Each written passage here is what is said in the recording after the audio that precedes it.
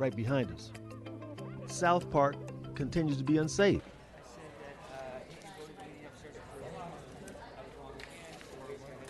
Hey, how are you? Well, good morning, everyone, and welcome to this continuation of the Budget and Finance Committee's consideration of the Mayor's proposed budget for fiscal year 2019-2020. I'm Paul Krikorian, Chair of the Committee, joined by my colleagues, Mr. Bonin, Mr. Price, and Mr. Kretz, and we have a quorum. We're ready to begin. So for the folks in the audience, we will be taking public comment. Each speaker will have 1 minute to speak on items related to the 2019-2020 budget only. Because this is a special meeting, we will not be taking general public comment on topics unrelated to the budget. So we'll go ahead and begin our public comment momentarily. But before we do, members, you do have before you the list of memos and reports back that we've already requested. And I would ask that you have a look at that so that at the conclusion of public comment, we'll have an opportunity to make any revisions or changes to that and then approve it so that staff can continue to do their good work in completing those reports back. I would like to also remind all of the departments who have been asked for reports back that you act expeditiously on those requests so that we have your reports back to this committee with plenty of time for us to adequately consider them. You put a lot of work into those reports. It doesn't do us much good if we don't have time to thoughtfully review them. So please get those reports in as quick as we can. And members, it's also worth noting before we review the list that we are on day 3 of our hearing, and we have 90 plus requests for reports back already. So please consider, as we're requesting reports back, that we do have to consider those reports. Staff does have to prepare those reports, and we have very limited time in which to do all that. So the more that we can put special study kind of things off until a later date, that would be welcome. To the extent that we can consolidate our budget impact reports, that would certainly be welcome and will make our process more efficient and easier on everyone. All right, so we'll begin our public comment portion of the meeting now. And by the way, just so everyone here knows, we'll be starting after public comment and after we consider the budget list with the Bureau of Engineering, followed by Bureau of Street Services, and then Rec and Parks and the Library. So with that, we'll go ahead and begin public comment, and I'd like to call up our first speakers, Sarah Hernandez, Robert Skillman, Thomas Dromgoole, and Karen Gray. Good morning. My name is Sarah Hernandez. I've lived in downtown for over a decade, and I love my community, and so do all the people behind me who you see with yellow stickers on, if they can just stand up. And we're here today to support the request that was made by Councilmember Huizar to make additional resources available for more footbeats in downtown. This is not just us in the crowd that supports this. We also sent to you a petition of over 1,725 residents and stakeholders that are asking that this request be made to save trees and paper. I emailed it to you. It's in your inboxes. You'll hear today from a number of people about why we need more public safety resources in downtown. But this is not just an issue of public safety. It's an issue of equity in city services, which is why we're not just asking for your support on footbeats, but we're asking you to request a report back on LAPD's deployment numbers for Central Division over the past 5 years as it relates to population growth, crime rates, and calls for service. So thank you so much. You'll be hearing from a number of our supporters today. Thank you. Thank you very much. I know everyone's enthusiastic. I'd ask that you please not applaud or boo or make other comments like that in the audience. It slows us down, and it also interrupts other speakers. So please let's not do that. I'd like to call our next speaker Robert Skillman, who will be followed by Thomas Dromgoole, Karen Gray, Dave Jackson, and Talala. Good afternoon, sir. Good morning. My name is Robert Skillman, and I'm a program director at the Los Angeles Conservation Corps and responsible for the Corps' graffiti abatement work in CD 8 and 10. I'm here today to share our appreciation with the city for continuing to support the Corps with this funding opportunity and to highlight the efforts of the graffiti abatement contractors to cover the full cost of implementing this program within the city. With the California Director of Industrial Relations' recent ruling that graffiti abatement is a public work, the community-based organizations must pay prevailing wage and benefits in addition to strict documentation and reporting requirements that come with that. Although as a certified conservation corps, the Los Angeles Conservation Corps is exempt from prevailing wage, like our fellow CBOs, we've been working on these contracts for the same budget amount since 2013. Please consider fully funding the graffiti abatement program, or exempting CBOs, and/or creating a pre-apprenticeship for work program development. Thank you. Thank you very much. Our next speaker is Thomas Dromgoole, followed by Karen Gray, Dave Jackson, Talala, and Rogelio Flores. Good afternoon. Good morning. Good morning. Fellow citizens, I've lived in Little Tokyo for the last 8 years. As you may know, Little Tokyo, as all of downtown, is being overwhelmed by gentrification. There are also ongoing problems as a result of the proximity of Little Tokyo to Skid Row. Tent cities are rising all over the place. Some days I'm asked for money 5 or 6 times, and the homeless population seems to be getting younger and angrier.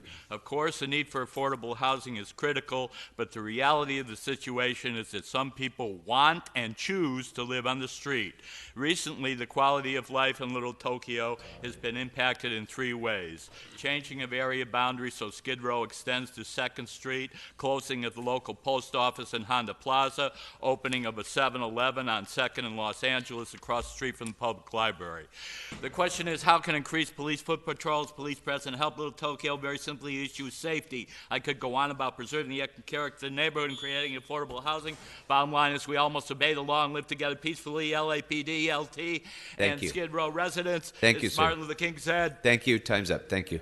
We must learn our next together. speaker is Karen Gray, followed by Dave Jackson. Sir, I'm sorry, sir. Now you're disrupting the meeting. I'm sorry. We have to keep to a time limit because we have a lot of people who want to speak, and we have a lot of departments to continue. So please, folks, don't try to do that.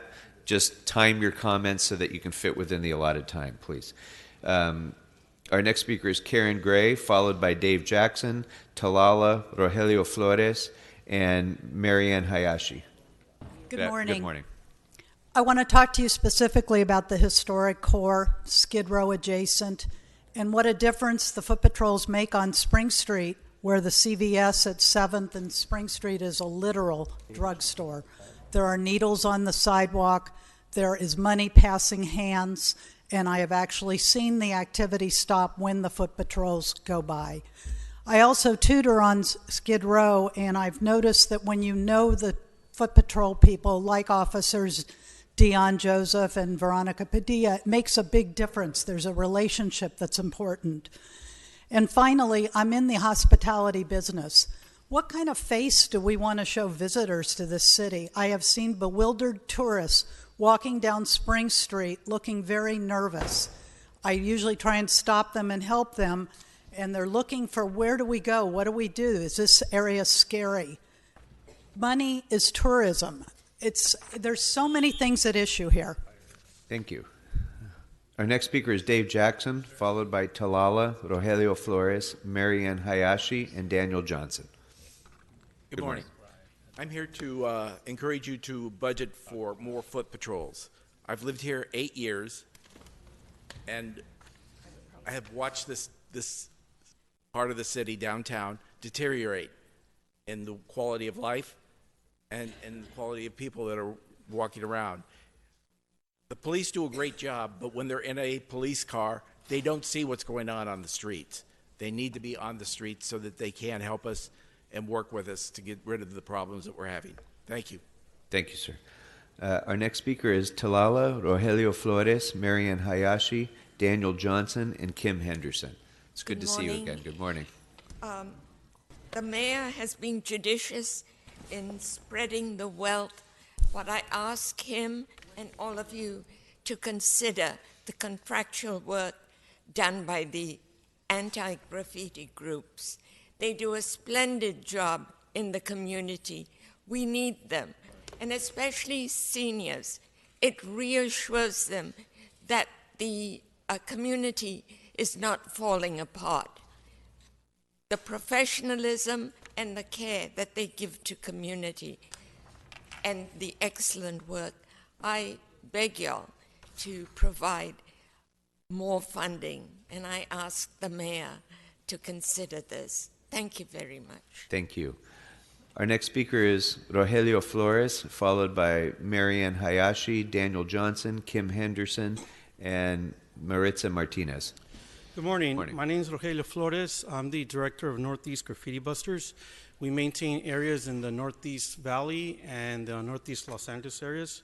We've had a contract with the city since 2001, and since then we've seen expenses go up in workers' comp, liability insurance, rent, vehicle insurance, paint, sand, and so forth.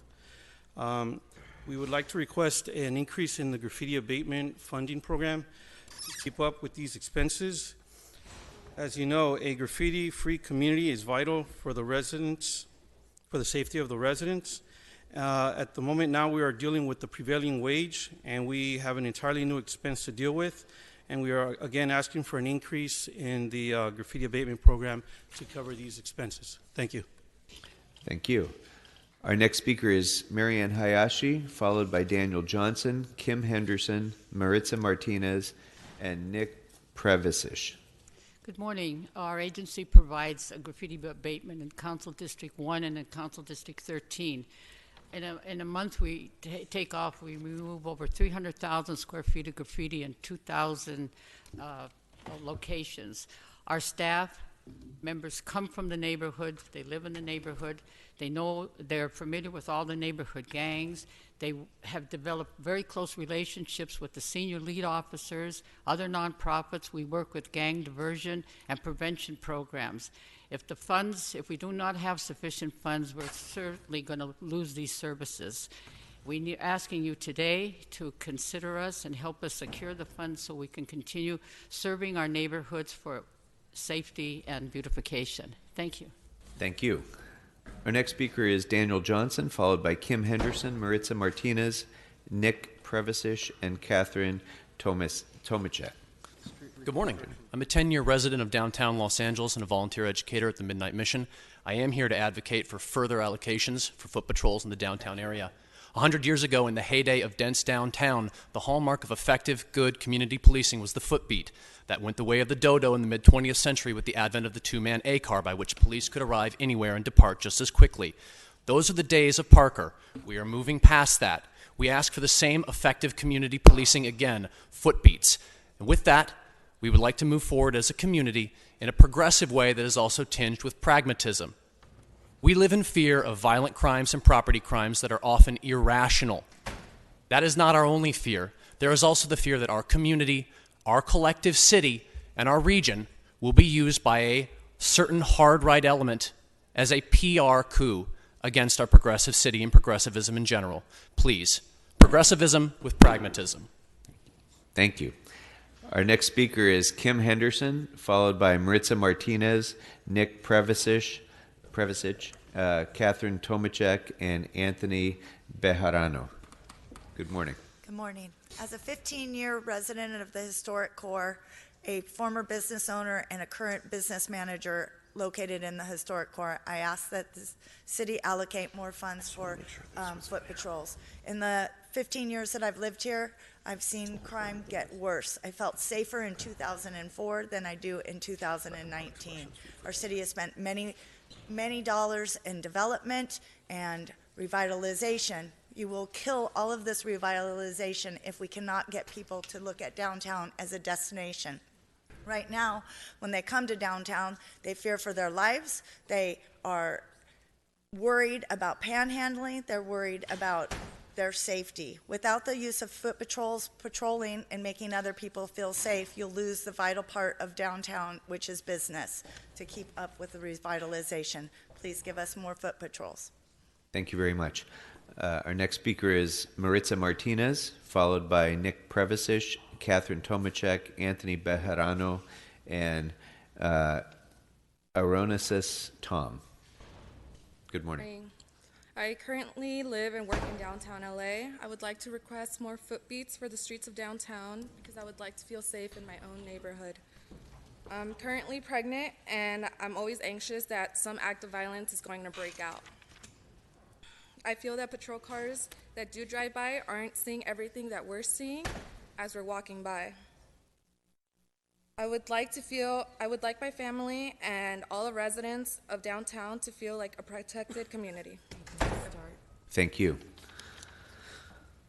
Our next speaker is Nick Prevasic, followed by Catherine Tomachek, Anthony Bejarano, Aronesis Tom, and you know what? This is, I think, just a typo because the next speaker is Aaron Thomas. So I guess that makes sense. Sir, good morning. Good morning. 10-year resident of downtown, Desert Storm veteran, member of DTLA Strong, and Watch DTLA Neighborhood Watch Group. I and my wife no longer feel safe here.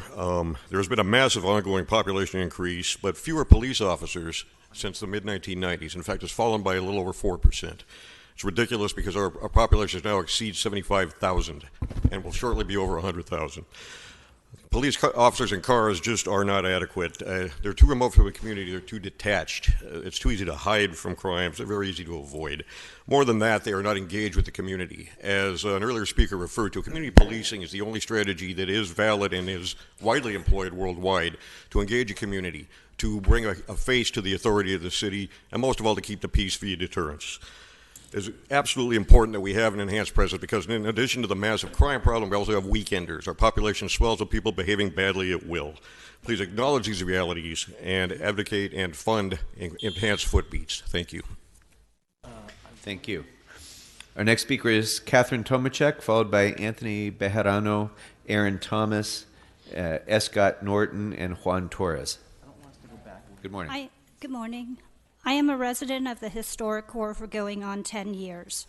In the first years, I championed downtown with gusto and managed to turn my West Side friends into fans. In recent years, 2 of these friends were attacked during visits. Another resident of my building stabbed and hospitalized. Everyone living, working in, or visiting downtown have noticed the rapidly deteriorating conditions. Workers, too, deserve to be safe during their mass transit commutes. We really believe in downtown and know our community is doing more than its fair share of lifting for LA's many challenges. Please recognize how hard we have tried, how fast we have grown, how much we contribute to building an LA we can all be proud of. That's why I'm here to ask that you help support the LAPD in resourcing footbeats in downtown. Thank you. Thank you. Our next speaker is Anthony Bejarano, followed by Aaron Thomas, Escott Norton, Juan Torres, and Sharon Romano. Council members, good morning. I moved downtown 10 years ago because it was an upcoming neighborhood. So first off, thank you and congratulations to all the hard work by the city to turn the city center into an amazing place for people to live. But it's time for the resources from the city to catch up with the growth. So first, I would like to ask that this committee request from the LAPD to do a report on how those resources have lagged behind the growth in population, because we really do need those footbeats for our residents to feel safe. We are glad to see in the proposed budget an increase in LAPD funding. We want to make sure that that stays in place, but that central division especially gets all the resources it needs so that the police can be on foot and interact with the community, but more importantly, give this neighborhood our equitable portion of services. We all pay taxes. Thank you for your time. Thank you very much, sir. And just so you all know, LAPD is scheduled to come in here around 1 o'clock after lunch. I do intend to ask for the report that you're requesting from them, so that will be done.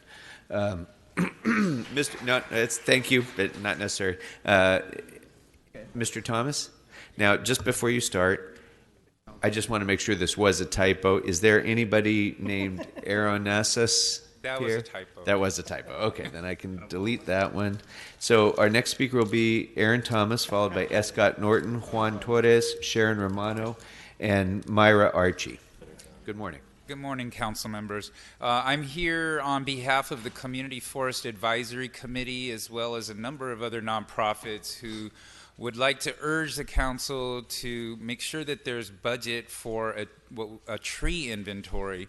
A tree inventory being the first step in developing a plan to take care of the trees in our public right-of-ways here in the city of Los Angeles. You may or may not be aware that there was a report that was issued earlier this year that recommended how do we get a plan together to actually take care of the many trees that are in various forms of decline throughout our city and make sure that we take care of those that are healthy. The first step in doing that would be to have an inventory to actually assess what we have, how many trees we have, what condition they're in, etc. And so we hope that we can make sure that this budget includes the funding at $1 million, I believe, is what's needed in order to get to that point. Thank you. Thank you.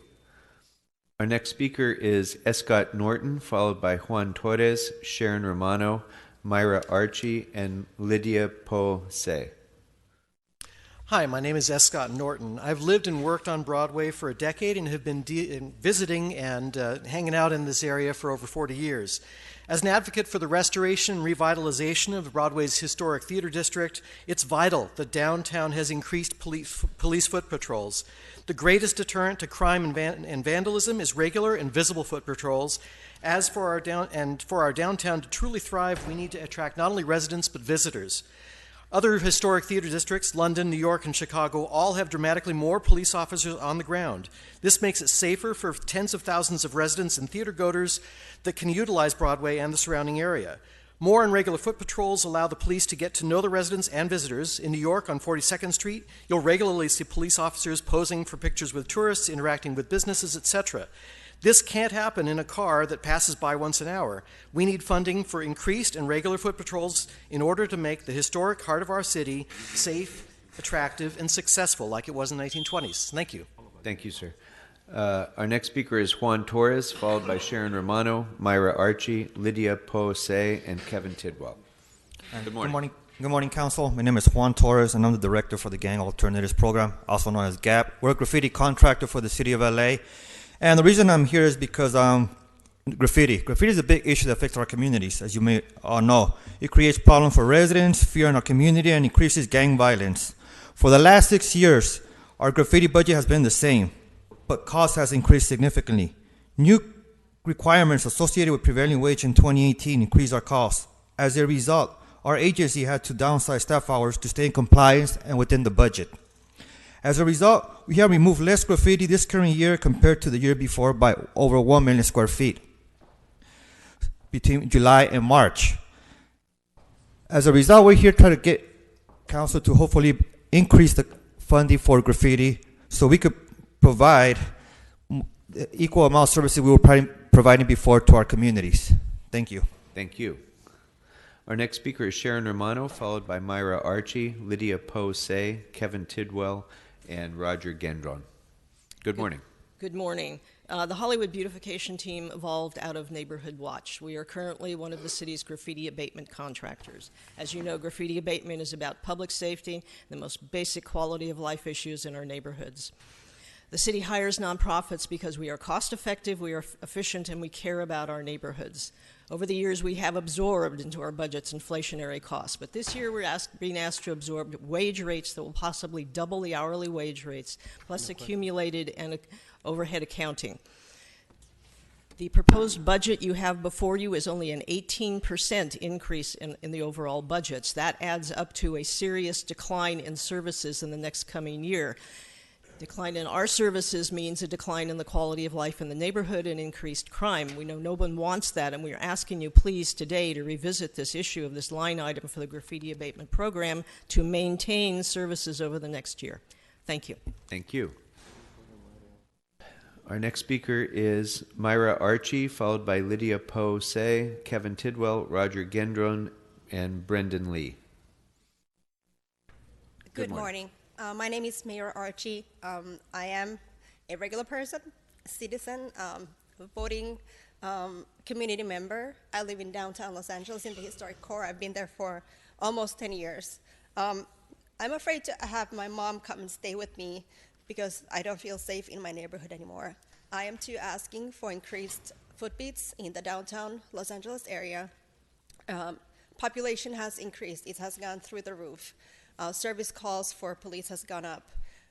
Patrol cars just aren't enough. They don't see what's going on the streets.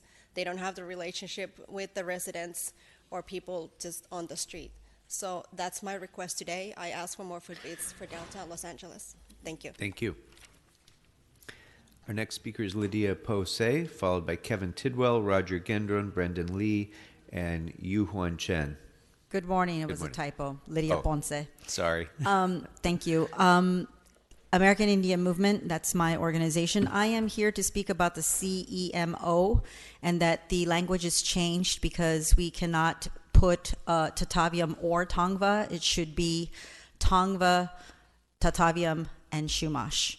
I'm hoping that that correction can be made. And as far as funding, a majority of the people here are in favor of more funding for police and for footwork. It has to be lent, this money and budget should be lent to climate crisis.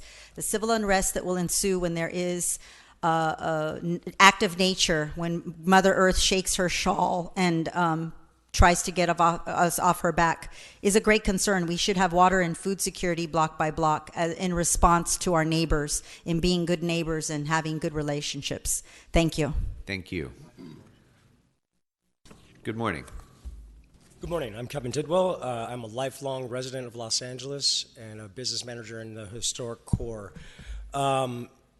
It's proven that foot policing and footbeats are a keystone of community policing. It's something that you can't get from a car. I'm here this morning to ask the committee to allocate funds for more footbeats in downtown. Thank you. Thank you, sir. Mr. Gendron? Good morning. Good morning. Roger Gendron. I'm a 14-year resident of the Downtown LA Historic Core. I moved to downtown because it's a great community to be part of, and the police are also part of that community. I enjoy speaking with the officers when they're on foot. It's really impossible to do that when they're in their vehicle, car, bicycle. More importantly, I get to share my community experience with the police. They get to share their community experience with me as a resident, and I can get to know them, they can get to know me before I have to engage them as a victim of a crime. Thank you. Thank you. As our next speaker comes up, I'd like to call a few more. So next speaker will be Brendan Lee, followed by Yujuan Chen, Rick Norden, David Garza, Linda Cordero, and Vianney Sanderson. Good morning, sir. Good morning. From Main we spring to Broadway, and over the hill to Olive. Oh, wouldn't it be grand if we could hope to pick a flower on Figueroa? This saying perfectly describes downtown LA as a hub for business, transportation, entertainment, and yes, residential life. Of course, the sad reality is that crime is worsening between Main and Fig. But as a world-class city, we have the potential and resources to invest in our ever-growing city center. My name is Brendan Lee. I'm a resident of South Park and have lived here for almost 2 years. I'm here to ask the committee to support the allocation of LAPD resources to more downtown footbeat officers by requesting a report back on LAPD deployments. Over the past 5 years, the downtown population has increased by over 28% and 57% increase in calls for services over the past 5 years. My neighbors and fellow voters deserve better than the stagnant city resources that we're currently receiving. Please support more community-minded footbeat officers in downtown. Thank you. Thank you. Our next speaker is Yujuan Chen, followed by Rick Norden, David Garza, Linda Cordero, and Vianney Sanderson. Good morning. Good morning. My name is Yujuan Chen. I'm Senior Manager of Urban Forestry Policy with Tree People. On behalf of Tree People, first of all, I would like to thank you for your leadership and support for our trees in the city. We acknowledge and appreciate that the mayor's proposed budget increased funding for urban forestry. However, the following 3 items recommended by the DUDAC report are not included and need to be funded in this year's budget, including a street tree inventory, an urban forestry management plan, and a public education program.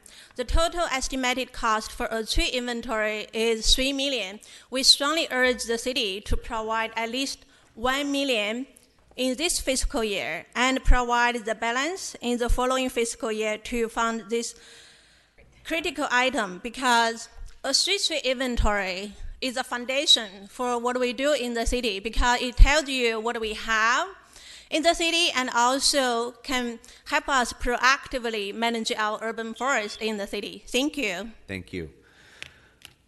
I'd like to call up a few more speakers. After Mr. Norden, Mr. Garza, Ms. Cordero, we have Vianney Sanderson, Richard Hillier, Kendrick Rustad, and Jonathan Mason. Good morning. Good morning. I'm Rick Nordine. I'm a 7-year resident of DTLA, and I reside at Hope and 7th. But I want to just not reside there. I hope that this council will increase our number of foot patrols from 12 to 20.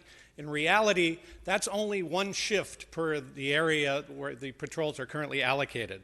So I hope we can see that go up with the report from the LAPD. In talking to officers on the beat, we probably need 24 to 50 officers patrolling for more than one shift. So there's a clear need. These officers are a great deterrent. They build great community, and they create security and a sense of presence that doesn't happen with the cars. Please consider adding at least that initial start of 8 new officers on our foot beats. Thank you much. Thank you. Good morning. Good morning. My name is David Garza. I'm a musician. Moved here in 2001, spring and 7th. Now I live on Main, well, Broadway and 5th, about to move to Main and 4th. As you can see, I love downtown LA. As a musician, I'm interested in harmony, and when there are more cops on the beat, on foot, on feet, I personally feel the difference. There's never any weirdness, there's never any animosity, it's only good vibes. And I just want to let this committee know that we're so happy that this could move in this direction, and I just want to ask for more of a good thing. We love the police on feet, on foot, and that's all I want to say. Thank you. Thank you, sir. Good morning. My husband and I have been residents since 2008 of the Historic Core and resident owners of a Historic Core loft since 2012. Since I worked downtown, we knew when we moved here what we were getting into and expected the usual growing pains. But for too long now, the means necessary to ensure public safety have not kept pace with the increased population and the concomitant growth in crime and public disturbances. We're constantly awakened at all hours, especially on weekends, by drunken, disorderly behavior, blasting music, people screaming, drinking, fighting, and worse. Recently, I saw a woman dragged from the back seat of a car by her legs, thrown to the ground, and pummeled by an enormous screaming man. I was about to dial 911 when some men finally succeeded in pulling the attacker off the woman and sent her away in a car before he could grab her again. It could have ended much more badly and before the police arrived. When we called the local non-emergency number to report issues, we're put on endless hold and finally just give up. At the very least, we need and deserve increased patrols between the hours of midnight and 3 a.m. when the bars close. We pay taxes and we contribute to downtown's economy. It's time to stop taking those of us who reside downtown for granted. Thank you. I'm sorry, you're Ms. Cordero? Thank you. Okay, let me call a few more speakers. After Vianney Sanderson, we have Richard Hillier, Kendrick Rustad, Jonathan Mason, and Debbie Zhou. Good morning. My name is Vianney Sanderson, and I've owned and operated businesses here in downtown since 2004 for the last 15 years. Over the past years, I've seen amazing growth in downtown, especially in the historic core. Every week, thousands of residents, visitors, and tourists and other Angelenos come downtown for entertainment and to patronize our businesses. We are a bustling entertainment district, but one that has unique challenges. The professional security we employ work hard to provide order inside of our businesses, but cannot protect patrons outside of our businesses without support. Given the sheer volume of people that visit downtown, we need assistance of LAPD in the form of foot patrols on a regular basis. The command presence of uniformed police in the historic core is a calming and stabilizing force. We urge the council to provide our neighborhood with crucial resources so that downtown can continue to grow and flourish. Thank you. Again, folks, I am going to be asking for this report on downtown police foot patrols. So if there's anybody who would like to just say "Me Too" or something that would help us, because we do have a lot of people listed on this list to speak. So you're all already stood up. We see you. Gotcha. I just want to keep this meeting moving a little bit. Okay, so our next speaker is Richard Hillier, and I'm going to call up a few more. Kendrick Rustad, Jonathan Mason, Debbie Zhao, Karen Kelsaw, and Christine Morcos. Hi, Kendrick Rustad. I don't see Richard. I'm an interior architect. I live on Broadway. I'm running for City Council, District 14. And just observation, my job is to design environments for homes and businesses. So everything visual and touches you, and the police are definitely a huge element in downtown and visually. And basically, if you look at the structure of LA, because that's what I do, map. This is downtown. It's all in red, the original part, which is Broadway and Spring Street. But yesterday, there were 8 police officers at the 7th Street Metro Station, and none at the Pershing Square. The other thing is, I don't really think we need horses on the sidewalks dealing with the homeless. The expense, there's 35 horses, 35 officers, 25 horses, and then they leave their business anyway. Thank you, sir. Is Richard Hillier here? All right. Thank you. Thank you. Next speaker will be Jonathan Mason, followed by Debbie Zhao. Hi, good morning. My name is Jonathan Mason. I work with the Los Angeles Conservation Corps. I manage the Corps' contract with city plants. And I'm here today to ask you to support and fund a street tree inventory, an urban forestry management plan, and a public education program on urban forestry. Los Angeles' trees are dying. I'd like to repeat that. They're dying because of drought, pests, flooding, vandalism, and old age. At the same time, Angelenos are underemployed. We need to replace our dying trees, we need to supplement them, and we need to maintain them. This is an opportunity to create sustainable, skilled jobs for generations, and an opportunity for this City Council to deliver a humble but lasting legacy. Angelenos deserve a world-class urban forest. They deserve decent jobs that beautify their community. So please take the first step and fund a street tree inventory, public education and outreach on urban forestry, and an urban forestry management plan. Thank you. Thank you, sir. And your name is Mr. Mason? Yes. Thank you. All right. I'm going to call up a few more speakers. After Debbie Zhao, we have Karen Kelsaw, Christine Morcos, John Halbert, Claudia Oliveira, and Pat Barrett. Good morning.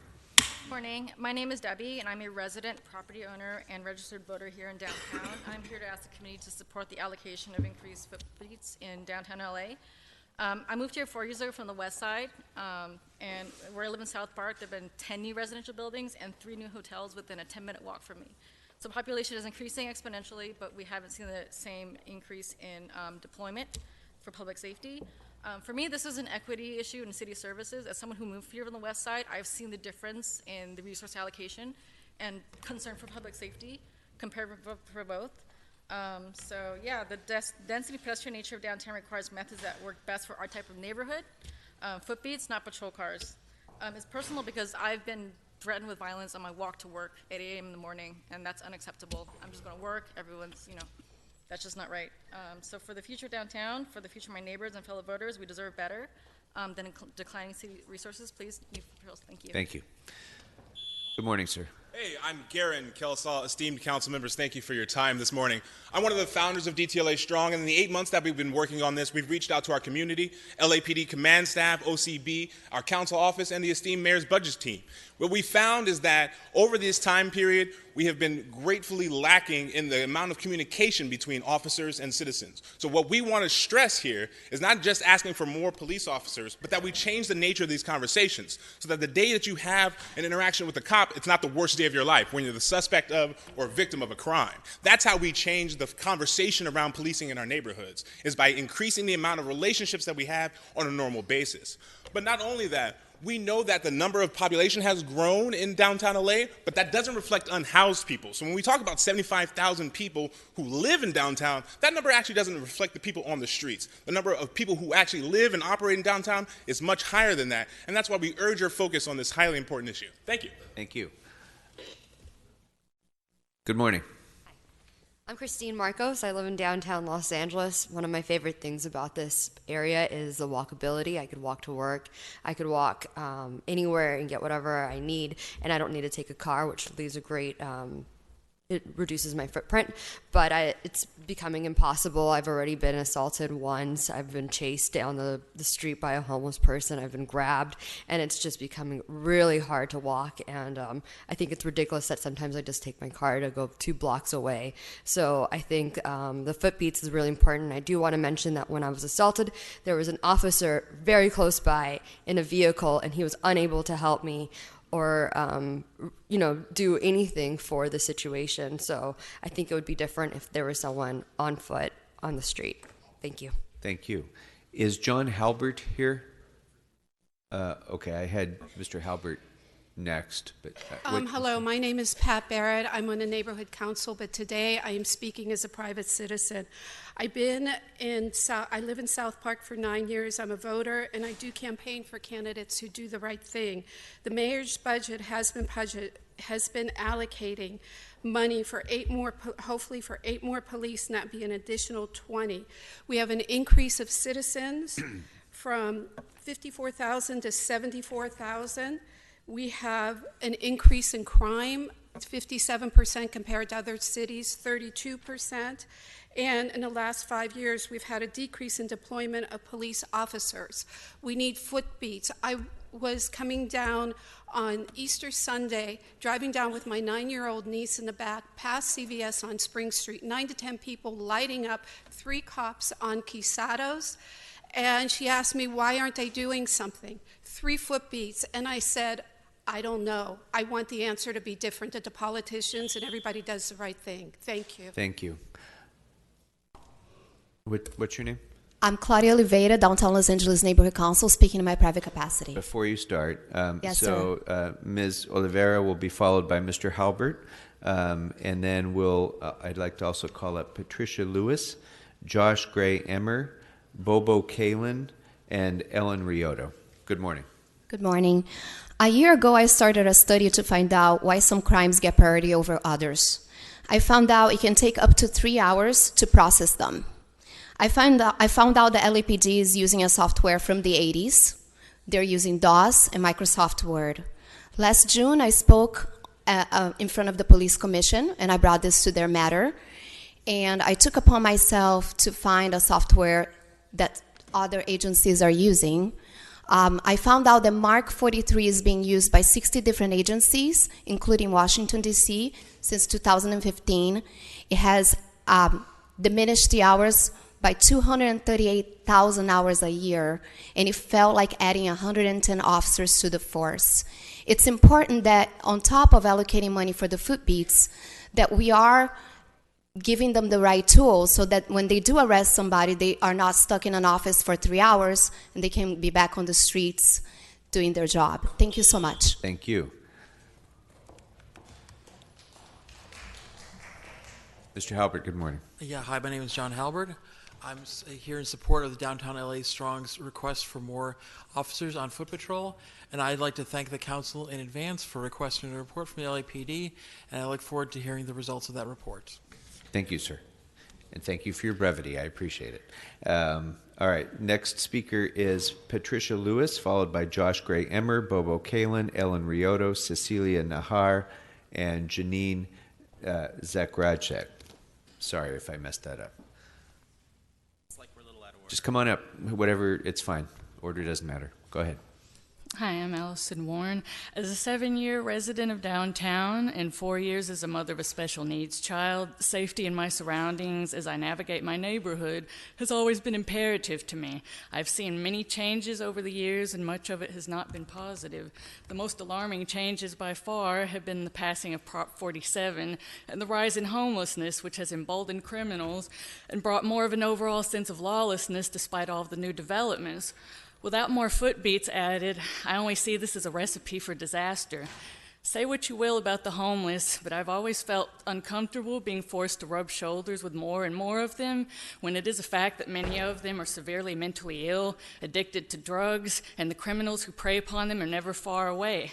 I've witnessed countless displays of disturbing behavior, been cursed at, and often see drug transactions taking place between dealers while going to the parking lot. I once saw only a security guard standing between me as I was dropping off my son to school as a drug addict, smoking a crack pipe on the school premises, making frightening sounds and gestures. Thank you. Is your name Allison Warren? Allison Warren? That's right. Okay. I hadn't called you, so please, folks, only come up when I call you, but thank you. All right. The next speaker is Patricia Lewis here. Patricia Lewis. Okay. Josh Gray Emmer.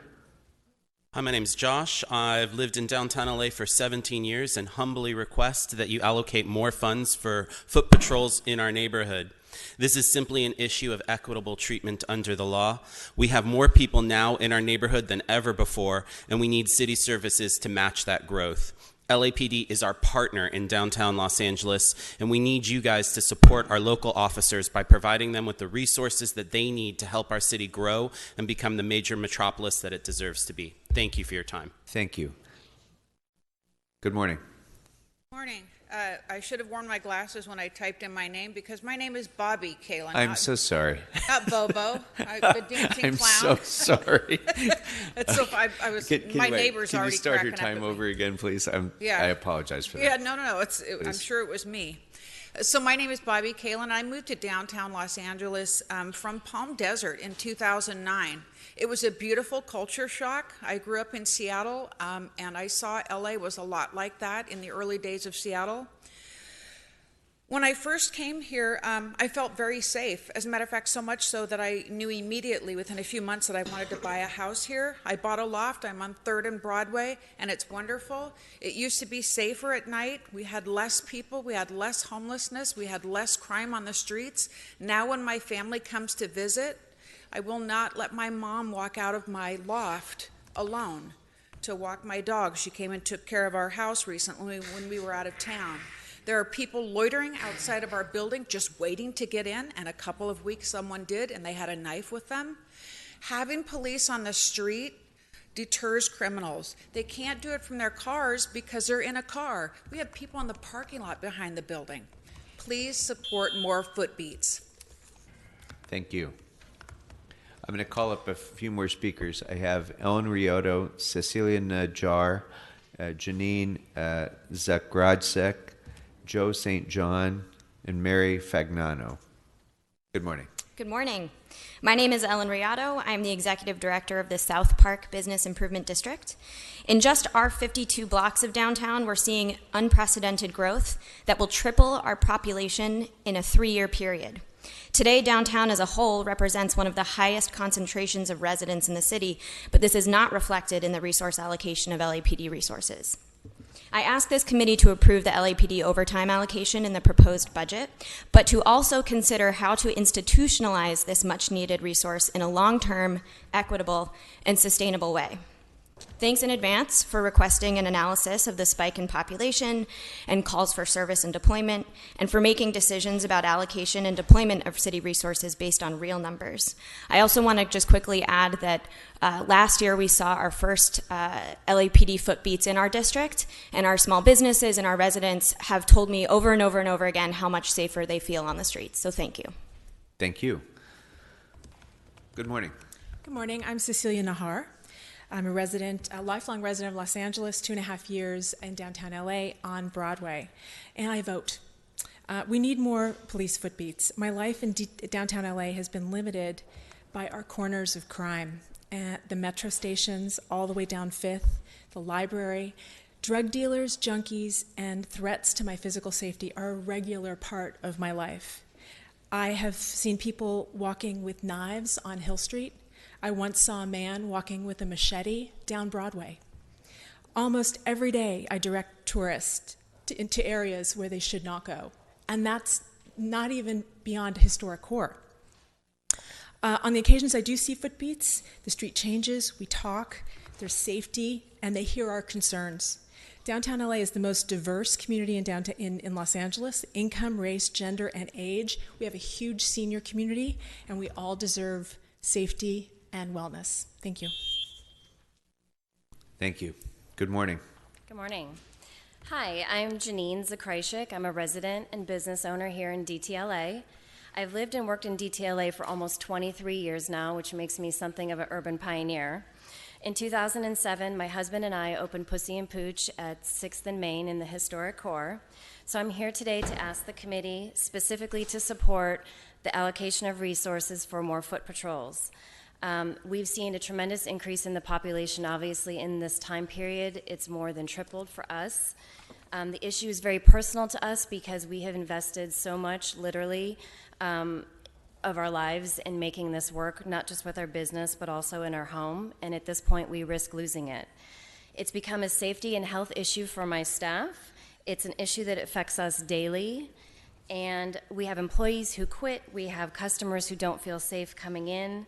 We desperately need the support of the LAPD on foot to work together with the bids, the businesses, and the residential buildings. Thank you. I'm going to call a few more speakers, and again, if other people have already covered what you wanted to say, it's okay for you to just say, me too. Joe St. John, Mary Fagnano, Robert Cus, and I say that because we have 30 more speakers waiting to speak. So Joe St. John, Mary Fagnano, Robert Casani, Mark Fugina, Neil Jasper, and Tyler Lindbergh, please. Good morning. Good morning. My name is Joe St. John. I'm the Chief Operating Officer for the Koreatown Youth and Community Center. We've been a graffiti contractor since 1989. We're asking for $3 million in additional funding so we can pay prevailing wage and maintain the current level of services. Thank you. Thank you, sir. Good morning. Good morning. I'm Mary Fagnano, and I and my husband have lived in downtown LA for 6.5 years, and we still have hope for downtown LA to become a safe environment for people to build community and raise their children. I worked for the Hope Street Margolis Family Center at Hope Street and Venice Boulevard, where I heard stories of local families who lost a relative due to violence in front of their buildings. I walk our streets cautious for my safety. I've been grabbed and pulled off the sidewalk where citizens came to my rescue. I've had a neighbor go to the hospital because she was punched in the face walking to the grocery store, and my tailor was pushed to the street and run over by a truck. I'm frequently on the USC campus where security has a visible street presence and technology is used to communicate with students, faculty, and staff. I believe all of us who live and work in downtown LA, whether south or north of Pico, would feel more safe if we saw a police presence walking our streets and getting to know us. So I urge you to consider. Thank you. Good morning. I'm Neil Jasper, and I was asked to come in if I could speak. I'm a hands-on owner, operator of a multi-unit apartment building in Koreatown. Clean LA. Albert Rodriguez was introduced and referred to us by Jamie Huang at Herb Wesson's office when we had a continuing problem with graffiti. Graffiti is a problem that brings on blight, the worst kind of crime, use of our streets as a bathroom. I've seen it all, and it brings on an unhealthy living conditions for tenants, women, children, and anyone else. And graffiti and the painting of graffiti and covering up graffiti is as important a function as our fire department and police department, because the moment you have graffiti on a wall and allow it to stay on a wall for within an hour, somehow it's an invitation for the broken glass, the blight, the drinking, the bathroom use of our city streets. And it just sets off a terrible chain of events. Thank you, and sir. I hope that you will fund in every way you can this importance. Thank you very much. Good morning. Good morning. My name is Robert Casani, and I have been a downtown LA resident as well as an employee here since 2007. I have witnessed firsthand the exploding renaissance all around us. I moved here from New York City, where I lived in Manhattan for almost 20 years, and I know and understand urban culture and its specific needs and requirements to foster positive and productive growth. The numbers are facts. Just the residential number alone doesn't properly really reflect what happens during any day. We have as many as 500,000 people in and around downtown Los Angeles. So we went through a similar situation in New York about 15 years ago, and we did the right thing and deployed a lot more foot patrol. This is a no-brainer. We need foot patrol officers for a slew of vital reasons and purposes. All of them are very important and legitimate. Without vast foot patrol, we cannot rise to the level of a world-class city. Thank you. Thank you. We have about 25 more speakers. I will not be taking any additional sign-ups after those 25, so we're going to try to proceed through. Sir, good morning. Good morning. My name is Mark Fugina. I'm a new resident in South Park since 2018. As a current resident, new voter, and potential home buyer, I appreciate the dedication of allocating funds for more footbeats in downtown. Thank you. Thank you, sir. Good morning. Oh, and I'm sorry, before you begin, I'd like to call up a few more speakers. Tyler Lindbergh? It's me. Okay, followed by Daniel Gonzalez, Gary Ventura, Blair Beston, Therese Kaplan, Jasmine, and Eric Previn. Good morning. Good morning. My name's Tyler Lindbergh. I've been working in downtown LA for about 4 years now, and I know that time is an issue, and you've already heard this a lot, but I want to reiterate the urgency with which I think this issue needs to be addressed, because a lot of what's going on isn't even reported. I've been assaulted, I've been spat on, I've been threatened with death by random passersby on the street. I know friends that can't wait till their lease is up until they can move out of downtown. I know my friends don't want to come out downtown anymore unless the Uber's dropping them right off in front of the bar because they don't want to walk anywhere. And it's just a situation that's ripe for vigilantism because you have the bids and you have private security dealing with a lot of these issues, and the police don't get involved. And so I want to thank you for your time, and I really hope that this issue can be addressed quickly. Thank you. Good morning. Hi, good morning. My name is Daniel Gonzalez. I've been born and raised in downtown my whole life. I'm actually working now in the historic core, and just seeing the change of downtown LA, how much has changed, has been an honor being from the city and seeing a big change. And every officer out there I know has a hard job, and them seeing more of them has changed a lot of the community. Some do take the time to take people's names and get to know the people around the neighborhood, and some that don't have the time, just being there, have the presence of the officers mean a lot to the community. So if we could see more officers out there walking and bikes, there's a big difference. Appreciate it. Thank you, guys. Thank you, sir. Good morning. How do you do, Mr. Krikorian? I appreciate you holding this meeting. As you can see, I'm here to ask you for the same thing that all of these people are here to ask you for, because I have a business and a residence here in downtown. I'm going to just give you, in the 45 seconds I have left, some of the things that I have to deal with every day.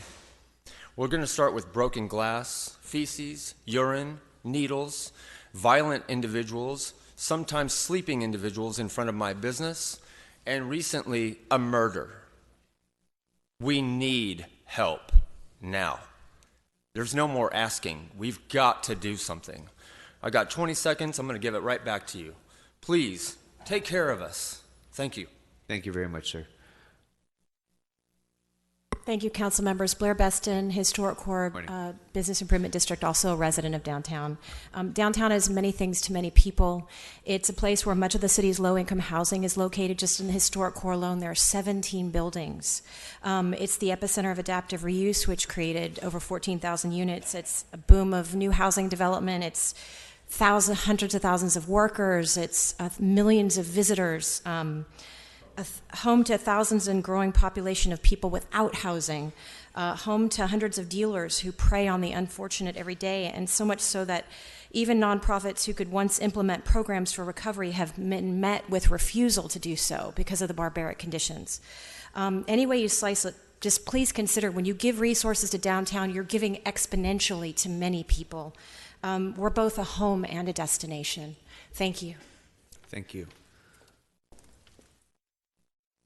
Good morning. My name is Therese Kablan. I've been downtown for over 20 years, and only recently I was fearful of my mother walking down to the CVS because they're openly smoking crack. They're selling it in the alcoves, and we've exhausted all the resources. We've gone to the D-Link. We've met with the LAPD. We've gone to livability, and nothing's been resolved.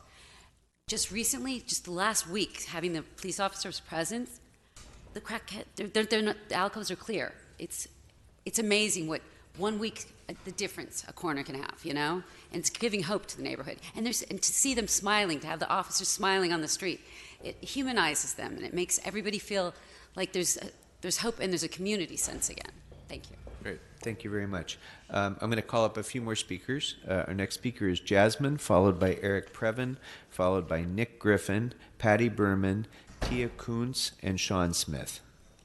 Good morning. Morning. My name is Jasmine. I'm a resident of the Historic Core for almost 16 years. I am a registered Democrat and I vote. I am here today, like my neighbors, to ask that some of the money that has been allocated for police overtime is allocated specifically to downtown LA and specifically in the form of footbeats, because we are a very pedestrian-oriented neighborhood, and studies show that foot patrols build trust and community between law enforcement and residents. I also wanted to say that this is not about criminalizing homelessness. I believe that safety is something that I do not believe that safety is something that only should be afforded to the wealthy or the housed. In fact, those who are homeless for whatever reason are the most vulnerable to crime. So to that end, I am joining my neighbors in requesting that additional funds be allocated towards 8 more footbeats. Thank you. Good morning. Good morning. It's Eric Previn.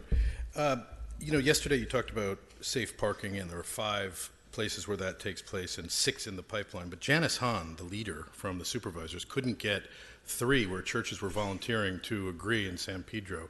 And I just feel like to charge $30 for someone to park there is kind of misunderstanding the idea. People are desperate. They can't afford almost a hotel fee to pay to park in a place where there's all these weird pre-registrations. So we got to clean that up. The public-private gimmickry is not working well.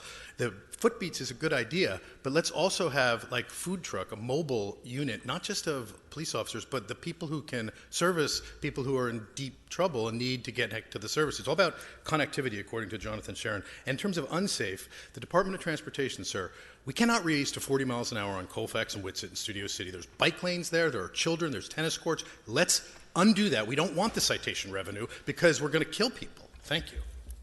Thank you. I'm going to call up a few more speakers. I've called Nick Griffin, Patty Berman, Tia Kuntz, Sean Smith, Michael Shilstone. Good morning. Good morning, council members. My name is Tia Kuntz. I'm the Legal and Policy Research Manager at the UCLA Labor Center, and I'm here to urge increased funding for the Office of Wage Standards. Specifically, that office needs 2 more investigator positions, which is what they in fact requested from the mayor. And I'm here to tell you why, which is that the number of claims filed in that office has increased, which is a good thing. Unfortunately, the number of cases they've been able to close has decreased correspondingly, which is a bad thing. In year 1, the office closed 132 cases. In year 2, they closed 95 cases. Last year, they closed just 27 cases. The number of days it takes to investigate those claims has also increased from the first year, when they could turn around cases in 24 days, to last year it took 317 days to close cases. I urge you to increase the funding for that office by 2 investigator positions. I'm also troubled by just $500,000 in the budget for the new Commission on Civil and Human Rights, and I urge you to consider staged up funding. Thank you very much. Good morning. Good morning. My name is Patty Berman. I'm the president of the Downtown Neighborhood Council here as a private citizen and representing the 501c3 Broadway West that is trying to revitalize Broadway by bringing it back to a theater district. Basically, me too, I agree with everything that's been said. For all the reasons it's been said, we need the footbeats. I just want to remind those of you who are not representing downtown that if we go down the tubes, the city is going with us. We have done so much to make downtown vital, to give Los Angeles a center that it never had. And if we lose what we have done, if people are afraid to come here, if tourism fails, this whole city will feel it. So please help us keep downtown great so LA can be great. Thank you. I'm going to call up a few more speakers. Nick Griffin, Sean Smith, Michael Shulstone, Mindy Garland, Megan Ortiz, and Kirsten Klein. Good morning. Good morning. I'm Michael Shulstone here on behalf of the Central City Association to share our requests regarding the proposed budget. First and foremost, we support the call for more footbeat LAPD officers in downtown LA, and we support the request for LAPD to report back to this committee, and thank you for already committing to do so. We also support the request from City Planning to include funding within the budget for the Civic Center Master Plan EIR. The Civic Center is one of the most underdeveloped areas of downtown and could play a role in addressing the affordable housing crisis. Additionally, we request that you direct City Planning to provide a report back on establishing a specific plan maintenance fee. We have many specific plans across the city that have never been updated and need to be. We also request additional funding for recreation parks in order to complete First and Broadway Park. Finally, we would like to see additional resources, including outreach, allocated to the area of downtown impacted by the Mitchell settlement. Thank you very much. Thank you. Good morning. Good morning. My name is Sean Smith, and I am a resident of downtown Los Angeles since 1990. We are in a crisis right now, and it's the worst I've ever seen it. I live at 7th and Spring, and we have an ongoing crisis. I became active in our community at a Jose Rizar Town Public Safety Town Hall event, and we're told to report.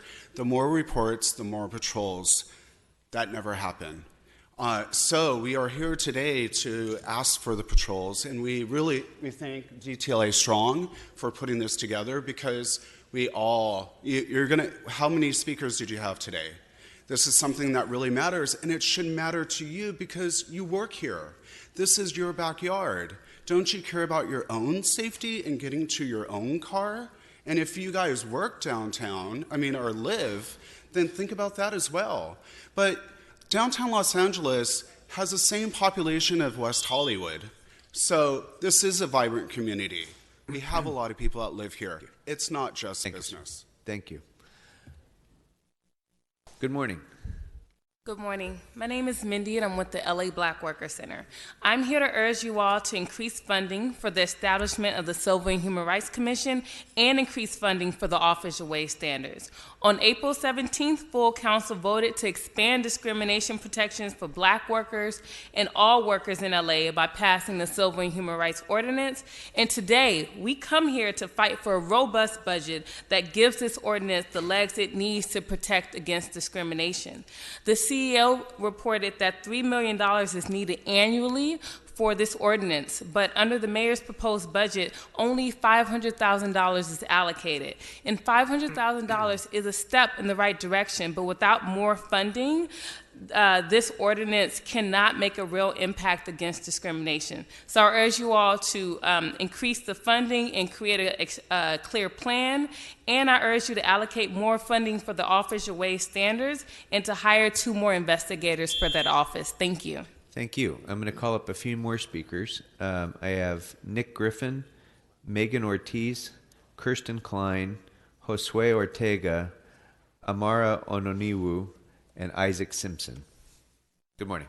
Hi, good morning. My name is Kirsten Klein. I live in the Fashion District and work in the South Park neighborhood. Me too. That's why we're here, for more footbeats. My request is also secondfold in that the infrastructure here isn't matching the growth that's happening. I was on a recent trip to Chicago and was told by a major property management firm that $1 million alone is allocated to Michigan Avenue in Chicago for landscaping. We're a concrete jungle, and that needs to change. So I would like to request increased funds for landscaping so it's not placed on developers and the city takes responsibility for that. Thank you. Thank you. Good morning. Hi, good morning. My name is Megan Ortiz. I'm the Executive Director of EDEBSCA. I'm also here on behalf of the Los Angeles Worker Center Network. And I'm here this morning to speak specifically about the Office of Wage Standards and request additional allocation. As some of my colleagues earlier indicated, the need and the issue of wage theft continues to be a challenge in Los Angeles. It's one of the crimes that we don't talk about enough in Los Angeles. Just this fiscal year alone, in the 4 day labor centers that EDEBSCA operates under contract of the city of Los Angeles, we've had $60,000 in stolen wages. This is also why we need increased funding specifically for community contracts. Those community contracts are essential. If we're talking about enforcing the rising minimum wage, this also means ensuring that both business owners and residents know what their rights and responsibilities are as employers and as employees. Those community contracts are key to make that happen. Thank you. Thank you. Good morning. Good morning. My name is Josue Ortega. I've been a resident in downtown LA since 2016, real estate agent at DTLA Life. Again, me too, with all the comments here with our fellow DTLA Strong. And first of all, also thank you for all the hard work that you guys have implemented within the city. We do not take it for granted. I'm here to request more funds to be allocated towards foot patrol, in addition to also the landscaping nature of the city. And I think it's time that we take pride and enjoy the city that we love so much. Thank you. Thank you, sir. Did Nick Griffin already speak? Is Nick Griffin in the room? Okay. So our next speaker will be Amara Ononiwu, but before you begin speaking, I'm going to call up a few more. Isaac Simpson, Ariana Nussdorf, Noemi Tagorda, Tony Hoover, and Eli Longnecker. Good morning. Good morning. My name is Amara Ononiwu. I'm with the Downtown Los Angeles Neighborhood Council, but I'm speaking in my own capacity today. Historically, downtown has not received its fair share of city resources, and with the growing population, what I'm advocating for today is that the overtime that's been put into the mayor's budget be used for footbeats. Gone are the days of downtown being a ghost town after 5 o'clock. I can attest to that, being a resident for over 8 years on Spring Street. It's a vibrant city. We want people from all of your communities to come down to downtown. We want our small businesses to be able to thrive. One of the best things I've ever done was getting involved with LAPD, the Citizens Academy, and getting to know LAPD. What I can say is that studies have shown that footbeats increase trust among the community. So this is not just about public safety, but it is indeed about community building. We want a strong community, and with strong community comes accountability and trust, and with trust comes safety. Thank you so much for your time. Thank you. Good morning. Hi, my name is Ariana Nussdorf. I'm an 8-year resident of downtown, and me too, I'm also asking for more footbeats. I'll keep it short because everything's already been said, but I want to say thank you so much for listening to us, especially Mr. Krikorian. I see that you actually have been really paying attention the whole time, so thank you so much for that. You're kind to say so. Thank you. Good morning. Hello, good morning. My name is... Pull the mic down just Sure. Hi. My name is Noemi Tagorda, and I have been living in downtown LA, the historic core, since 2006. I have 3 sons that have called DTLA home since birth. My oldest is now 11. And I use public transportation to get to work and to take my kids to school. We do a lot of walking around, and that's really why we've chosen to live in downtown LA for so long. I'm here to ask, like everybody else, for increased foot patrols. The reason I'm asking for it is because we've had one experience with the foot patrol in the 13 years that we've been living here, and it was a really good experience. My kids really enjoyed it. And I hope that we have that experience again in the future. So thank you. Thank you very much. So I'm going to call the remainder of the speakers that I have on the list, and then that will conclude our public comment. Isaac Simpson, Tony Hoover, Eli Longnecker, Hal Bastian, Sean Smith, and Lizette Hernandez. Good morning. Good morning. My name is Tony Hoover. I'm a business owner in Los Angeles. I have offices in Hollywood and downtown Los Angeles. For over a decade in Hollywood, we asked for footbeat patrols for various crimes that were happening in that neighborhood. We didn't get them until 2013 when Christine Calderone was murdered at the corner of Hollywood and Highland. The city rushed to bring footbeat patrols immediately after that, and crime diminished dramatically after those footbeat patrols were enacted. 2 weeks later, they disappeared, and the crime came rushing back. In 2016, Dong Lee was murdered in downtown Los Angeles at the corner of 8th and Olive. There was no such response, and the crimes continued to happen. We've seen in Hollywood the response of footbeat patrols and what it can do for a neighborhood. We can see the same thing happen here in downtown Los Angeles. We just need you to act on our behalf. You have the power to do that. And I'd like to dedicate my minute to Dong Lee, who was murdered, and also all the others who may also be subject to victims of crime here in downtown. Thank you, sir. Good morning. Good morning. I'm Eli Longnecker. I'm the coordinator of the Los Angeles Worker Center Network. I'm here to talk about the Office of Wage Standards budget. In comparison to the budget for the same office in the city of San Francisco, in Los Angeles, we have 1 million workers in low-wage industries. The total population of the city of San Francisco is 800,000 people. So if we were to keep pace with their office, this year we would have 35 investigators, whereas right now we have 28.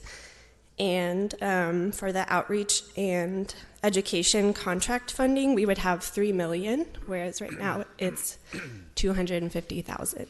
Thank you very much. Thank you. Good morning, council members. Hal Bastian. I've been in downtown for 26 years. I live 2 blocks from here. Our city has lost control of its public realm, period. What I'd like to ask the city to do is to look at the population that we had 10 years ago, and look at the number of police that we had 10 years ago, and then look at the amount of millions, tens of millions, if not more, dollars of real estate tax revenue that has been created by this renaissance that we've been on. Billions and billions of dollars worth of development. The renaissance of downtown Los Angeles is fragile. It's not for sure at any time, especially with quality of life on the streets. And our police are fatigued that they are looked upon to solve the problems, but the footbeats are a way to deter problems before they start. And I'd really like you to look at that. The city has lost over and over and over again in federal court. We put our tail between our legs, and we've lost control of our streets, and it's time to take it back. So think about that broader issue, too. Thank you. Thank you. Good morning. Hi, good afternoon, I believe. My name is Lizette Hernandez, and I'm with Physicians for Social Responsibility and also the LEAP LA Coalition. We're here to lift attention towards the allocation of funds for the Climate Emergency Management Department or Office, which we feel is a first step in establishing an equity-based climate emergency framework operationalized across LA's communities. Environmental justice communities throughout the city would like to apply lessons learned from Puerto Rico, Houston, New Orleans in terms of how we address climate emergencies. We think that this effort will fund 4 critical pillars. One is in the creation of community assemblies to be able to democratize how we approach climate emergency.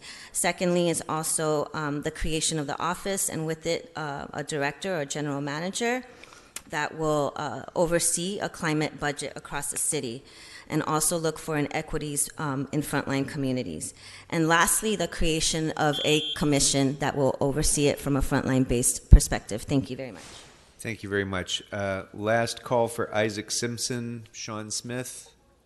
All right. That will then conclude our public comment for the day. Thank you all very much for coming down and for participating in today's session of the hearing.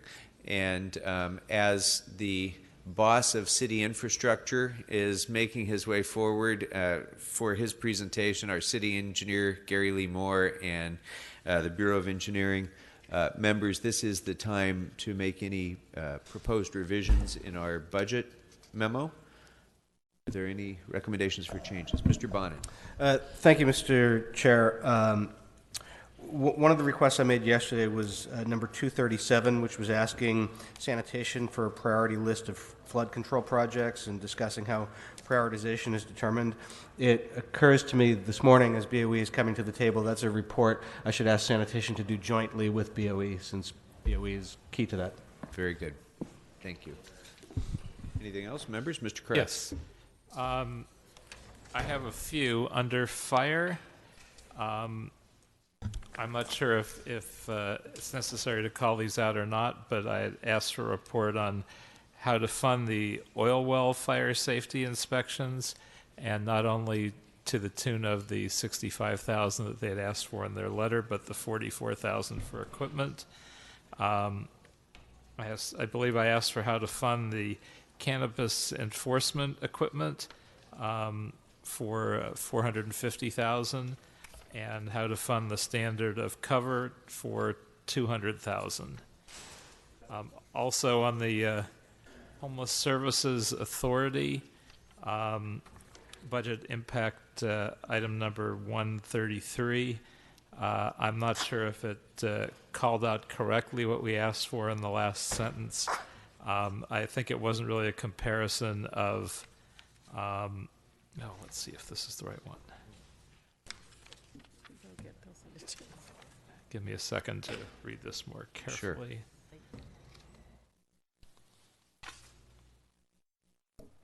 Oh, I wanted to clarify that the suggested location for the $5 million in funding that I had suggested would be among those listed, because everything but that was listed under that item under options. Under Homeless Services Authority, number 151, that one I think needed some clarification, because I don't think we were asking for the difference between permanent and temporary housing. I think we were asking for the difference between folks who were in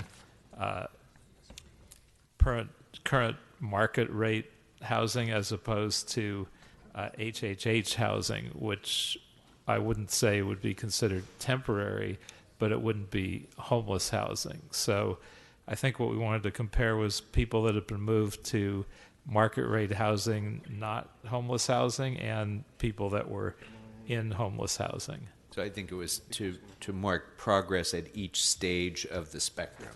Yes, right. So it wasn't just temporary and permanent. It was a little more detailed than that. Right. Then under Housing and Community Investment Department, Special Study 222, in addition to asking that we look at picking the tenants from a wait list, I also asked for the feasibility of a database and program to monitor all density bonus affordable units, because in almost every building there'll be a small number. You build a 100-unit building, you might have 10 affordable units, but if they're all scattered throughout the city and none of them are being monitored, and you can presume a number of them therefore won't remain affordable, the whole idea that by building market rate housing we'd be increasing our affordable housing is a miss. So I'd like to have that looked at also. And one thing which I'm not sure I mentioned is I also wanted to look at affordability in condos, because those affordable units are given to someone of low income. When they sell them, they become not affordable anymore. And they often may not go to people that needed the affordability in the first place. I know I was randomly offered a condo, and I said, well, why is it less expensive than others? Oh, well, that's our low-income one. So I could have bought it even though I wasn't of low income.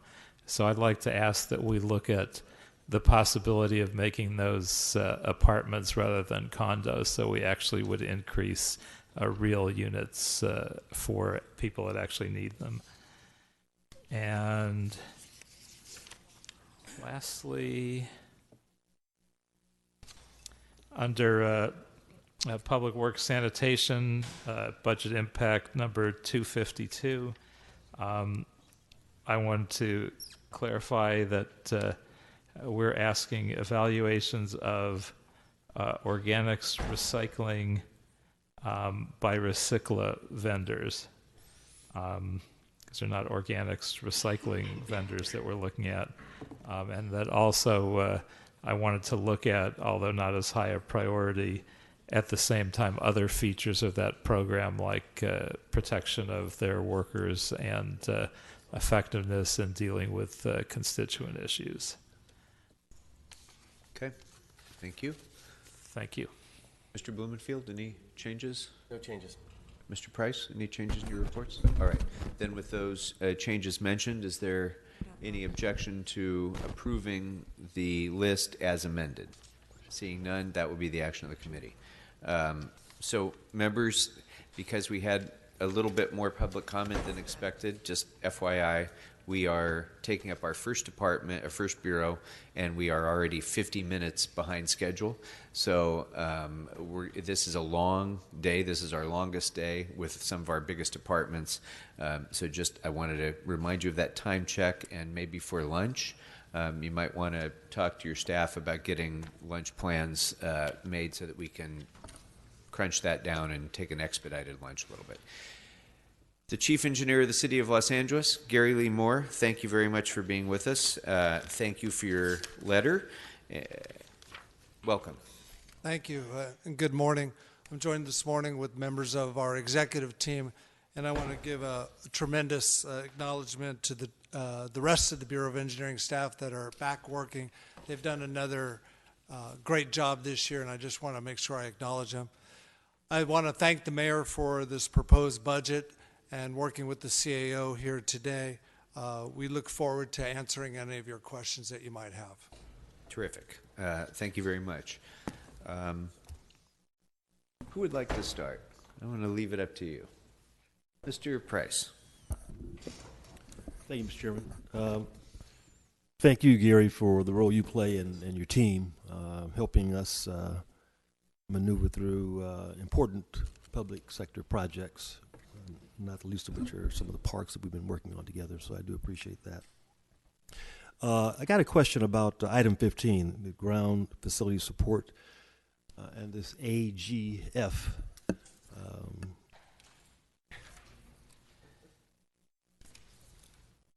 Program. I know the council officers really don't have any say in where these devices are placed. It's obviously, it's based on technology and line of sight. But I'm curious, are these facilities deployed the same all over the city, or are there differences? Is wood used instead of concrete or metal, or what's the way these programs are laid out? How are these deployed? Sure. One, I want to compliment the Board of Public Works. The board is very much involved in above ground facilities, along with the Department of Cultural Affairs, and looking at what type of poles should be there. And then also reaching out to the community when the placement of these above ground facilities, both the applicant, they reach out to the community to get input. So that's very, very important. So yes, there's a real emphasis to look at whether it should be, you know, a monopole, or should it be a wood pole, should it be a steel? So there's very much consideration. I'm joined this morning by our Deputy City Engineer, Ted Allen. Ted, did you want to add anything to that? Sure, yes, thank you. Definitely we have the same policy citywide. Sorry, I moved this over. But the Board of Public Works has recently adopted an aesthetic policy that will citywide change a little bit the types of poles that are accepted in the city. And so there's kind of two components. One is the board is ensuring that all applicants first look to see if they can co-locate on a streetlight pole, and if so, then that's what they do. So we are seeing more and more of those, which reduces the visual impact. Secondly, the aesthetic policy that the board adopted requires that when a new pole is required and it can't be co-located, they will be of a type that looks like the streetlight pole. So the wood poles are no longer accepted under that aesthetic policy. They will be That's a citywide policy, is yeah, not same policy based on the area of the location. Correct. Do we have any data on how many of these AGFs have been installed in the city and where they are? don't have that number with me. I'm sure that we're seeing more and more on the streetlight poles, which don't come through our group, but we can certainly report back on that. Okay. We have Yes, I'd like to get a report back on where they are, how many have been installed, and where they've been installed. That would be helpful. Item 54 is another item that really impacts quality of life, especially in my area, sidewalk repair. You know, we had a big push a year or so ago to do more sidewalk repairs. There's some discussion of employing private contractors as a way of helping to expedite that. Can you give us an overview of what the repair program has been and where we are? Sure. In this current budget, not the proposed budget, there was $31 million allocated, along with an additional $10 million in the current year from SB1. Because of that money didn't become realized till just recently, we're going out to bid for that other $10 million right now and expect to award that $10 million by the end of this current fiscal year. And we will spend the $31 million that was allocated. In the proposed budget, once again, there's the $31 million to deal with the settlement work. And then there's also a proposed $10 million to do more sidewalks in the mayor's proposed budget. So there's a total of approximately $41 million in the proposed budget. The work currently right now is divided. The Bureau of Street Services does the majority of the delivery of the sidewalk and ramp repairs. And the remaining, then there's a portion that does go to private contractors. So which portion is that? How is that determined, and what kind of distribution is that? Sure. It's set up in the budget process. The amount is indicated in the budget of what goes to contractors and what goes to street services. So it's set up in that manner. I've joined this morning by our Deputy City Engineer, Julie Souter. Julie, the amount that went to private contractors this current year out of the $31 million? Of the $31 million, approximately $11 million is earmarked for Bureau of Street Services, who leads our access requests. Those are requests that are made on behalf of those with a mobility disability. The contracted work is approximately $3.8 million, and that is earmarked for work around our city facilities. But Julia, on the $11 million, that includes the indirect costs for street services. I want to make sure of the $31 million. That goes towards the access request, indirect, the total delivery for the access request, as well as the measure our curb ramps. Is there an effort to identify, recruit small, medium-sized contractors who can perform this work? I mean, it's not just for the big boys. Yeah, we have. How do we ensure that there's some a good spread of opportunities for small and medium-sized contractors to do this work and local? We have a list of contractors that can do work under $100,000, and each year we spend somewhere between $500,000 and $1 million with them doing the contracts. The other work we'll bid into larger packages, so we are having a spread of work. Well, again, I think we should try to spread as much as we can for the smaller developers neighborhood to provide these services in ways that really do make a difference. It is an important quality of life element, and I just want to monitor that very closely. That's all the questions I have at this time. Thank you. All right. Thank you. Mr. Bonin? Thank you, Mr. Chairman, and thanks always to Gary and your staff. You always get stuff done, and I appreciate working with you. Let me start with sidewalks. I wanted to do a follow-up because I know that our stated priority as a result of the settlement was going to be sidewalks near city facilities. I'm not seeing a lot of action around the city facilities in my district. The sidewalks outside of the Westchester Municipal Building, Library, Senior Center are really, really bad along Manchester. And I constantly get complaints about Stoner Park. where Rec and Parks has invested a lot to make the park better, but you can't push a stroller on the sidewalks near there to get a kid to the playground. So I'm curious how we're doing on doing the sidewalks near the city facilities. Okay, what percentage have we gotten done, and how are we prioritizing that? So Julie Sauter, a deputy city engineer with the Bureau of Engineering. As I mentioned earlier, our budget is set up that we have approximately $3.8 million, for the last fiscal year that is dedicated towards the city facility. Earlier last year, in 2018, City Council adopted a prioritization and scoring system, and that was developed by the mandates of the settlement agreement, as well as direction from Council.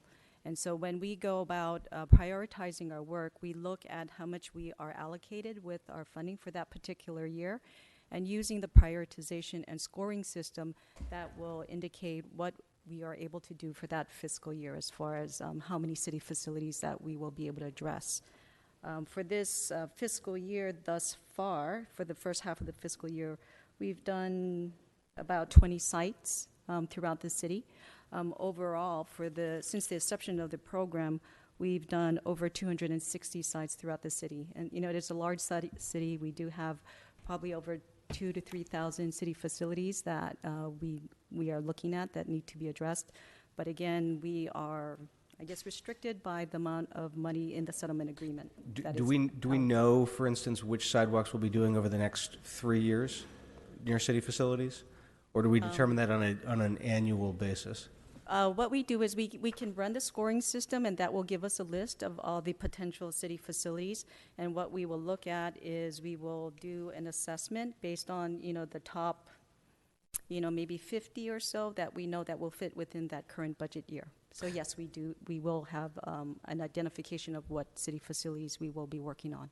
We have that list available. Great. So what I'd like to ask for is a report back that gives us a breakdown by council district of which city facilities have been done, and the next 3 to 5 years or so what we can anticipate.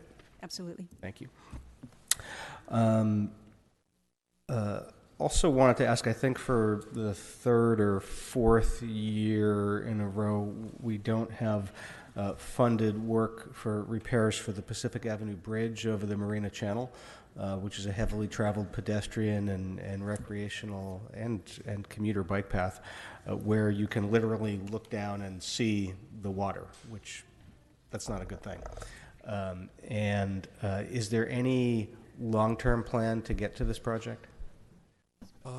We did submit the request into the system, and as far as I see, as you stated, I didn't see it included in the proposed budget. And so it's just a matter of every year keep requesting it? We will continue to advocate and push forward for the funding. And which funding source have we sought? Is it? We didn't specifically identify which funding source. We've identified the project need and the dollar amount associated with the project. Okay. I'd like to get a report back on from CAO on potential funding sources for it before the problem just gets worse and gets more expensive as the hole gets bigger.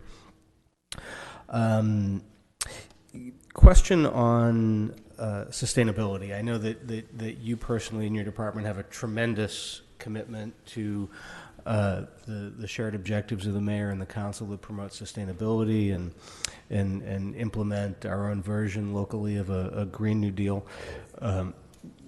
I understand, is this accurate, that BOE is one of the only departments without a dedicated chief sustainability officer? I don't know about the other departments, but we do not have a dedicated chief sustainability officer. So it's sort of divided up among various different personnel. Right, and we've always, we continue to use people in dual roles to push sustainability, yes. So as we're moving forward with the Green New Deal initiatives, either the ones that the council is articulating or the ones that the mayor unveiled last week, what are we doing to have, for lack of a better term, a strategic plan on what our infrastructure priorities should be to address sustainability and resiliency?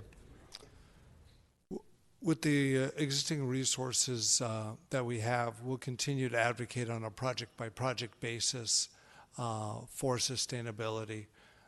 For instance, in the new Civic building that we're in the process of writing the specifications for that, advocating for considering net carbon, and we'll continue to put in interior high-quality requirements for sustainability and exterior for the building itself. So we're doing it on a project-by-project basis. We've also, in the last couple of years, adopted for our large civil projects a rating system called Envision that we use for our large civic projects. But we are excited by what the council is doing and what the mayor's proposing. And anytime you have a person-specific, you can continue to advocate further and further on these sustainability goals. I'm joined this morning with our Chief Deputy City Engineer, Deborah Weintraub. Deborah, did you want to add anything? I would just reiterate, we've had a long-term commitment. People advocate for sustainability project by project. Yeah, I mean, we're going to be stepping up significantly if we're going to get to sort of having carbon-free buildings and stuff. I guess I'd ask then for, it doesn't need to be a budget impact, but a special study on the feasibility and the need for and what resources would be required to do sort of a sustainable infrastructure needs assessment, so that we can sort of prioritize and get moving on stuff. Great, thank you. And then my last set of questions were about street repair and the Complete Streets program. We've sort of gotten over one of our big annual hurdles about Vision Zero versus reconstruction, and we've now put stuff under the Complete Streets program. We're also talking under the street services budget about doing a failed streets program. As I'll discuss with Adele, I want to make sure everything is coordinated. But I just want to get some clarity on some of the projects that have been listed under the Complete Streets program. And my understanding is that the budget asserts that the 6 ongoing Complete Streets projects, they're properly and completely financed. Is that true, or we still have some shortfalls on Reseda and Avalon? We're still reviewing those projects, and so we may be coming back to council on those projects. Go ahead, Patty.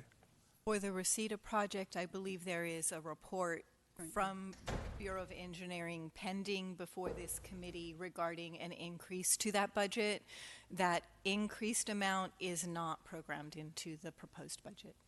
Okay. I mean, I'll let Mr. Bloomfield follow up on Reseda directly if he wants. I just want us to get a report back on what any funding shortfall might be to fund any of the ongoing Complete Streets. Then there's a question of the funding for the next round of Complete Streets projects. I think there's supposed to be a dozen of them. And I'm curious how well those are funded for the design and for the construction. One I'm particularly concerned with from a parochial point of view was Culver Boulevard, which I thought was going to get done in the next year, and now I'm hearing it might not be. Julie, you want to talk about that? Yes. The process that we're in and developing the next list. Right. Currently, we do have money earmarked in the budget to initiate the planning and design of the identified 12 streets that you see in the current budget. As the project is further developed and we're able to come back with a cost estimate, we will be coming back to council at that time for additional funds. But currently, the budget includes the seed money to initiate the planning and design. So you're saying you don't have a construction budget yet because you haven't finished that design process, right. So you don't know what the construction is going to be. do you anticipate that any of those projects will be breaking ground in the coming fiscal year? No. Not in 19. No, not in 19. Not in the proposed 1920 budget. Okay. And do you have sufficient funding to design all 12 of those in this current fiscal year? Not for the full funding. It really is to initiate the pre-design process. And once we get further along and identify what the scope is and what the planning is, then we will be able to come back with an additional request to further develop a full design. It sounds a little bit to me like this will be the year of pre-design, and then next year will be the year of design, and then we're looking several years out before we get to construction. That sounds reasonable, yes. So let me ask, is that's I think unacceptably slow for many of us. Is that pacing a result or a function of it just takes that long? Or is it a function of, well, we know we're not going to have the money in the coming year, so there's no need to rush? Or is it a function of we don't have the staffing to do this full workload, so we have to go slower? Councilman, if you were to select 3 streets and tell us, let's go forward with 3 and finish the pre-design, come back and tell us how much, then you fund those 3 streets, we move into design, it's going to be much quicker. So, I mean, anytime you get, very specific and you go forward, the time frame will be shortened. So, Julie, you want to add anything to that? In some of the discussions that we've had with our partners over at DOT and BSS, we do have an indication of what the scopes or what the projects would entail.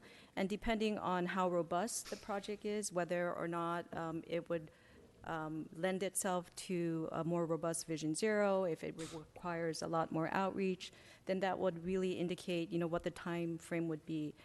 Some of the streets that we're looking at, we do have an indication that the scope may be much more straightforward, and that might give us an opportunity to look at, how, as Gary had indicated, that we can accelerate some of those corridors. But until we have an opportunity to again meet with our partners and identify really what streets can accommodate what type of a complete street scope, that will, we will need to go through that process to identify, some potential for accelerating certain corridors. Yeah, I'm afraid we get into sort of a multi-jurisdictional chicken or an egg thing, where, well, we can't answer this until BOS or DOT answers this, and they say they can't answer that until you guys answer this, so then we never get to an answer. What I'd like to ask for is a budget impact report on what resources you would need to get to not just pre-design, but complete design on all 12, and then you can scale that to 9, 6, or 3, so that we have some options. Okay. Okay. Thank you. Thank you, Mr. Chair. Thank you. Just a couple comments on complete streets. I don't know if it's going to get to the point of report back, because we do have some reports already pending that are due back in this committee, but. The length of time, Mr. Bond and I agree, is part of the problem.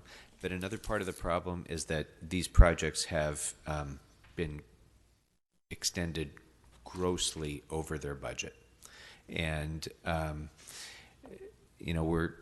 we have to. I've said this before. I'm going to say it again. In order to have the Complete Streets program be a success throughout the city, budgets need to be respected. And these projects just haven't been. And the Bureau of Engineering is the project manager on these projects. And since we already have the report back coming in, I'm not going to ask for anything other than to say they have to be managed within their budget. And we're never going to be able to build the additional projects. We're never going to be able to expedite construction unless we get a handle on these construction costs. And part of that is coordinating more efficiently, I think, with other departments, other bureaus. Part of it is focusing on what's the most mission critical thing to complete in that complete street. But I think Mr. Bonin's request for the report back adequately will provide the information that we need to address that. But your recommendations, if you have recommendations in that report for how we can exercise more budget discipline over these projects and ensure that we have enough resources to be able to ensure the success of the entire project, I think will be important for this committee to be able to consider. And if I might, Mr. Chair, I suspect part of that, I mean, to be fair to BOE, is we've given them multiple policy objectives for no the question streets. about it. And I just, so I'm 100% clear, Mr. Moore, you can take your gloves off. And if you need to tell us, sorry, council, you can't have a pony and a unicorn, then that's what it's going to have to be. But we have a certain amount of money to spend on certain priorities, and we need to figure out how to meet those objectives. And if we have to make hard choices, then we'll have to make the hard choices. But this is going to be a continuing discussion over the course of the many years that Mr. Bonin just laid out, I think, on this program. And I guess it's sort of a discussion, I think, of whether or not if they're going to be complete streets. Part of the cost is we're saying do the stormwater stuff, do the bike stuff, repair the sidewalks all at once. And so I appreciate that that's driving the budgets up, because we're saying do several years worth of different projects all under this one thing. Right. Okay. So I think we're covered on that. Sidewalks. I'm a little concerned about the comments that Mr. Bonin made about city facilities in his district, because when we started funding sidewalk repair, was it 4 years ago, 5 years ago now, for the first time since the 1970s, because of the length of time that it took to develop the comprehensive sidewalk repair plan, the time that it took to resolve the Willits settlement and create priorities there, all of the hard work that all of us did in that area. In the interim time period, we were banking money in the Sidewalk Repair Trust Fund that was to be spent on city facility repairs, because we knew there was no question about who was responsible for that. It's us. And so I would have thought that by now every city facility's sidewalk would have been done. Is that not the case? I have to be honest, I wouldn't have thought that. We've been working under the settlement agreement prioritization system for the last couple of years of making access requests the priority. We have the obligation to also work around city facilities, but there are thousands of city facilities. And the thing of making the difference of when you receive an access request, it might be from a single resident in front of their home, and you only need to fix that sidewalk. When you go around a city facility to make it fully ADA compliant, there's something called a cross slope, and it goes from the way you're walking in the cross slope. ADA requires that a cross slope be 2%, right, Julie? Correct. And going around our city facilities, the cross slope may be 4%. That means you've got to remove and replace that 4%. It might not have cracks in it. It may not have differential settlement. So it's different going around a city facility and making it fully ADA compliant versus an access request that's at an individual home that I'm basically only doing the amount of work in front of that resident. So it's a tremendous work involved, and it's not just fixing that spot that we might have seen that was cracked and so forth. So there's a lot of work that goes into a city facility. Okay. So I got that. Okay. Now, there's $1 million still in this budget for sidewalk repair incentive program. So I'd like to get a report back, a budget impact report on how much has been paid in rebates to date in the incentive program, and how many square feet of sidewalk have been addressed through that program, and then what is the plan moving forward for the $1 million in the proposed budget. I assume that's to finish whatever projects are currently in the queue, or as many of them as can be done. Correct, as many as can be done. Okay, so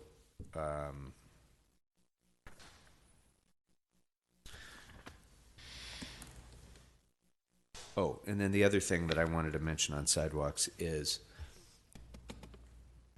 what I had in mind when we started this is that we would initiate the repairs on the city related facilities, but we would also hold other government entities responsible for doing the same thing, because a significant portion of the city's 1,000+ miles of sidewalks is owned by the state government, the federal government, LAUSD, the county, and other government entities who are as responsible for ADA compliance in their sidewalks as we are in ours, and subject to the same class action lawsuits and so on.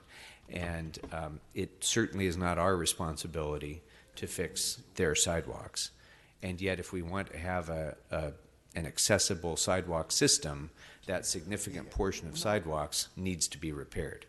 So have we taken any steps to reach out to other government entities and require them to make the repairs that they are required to make? Yes, we've sent a letter to. Yes, as part of. I was just going to. Sorry, Gary. Yeah, sorry. I was just taking a breath.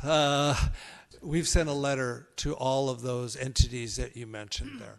We've sent a letter to each individual of those property owners throughout where in the city there's not City of LA public right-of-way, like you mentioned, LAUSD, Los Angeles County, the state. How many letters did we send out, Julie? Yeah, so as part, and this is one of our requirements as part of the settlement agreement, is to put on notice essentially our non-city governmental agencies. And as part of that process, we had to go through over 8,000 property listings to really get an understanding of what these properties are and who they belong to. And this particular year, we went ahead and issued letters to 25 different agencies, encompassing over 5,600 individual parcels that we've identified in the city of Los Angeles that is owned by another governmental agencies.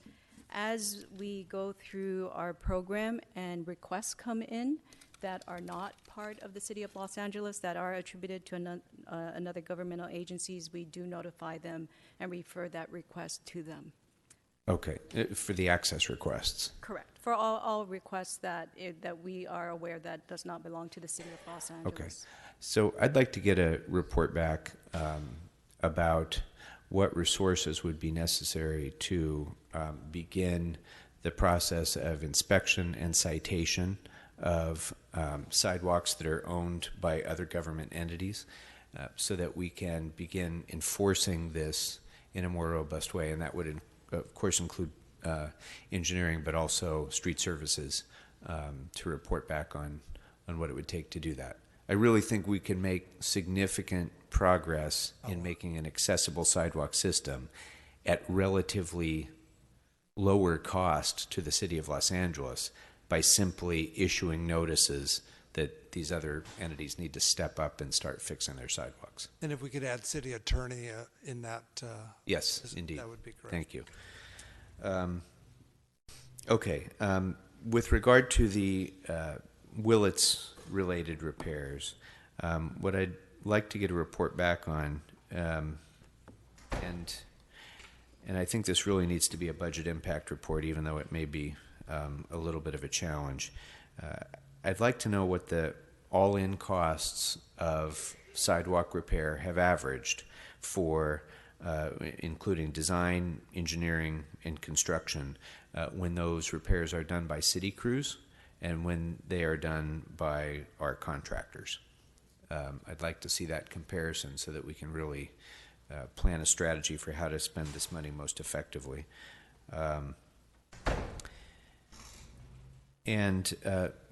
Mr. Moore, is the Bureau adequately staffed to support the design expenses that will continue to be incurred with regard to bridge home projects? Because I know in some of the ones that we've explored, that has been a surprisingly significant cost that adds to the challenge of getting these up and running that I hadn't expected. So do you have enough resources to be able to meet those needs? In working with the mayor's office and CAO, we're doing, and your council, we've been doing it as a public-private partnership. We have limited staff inside, and we're using consultants to help us on those designs where we can't handle it in-house. So right now, resources have been given to us to provide designs for those projects that are approved to go forward. Okay.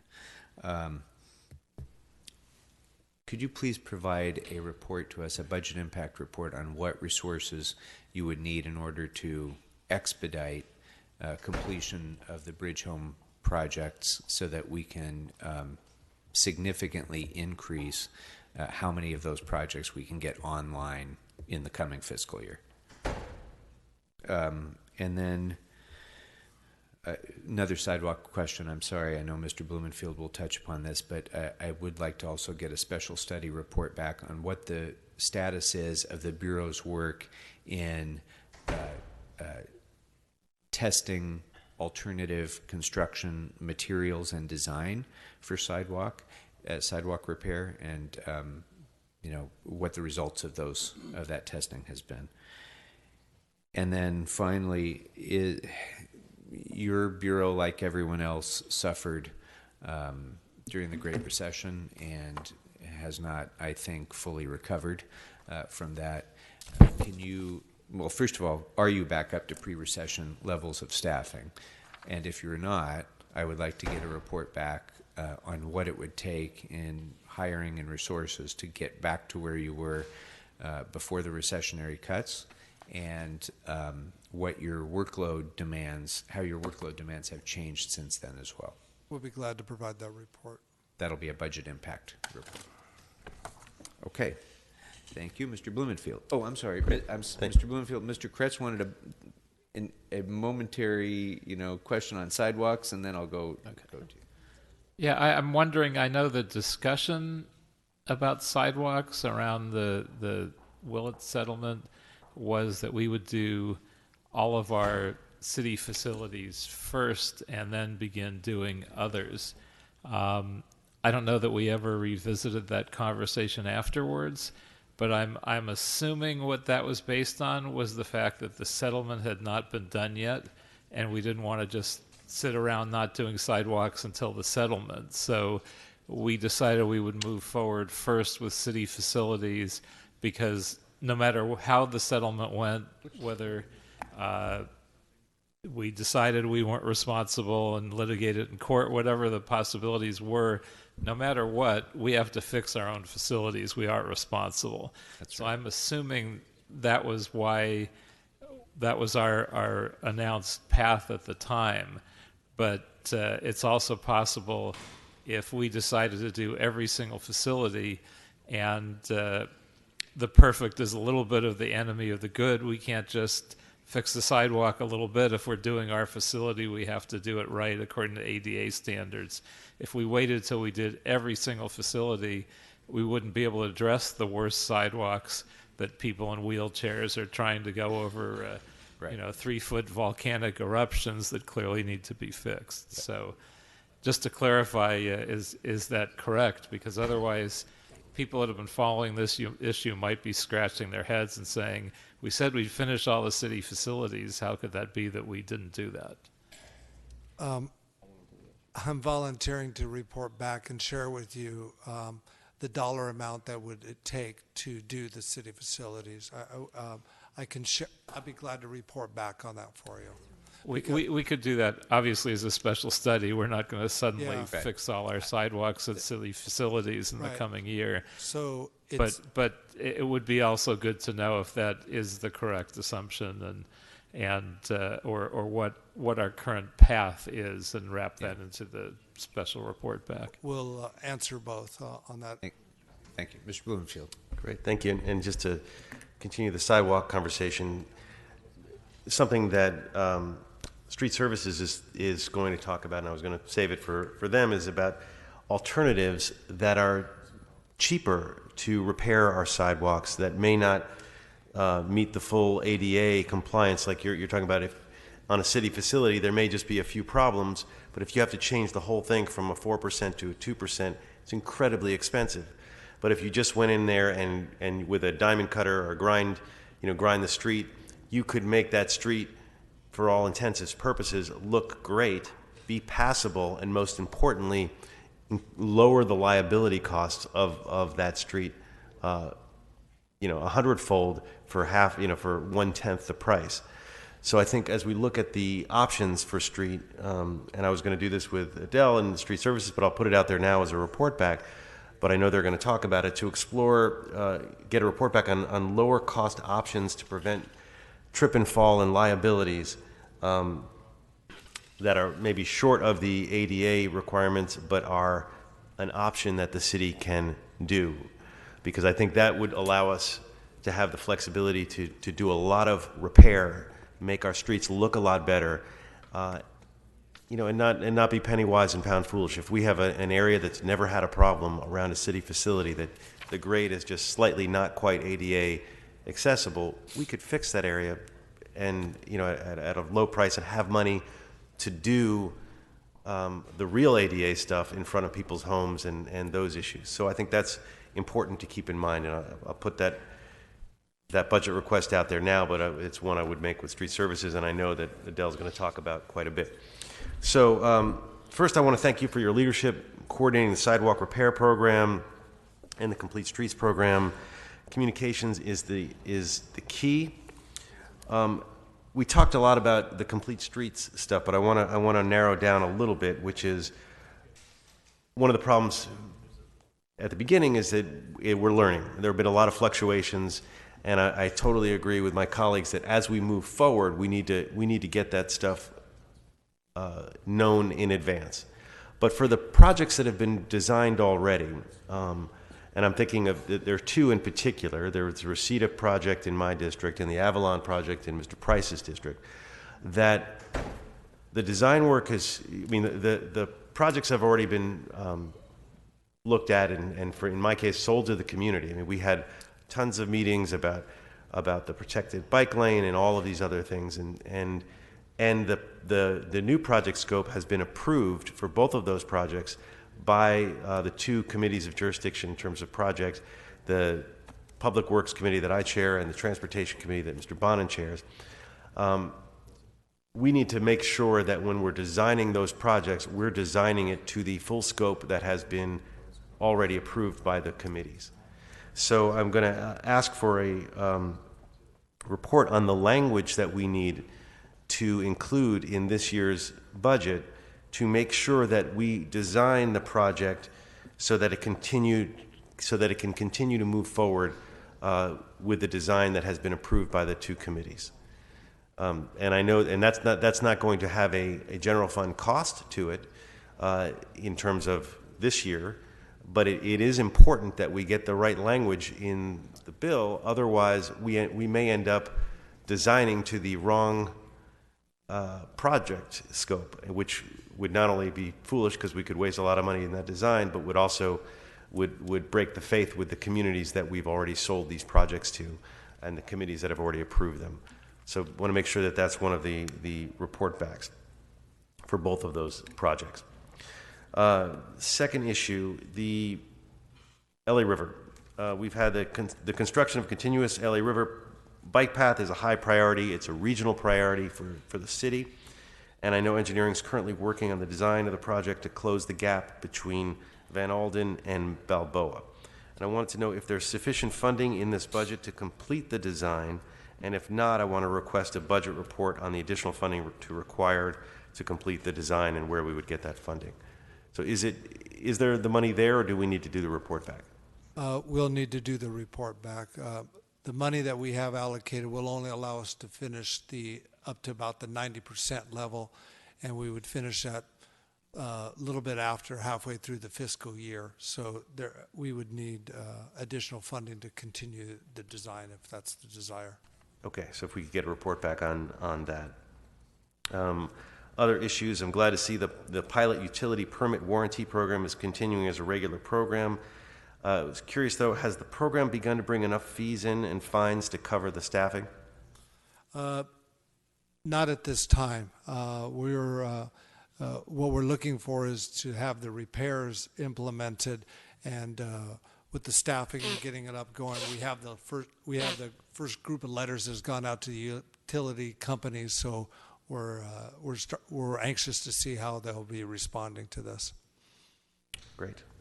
And then a very narrow issue in my district, the Penfield Alley, which is a project that we have to do legally. There was an issue on that the scope of that project, the mayor included it in the budget proposal, but the full scope wasn't known until after the mayor's budget proposal was submitted. So I want to make sure we budget for the full scope of that project, and would ask for a report back on that, on the funding needed to design the project in its entirety. We can do that. Okay, that's it. Thank you. Thank you very much. Mr. Kretz. Thank you, Mr. Chair. First, I'll start with sidewalks, since we've been beating that dead horse. I'll give it a couple final whacks. The one thing that I have talked about just about every time we've talked about sidewalks, and I don't think we've done much with it, has been using sidewalk diamond cutting and grinding as a source. I know the often mentioned city of West Hollywood has their entire city completely free of trip and fall hazards by using the diamond cutting and grinding over the years.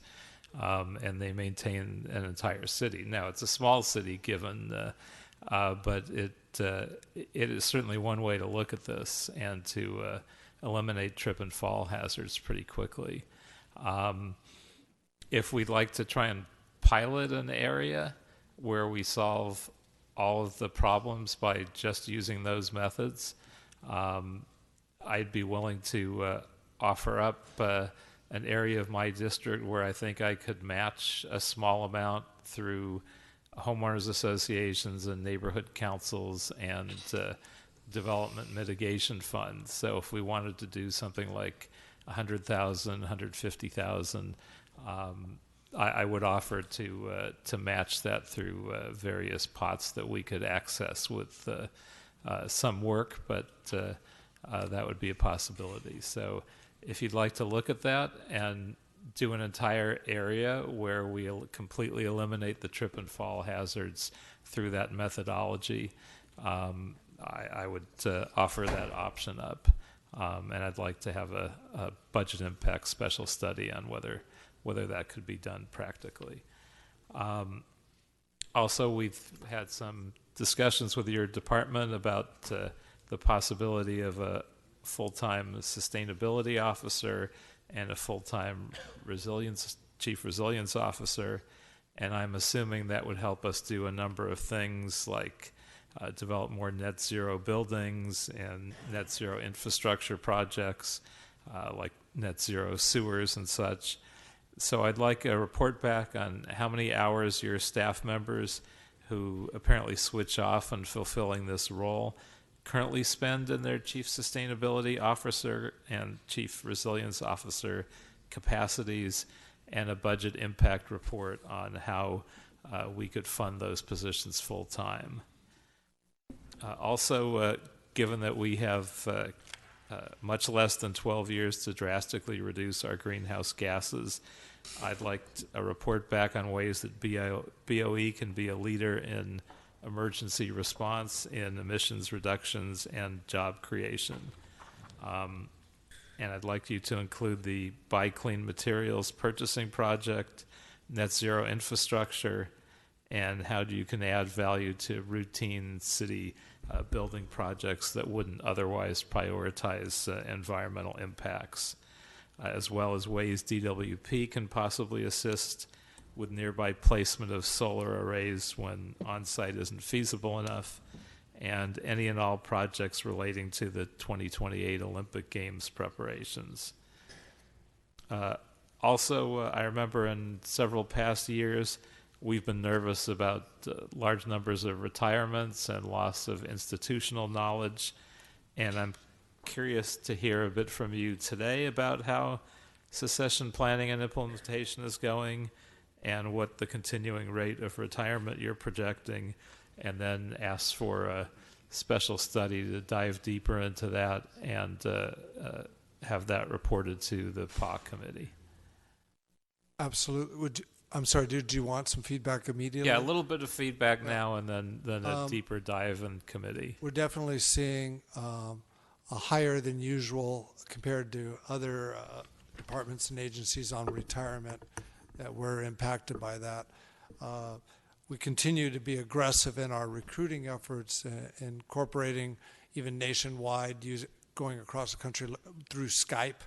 We've also diversity is also very important to us in both women and underrepresented classes. So we're trying that. We've also incorporated a summer internship program, along with increased, thanks to the mayor and the council, on budgeting of during the regular school year, having some interns. So looking to try to get those people when there are vacancies, which we have a number, to maybe have some people that are more available. But it's been a challenge. It's a good time to be an engineer, and it's the competition is very tough. We just finished our spring recruiting and made a number of offers, but we weren't able to fill all of our vacancies. So we're going to go back out and try again. And my understanding is that there are many more women in appropriate majors and colleges, and places like MIT, for instance, that 30 years ago had a handful of women, now are majority women. So there should be more opportunities in that arena in terms of recruitment. It's a big challenge of getting people to still move to Los Angeles.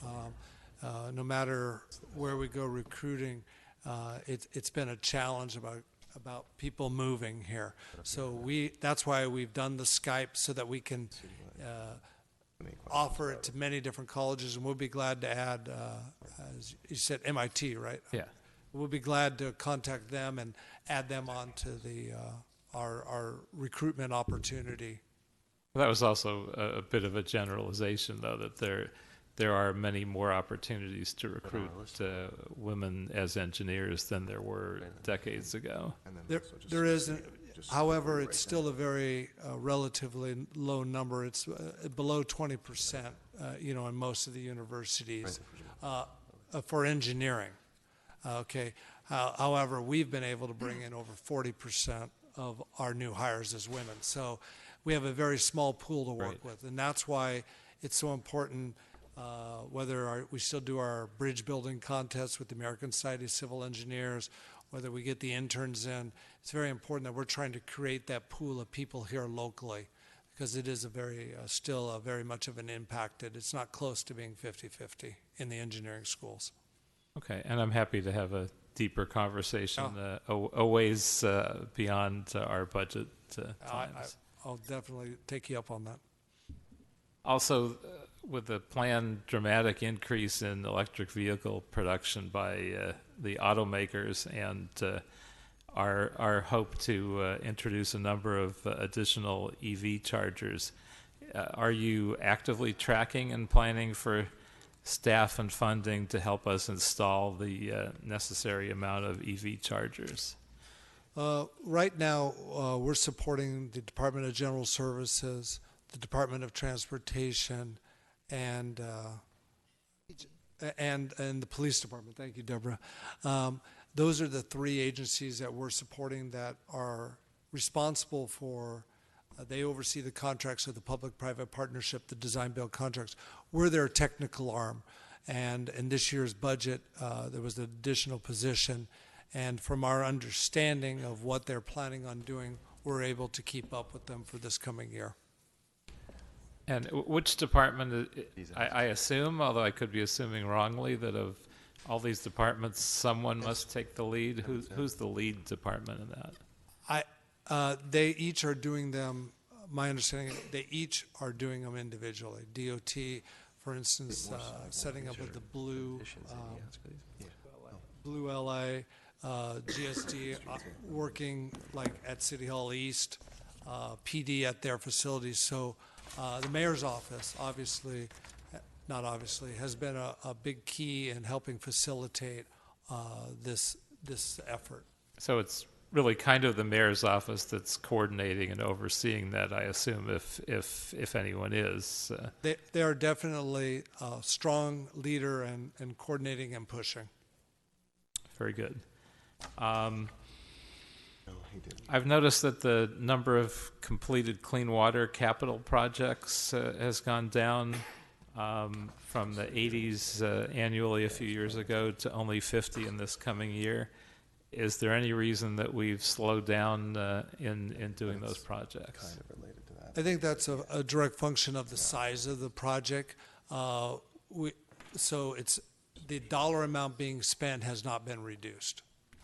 So if we did two $5 million projects and now we're doing a $15 million project. So, we got credit for two projects and we're only going to get credit for one, but we're actually spending $5 million more. So it's sort of the randomness of the projects rather than a right. reducing of priority or anything like that. There's been no reduction in the effort on the collection system. And I have one last question. So BOE often does the design and engineering of projects that the city does with grant money or money from Metro. Do you have the staff that you need for grant-funded projects? And do you need them in advance of a grant? Or does it make sense to wait until you've been awarded the grant before putting them in place? Unfortunately, you don't know the size of the projects and so forth coming in with the grants, but there's definitely a ramp up time when you do get the grant, you get the positions, you've got to go fill them. It definitely has an impact. We don't have anybody who's just in a group in a bullpen area waiting. Many of the consultant firms, they're able to have people that they'll pull from different consultants and so forth, but we don't have that ability. But what we do and try to partner in a ramp up phase is we'll hire a few city employees and we might supplement it with consultants to get those designs going. So there is a little bit of time to staff up for those project managers. If it's an ongoing or long-term grant, then we would work with the mayor and the council about funding more positions if it was an ongoing long-term grant.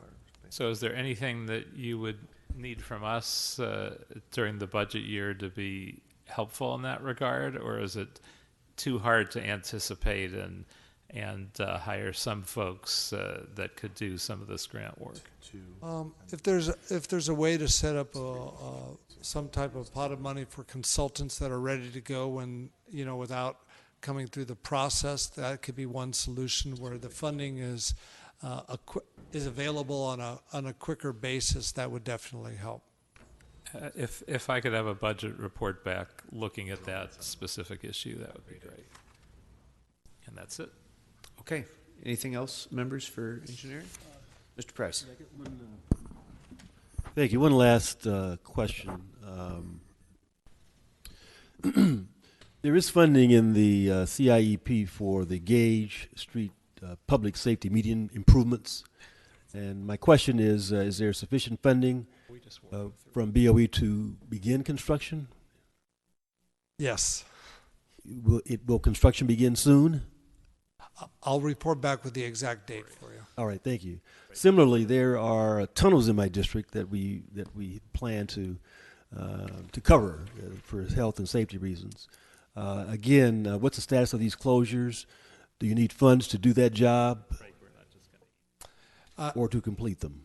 Yes, I don't believe the funding has been allocated yet. I believe your office and one of the other council offices are working together on preparing a motion that would then provide that funding to us, and we'd actually be able to move forward with the closure designs on those tunnels. Okay, well, in addition to that motion, let's get a report, Mr. Chairman, on the cost associated with those closures so that we can expedite that. Sure. All right, thank you.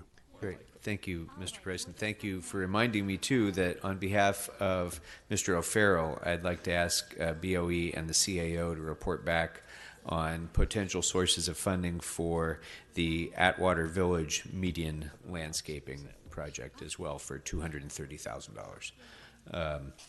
And Mr. Moore, I just want to thank you.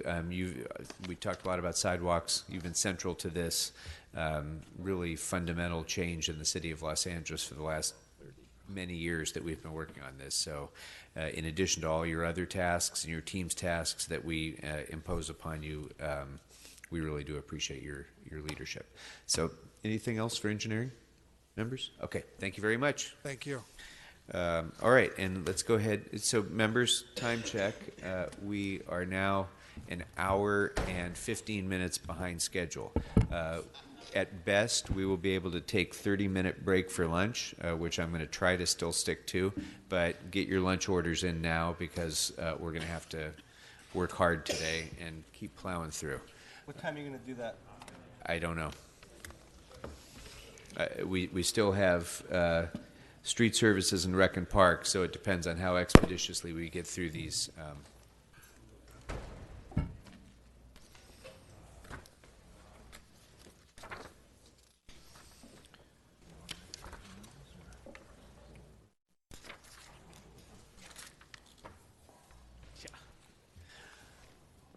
Good morning. It still is morning. Good morning. Welcome, Good morning. Mr. Hakikabi. Good morning, Mr. Chair, council members.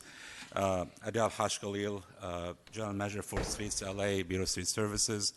I'm honored to be here before you at my first budget hearing as a General Manager of Bureau of Street Services. Yes, congratulations and welcome. Thank you. I've been many times here on the table, but this is as a lead, as a General Manager for Street Services. I'm joined by my executive team, Stephanie Clements, Keith Mosey, Fred Muzaffarpour, and Greg Spots. So we appreciate all the work that they do every day. I'm very grateful to the mayor, the budget team, CEO, and the CLA for supporting our vision to make LA street network safe, mobile, and sustainable. The proposed budget provides funding to reconstruct failed streets for the first time in more than a decade. By adding positions for enhanced tree watering, the proposed budget brings the Urban Forestry Division to more than double the 90 positions we had back in 2013 when Mayor Garcetti took office. Thanks to your work, the council members and the committee here that worked last year hard to add resources, especially Councilman Blumenfield for his support on adding positions in urban forestry. I believe we're very close to our pre-recession levels in urban forestry, and overall for Streets LA, we're getting close to that level. In positions, we're still working hard on filling positions and hiring. Funding is also provided for risk and liability reduction, concrete streets, alley paving, cool pavement, and improved medians. That's a huge improvement too, and will address the quality of life. Staff morale, and I'm very proud of the men and women of Streets LA working every day, night and day out in the streets of Los Angeles, and they're very proud of the work they do, and I'm very appreciative of what they do every day. The staff morale is at the all-time high. They're all united behind the vision and commitment to quality service across our communities.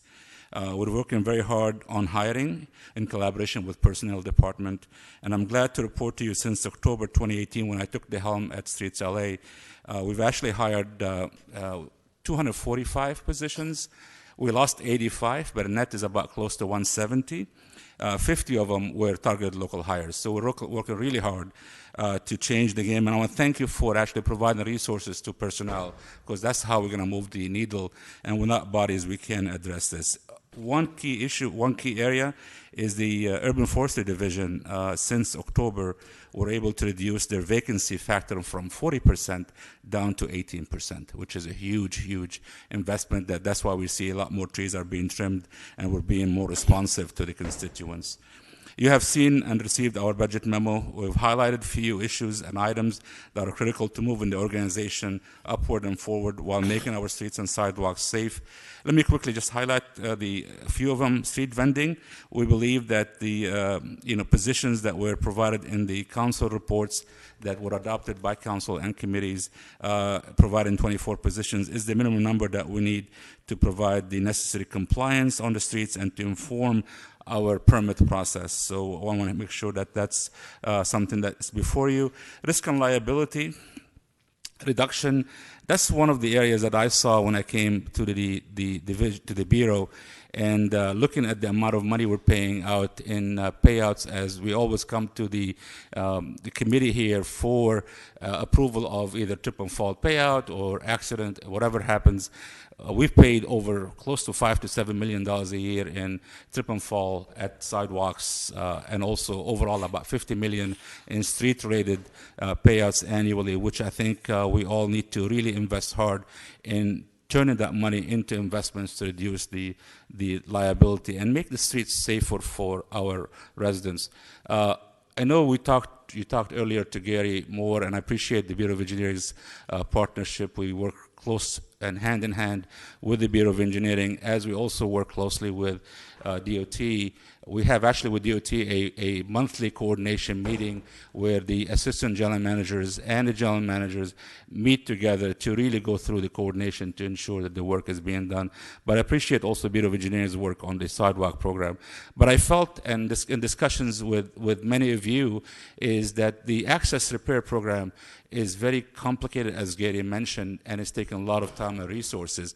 And I think we heard today, I know many of you talked about sidewalks and how we need to make sure our sidewalks are safe and passable.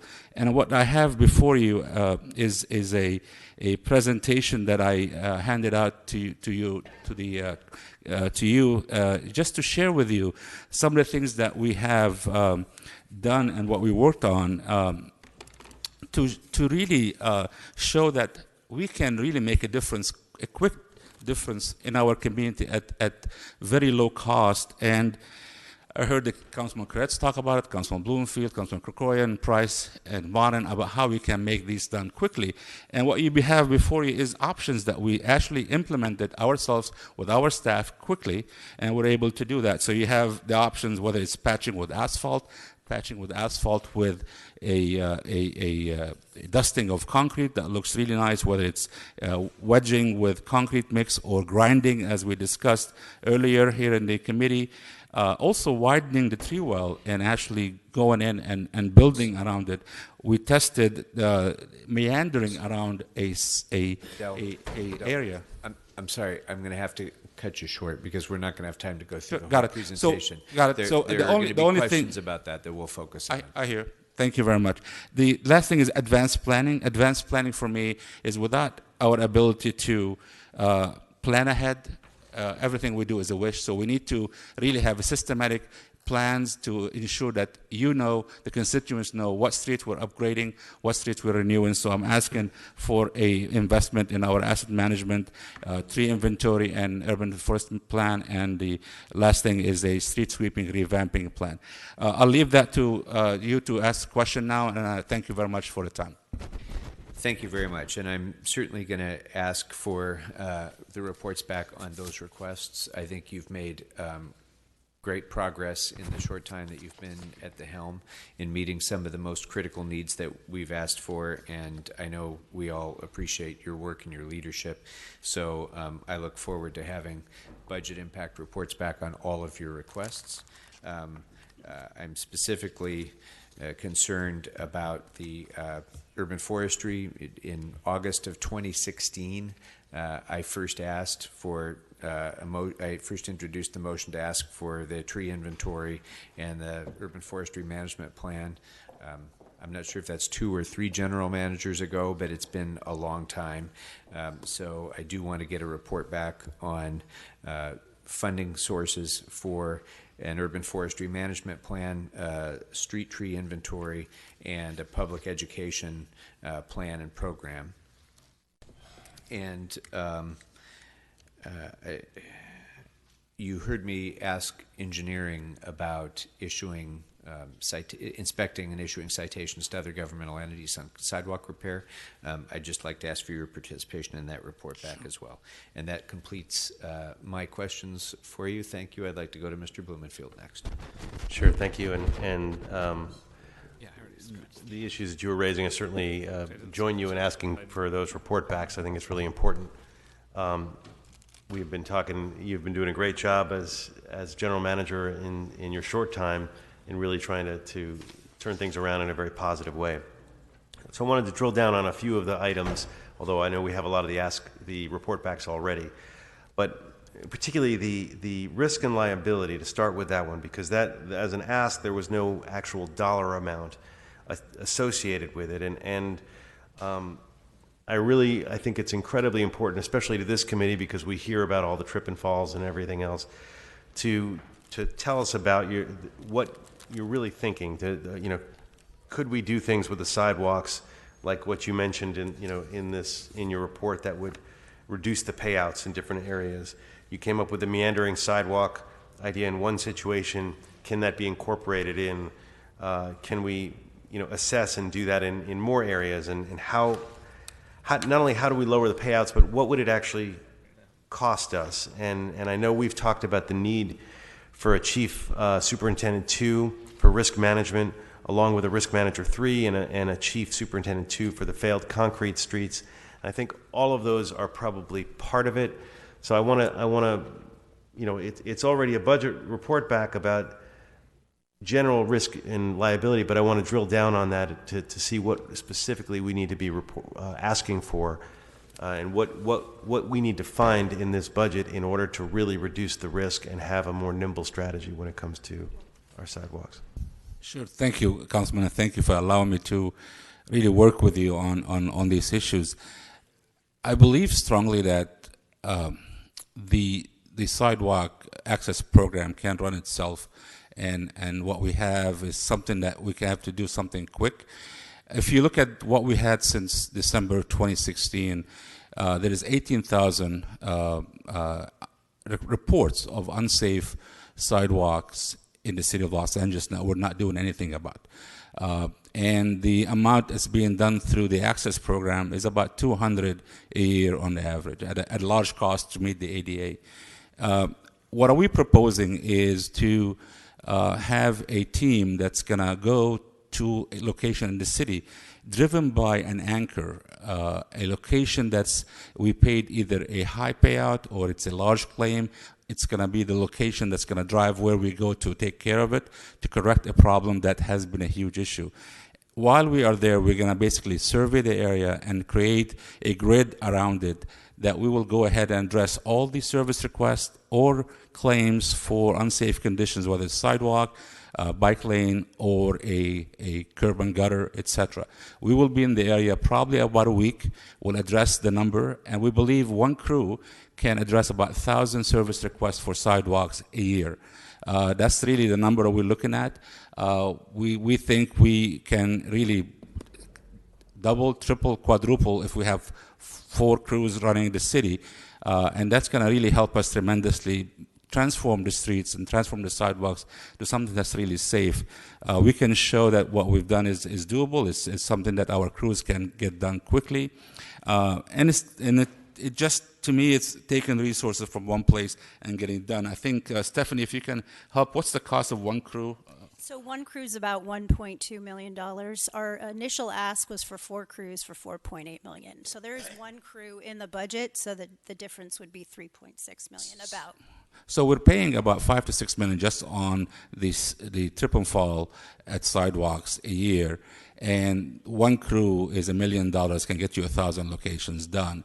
So 4 crews about 4 million, and you can really add the numbers and you can see the difference. So I think it's a great thing that can go hand in hand with the work that's being done with our partners at Bureau of Engineering, and we can show this. My also ask is the amount of work we're doing with the risk liability, because most of the risk that we're dealing with is also accidents, investigation of what's happening in the streets, and we need to really make sure that accidents cannot be repeated again, and that's a key thing for me, is how we ensure that.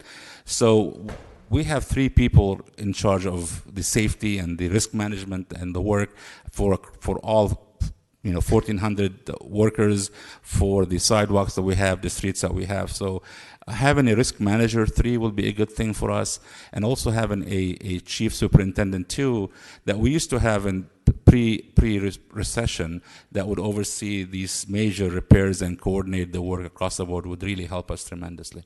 Great. And can this be used also, you heard Mr. Moore talking about properties in front of city properties.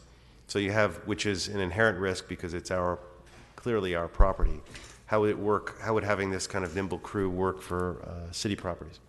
It can work, just we need to make sure the funding is allocated appropriately. If it's a water and power facility, I think we need to work with them on transferring money to us and how we do that. But I think it can work. But the question is, with the ADA compliance, I don't know how it can be done, if it's required to be full ADA. But I think making it safe for me is a priority, and how we can make sure it's restoring the conditions of the sidewalk to what it was before. Right. Obviously, it's a short of the ADA requirements. It's a quick fix, but it's something that we may be able to do around city properties as well, but, in anticipation of a later date. Faster and quicker, yes. So that's great, and I want to make sure that our report back on the liabilities isn't just general, but it includes the numbers that you just outlined in terms of what it would take to get 2, 3, or 4 crews. Urban forestry, we're talking about, it's been a big priority. I heard you say we're getting close. I really want to push us so that we can get past the pre-recession levels. So I want to know if we're on track, and specifically, what would it take as far as positions, funding, or getting us to a proper 5 to 7 year cycle, as we were in the pre-recession days? Is that something you have the answer to, or should we ask for? What do we do? A report back? I'll try to answer, because one of the things I wanted to do when I came in is rebuild the relationship with the community as to the trust of how we're dealing with trees, and I think we were able to do that over the last 8 months. And last Friday we had our first inaugural tree summit with the community, with experts from across the country that came in and shared best practices. We're developing that information to help lead us in the right direction. And I'm going to talk about 2 things that are essential that I think we need to go in right away. Is the ask that have been by the chair of the committee and yourself about the asset and a inventory of trees.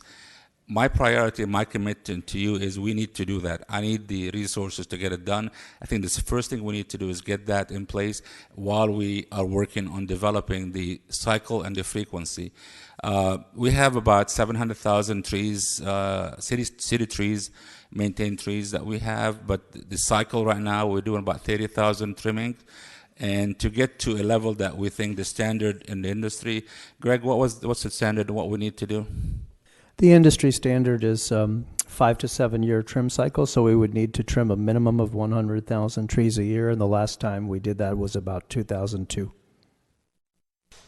Well, so what would it take to get us to that level, to the 5 to 7 year level? It would take when it was done in the past, it was done with a combination of city staff and contracting, and so it would take millions of more dollars in both staff and contracting to get to that level. Currently, we're doing 30,000 trees with the resources we have right now. To go to 100,000, you're looking at tripling the resources that we have. But I would say for now, what we need to do is we focus on the inventory, and we focus on a holistic, strategic, and comprehensive plan that outlines the needs. I think we can come back to you with a more concrete numbers on the cycle, what we need to do, how we do that. But my biggest priority right now, and with your support, is to get the inventory and the urban management plan that can really inform any budget and policy decision. And I know it's been frustrating for all of you not having that years ago, but I want to get it done. I think it's essential for me to do my job and for my staff to do their job. We certainly want you to get it done, but I'd also like to get the report back on the numbers to get to that 5 to 7 year cycle. Sure. Understanding your priority and shared priority that the inventory is first and foremost. Got it. Drilling down a little bit, I saw on page 461 of volume 2, we got 1.1 million for the unimproved median maintenance. And we just heard my motion that we worked on with you last year in committee, so that's great news. It's moving us forward. But the question is, will that cover all of the unimproved medians, or how about we set a target for turf removal from medians? And if medians have both grass and trees, at least the sprinklers should be redirected to concrete on trees rather than, watering the grass at those places. Sure.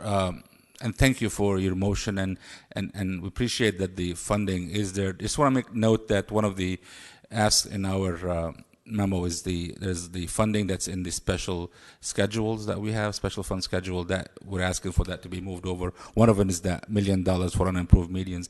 Let me ask Greg Spots, who heads our urban forestry and street maintenance, to kind of give us an idea, what do we get with that $1 million? Sure, thank you. So we have 10.5 million square feet of improved medians that have irrigation, and we spend about $3 million a year with contractors, so those are maintained on a biweekly basis. There's an additional 4 million square feet of unimproved medians. Some of them are asphalt, some of them are concrete, some of them are dirt, and those are not currently maintained at all. And the report that we sent back to the Public Works and Gang Reduction Committee contemplated having 4 crews, 1 in each quadrant of the city, with 8 people each. And with those resources, we could visit those medians on a quarterly basis, and some of the ones that have the biggest weed problems could be seen even more often. An alternative to get a quick, easy start on it would be this $1 million that has not yet been appropriated to us. And with that, we would do some combination of overtime and contracting, and we'd be able to visit some of the medians once and some of the ones with greater needs twice with that $1 million. Great. I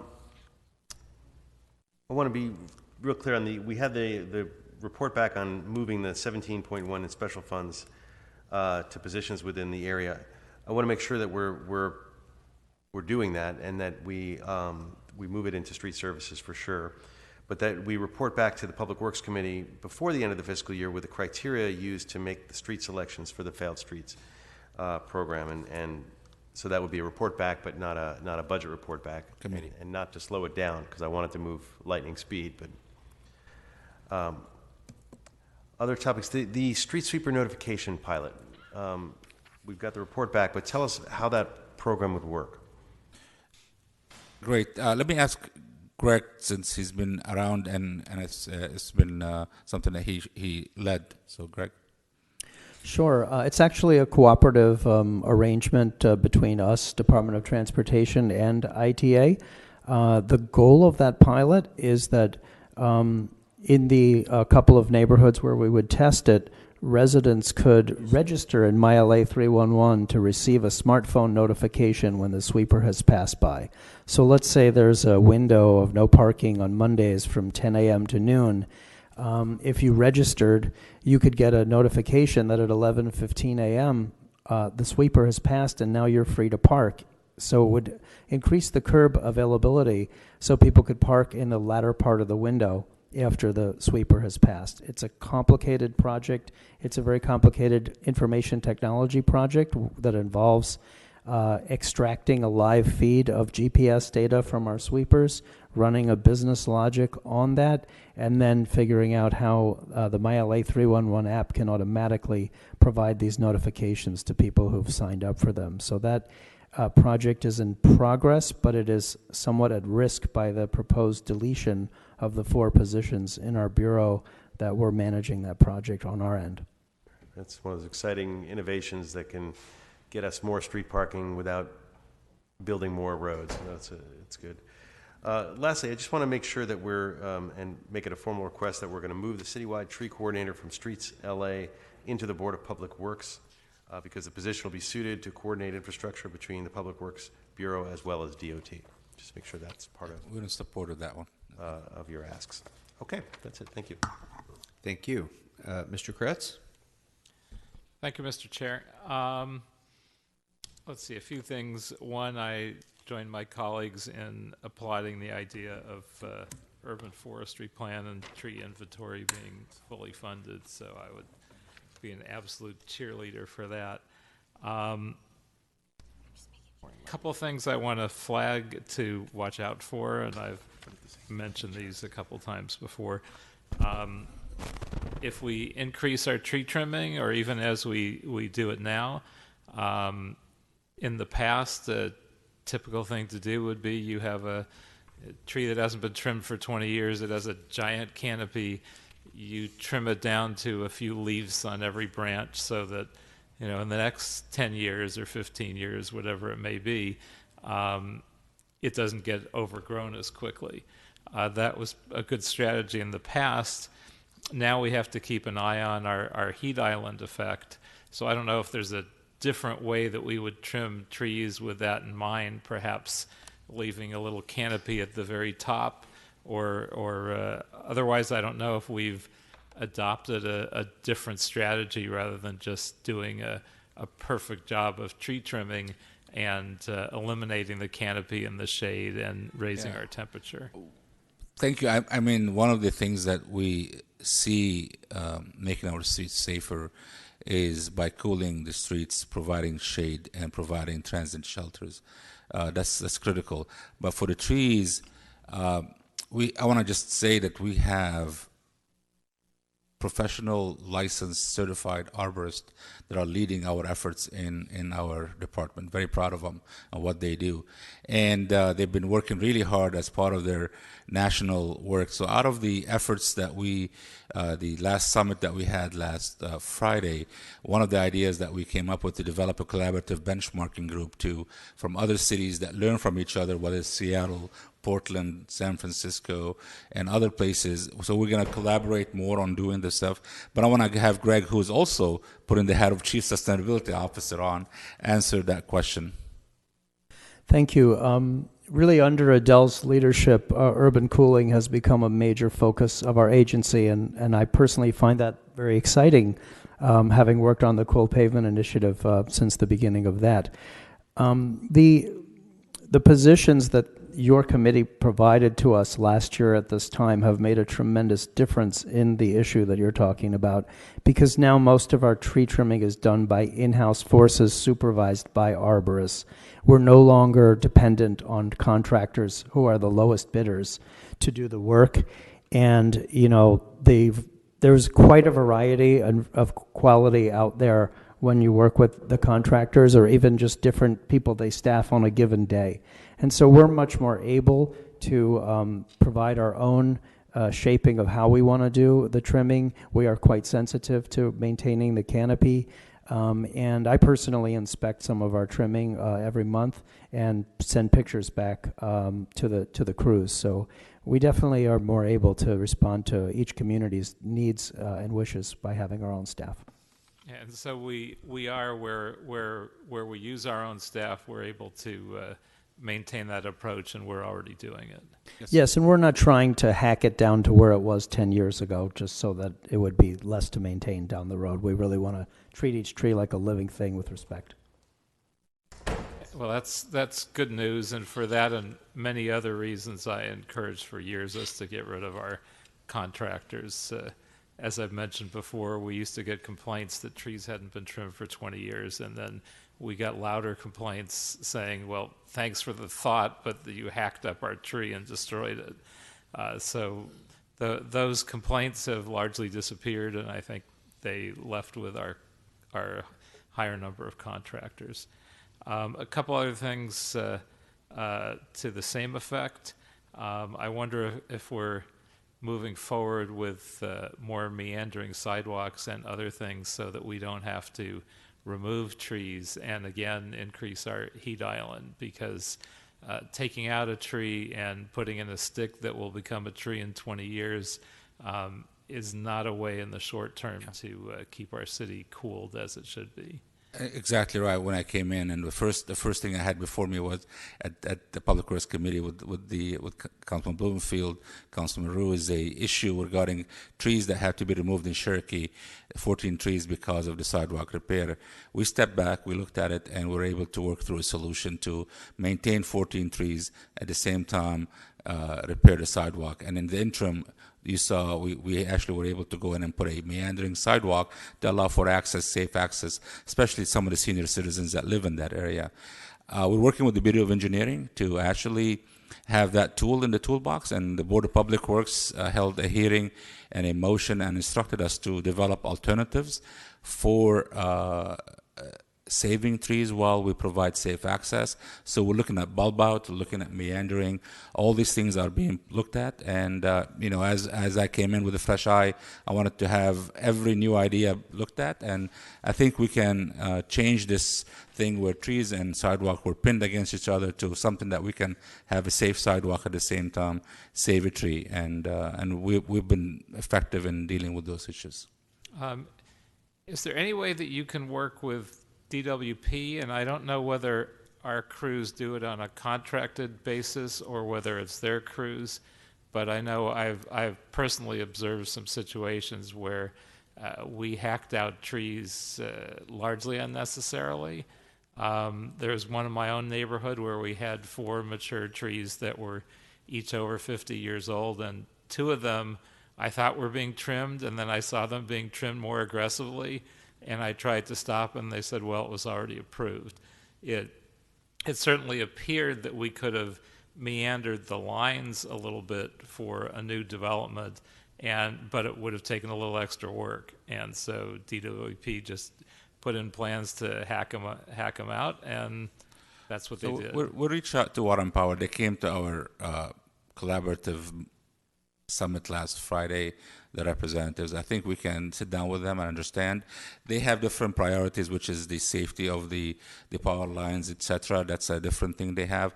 But we'll sit down with them and work on it and ensure that there's an open dialogue happening between us. So I'll have that discussion, and we'll bring them together to ensure that there is balance between safety of power lines and then preserving the trees and the canopy. And we're talking about underground lines, so I really believe they could have been meandered around trees, but it just would have taken extra It's a change that we're having. A lot of people will do the easy way. I think we're changing the culture, but we'll have a dialogue with them also. Sure. And lastly, on the same subject, one that I don't think I've raised here before, although I tried to deal with it in the legislature in my last year and ran out of time. And I don't know if they've dealt with it since, which is looking at the nesting season and whether we can time some of the trimming of trees to that so that we can avoid forcing out birds in the middle of the nesting season when they have their children in the nest and we just decide to take out the trees. Monday I had a discussion with our chief forester about this idea, the issue with nesting, how we ensure that our work doesn't get in the way of the nesting season and the balance. So I'll have Greg. I think Greg has been working with them, and they can assure you what we're doing. We've improved our practices over the years in this specific area. We do have such a large number of deliverables that we have to have a year-round operation, and we can't stop doing tree work during nesting season. But we inspect each tree to make sure there isn't an active nest in there before we start to work on it. And that's part of industry standards, but we've enforced that within our staff much more rigorously over the last 3 years, and to good result. I'm glad to hear that, so that answers my question on that. Just in passing, a response to the street sweeper question, I have concerns in the opposite direction, that typically we have had a street sweeper and then an hour later you see somebody writing a ticket. My perspective, I think that's fine, although the goals that we've outlined would be better if they work. The problem is can we coordinate so that the ticket writing is ahead of the sweeper? Otherwise, people will start to realize they never get tickets, and then they'll stop moving their cars out of the way to allow the sweeper to be in, which is the reason for the ticket in the first place. So have we planned this out with all departments, with DOT, so that this isn't counterproductive and we not only lose unnecessarily lose some of the revenue, but the whole purpose in writing those tickets in the first place? Yeah. So I will talk about, I'll have Greg answer a question on that one. We're going to work increasing the collaboration with the departments, but our goal is to enhance street sweeping across the city, align the priorities, the frequency, where we are sweeping, how frequent we're sweeping, with the existing conditions that we have, whether it's trash, schools, any things that we need to do. All that has to be coordinated. So revamping our 50-year-old system, we need to look at it and do it and maximize it, because we need to maximize the availability of the curb for businesses, for the community, and how we communicate that to them. In the meantime, until we get to that level, Greg has been working closely with DOT on their issues. Yes, one thing I forgot to mention in my previous answer is that part of the information technology exchange in the pilot is to actually communicate, send a message to the handhelds that the traffic officers use to prevent them from ticketing once this message has been sent that citizens can park. So that would actually solve that aspect of the problem. But you raise very important issues. That's one reason why we're just piloting it in 2 neighborhoods, is that, you know, there are revenue implications, there are user behavior implications that we'll have to observe as we try it out in just a few places. And it also have to be a different set of timing and effectiveness of DOT, because if they can't stay ahead of the sweepers, the whole thing kind of blows up, as I've outlined. I have a few more questions. I know I've run over time, so I don't know if you want to move on to the next member, but I will have more questions. Okay. And members, just time check. It's 12:15. Rec and Parks was supposed to have started at 11:20. We are scheduled to finish street services and Rec and Parks before lunch. That may not be possible, but we're not going to break for lunch until 1 o'clock. We'll have 30 minutes for lunch as of right now, and we're losing that time rapidly. Mr. Price, actually, before I go to Mr. Price, just follow up to Mr. Kretz's question on street sweeping route optimization. I asked years ago to have a consideration given to elementary school drop-off time, so that we don't have street sweeping going through at 8 o'clock writing tickets to parents returning to their cars. I'd like that to be included in that optimization plan. Mr. Price. Thank you, Mr. Chairman. Adele, first of all, thanks for your leadership. I think your leadership has been inspiring and certainly has encouraged your staff to continue providing the good services that it does. I want to join my colleagues in expressing pleasure about the urban forestry allocation. I think it is long overdue and something that gets us on the right track. Also very happy to see $3.9 million going for street vending, sidewalk vending efforts. This is something that's a great deal of interest in my district and citywide.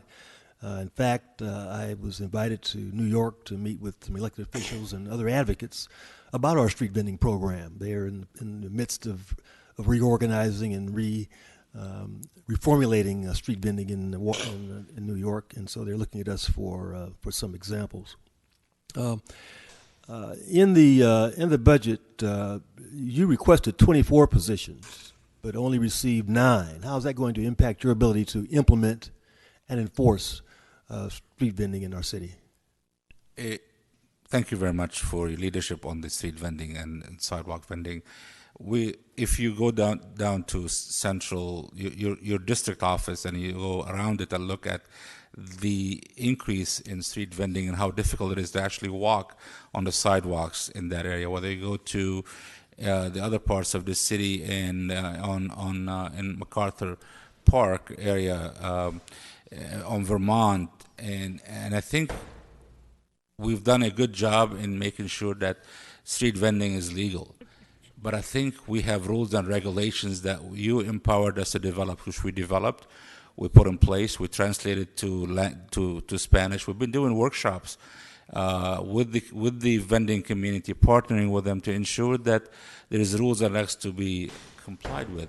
But without staff and resources that work day and night, weekdays and on weekends, we cannot do the job that we need to do to educate the vendors of how to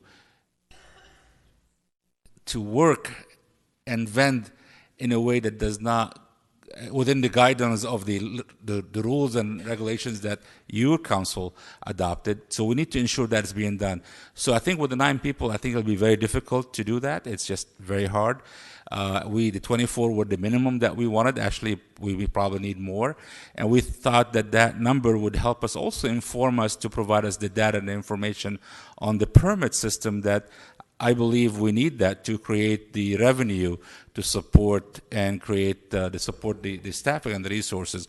So I would say the 9 positions will make it very difficult for us to be available at night and during the weekend. So, and I think for us, we are seeing a huge increase in vending, and it's becoming a public safety hazard, and we need to do something about it to make it successful and the way you envisioned it to be.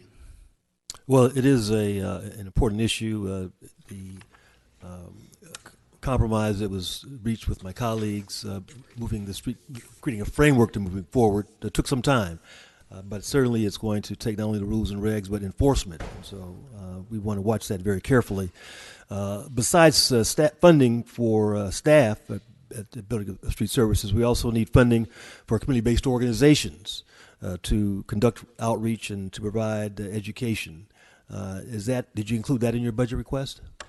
It was not my budget request, but we've been working closely with them, and I think having them as a partner would make us even much more effective.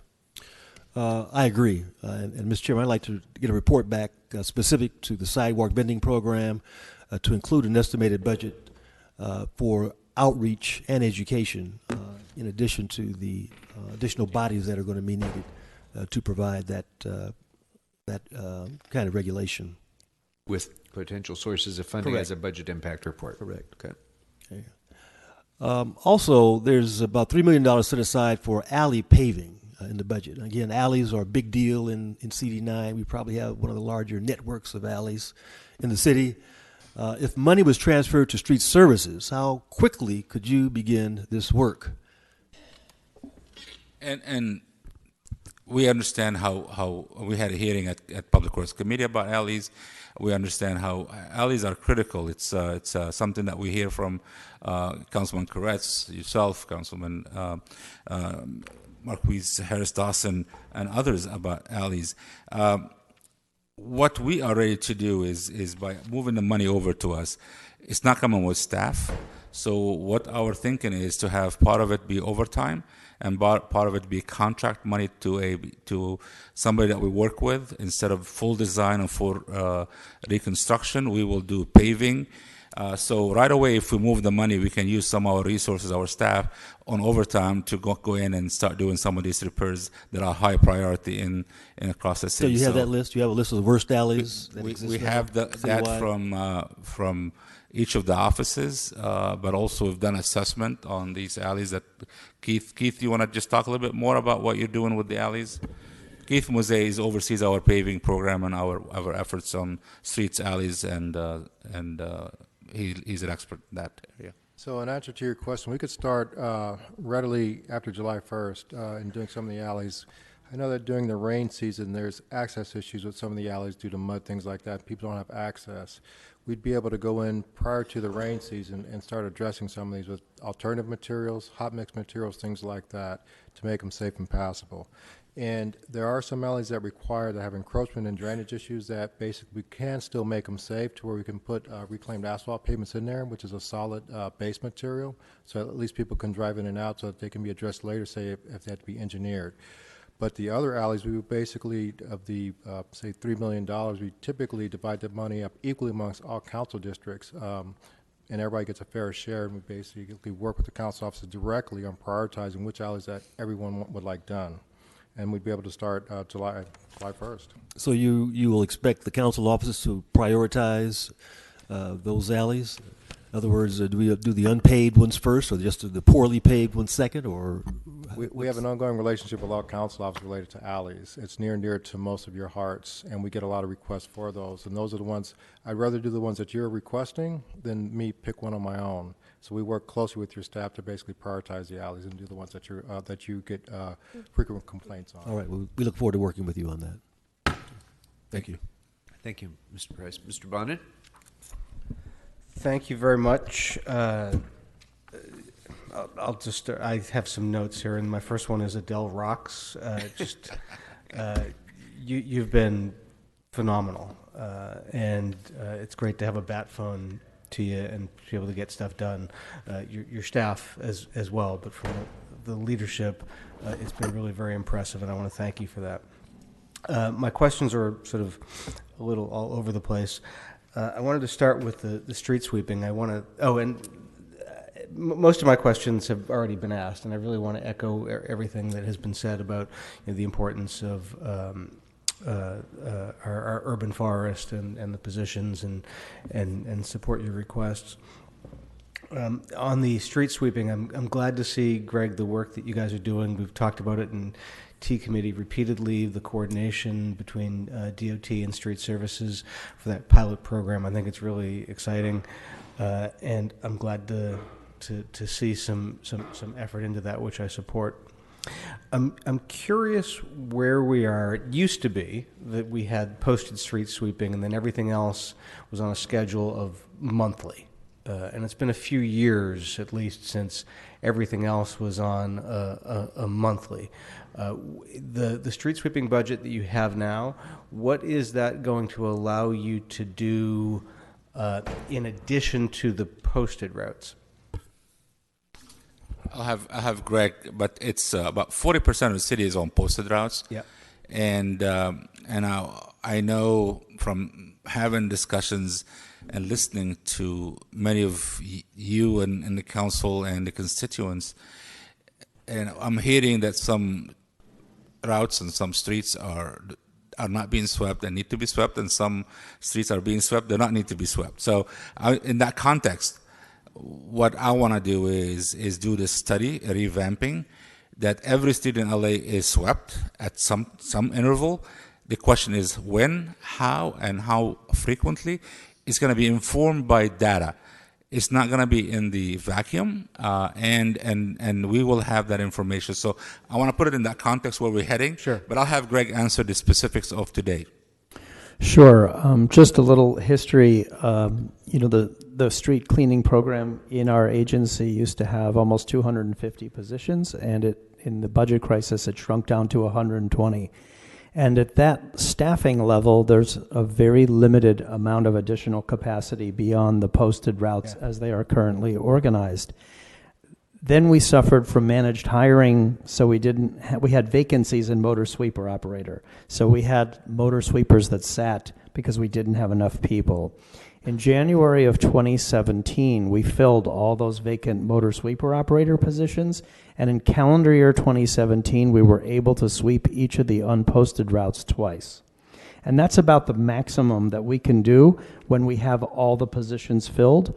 Right now, I have a few vacancies in that area because people are promoting very fast. It's a great time to be a city employee right now because there's so many opportunities due to retirements.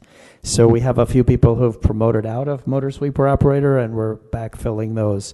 But like Adele said, our dream is really to get beyond the 1970s system and have a debris-based system where the frequency of all routes would be based on how much debris is needed, and we could even have different frequencies during the leaf season as well.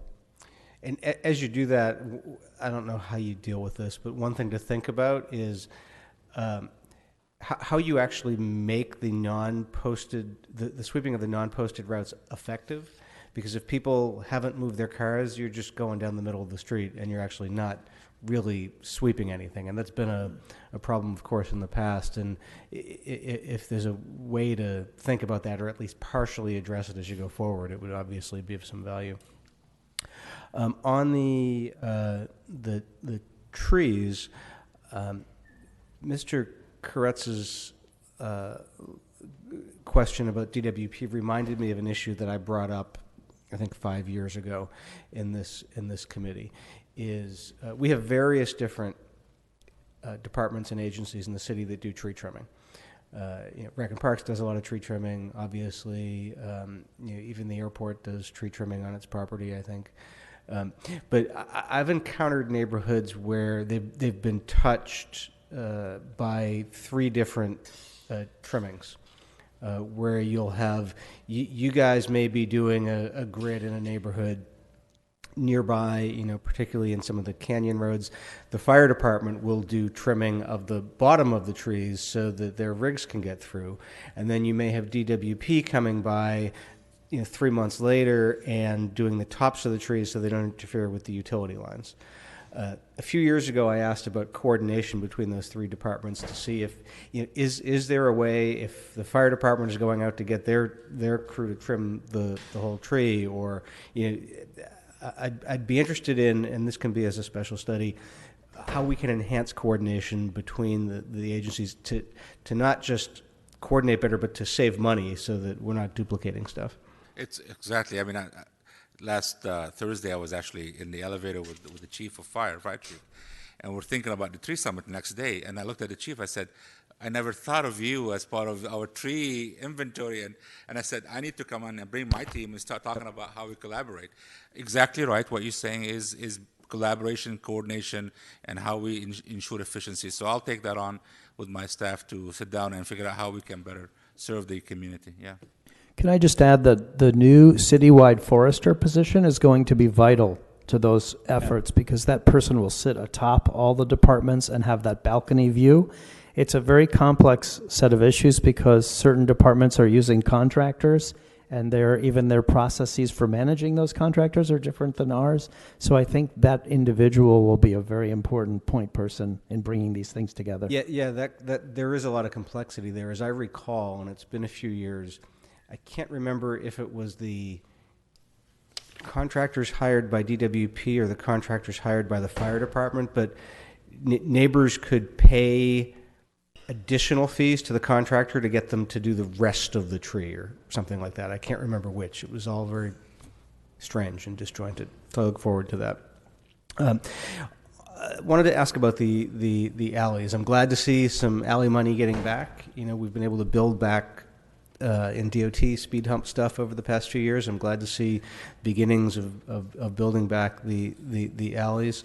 I noted with interest that you guys really, really love CD5 and CD9 when it comes to alley repair, and I was just, I assume there's data behind it, but why do they get a disproportionate share? They have more alleys? I think we did a report. I would say it's did a report. We had a report before committee. It's I think it's just the need, but I think we need to evaluate that further based on the information that we have. So we will look at it as a start in the right direction, but we'll have to evaluate. So it's not something that we at this point. I think we need to do a lot more information as to assessment of the alleys. One thing I would suggest that we really look into is how we deal with alleys, not as orphans, but rather as part of our street network. We had a long discussion at committee, Public Works Committee, a few weeks ago, and I think there is something that we need to do as a policy to figure out how we can bring these alleys into our streets, whether we, instead of calling them alleys, which in my view are orphans, and we're trying to figure out how to, keep them alive. But I think bring them into the street network. Let's figure out what we need to do. Let's spend money as any street, and let the priority of the needs then is driven. Doesn't matter if it's an alley or a street. Let's figure out how we do it without that prejudice. So I think we need to do more analysis. This is just a start. And I think based on what we know right now, we have a lot of alleys in CD 5 and 9 that are needed, but we will work with you as we are moving forward on this effort. Yeah, please. I was just going to add, there is $250,000 in the proposed budget for our contractor to do an assessment of alleys. We asked for that, and it's in the budget. Okay.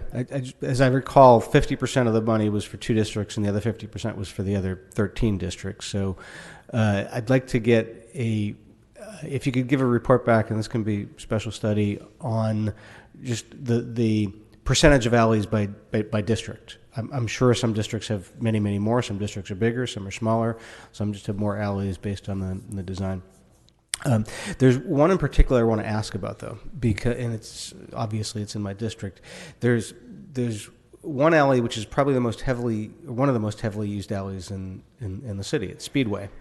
It is the road that runs parallel between Pacific and Oceanfront Walk. It's classified as an alley, and it's never going to get done because it's really, really, really long.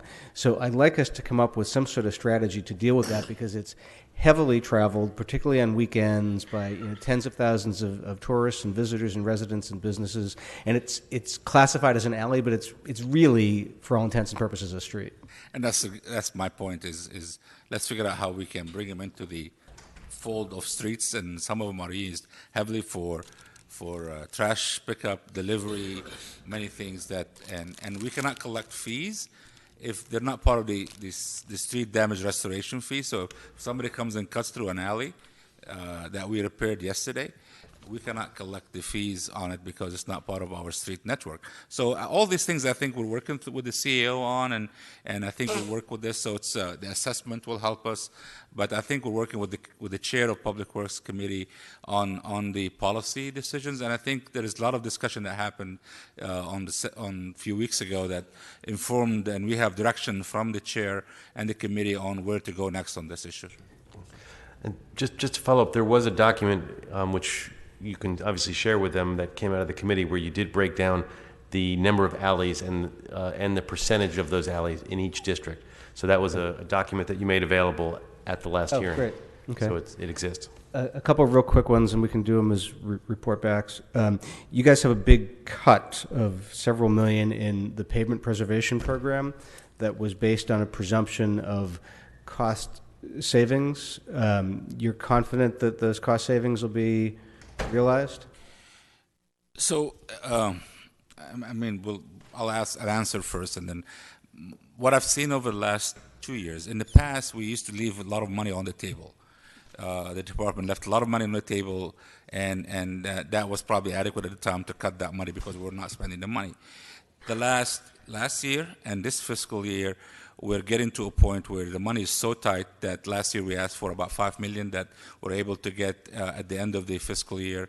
And this year we're on the verge, we're working with the CEO's office on that kind of funding.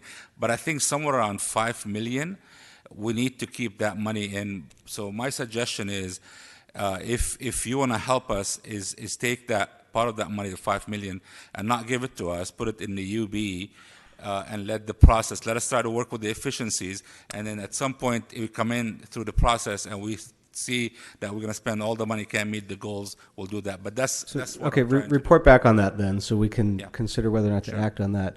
On the failed streets, I just want to make sure when we do it that the failed street program is not a get out of complete streets free card, and that we're doing streets that wouldn't otherwise need the complete streets treatment. So Mr. Blumenfield asked for a report back on coordination. Just want to make sure BOE and DOT are engaged in the report back on that. Got it. And the last thing is crew capacity, particularly with the new stuff coming on.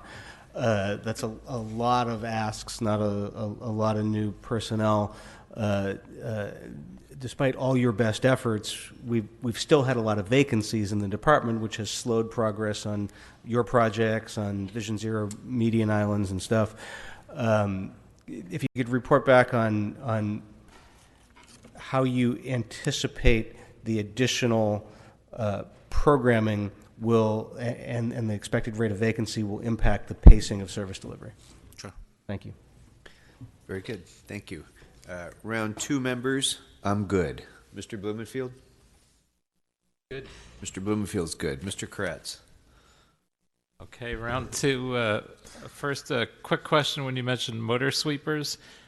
Is that a category that we include with targeted local hire? And if not, could we train well enough to make that a category? No, we wouldn't be able to do that. That's one of the most highly skilled positions in our agency, and we actually run people through a 14-week sweeper school to get the certificate to be able to operate that $500,000 machine. So that's sort of the last, that and equipment operator are our 2 highest skilled non-supervisory positions. So we bring people in at lower levels and then get them ready to be able to go to sweeper school. The good news, we just added the street services worker to the list of target local hire, work with personnel. So we have that. And I just met the other day a street sweeper operator that came through vocational worker TLH type system. So we've hired 50. I'm committed to increasing that, and we're hiring. And every 2 weeks we have a new batch of new workers coming in. I think we've moved the needle. 254 hires in since November, and a net of 165 or so, 50 RTLH. I think we're moving the needle, and I think we have a recipe, and we'll continue working with you on that one. Great, thank you. Also on alleys, I suspect one of the categories of what causes so many alley needs is also condition. The worst alley I've had actually had a 25-foot diameter pothole that was about 1.5 feet deep. So it really was a wading pool in an alley. It's not a pothole. As I called some of them valley, not alley, right? But that's okay. Yeah, we were lucky enough that PetSmart went in the neighborhood and they agreed to mitigate it. So we solved that problem without the city paying for the alley. But one thing I've offered in a number of years is to take some of our street funding that we can access and move that to alleys in my district, and to give council members that have use of alleys really as streets. As you said, it really is part of the street system, especially in my district, which is so densely trafficked. If we had any way to look at that, sure. And I'd like a budget report back on that, whether we have the ability. I know it can impact the metrics because we obviously do fewer streets and more alleys, but in terms of the actual positive impact, I would take as much money as I could off the streets for a year and fix all the worst alleys in my district. Also, a serious concern in a particular location on Sepulveda Boulevard at Valley Meadow, about a mile north of Mulholland. There's a curvy and steep downhill area where there's always natural occurring water that crosses the road, and the combination of downhill speed curves and water has caused a number of car accidents over the years. There's a home at the bottom which has had its block wall demolished 8 times in the last few years. That would be a fairly simple fix with a guardrail, but because of the water, I wanted to raise it with you directly, both because I would hope we could get the $30,000 to install 120 linear feet of guardrail at this location, but more importantly, is there a better way to manage the water so that it doesn't cross the road and could even be targeted to a beneficial use?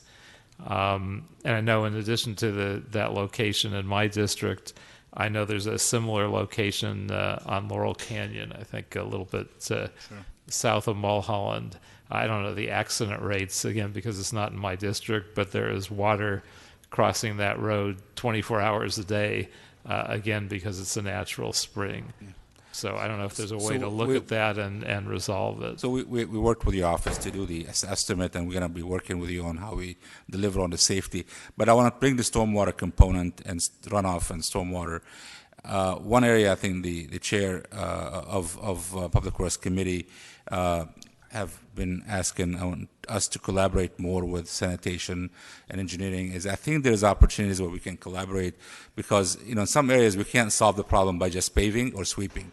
It has to be a drainage issue, is some kind of improvement that we can do. And I think there's a way we need to figure out how we can collaborate. So we'll look at a few areas that we have, including your area, to see how we can capture the stormwater and have it be beneficially used instead of running off the street and sheeting, or maybe enhancing the drainage system. We've had few of these locations. I would love to since water is in my blood, actually, it's something it's not good to have it in my blood. It's not a good thing. Ice water is in your blood. Wastewater even worse. That's deadly. But I want to bring that collaboration, that integration, holistic solutions. So I want to take that example. I want to see what we can do. And maybe there's a way we can work with my previous department, sanitation and waste, that we can capture the stormwater and solve this hazard issue. Thank you. And as I've asked a few other relevant departments, I wonder if you could tell us what the hours are of your Chief Sustainability and Resilience officers in terms of how much time they spend on those functions versus their other responsibilities. I mean, we have a superhero, Chief Sustainability Officer Greg Spots, has been working really hard on our tree inventory. And the good thing with us in our in Streets LA, as we're now branded, it's sustainability actually is core to what we do. The trees, saving the trees, the cool pavement, the shade in the street transit shelters and all that. So Greg, I think, spends a huge amount of time on that. But since also he oversees the urban forestry, there's that sync. So he serves both purposes. So he spends almost 100% of his time in dealing with issues like cool pavement and tree and urban forestry. There's some part of his time extra time he does on street maintenance. But I think the position we have was Chief Sustainability. We'll give you a report back on that one. But I think it's core to our business, and we've been doing it with the staff that we have. Just two additional points.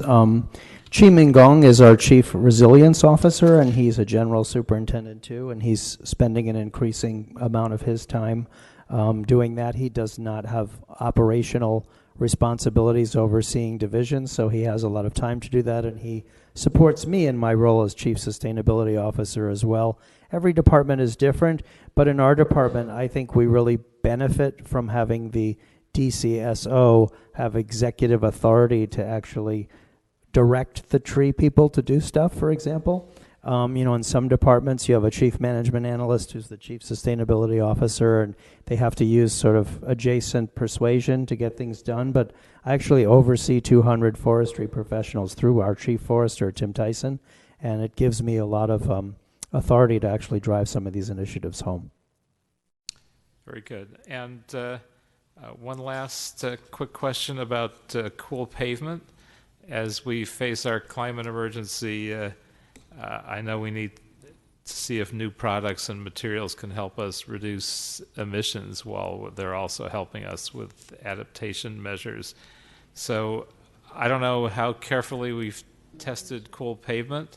I know an LA Times report indicated it might help reduce heat, but might increase greenhouse gas emissions. So have we looked at that question carefully? We need to get to the bottom of some of it's just how we manufacture the products, and we believe strongly that maybe it's just it's not a really an accurate statement in my view. However, we are testing, we're evaluating really the product itself, but also where the product comes from. I think it's a great thing for us to really invest, and so we're very innovative, Greg has led the effort of testing many of these technologies, but also what we are looking for is finding also solutions that provide us the cool pavement effect, but also sealing and provide us the slurry. So we're basically doing two things with one investment. That's where we're going to be really more effective. And also, I know the chair always reminds me, plastic, is we are looking for ways to bring in plastic bottles into our operation and how we are paving. So we're still developing that idea, but it's going to really change how we do our business. So I believe strongly in innovation, and these things are dear to our heart. A few exciting things to report on that note. We did a partnership with the Lacretz Innovation Center and the LA Clean Tech Incubator, and they tested 5 different products on their parking lot, 4 of which you can see there today if you go take a look. So we've already tried 2 different products on the public street and 4 different products off street at LA Clean Tech Incubator, and we are exploring the composition of those products and the energy intensity of the binder that holds that sand together. And that's the key question, is different kinds of binders require different amounts of energy. And that'll be part of the report back that Mr. Kretz requested, right? Anything else, Mr. Kretz? That is it. Okay. On behalf of CD13, there's $300,000 in the budget for the Hollywood and Highland First Amendment Activity Program, and Mr. O'Farrell asks for a report back on whether the $300,000 will be enough for the 5 positions, and specifically this year in Budget and Finance Committee, his motion for 5 positions was amended because there were 3 vacant street service investigator positions, and they were told they only needed to add 1 investigator and 1 supervisor, but since those proposed budget positions are now deleted, they want to know what the impact of that will be and whether they need to restore those street service investigator positions to have the 5 that were originally asked for. So if we could get that report back as a budget impact report as well. Thank you very much. Thank you for your patience and your endurance, and we look forward to your reports back. Thank you very much. As Rec and Parks is making its way up, I want to apologize to them for the late start. But as they're coming up, members, just time check. Rec and Parks was originally supposed to have started at 11:25, and I know we took on a lot of challenge with today's agenda because these are meaty, big department budgets. But to the extent that we extended public comment this morning as well, yes. But to the extent that we can get reports back on matters rather than getting a long discussion on topics, it will help us to stay on pace. Right now, we're moving lunch to 1:10, 1:15.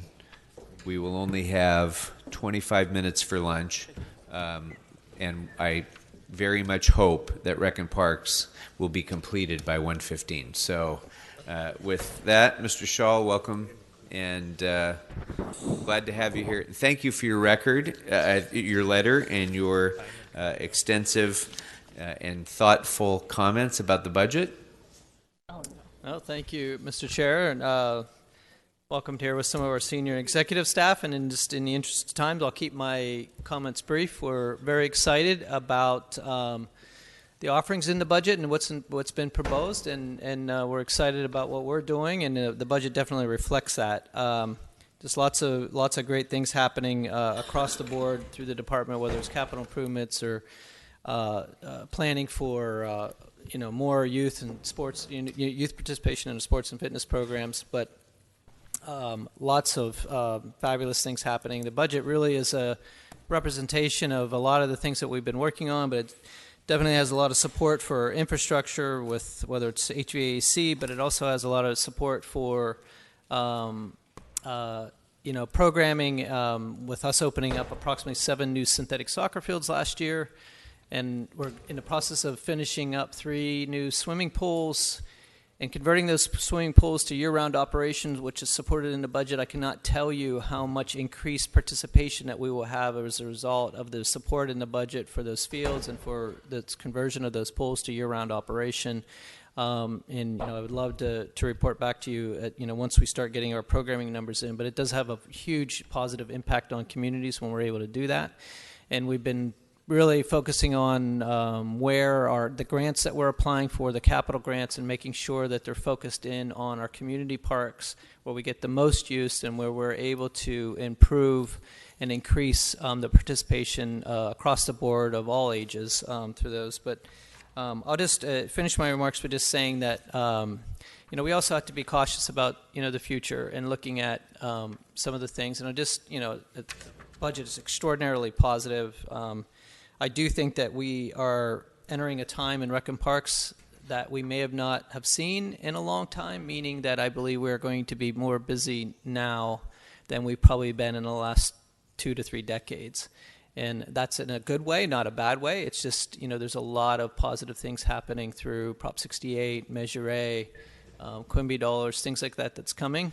But I would like to highlight, as we're improving our facilities and we're expanding our programs, I do worry about the resources needed to sustain that.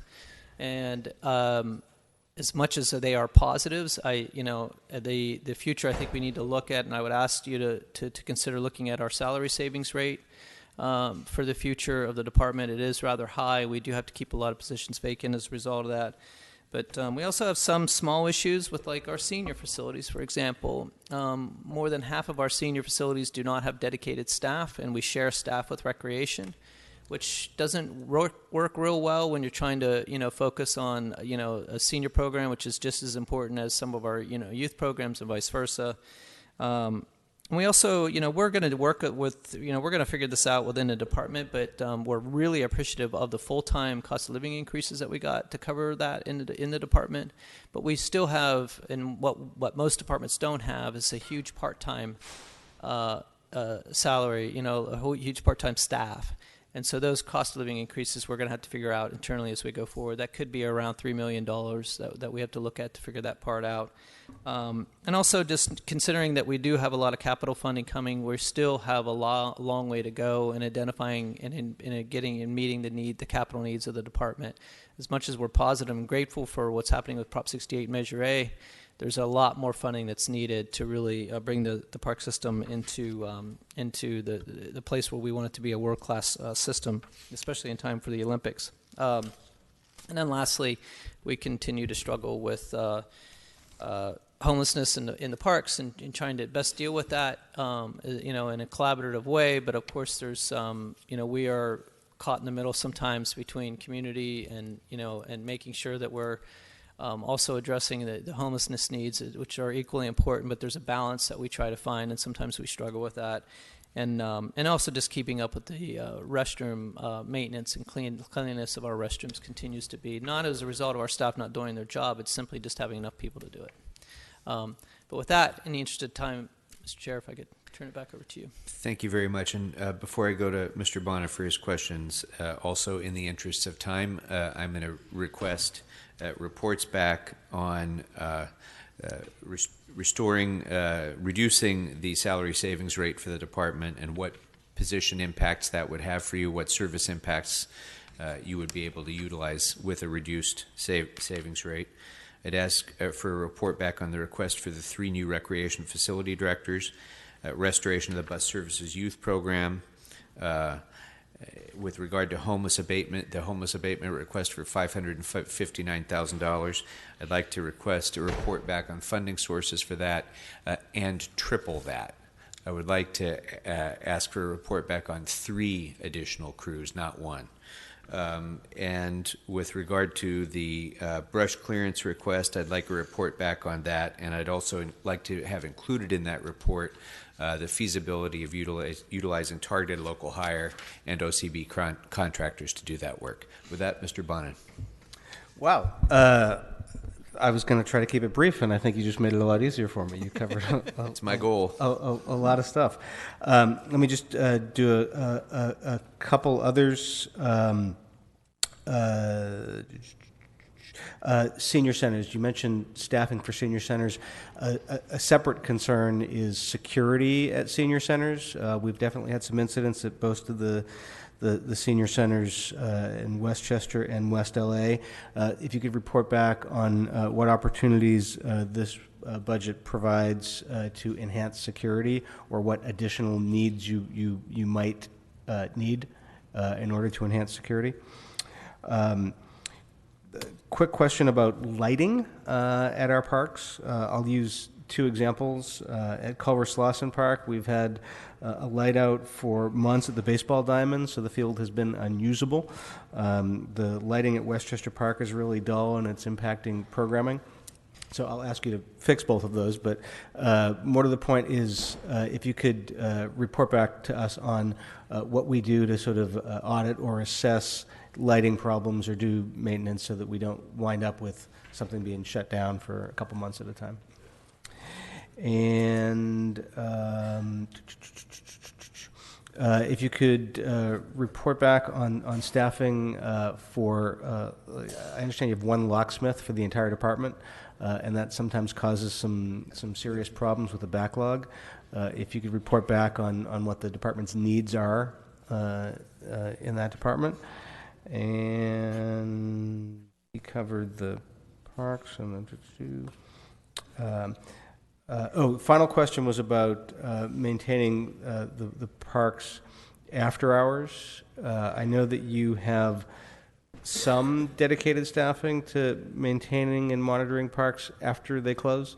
If you could report back and give us an assessment of how adequate that is and what the department's real needs are. Thank you. Thank you very much. Mr. Blumenfield. Great, thank you. Certainly I echo the report backs you've asked for. Couple things. Notice that you received in the proposed funding by the mayor, there's $1 million for the HVAC system. Is this going to help lower the DWP costs? Because I know that's been a big issue for us in terms of how much our bills are at the parks. Yeah, no, it absolutely will help with our energy use, but more importantly, it'll help with the ensure that the units that we put in, the new units, will last the life that they are expected to last. And it's these HVAC units are no different than your car. They need to be maintained yearly. Oil change, belts, things like that. And this new staff will help us keep up with that, and inevitably will save us a lot of money in the future, mainly on capital needs. But certainly as these new units go in, the energy savings of the new units are pretty significant. Is it significant to change our bill in a major way? Probably not. But it all is cumulative, and as we look at that and we look at LED lighting and look at all the other improvements that we're doing around the park system, it does all add up. Yeah. Well, I hope you get pleasantly surprised on that. We did the AC tune-up program with the DWP to both for energy efficiency, but to lower people's bills, and it had a substantial effect on individual bills. Granted, very different kind of systems in a home versus a park, but yeah. Let's just hope that's an added bonus that we get. Another issue. Last year, we desperately needed, we were talking about gardener caretakers for our parks. Right now, I'm in the process of improving, as you know, 3 different parks, although one's sanitation. How are we doing with the gardeners this year? And what percentage of the new hires came from local targeted hire? And really, I think you guys are doing well. Are any departments have more local targeted hire than you? I'll start. I'll turn it over to Javier Solis, who's our director of our maintenance operations.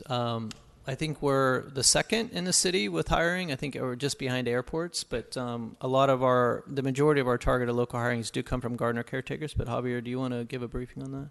Sure, Mike. Thank you. That is correct. Since the Target Local Hire Program started, we've hired a total of, in the maintenance operations, we hired a total of 44. We got 3 that are going through background checks, so we will have 47 shortly. That's great. Congratulations on that. Are we using separate facilities for adaptive sports and universal play? And if so, how much would it cost to hire staff specifically trained to coach or program adaptive sports? And related to that, how much would it cost to hire staff solely to run programs at our universal play facilities? I'll start by saying that the budget does include one position to get us started in getting people to focus on our adaptive sports programs. It is something that we are working on very diligently right now to expand that. We're hoping to bring on partners as well. I mean, we haven't put together.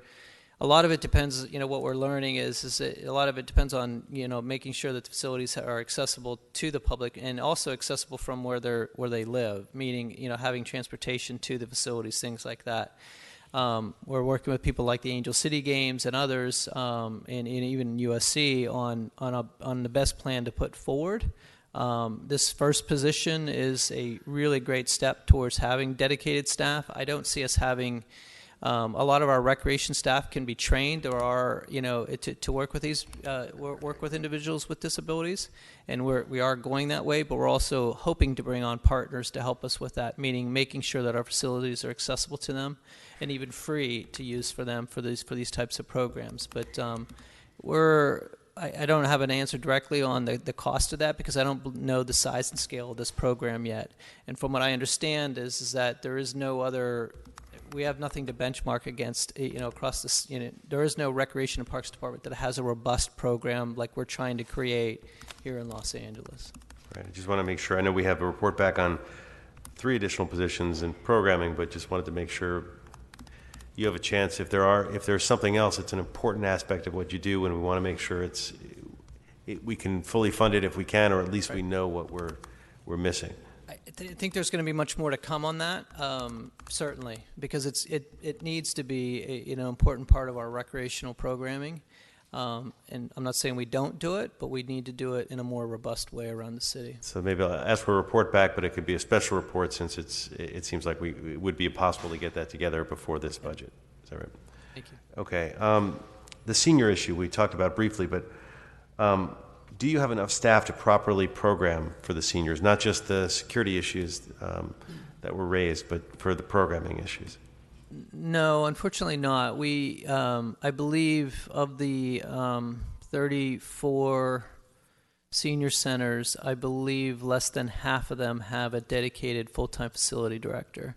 So we have a lot and so we don't have the position authorities in the department. So what has happened and how we've accommodated that is that usually the facility director at a nearby rec center, sometimes the senior centers in the same park, is they kind of go back and forth between the facilities, and we augment that with part-time staff. Which I was saying in my opening remarks is that it really is something that, as we look at purposeful aging and all the things that we're trying to do, and as quite frankly, the senior population is growing, and we need to make sure that we accommodate that. So there's some. We're not doing a very efficient job of it, and that's why we're trying to add a few positions here and there. I didn't expect to fill 17, in one fell swoop, but we do need to start addressing that issue over the next couple of years. Great to get a report back on how much it would actually cost to hire out the staff in order to actually fill our needs for programming. Are you going to be getting the $160 million from LA 28? Is that coming to us? What's required of us for that funding, and what's the status? Well, we're still fleshing out the details of that. We're meeting with LA 28 pretty regularly now on fleshing out the details for how best to roll out. Certainly, the City Council will have to approve that agreement. And as we get closer to having more details, I personally will be obviously talking to a number of the members about concerns that, or making sure that we present the program. I have presented the program to the ad hoc committee, what we're proposing. It's kind of an equity-based program, meaning that we're trying to remove cost as a barrier to participate in our sports and fitness programs, particularly in our lower-income neighborhoods. That's the basis or the foundation for the program. But we're still fleshing out details about how that will ultimately look. We're hoping that money could start becoming available as early as the winter quarter of this year or next year.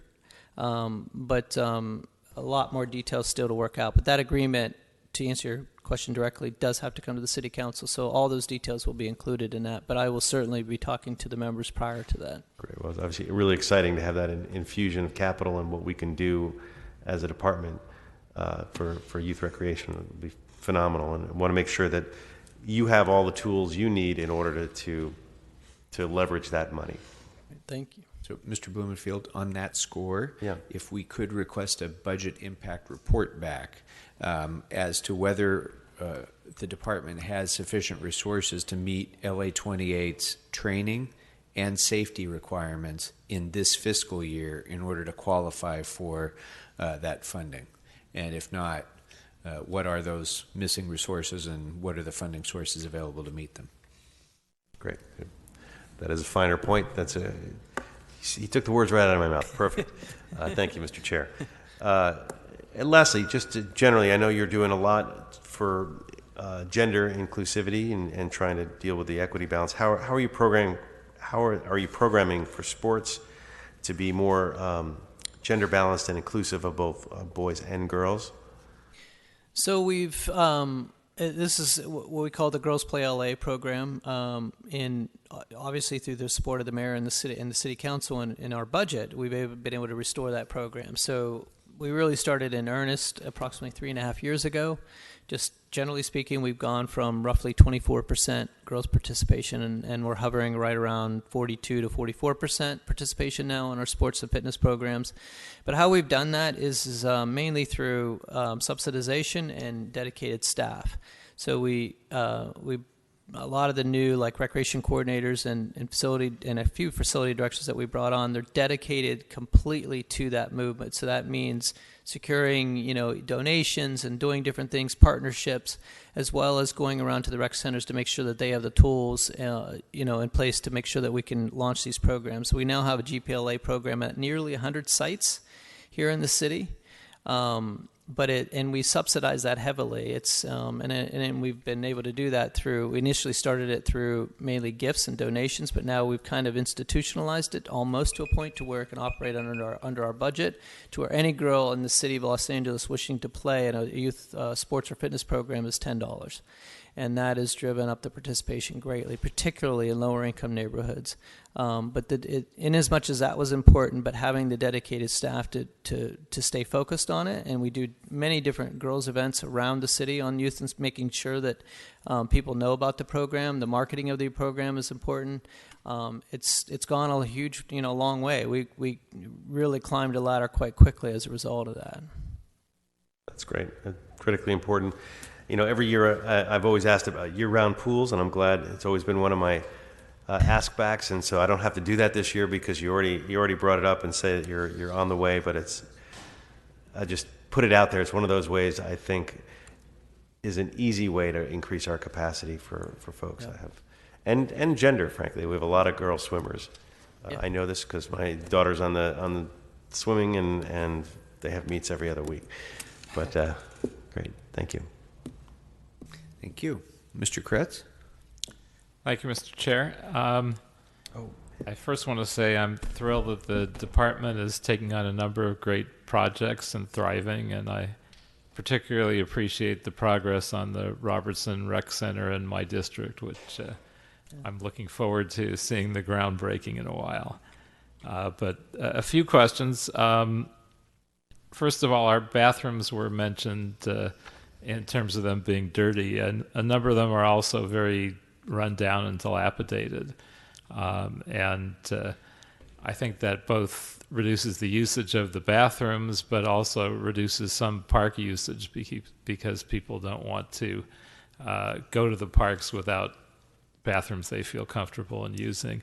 Are we making much progress in terms of fixing those facilities, and is there anything else we need to do that?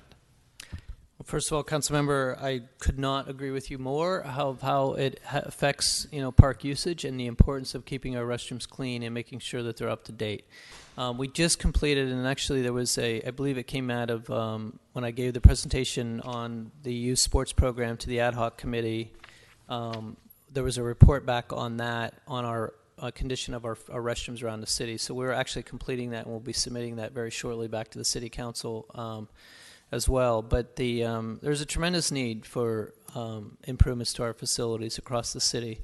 We've just completed the inventory of them. Many of those facilities should just simply be replaced and not repaired. they require, they require a lot of maintenance. I mean, and it's not, and it's people. It's people capital. It's not. It's making sure that at our busiest parks that our restrooms are being cleaned at on an hourly basis. The other things that Javier Solis and I have been talking about is that increasing the number of maintenance staff available after hours, meaning after 5 o'clock. There's a lot of the city staff they go home, but our programs go on till 10 o'clock at night, and some of our parks are at their busiest time at 7, 8 o'clock at night. All that comes at a great expense, and so we've, we're putting together that, that as well. So I think it goes back to what was asked earlier in one of the earlier report backs. But there's a tremendous need for staffing on that. On the technology side, we're going to try. In fact, it's going to be going in this summer in Councilmember Krikorian's district in North Hollywood Park. We're going to be putting the first self-cleaning restroom in a city park this summer. And it has the ability to do some monitoring for us. They are expensive, but we wanted to see if there was what the benefits were. So we're going to test one out and try it. But the bottom line is they need maintenance. The capital sides, we've also I don't have the number in front of me, but I could certainly give it in a report back what we feel the capital needs are on our restrooms. But it's pretty significant. We have hundreds, if not, I think over 1,000 different restrooms, throughout the city. And a lot of times these, I'll just also say, and I'll end with this on restrooms, is a lot of our field restrooms are just quite frankly, they're located in the wrong part of the park. And so they were designed in a way, and amenities have changed, and the park has changed, and getting more eyes on that restroom is also part of the solution, but having it in a proper place where the public and where a mother can see and see a child go in and out. I personally prefer single occupancy restrooms to where you can go in and lock the door behind you, and then you're not sharing the restroom, particularly for families around playgrounds and things like that. Having sinks and things outside the restroom instead of inside the restroom. There's different things that we can do that we're doing on our designs to make it better. But our needs are immense on the infrastructure side, immense on the, what we need for improving our park infrastructure. And as we're looking at fixing up our restrooms, are we looking at water-saving measures like replacing old-style urinals with waterless urinals or other similar devices? Yeah, that's almost, that really is institutionalized. It's almost a give me that those types of things are going into place these days, but certainly that along with the types of fixtures that we use. And I think on the electrical side is where we could do the most improvement. And when, I know Councilman Bonham mentioned, Balfour lighting. I just want to say that, on lighting is that a big part of our investment going forward is on LED sports field lighting. LED sports field lighting is relatively new. However, those lights will last multiple years compared to our old styles. So all of those facilities have already been assessed, and we've got a plan in place to ultimately replace all those facilities with LED lighting, and we'll be going after capital grants to do that. That's great. And other greening measures, are we looking into putting solar panels on rec centers and charging stations at our parks and even solar-powered charging stations, EV charging stations at our parks, which I know we piloted at least by taking one of them around to a few parks. We had it in Rancho Park, and those are not only popular and well-utilized, but they could be they could work backwards, and in a power outage, they could actually provide the electricity to a given park like Cheviot Hills Park. Hugely important. We are working closely through our sustainability officer, working closely with Water and Power to get. In fact, we're not only on the EV charging stations, which we should have hundreds going in and across the park system over the next few years, but we're also solar panels. I think we're slow to that only because of the cost involved with it, but we fully support it. It's just making sure the economics work out. But I know we're doing in Councilmember Price's district, we're doing solar panels on the roof of Green Meadows Rec Center, and that's a partnership with Water and Power. So we want to do more of that.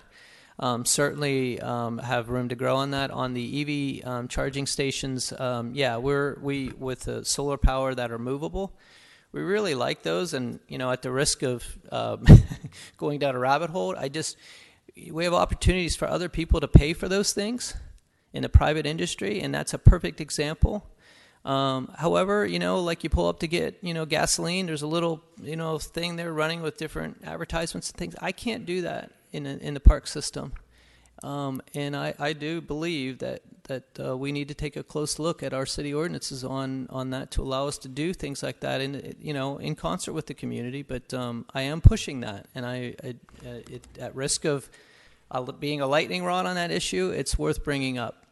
We had an opportunity on our solar-powered EV charging stations to get them for free, and I could not get it done because of the current rules that we have to follow. So there are things that we should look at that I think the communities would support if we just had the opportunity to explain it to them. And since you mentioned it, I wonder if you could also speak to your Chief Sustainability Officer and how much of their time is spent on those issues as opposed to whatever else their duties are. I'd say the vast majority of our Chief Sustainability Officer is spent, on those issues. However, I also say that somebody, and that's Matt Rudnick, who's here today. He does an incredible job as acting as our Chief Sustainability Officer, but we also expect our senior staff to wear many hats, and so they do other things. But he does spend the vast majority of his time working on those issues, and we rely heavily on Matt in coordination with the City Council and the Mayor's office on that. And one last important question. I know you committed to stop using first-generation rodent poison in our parks, and a vote's being cast in Sacramento today to mandate stopping using all rodent poison in our wild and park areas. As you know, we just lost another local mountain lion, P47, that has 6 different types of poisons in its system when it died from that. And I know you've met with representatives from Ventura County where they use integrated pest management systems that don't use rat poison or bait boxes, and they save a tremendous amount of money and also damage to their wildlife. What steps is the department taking to further that commitment to not use any rodent poison and enforce compliance with not using the most toxic poisons? I think we've made great strides. We do have an integrated pest management system. We've had one in the department for years. I think we go as far as we can go. We do struggle again with the balancing between some of the things that we're required to do from the health department and others. But I don't know if Javier, if you want to add. I mean, I know you're not directly related on that issue, but I mean, our bait boxes, for example, is. We probably should have patented it, but we came up with a system to bury them, underground with a tube so that they couldn't be extracted by something and moved from that area. It's not a perfect system, but it is a system. I think in a lot of ways in our capital investment, I mean, for example, in our soccer fields where we have the vast majority of like gopher problems, for example, is where we run into issues in the safety of the kids and keeping that population down. But going to synthetic fields gets rid of that issue completely, and so we don't need it. But I don't know, Javier, I don't want to put you on the spot. Do you have anything to add on the? I know you're mostly on the Roundup issue, but. Sure, thank you, Mike. So, yes, we met with the county, Ventura County. We met with them, and we had our staff there. They explained to us of how they set up owl boxes to help out and deal with the rodent issue. So we've have been working with our construction forces. We actually built a couple of those owl boxes. I have installed them at some of our parks, so that's something that we're also exploring as part of a pilot program to hopefully deal with the rodent population. Yeah, I guess obviously they don't mix well, so if you're using poison, you're poisoning your owls too. So hopefully we can fully transition from one to the other, because if we're mixing it and trying to get our predators to do the work, then we're poisoning them at the same time. But if we can make that transition to a Ventura style system, I think it's for many reasons a much better process for us. We are very concerned about it, Councilmember. I don't, you know, we are trying to do everything we can. I mean, if we can completely eliminate it, we will. We have eliminated the use of a lot of them, and you know, we'll continue to strive to do that. I appreciate that. I mean, fortunately, I don't think have had any human children that have been affected, but we certainly also have domestic animals that sometimes have the same problem. So we impact our residents beyond just our wildlife as well. So whatever you can do to keep making progress in that regard, I would greatly encourage it. Absolutely. Thank you. Okay, thank you. Mr. Price. Thank you, Mr. Chairman, and thank you, Mike. You and your team have really been a real blessing in the ninth. We appreciate you. Parks play an important part in our district, especially in an area that's under-parked, not enough green space, and you know, a third of the population is under 18. And so parks are a very important part of the quality of life issue. We've estimated that with your support and the support of the mayor, we've expended almost $40 million over the past 6 years or so on our parks, and we just appreciate that and want to make sure that continues. I certainly support the report backs that have been requested. I think those are all timely, and I look forward to supporting them when they come back up. Universal Play was mentioned. I know it's received some funding in the proposed budget. But which parks are going to be part of this pilot program? Have you identified those parks yet? And how are you going to expand that program? So we haven't precisely identified the parks, and of course, as I stated earlier, a lot of those discussions we haven't had. I haven't had we're just not quite ready to have them yet with each of you, but we certainly will. It is an equity-based program, meaning that the way we're trying to roll out a program, and again, a lot is yet to be flushed out on this program, is really to make sure that we're funding the programs in the highest need area of the city. So we have run an existing pilot of that at 7 of our rec centers around the city, and in less than a year of doing that program, we doubled the number of kids participating in those programs. So it's the idea is to figure out, and there's other metrics that we're looking at, also not just income, but looking at the youth population, the youth density of the area. There's other things that we look at to better hone in on what we feel are the best sites around the city. And I would presume, Councilmember, probably in the next month or two, we'll have that all fleshed out and be able to give a report to the City Council on that prior to any agreement coming to. But it is equity-based. We're looking at income level, looking at youth density, number of kids in there, under the age of 18. That mainly participate in our programs, looking at those kind of factors to help us drill into which sites are we can be the most effective. Also, the capacity of the sites is important. Looking at where can we serve the most kids. Certainly there's probably not enough money to do every park in the city, right. But we're trying to refine that to where we could present a pretty good plan that's been fleshed out internally as well with our partners around that are coming into the city. Good. Well, we look forward to working with you closely on that. This is an exciting opportunity, we think, especially in underserved areas, and we want to make sure that all of our citizens are able to benefit from that. The Park Ranger program received, I guess, a level of support from last year. How many positions are currently vacant in this Ranger program? So we have approximately. These are actually, I have it here in front of me. We have about 55 authorities now, which is up from less than 20 when we started 3 or 4 years ago. And I also want to take the opportunity, if Joe Lassarelli could stand up. Joe is our new Chief Park Ranger, which we have not had one in many, many, many years. And Joe's a retired Lieutenant Commander from the Los Angeles Police Department, so we're grateful to have Joe. Welcome aboard. He is, one of the, just to answer your question, we have 55 authorities. We have roughly 24 vacancies. It's just been a slow process. However, since we've hired our chief ranger and had a chance to have a person dedicated to making sure that the ranger program is running the way we want it to run, but also planning for the future, I know we've just made offers to 14 rangers just 2 weeks ago, so we're taking a bite out of that really quickly, and 3 of those are coming from lateral transfers, meaning they're coming from other law enforcement agencies, so they hit the ground running. They come to us, they're park rangers, they get right into the field. The recruits have to go through LAPD backgrounds, and that's what takes the time.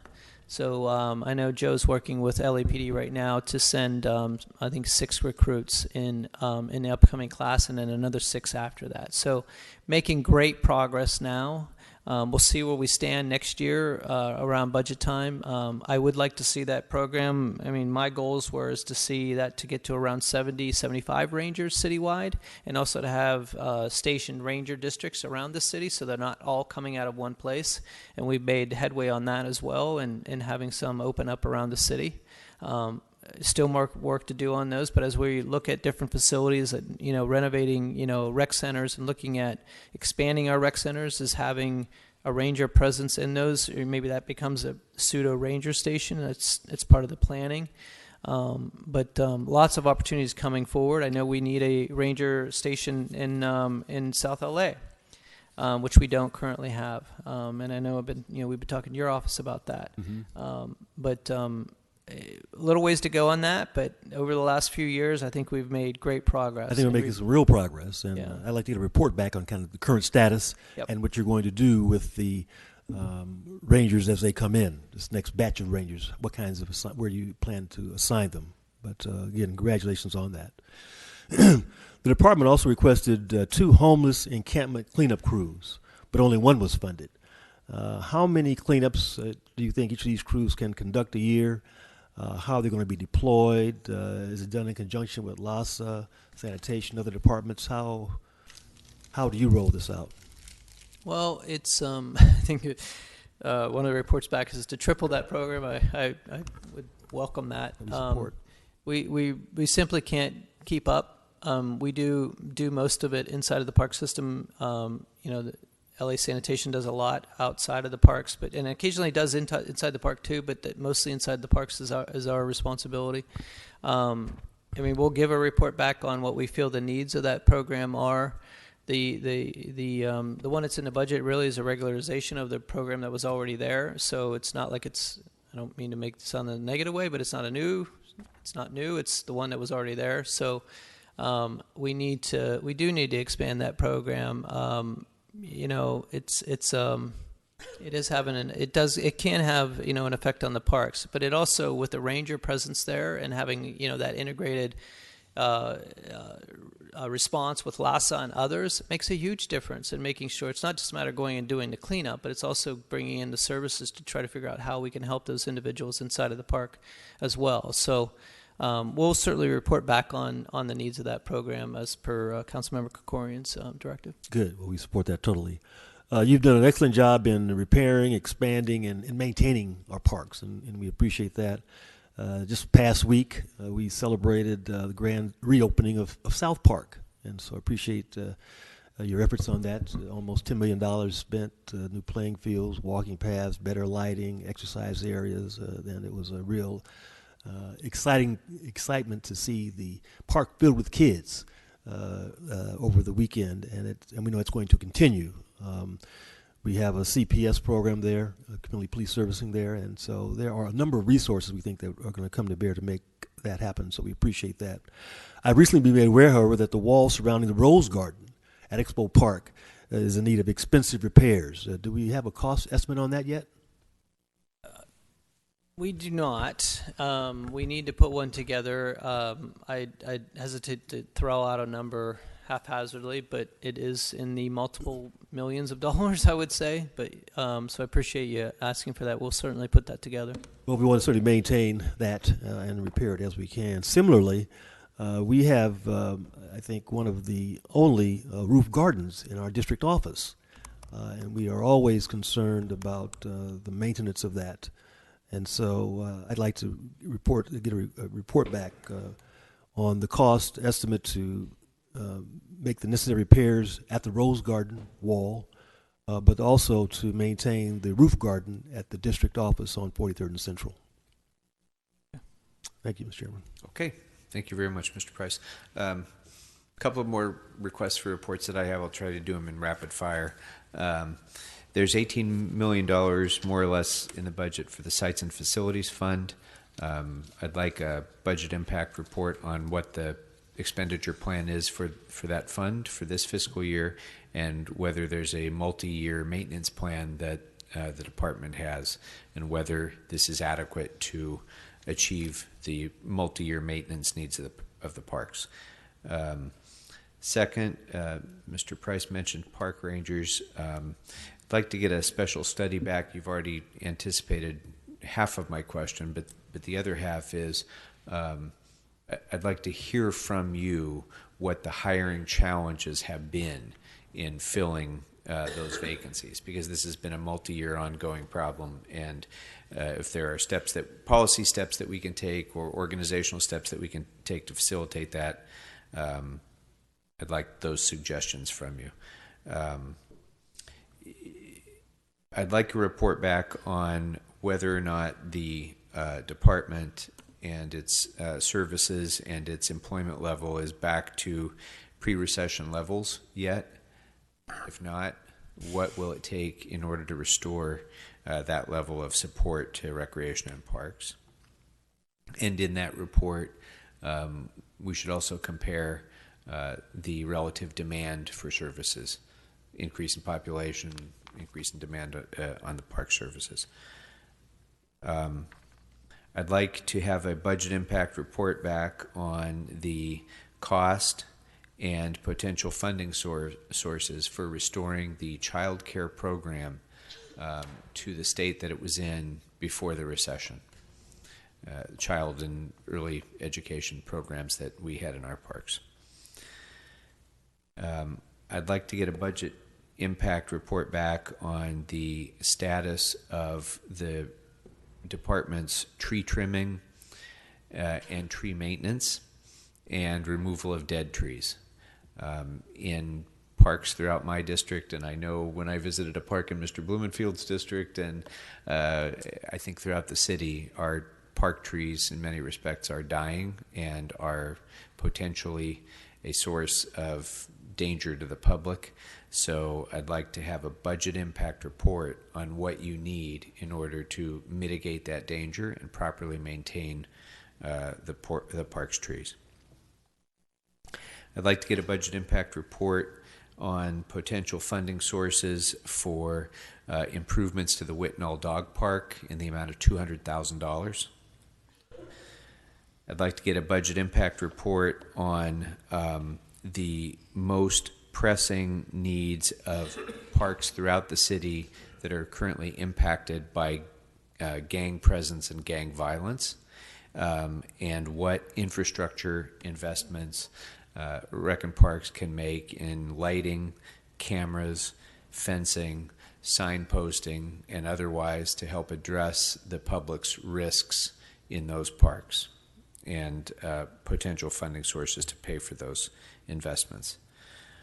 I'd like to get a special study report back just so that we remember this. Mr. Kretz raised the issue, and I think others have as well, on additional steps that Rec and Parks can take to reduce its demand for water and power usage, but also what opportunities are there to realize revenues from power generation and potentially charging for electric vehicle charging as well. And then I think Mr. Kretz asked a series of questions about bathrooms. Just for the sake of comprehensiveness, if we could have a special study report back on what the overall need is throughout the system for bathroom installation in order to meet any best standard metric, and what it would take to invest in bathrooms to meet that need throughout the system, And in that report, I'd also like to I'd like to have you explore whether there are ways to reduce those costs by the use of standard designs that don't require additional engineering, the opportunity to purchase prefabricated bathrooms, and other steps that can be taken, best practices that can be taken to reduce the somewhat exorbitant cost of building bathrooms in parks, which repeatedly I get these numbers that come back that sound like the cost of constructing a 4-bedroom house, and it's to build a bathroom in a park. And we can't ever meet the need at that cost level. So Amen. I'd like your recommendations and best practices on how we reduce those costs. That's all I have. Members, anything else for Recs and Parks? Mr. Bonner. Just real quick, amen on the bathroom thing, Mr. Krikorian. Just wanted to double check. I went real fast because I was trying to keep it quick.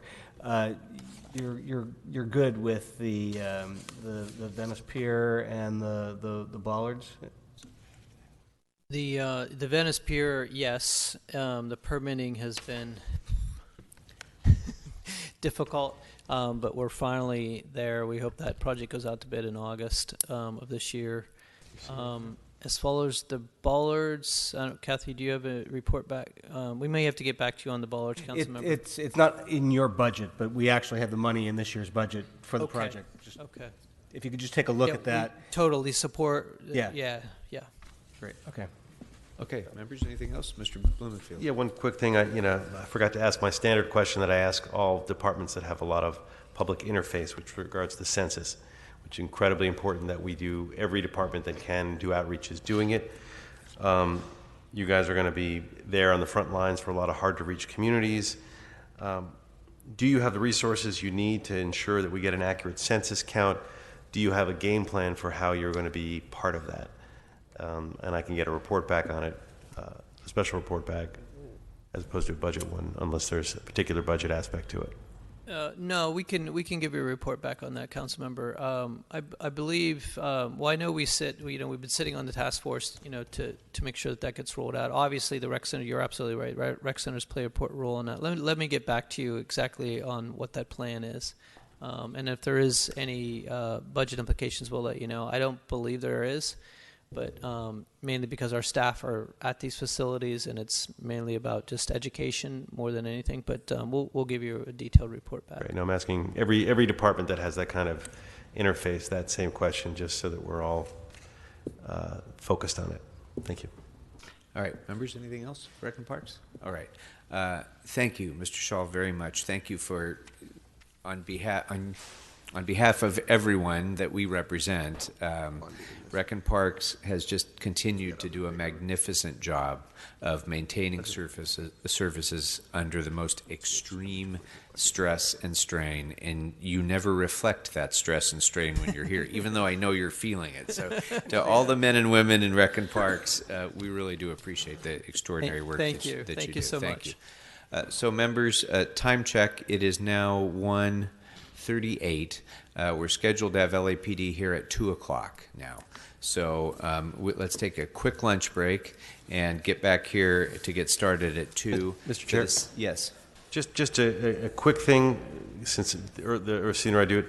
On the questions, we noticed that the question that I had for sanitation regarding Hay Street Park was listed as a special study. I'd like to change that to a budget impact study.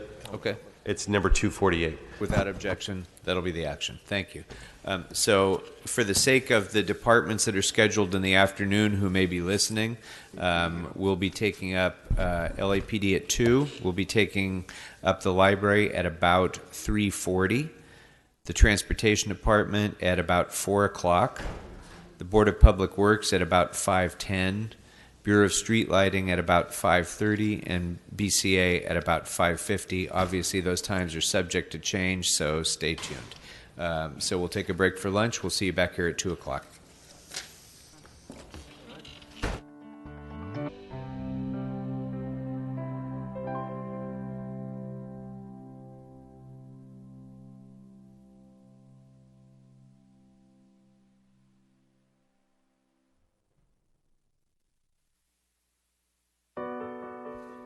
Good afternoon, everyone, and welcome back to the Budget and Finance Committee's consideration of the Mayor's proposed budget for fiscal year 2019-2020. I'm Paul Krikorian, Chair of the Committee, joined by Mr. Bonin, and I expect that the rest of our colleagues will be down here returning from lunch momentarily. In the meantime, we're going to go ahead and begin the presentation by the Los Angeles Police Department. So I'm delighted to welcome Chief Moore to join us at the center table with your team. Chief, good afternoon.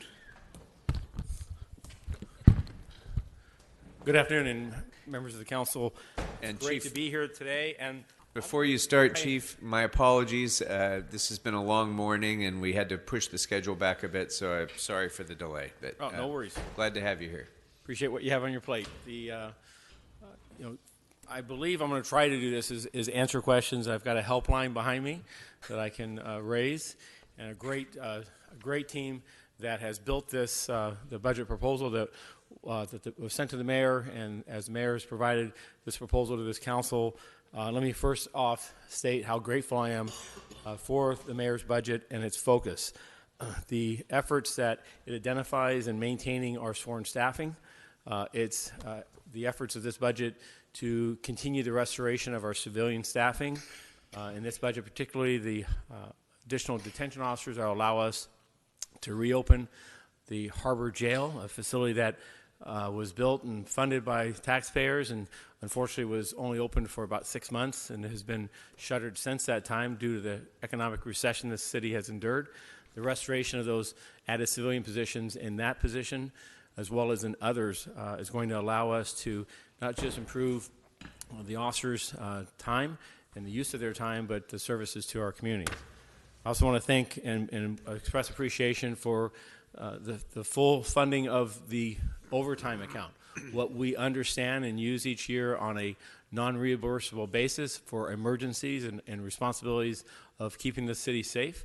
And my commitment to you is that we're going to live within that budget. I'm thankful to the CAO and the CLA, as well as the men and women of my department that worked diligently this last year to look at how overtime for the sworn account is spent, areas that could be improved. And I'm happy also to report that in my commitment made earlier to you relative to a reduction in non-reimbursable overtime, that we've delivered that.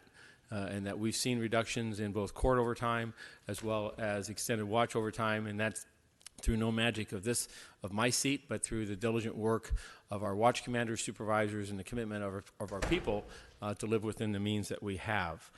The added civilian hiring, as I said, will help us in our patrol functions.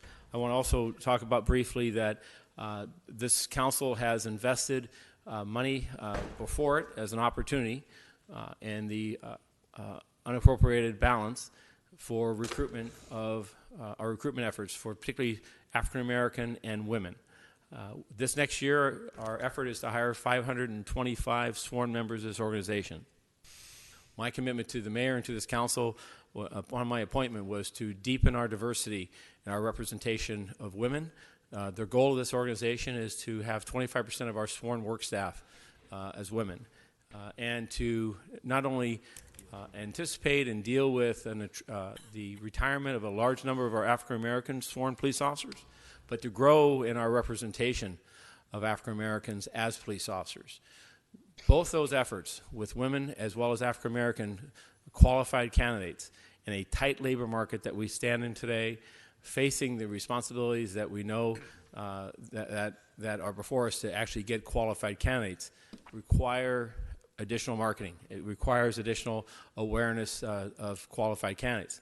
We also are facing, not just in the civilian workforce, record lows in unemployment, but the Sheriff's Department announced just this past week their effort is to hire more than 1,000 deputies this coming fiscal year.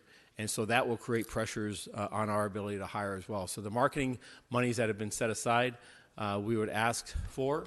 I'm happy to report that the efforts through the LA Police Foundation has garnered the support of the Bomber Group and the Bomber Foundation to dedicate $500,000 of their private foundation monies for this effort as well.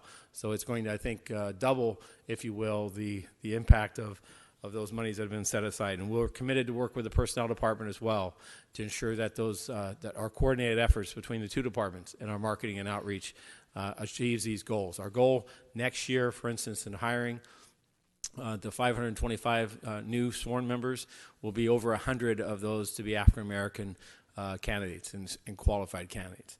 That will not happen without strategic and meaningful outreach and engagement. Lastly, this is an organization that has worked diligently with technology that is significantly out of date. My 38th year, began this department writing police reports. And for about the first 15 years of my existence, that's how some 400,000 reports were completed each year.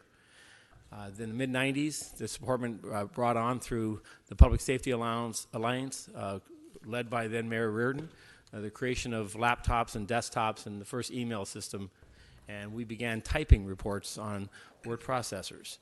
I'm sad to say that 25 years later, we're still using that same process. We need to modernize our technology, and I'm thankful that the mayor's budget identifies an installment on the start of that process. The ebb and flow of technology in LAPD requires ongoing and substantial commitments to well over $40 million a year just to keep the lights on, if you will. But the modernization of that to present-day standards is a whole nother scale of investment. And I am thankful of following up on a conversation last year with, I remember sitting here with then Chief Beck and Councilman Bloomingfield and questioning how can we improve officer performance and specifically technology.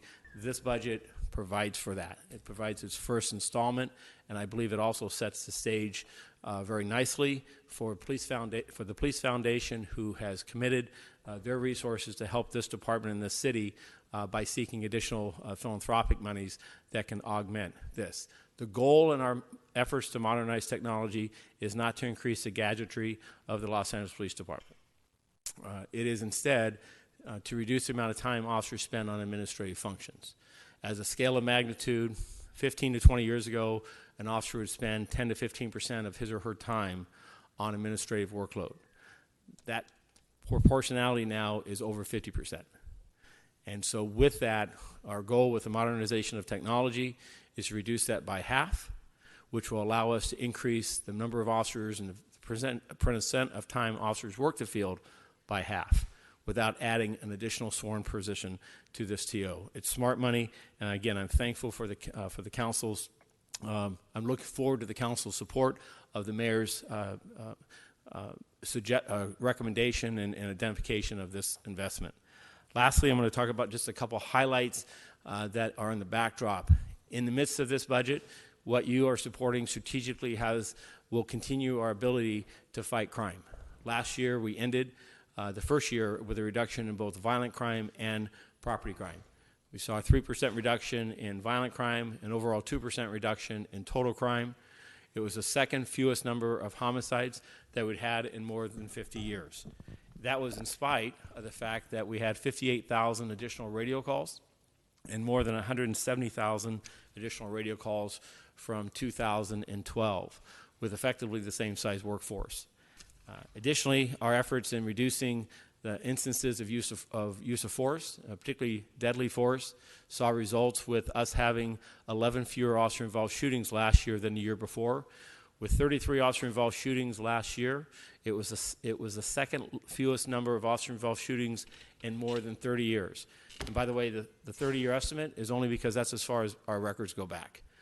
So we have seen the reduction. We attribute that to not just our preservation of life, training, and investment, not just the policy design, but in candor, the tools and the ability that this council has provided us with less lethal tools. The addition of beanbag shotguns, of 40 millimeter less lethal systems, of tasers. Those are devices that are in officers' hands today that 4 years ago were not. And that those additions and those investments in our people are allowing our officers to go out and confront dangerous situations and have alternatives that out of the 1.7+ million contacts last year, allowed us to have, again, the second lowest number of officer-involved shooting in our record-keeping history. This year, that pattern has continued, with the exception of this last 10 days where, troublingly, we've had in three different instances, officers have been attacked with gunfire, shot at, and in one instance, an officer injured, and fortunately, he will survive those grievous injuries. But up to the last 10 days, we've seen a very good continuation of that downward trend. And I'm hopeful that this is an anomaly right now and that this is not something that's going to continue.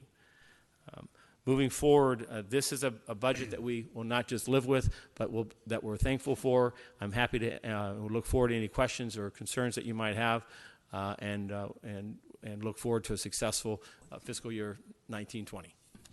Terrific. Thank you very much, Chief. We'll start our questions off with Mr. Price.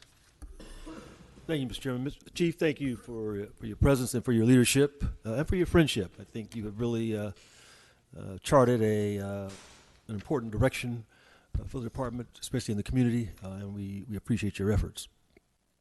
There is just a couple questions. One, there's $3.4 million in the budget for security at existing bridge home locations, as well as some additional funding in the UB. Is that sufficient to cover all the existing sites, as well as the sites slated to be open in the next year?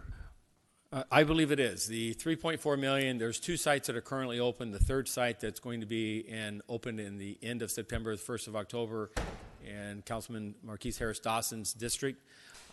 That's the $3.4 million. What's in the UB for the next 12 sites that are anticipated, our commitment is to use that money wisely. Interestingly, the first site is where we started this effort of having additional security and police resources highly visible around this site and just outside our doors. The second site that's been open, we're changing the model a bit just to deal with the safety zone, if you will. So as each of these sites come up, I'm not convinced that 24/7, 2 officers in a unit is the exact way in which to provide that added safety net.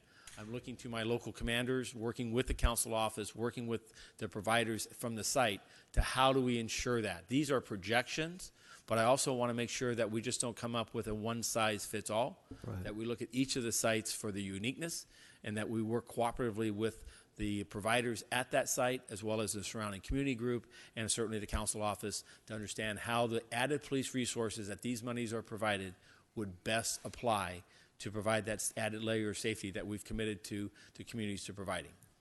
Well, we certainly look forward to working with you on that. We plan on opening up a site in CD9 the next several weeks, months, and we look forward to your cooperation and collaboration in that effort as well.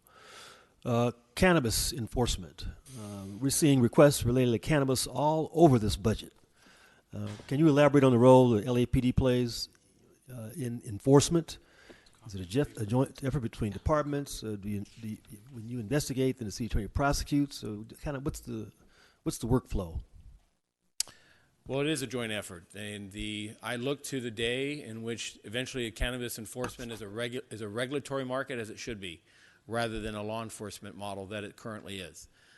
The citizens of this state have voted and approved for the adult use of cannabis. They provided for regulation and the licensing of that process, much as they have with alcohol, tobacco, and other type of substances. And Department of Cannabis Regulation in the city was established for the purposes of regulating that market. To date, we work in partnership with the Department of Cannabis Regulation, with the city attorney, with other providers more recently, the fire department, building and safety, and DWP, in addressing unlicensed locations, which are in the hundreds. This monies that have been set aside, the $10 million, will allow us to dedicate additional enforcement resources to go out, investigate, and take criminal enforcement action against unlicensed establishments.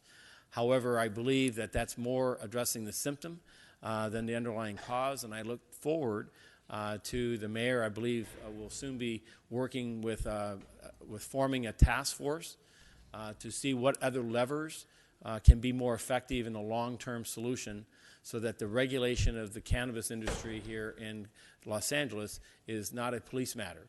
We will always have a role in cannabis enforcement to the outliers that are criminally involved. but just as we see with alcohol. But the regulation of those licensed establishments, the regulations of even the unlicensed establishments, I would look to outside the police department. I believe that given our finite resources and the number of other demands on our time, that there are more effective levers, if you will, as an example. The fire code in the city is not a matter for the police department to enforce. Building and safety regulations as to the proper building use and access and regulatory actions as to conditional use is not a police matter as a primary function. I do, and I've spoken with the general manager, Ms. Packard, and I look for them to build over a 1, 2, 3 year period of time a capacity that would allow them to take on a much greater role in the dealing with the regulations and those that are in compliance and not, and allow us to work on those much fewer instances in which people are unwilling to follow the regulations and become their representation is much more criminally evident. Mm-hmm. Good. On human trafficking, there are increased resources now for human trafficking and the prostitution detail. We appreciate that. As a matter of fact, we attended a press conference indicating some efforts in South LA. Can you elaborate on your successes and if you feel the program should be expanded, or how should it be expanded? Well, human trafficking is one of the ugliest matters of our existence. As people who prey upon others and traffic primarily women and put them in the sex trade to garner from them profits. And unfortunately, in the midst of that, we have a willing public that engages in that commerce. The enforcement and identifying both those that pimp or pander and rescuing the victims from this is important work that we're engaged in now, and that the council has found the ability to fund at additional levels. And I welcome that and am encouraged by the council's interest in that. I think our success has been substantial. I don't have the numbers before you. We're happy to provide a report relative to what we do. I know there's internal reports that we've mentioned, and I will tell you that I look at them, see them, and see increases and improvements, and I'm satisfied that the monies and the resources allotted are serving a good use. Our cooperation and partnership with the Sheriff's Department is ongoing and will continue, and their work is also important. Our cooperation and work with the U.S. Attorney's Office, District Attorney's Office, and City Attorney, I think those levers are all working. In this budget, there is a $1.5 million set-aside, of which $1 million has been funded in overtime for us to work in South Bureau and West Bureau and continue those human trafficking efforts, utilizing vice resources, current full-time vice resources, on an added basis. I remain supportive of the council's discretion to support that and to earmark that, particularly in the sense that you're earmarking it above and beyond what I need to use for my non-reimbursable ongoing expenses. The belief of this is to expand it further into other parts of the city. Is really, I would ask to be allowed to use my existing resources in their current form and to respond to this proportionally as we see it occur at different rates around the city. If the council were interested in augmenting the mayor's budget further by adding additional monies, I would ask first that the proposal of the $1.5 million, that be fully funded. And before additional responsibilities were brought, that $500,000 that's in there that's unfunded, I intend to use by redirecting existing vice resources that represents certain 1,000 amount of hours, 7,000 hours of work, and I'll use on-duty existing resources on human trafficking specific missions. To move that into 2 additional bureaus, there is human trafficking in all parts of the city. Will have a diluting effect on the 2 bureaus that it's currently in. So I don't offer you recommendations because I offer you that I think this is a matter for the council in evaluating the mayor's proposal to make some hard choices and determinations of what it is that this council supports best as far as priorities. Well, we certainly support the expansion of these programs, and you say, but you're right, we don't want to expand the program at the expense of the ones that are existing, and so I certainly am going to be supportive of additional resources for you so that you can do the job that you need to do. In addition to working with other law enforcement agencies, I also encourage you, as I know you do, interface with the nonprofit community-based organizations that can be very effective and can be a good ally as we try to clean up our streets and address this problem in a way that makes sense for everyone. Finally, Chief, I came in and I certainly appreciate the comment you were making about efforts to diversify recruiting or make sure our recruiting is more reflective of the populations, especially about recruiting African Americans. Recent articles have raised concerns about racial profiling by the Metro Bureau that you are aware of course. There is a long-standing distrust with law enforcement in the black community that we all are making some efforts to address and to reform. A quote from a deputy chief in the Times stated that if black gangs are involved, Metro officers will use traffic violations to stop African American males between 16 and 24 who dress or look like gang members. In CD9, we recently started the Community Safety Partnership with your support, and so far it's been well regarded in the community. Is there any discussion about expanding this program to other areas? So you put a lot in that question. Yes. So let me first address the LA Times article. I signed a letter to the executive editor of the LA Times just yesterday challenging the accuracy of that report. There was a quote attributed to me that was specifically and fundamentally wrong. This was not your quote. No, I understand whose quote it was. Yeah. But I wasn't present during the session in which that reporter interviewed that deputy chief, and yet I know that man and I know his intentions. And I don't think the quote was accurate any more than it was accurate with what was attributed to me. I didn't predict, and I don't predict increases in crime, and I didn't predict an increase in crime in South Bureau with the movement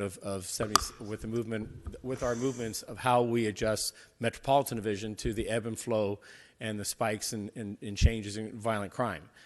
So I question the accuracy of that quote. So let me tell, and it's important to me to draw that out because I'm not going to. I want to address clearly the violence that we're seeing, particularly in South Los Angeles, is not centered to just a 16 to 24-year-old African American male. I think the LA Times did a nice follow-up article just a few days ago speaking about just the impact of violence this year that we've seen the first 3 months in South Los Angeles and the types and the lives that we're losing and the makeup of those lives. And just 2 days ago, I had a 14-year-old young man who shot who shot a 40-year-old individual. The profile of this violence is based on individual descriptions. It's not based on a race of anyone anymore. It's based on just a gender. The efforts of Metropolitan Division and the responsibilities they have, coupled with our gang officers, coupled with every member of this organization, whether they be in patrol or otherwise, is to build their efforts on the individual actions and behaviors, not upon some profile or based on a race or some stereotype. In fact, those biases we train. First of all, we select and train carefully for people to recognize those implicit or internal biases and ensure their behaviors are represented based on what they see before them. I'm proud of the work that's been done in South Los Angeles, working with your office as well as working with grid providers and communities and faith leaders, and I believe that we've made a difference. There is a difference of opinion relative to how the data is being interpreted, and I stand willing and will continue to sit at the table and talk with everyone about our efforts in policing all parts of the city is to do so constitutionally in a manner that builds trust. And in doing that, enforcement, whether it be with Metro or anyone else, is a lever and part of a more complex system. I am proud of the work, transitioning now, proud of the work that work is not just enforcement-oriented and is not just Metro-centric. The work in the safety of South Los Angeles and every part of the city, every part that every council district that's represented in this room consists of, is a multifaceted one of prevention, of engagement, of partnerships. And the Community Safety Partnership, I believe, represents just another one of those such strategies, a partnership of officers dedicated at the neighborhood level to work with communities, to form relationships, to build trust, and to learn much more about what the dynamics of a neighborhood are, to ensure safe passages, to ensure trust and confidence that there are safe places in which to live, work, and enjoy and have recreational activities. Our efforts today with the opening of South Park, and I apologize for missing that last Saturday, I was out of town, but our efforts in those recent addition of the Community Safety Partnership in South Park is a demonstration of the organization's desire to continue to expand the number of community safety partnerships. Our next stated and identified location is in the San Fernando Gardens of Pacoima in the San Fernando Valley. I'm currently have asked and worked with Chief Arcos of Operations and the 4 Geographic Bureau Chiefs to identify 2 to 4 additional sites that, with a combination of private foundation money as well as potential support from this council, as well as my ability to identify uniform resources, that we can invest in those communities. I believe that the Community Safety Partnership at a micro level, where officers are dedicated to those neighborhoods for 4 to 5 years, highly trained and selected and qualified to really form those partnerships, offers us one of the best opportunities to build trust. And so full commitment to Community Safety Partnership, not just as it is, but to expand it. I also support the work of the Advancement Project, as it currently is attempting to raise monies and funds to do a longitudinal study of the first 6 sites and what has been the success of those. That $500,000 engagement, that effort has been successful in raising approximately half of it, and I'm hopeful that the philanthropic community and others can find support for that program, which will allow a true university-level academic review of what I believe it will find to be one of the most successful applications of police resources in building trust and increasing the safety of a neighborhood. Well, we think this program has great potential, and I'm excited that we're implementing it in CD9, and I wish other communities will have an opportunity to benefit from this program as well. So, Mr. Chairman, I'd like to see a report back on the potential of expanding the CSP program to communities, other communities that are in need, and the additional training for officers around cultural sensitivity in that process. Yeah. Thank you, Chief. Thank you. Terrific. Thank you. And let's include in that report back the funding necessary to be able to provide those services and potential revenue sources or funding sources to be able to make that a reality. And we'll make that a budget impact report. Mr. Bonin. Thank you, Mr. Chairman, and thank you, Chief, as always. I've been very impressed over the past year, and I really appreciate your candor, your accessibility to certainly to this body and to neighborhoods. I sometimes get crap because people say, "Hey, the chief's been out here. Why aren't you here? You're attending more community events in my district than I am sometimes." Give me a heads up when you're going, so I know where to show up. And I also appreciate your willingness to roll up your sleeves and solve problems. And you've demonstrated a really impressive tendency to sort of pause and challenge some of the department's assumptions and your own assumptions, and I appreciate that. Thank you. A couple questions. One of the focuses of this committee every year in the budget since I've been here has been on getting the department to put more officers on patrol. And we helped a lot with that over the past couple of years by giving more resources for civilianization. And there's been some phenomenal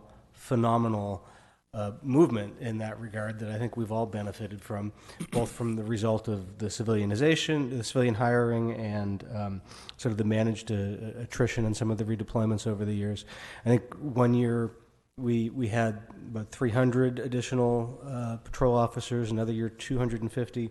Given the resources in this budget, how many do you anticipate we can see this year?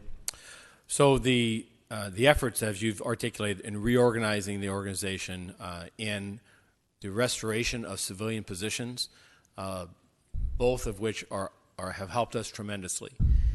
The restoration of civilian positions, there's been approximately 300 additional civilian hirings since we hit the low, if you will, of just under 2,700. In the last 2 years, we've identified approximately 204 civilian hires that have resulted in an officer being back in the field.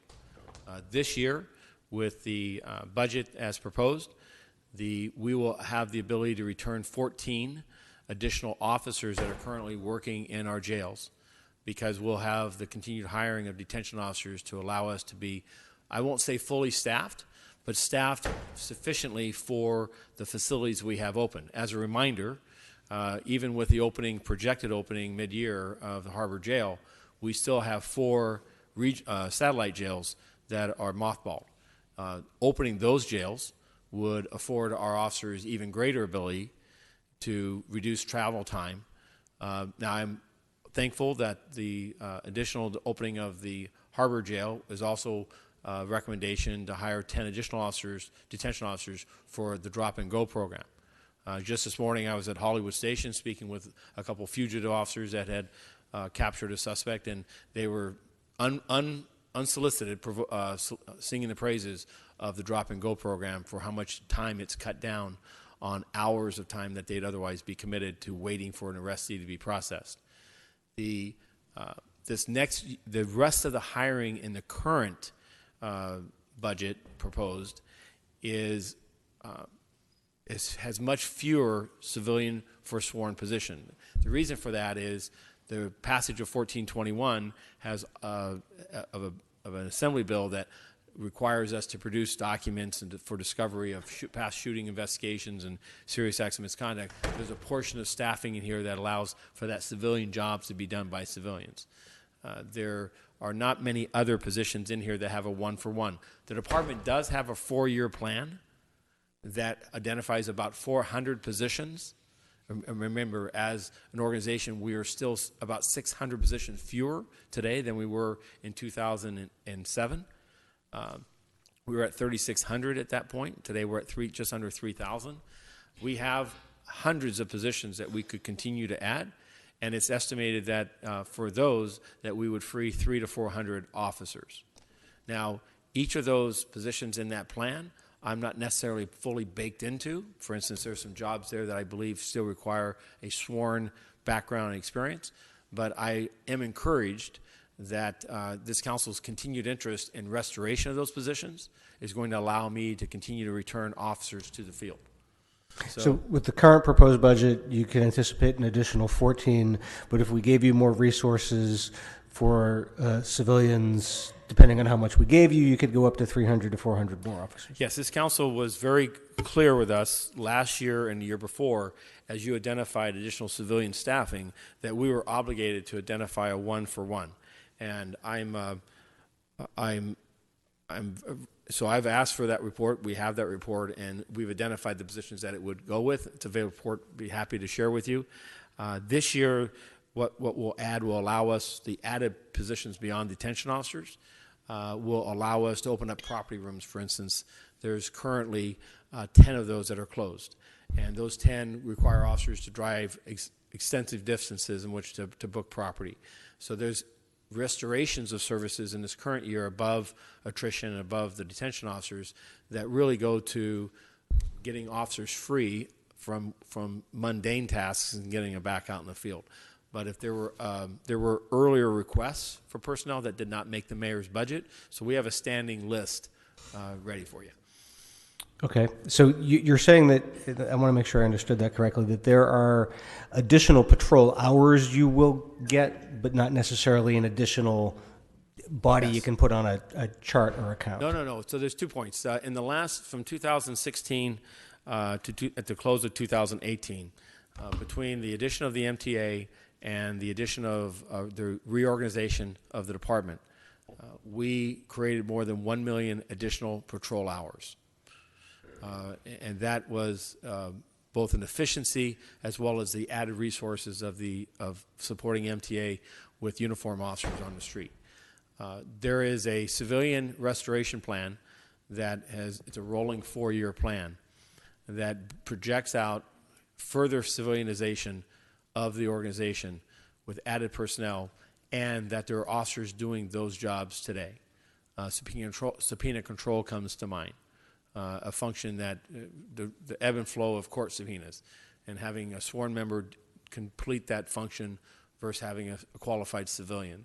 So those are examples that would be happy to report back to this council to identify and work with. And in this proposed budget we're talking about, does it give you any money to implement the first of those 4 years, or are we pretty much? Well, the restoration of the Harbor Jail would be, for instance, an example of that. Right. Is what we have. Okay. All right. On the, of course, you alluded to it, the technology is another way to get more patrol hours. It was shocking to hear that in the past couple of decades, the amount of time an officer spends on admin duty has gone up to 50%. That's really disturbing. When I ran for office, I remember talking to constituents about how I could go to the doctor and the doctor would have an iPad, and before I got to the parking lot, my prescription was already sent in to CVS, and I've often wondered why we can't get further towards that for our officers instead of having to spend so much time doing paperwork. Given the resources that you're given in this year's budget for moving forward on technology, what do you think we get from that? What will we see, or what will an officer have the ability to do differently a year from now? So this is a council that pushed this organization, thankfully, to adopting online reporting. We collect some 400,000 reports. I'm happy to report that just a month ago we added to the suite of reports. About a year ago we added theft reports to the list, which is saving us hundreds of hours of report writing time by having an individual being able to go online and complete a report. We continue to look at, through surveying our people and asking for ideas, we've identified other reports that can be taken online where citizens not required to come to a community police station or wait for an officer. We just recently added hit and run investigations that have no investigative follow-up, approximately 20,000 of those a year. And I just looked at the stats last week. It's only been in place for a couple weeks, and we have more than 100, 150 reports that have already been taken online. Each of those reports were taking officers somewhere in the area between 2 and 3 hours to complete.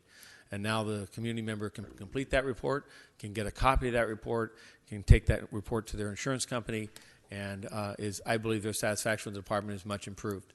And for us, I'm using our efficiencies much better. The technology bill that you provide for us coming up is going to allow us to replace desktops to improve the performance of officers sitting in front of currently desktops that are 5 to 10 years old. We have, with that, this first installment of replacement of desktops will provide for just over 2,000 of the desktops that need to be replaced. Currently, there's approximately about 8,000 desktops, as I recall, in the organization. So it's a first installment of beginning to get the oldest desktops out. Those desktops are going to go right into the report writing rooms. This body also moved in the unappropriated balance, $2.8 million just about a month and a half ago. That was also an investment in modernizing our technology and getting that effort initiative started. What you'll see this coming year is improved desktops on our before our most heaviest user, which is our officer completing a report in a station in a report writing room. You'll see new MDCs in our vehicles that'll be improved in their technology and their speed and their ability to handle a new CAD system and also deal with the workload that they have before them. The other aspect is that we are currently working on migrating from Novell to Microsoft, which is going to improve the network stability and speed so that officers, as they're making inquiries across databases and just doing the work that it takes to complete reports and investigations, they're going to see much less of that little hourglass waiting for things to happen, the processing time. So the user experience by the officer at the station and in the car level will improve in this next year. When we surveyed our officers last July and asked them what were their top most pressing concerns on their morale, technology and outdated equipment was number 2 and 3. So again, your efforts in investing both with the UB, your efforts with this year's budget is going to improve that experience. What I'm working toward, the larger goal, is to change the user interface entirely, is to modernize the way we capture body-worn video, the way we write reports, to write less and talk more, and to automate those functions much as doctors do today and much as you do when you order a pizza online. Those are ambitions, but I'm not going to promise that front-end user experience based on the budget I have today. Got it. But that's the direction we're moving towards. Well, I'm glad you'll be getting off Windows 95. That'll be... So Windows 7 is what we're moving from, just in time for the support for it to end at the end of 2020. Wow. I have a lot more, Mr. Chair, but you want to do rounds, right? Yeah. Okay. Thank you, Mr. Bonin. I think Mr. Kretz has some technology follow-ups. We'll go next to Mr. Kretz. Technology? Well, thank you, Mr. Chair. And I would echo my colleagues' positive comments about our new chief, who is here at his first budget session. I had plenty of opportunity to work with you before you got here, and so I knew how good you'd be and how well you'd run this department. So I appreciate that. Had good training. Indeed.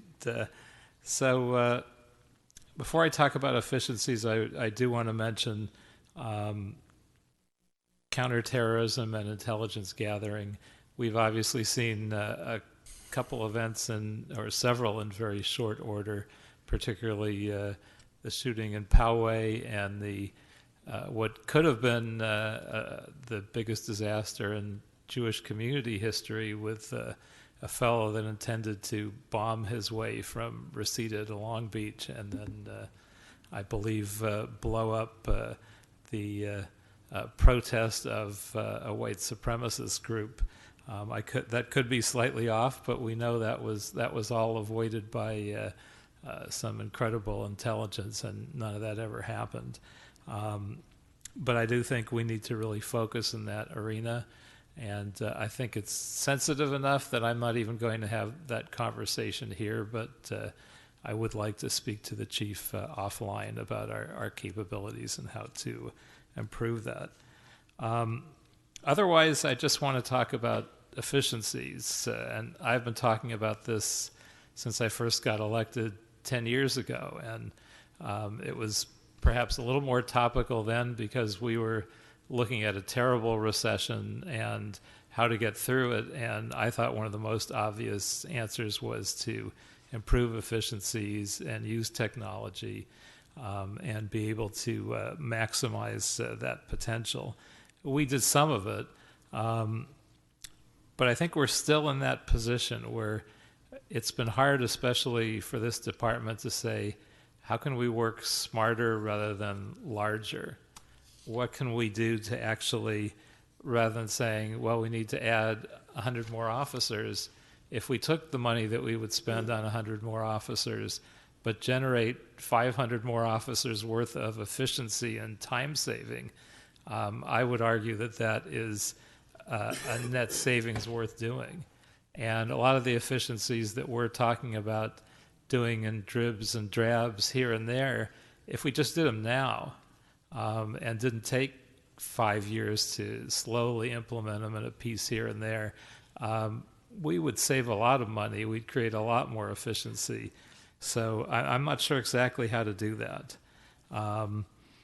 Actually, I want to back up before I forget to what I was talking about previously with security, because I missed something in my notes that I scribbled. I wanted to have a report back on the possibility of earmarking a certain amount of overtime for patrol of houses of worship of various kinds during holiday seasons of all religions, because I think those are when they're the most likely to be targets and they're the most in need of additional security. So I'd like that as a budget report back.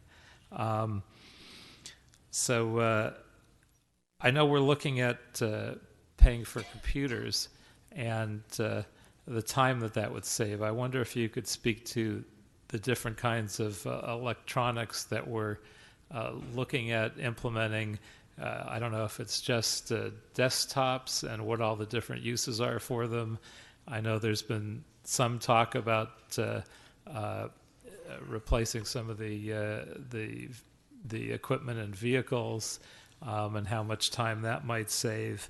I wonder if you could speak to those issues and what the timeline is to completely do that, and maybe ask for a report back on what it would cost to do it sooner, and whether there are perhaps other places in the budget to in the LAPD budget to look as a trade-off. Okay, so a couple different aspects. Let me talk. We're on the same page in regards to how do you increase the service of policing in our communities, and it's not more officers. It is instead how do we make those officers more efficient, and that's the metrics of reducing 50% of an officer's time being on administrative functions back to 25% or even lower, and how do we get that number back into a minority position rather than where it's in today. And I believe the modernization of our technology so that a connected cop, as a program description, or an officer in the field can complete the vast majority of their responsibilities in the field, and they can do it in a manner that is that takes advantage of voice to text, that takes advantage of the integration of the video and audio and other types of data that they gather, and presents it in an efficient fashion for review and approval and distribution. And such an integrated system does exist in police departments much smaller than ours, but across the country to varying degrees. I'm encouraged that with this last year with my appointment as a new chapter, if you will, that corporations such as Motorola and others have stepped up and are interested in showing us ideas and paths to that type of destination. We are so out of date, though, that we are making some immediate changes with hardware and software just to update us to a point where we'll see efficiencies and increase in speed, just because we're going to come to 2019 hardware standards. The next evolution is where that integration of all those data types I've talked about and how to automate that in a voice-to-text kind of environment.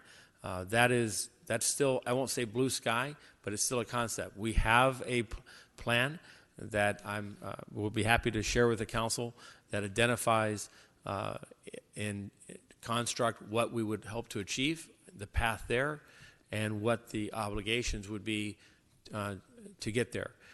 As a reminder, as a department, we've been attempting to update our record management system, a system that was established in 1989, to a present-day standard beginning in 2014. It has been a migration or transition that has been on vapors, and it was supposed to be completed by now. And we are in what was initially identified as the second year, now 4 or 5 years later. There is monies in this budget to get that project restarted, if you will. It's just under $4 million. That'll help us get that and amplify the transition to a record management system that's going to be a platform to allow us to bring in these more modern tools to capture reports. The specifics as to, I talked earlier about, the experience of the officer in the station with a desktop is what's meant to improve this next year. The experience in the officer in the car with updating the mobile digital terminals, the computers that are in the car, is in this year's budget. Upgrading the modems, the manner in which they transmit information in the cars, is something we have to go to a high-speed modem scenario, because we're now in a 4G, 5G world where there's a lot more data. And the old speed modems, like 56 KBS type modems, I won't say that they're that old, but the cellular modems that are there are antiquated and need to be modernized. Eventually, we want to move into a handheld environment where an officer is issued a handgun, a radio, and a personal device that becomes their manner of communication, their manner of capturing information, their manner of communicating information, and their manner of completing the vast majority of the administrative work they do. If I was a UPS driver, that man or woman has much more technology in their hands than any officer in the Los Angeles Police Department. Our path is to get there. Now, I would argue that, in fairness to our officers and to this council and to this department, the complexity of an officer's job is much different than a UPS driver. We don't throw packages on the door and keep driving. But nonetheless, the concept is to how to look at the work processes and how do we automate them. That's where we're going.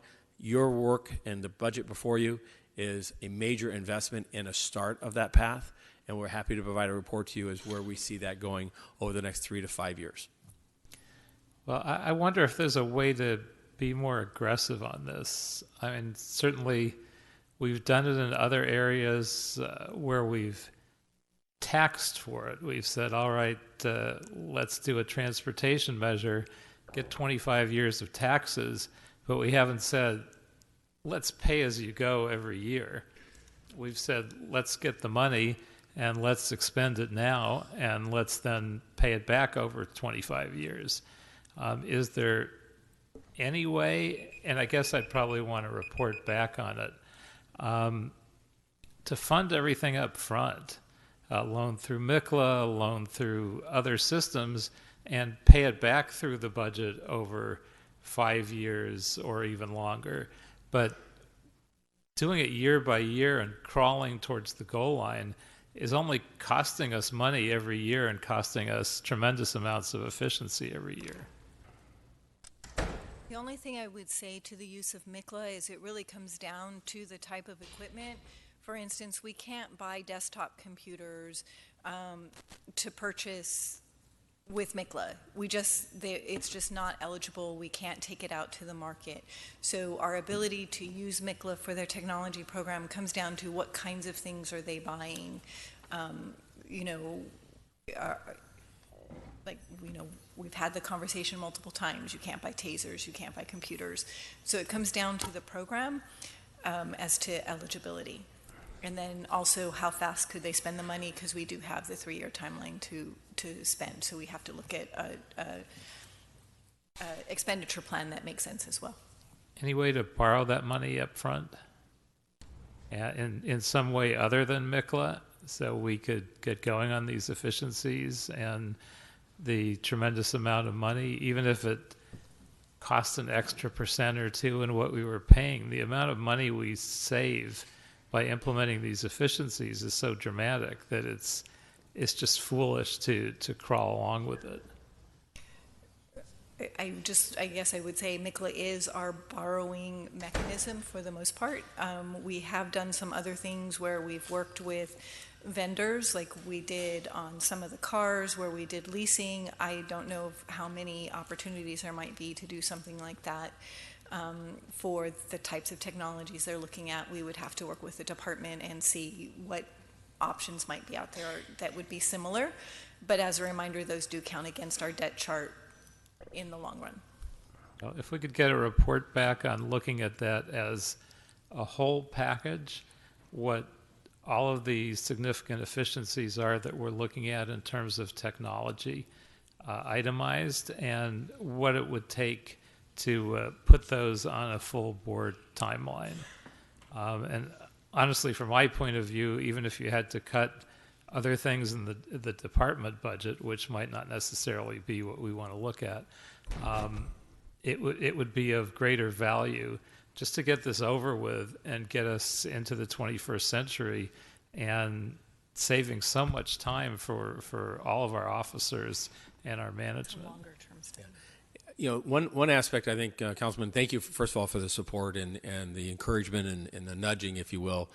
Technology today, though, is unfortunately not a one-stop and you're done.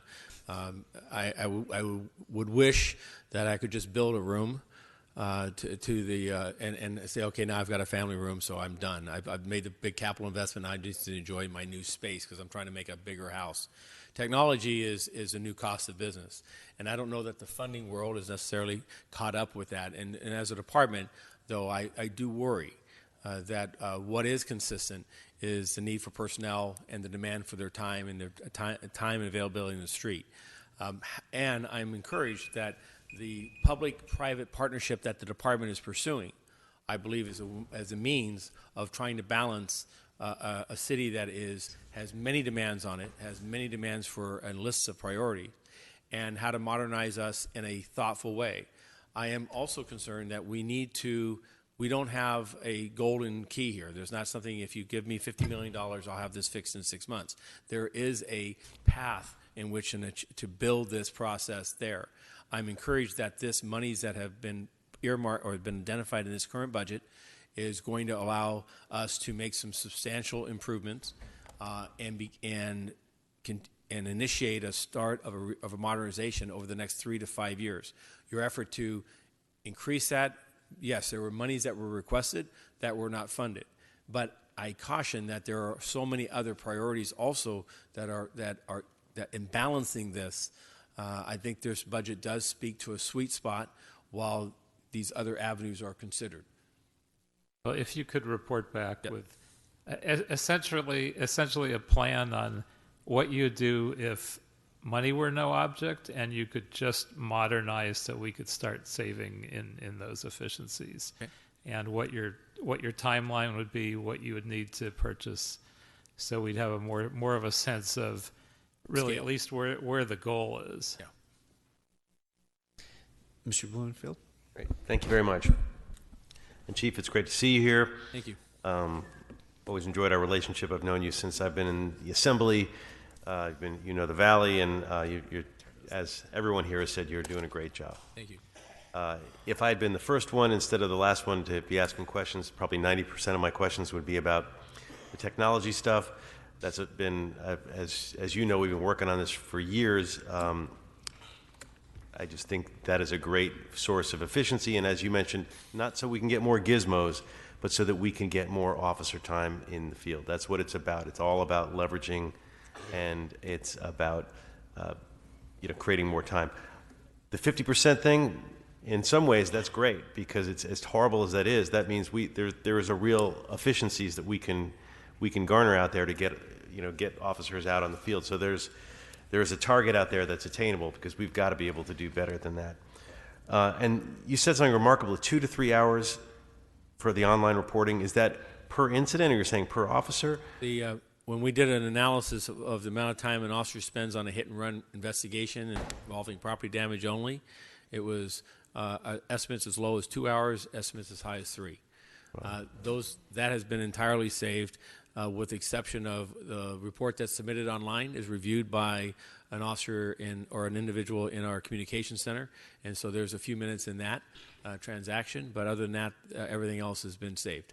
Have you ever looked at, how many, if you take all of that cumulatively, how many officers have we been able to put on the street, so to speak? I have that metric. Unfortunately, I don't have that metric in front of me, but I'm happy to provide it to you. Yeah, we capture each of the online reports, and we have time estimates of what a theft report, what a loss report, what a vandalism, each of the reports that we now take online. That would be great to get a report back at some point, because those are the kind of talking points that speak to the community. Yes. To be able to say, we moved to online this and that means that's the equivalent of 10 more officers in the field in the city of LA, or whatever it is. It's great. Couple of things I wanted to touch on that beyond the technology stuff. The cannabis, the $10 million in the budget for cannabis, how does that break down in terms of what do you all use that pot of money for? So currently, each of our areas have a narcotic enforcement detail made up of a small group of detective personnel that look at street sale narcotics as well as the cannabis industry. And currently, we have allocated a portion of their work week to investigate problematic cannabis locations defined as those that attract violent crime first, property crime, public safety issues in a neighborhood, and those that are unlicensed. The majority, to my knowledge at this point, or all those first two items are all unlicensed cannabis. The cannabis locations in the state of Los Angeles number in the hundreds. I cannot devote my full-time narcotic enforcement details entirely to the cannabis industry, because there are other street narcotic level sales and distributions and challenges that exist in a city of this size. This monies that have been identified in the mayor's budget will allow us to, on an overtime basis, take those enforcement resources and have them identify those hundreds of locations and initiate and take investigative actions against them. I believe it's best described as a short-term effort because in the long term, we need to transition away from the department taking and being relied upon for all of that enforcement actions. And most of that enforcement is going against the unlicensed ones? Yes. Okay, because I'm curious as a secondary issue, and that's critical regarding cannabis, is, how much does the cash nature of this business cause us extra costs in police? If we were to move, I've always thought if we could move to electronic transactions, that would be good for a lot of reasons, but among them would be cost savings for the city. In terms of finance, the cost savings are obvious because we're spending millions of dollars fortifying our city to accept the money. But in terms of the policing, I'm curious if you guys have looked at what that would mean, and that could be cost savings in terms of robberies or skimming or anything else that causes the cash nature of the business causes additional costs. You're correct. These locations, licensed or otherwise, do draw a certain criminal element, both for the cannabis, the material itself, the product that's being sold, but also for the fact that the entirety in the city of Los Angeles, it's a cash and carry business. So people understand that there could be or may be large amounts of cash there that are ready for the taking.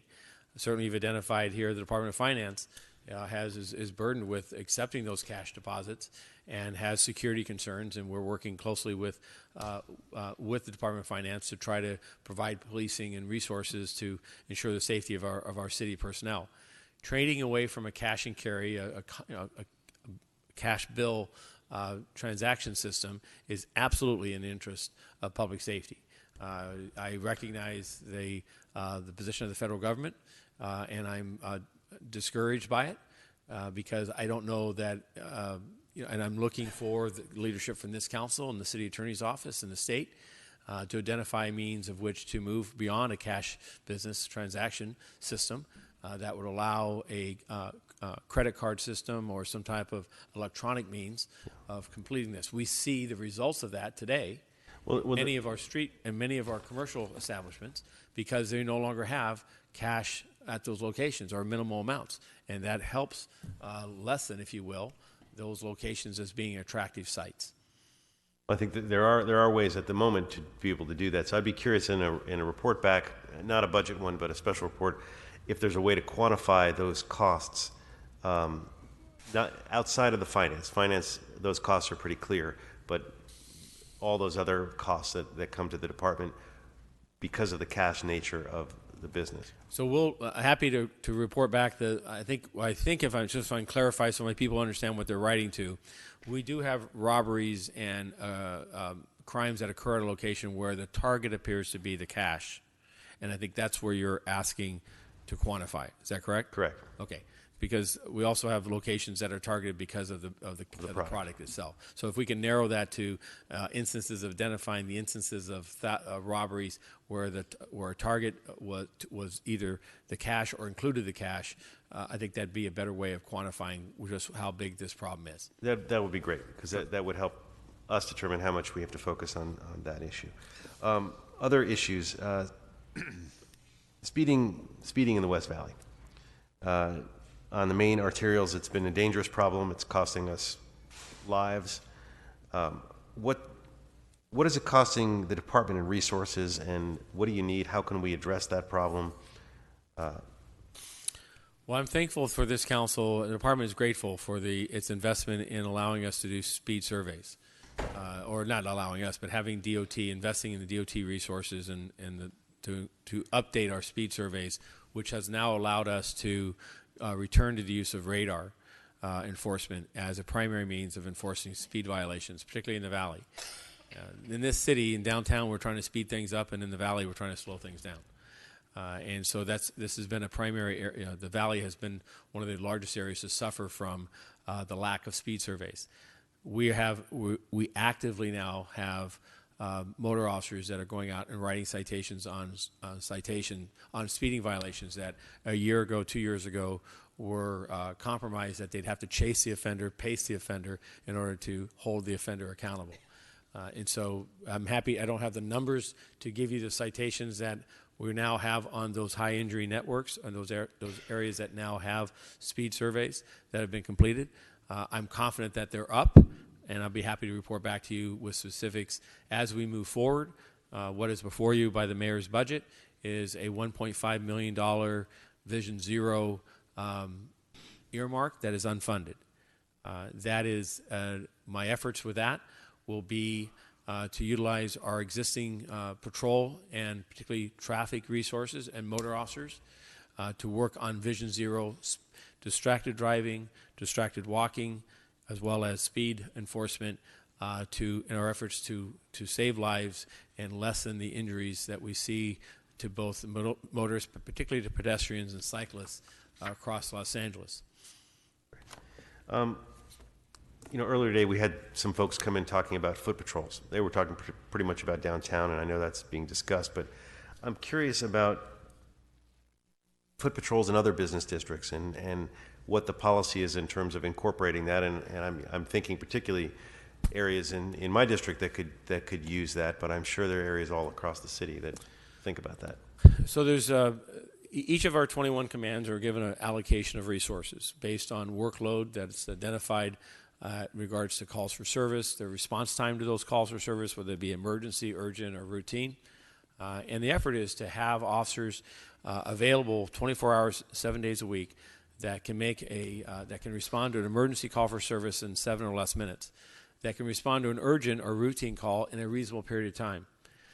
When officers aren't responding to calls, they're available for other functions such as walking a footbeat, stopping and walking in a park or a recreation center, and attending a town hall or attending a neighborhood watch meeting.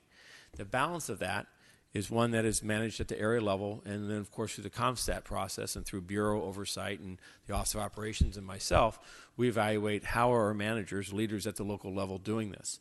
There are specialized areas of the city that have had historic deployments of footbeats. Comes to mind is the Hollywood corridor, the Venice Beach corridor, the downtown corridor. The footbeats have really the original footbeat in LA was downtown Los Angeles. That's what was where no one was at these other locations. The current effort is to manage this at a local level on a case-by-case basis and to balance the response and availability of officers for radio calls, for a presence in the field for problem solving and community engagement, and then as footbeats or cycle patrols can add to that building of trust and visibility, we utilize them. I'm encouraged that the Councilmatic, the study that the CLA-CAO is engaged in at the direction and sponsorship of Councilman Bonin to look at how we deploy across the city our finite resources and a deployment plan, looking at our basic car plan, looking at the makeup I've just described with fixed as well as variable resources that we have available. That first draft, I understand, is going to become back to the CLA and CAO and hopefully the department for view and in September of this year.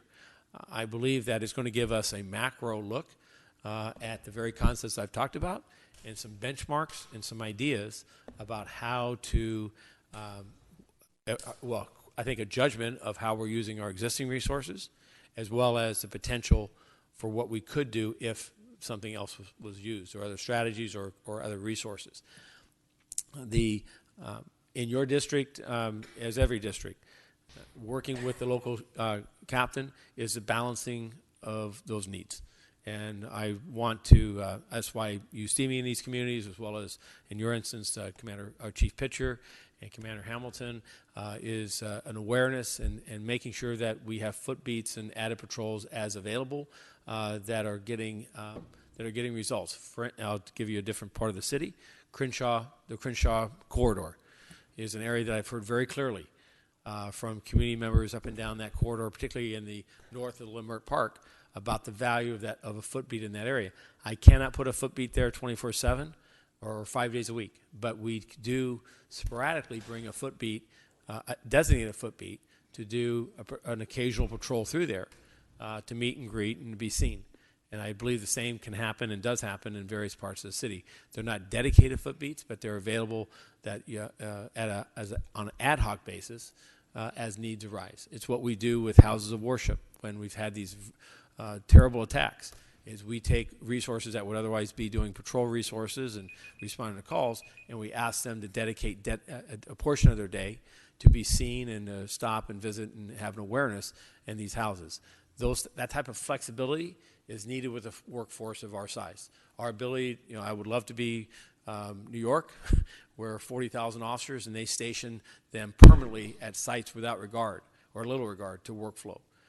They enjoy that, but we recognize that in Los Angeles we work with what we have, and frankly we're proud of the efficiencies we gain from how our people are deployed.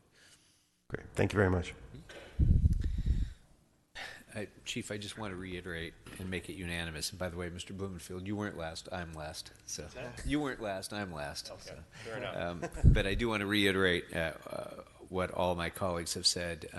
Your leadership of this department has really been extraordinary already, and we are seeing the results in the relationship between the department and to the community in all of our districts, in efficiency of operations, in so many of the areas that we care about. It really has been a good first year, and so I'm glad to have you here for your first budget. I'm going to try to get through, I think most of the topics that I wanted to talk about have been touched upon, but I want to get through a few specific requests that I would have for reports back. We talked quite a bit, and you offered some interesting insights about ways to to create force multipliers by investing in both civilian hiring and opening up mothballed facilities, jails, and property rooms in particular. So I'd like to get a report back on what the patrol deployment impact would be if the currently mothballed jails are opened and the property rooms are opened. And I'd like to get that one back as a budget impact report, because I just continue to think that those are very wise, cost-effective investments that will really increase public safety at relatively light expense. With regard to the jails, as part of that report as well. So just, yes, Mr. Krikorian, the property rooms are in the current budget. All of them? Yes. We're done. We'll be done in November, subject to hiring. By the way, I meant to say that the jail division, for instance, in opening Harbor, I'm going to need the community's community's help, as well as including your council offices, in finding candidates. We most recently, for instance, advertised and had 1,000 people indicate they're going to take a test, of which 300 showed up. And of course, our hiring standards are stringent as they need to be. So outreach and engagement that LAPD is hiring, as we rebuild our civilian workforce in these tight employment times, is something we'll look to partner with you on. Great. As part of the report back on the reopening of jails, I know some have had concern that some of the jails may be underutilized if they're reopened, and that caused me to think that we certainly have no shortage of people that are being arrested, and I know that other cities have actually contracted with the county so that people can serve their time, for example, in the Burbank jail instead of county jail if they pay for it. Have you It has been well, so let me say that I am not a person that shares any ground with any idea that the mothball jails would be underutilized. Our study from 2009 and 10 showed the usage of those jails approximately 10 to 13 arrestees a day. So those are current travels that are going back and forth to one of 3 regional jails. Those are hours that are being spent. So I believe that those jails would have an immediate return on freeing up additional officers for the field. We have looked at historically opening our jails to outside beds to have stayovers. sleeping over in Devonshire Jail. It's a wonderful YAP application. The challenge of it is that department's limited and the city's limited to a cost recovery. To what it costs an organization for that body is what it can recover.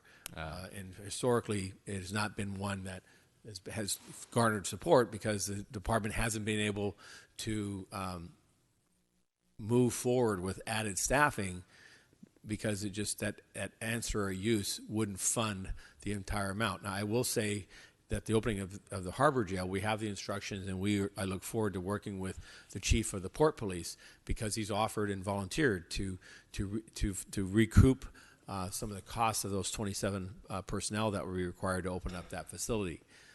But we can certainly revisit that conversation with opening up beds for people to do short stays and see what the implications of that would be. Maybe we could Airbnb it. It would be an interesting experience. Okay. Now, Mr. Blumenfield raised the issue of speeding in the West Valley. As you point out, this is a problem throughout the valley and the rest of the city as well. And I'm really concerned about not having overtime funding for speeding enforcement. And I don't need an answer now, but I'm wondering if there isn't some algorithm that is used in the law enforcement world that ties investments in enforcement, number of officer hours on the street, enforcing traffic laws, and reduction in traffic violence. I'm confident that the insurance industry or somebody has done this study, and if there is, I think that would be an important thing to have back as we evaluate the various investments that we're making to get to our Vision Zero goals. Tom LeBonge used to always remind us about the 3 E's of traffic safety, and you're one of the E's, yes. And we're not funding it. And I continue to be deeply troubled that we've gone to our neighborhoods, we've told them we're going to do speed surveys. Right. You better buckle up and deal with the fact that your posted speed limit is going to go up. But trust us, we're going to get enforcement on those streets so that it'll actually be safer than it was when you had a lower posted speed limit. I've had that conversation 100 times in my district, and I'm sure all my colleagues have as well. We have to deliver that enforcement, or else we will have misled the public. So if I may, I do believe that, and first of all, we'll be happy with our Commander Beverly Lewis is over our traffic group, and we have consolidated our 4 traffic commands into one group for the first time since their creation in 1974. The effort here is to build synergy amongst the personnel that are committed to traffic, and we'll ask those subject matter experts if such a study by National Transportation Highway Board or someone has explored this issue of a cost-benefit return on enforcement. But let me also say to those that are watching this and we read this transcript at some point, this department in this city has invested by proportionality one of the largest number of traffic officers in American policing. There are nearly 700 personnel assigned, nearly 300 motor officers of that contingent to traffic enforcement, their primary function. What we have seen is that the complexity of traffic collision investigations has impacted their enforcement ability because a collision investigation involving a DUI is more complex and more burdensome, including the paper processes. That's taken away some of their enforcement capability. But proportionality, traffic enforcement is one of our functional responsibilities, and we commit existing resources. Added resources to it would absolutely have a return. We'll be happy to respond with what added return that might be as a projection. Thank you. But I also want to just assure people that we have also the patrol forces in the areas that take traffic enforcement as a priority. And I do appreciate that commitment, and no one would question that. We also all know that this is one of the least policed big cities in America, and it's one of the largest cities in America in terms of road miles. So you have a much bigger job than most do. And we also know that as many people die now from traffic deaths as they do from homicides in this city, or nearly so. I'm not going to quibble about a couple here and there. It's roughly equal. It's gun homicides. So as many, so that's. But your point is, again, and I don't mean to be defensive with this. I just want to. I think the point of our this back and forth, if you will, is that it is an area that too many people in Los Angeles, when you ask a group, as you know, how many of you have been impacted by a violent crime, you'll have a hand here or there. How many of you have been impacted by a traffic collision or even an injury from a traffic collision? There's many, many more. And every area of the city is ripe for added enforcement.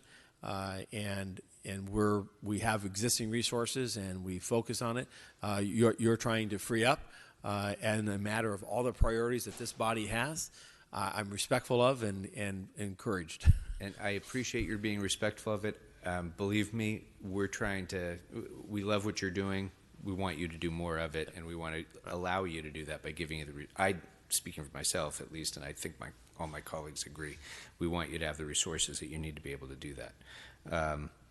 Okay, you mentioned your shortage in civilian personnel compared to pre-recession levels. It was it 300? No, we were about 3,600 full-time personnel in 2007, 2008, and that number fell below 2,700, I believe, in 2014-15.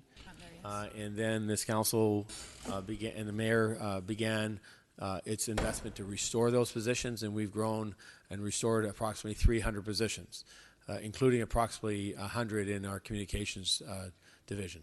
So we have about 600 to go to get back to pre-recession levels. So what I'd like to do is get a report back on the cost of reaching those levels again, the potential funding sources to be able to hire those positions, and in addition to that, what that would mean in terms of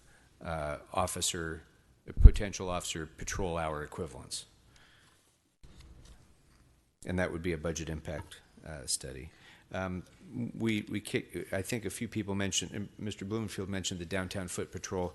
We had a number of people in this morning to speak about that issue downtown, and Mr. Weezar also sent a letter in to us. So I would like to request a report back that, although I recognize that's largely a local deployment decision, I'd like to get a report back on LAPD's Central Division's deployment numbers over the last 5 years and relating that deployment to downtown population growth, both residential and daytime workers, as well as increases in calls for service.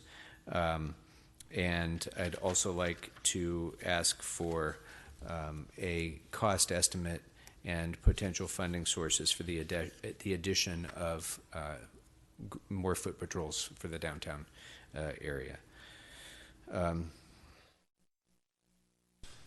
This body heard this group today, right? Yes. Okay. Yes. So I understood that, so I wanted to walk in with just one statistic, so, to give you some assurance.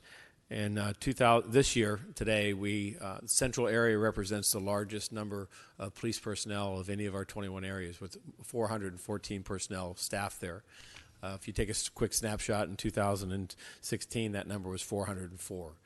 So it's had a small incremental amount of growth, as other commands have with our realignment of personnel back to the field.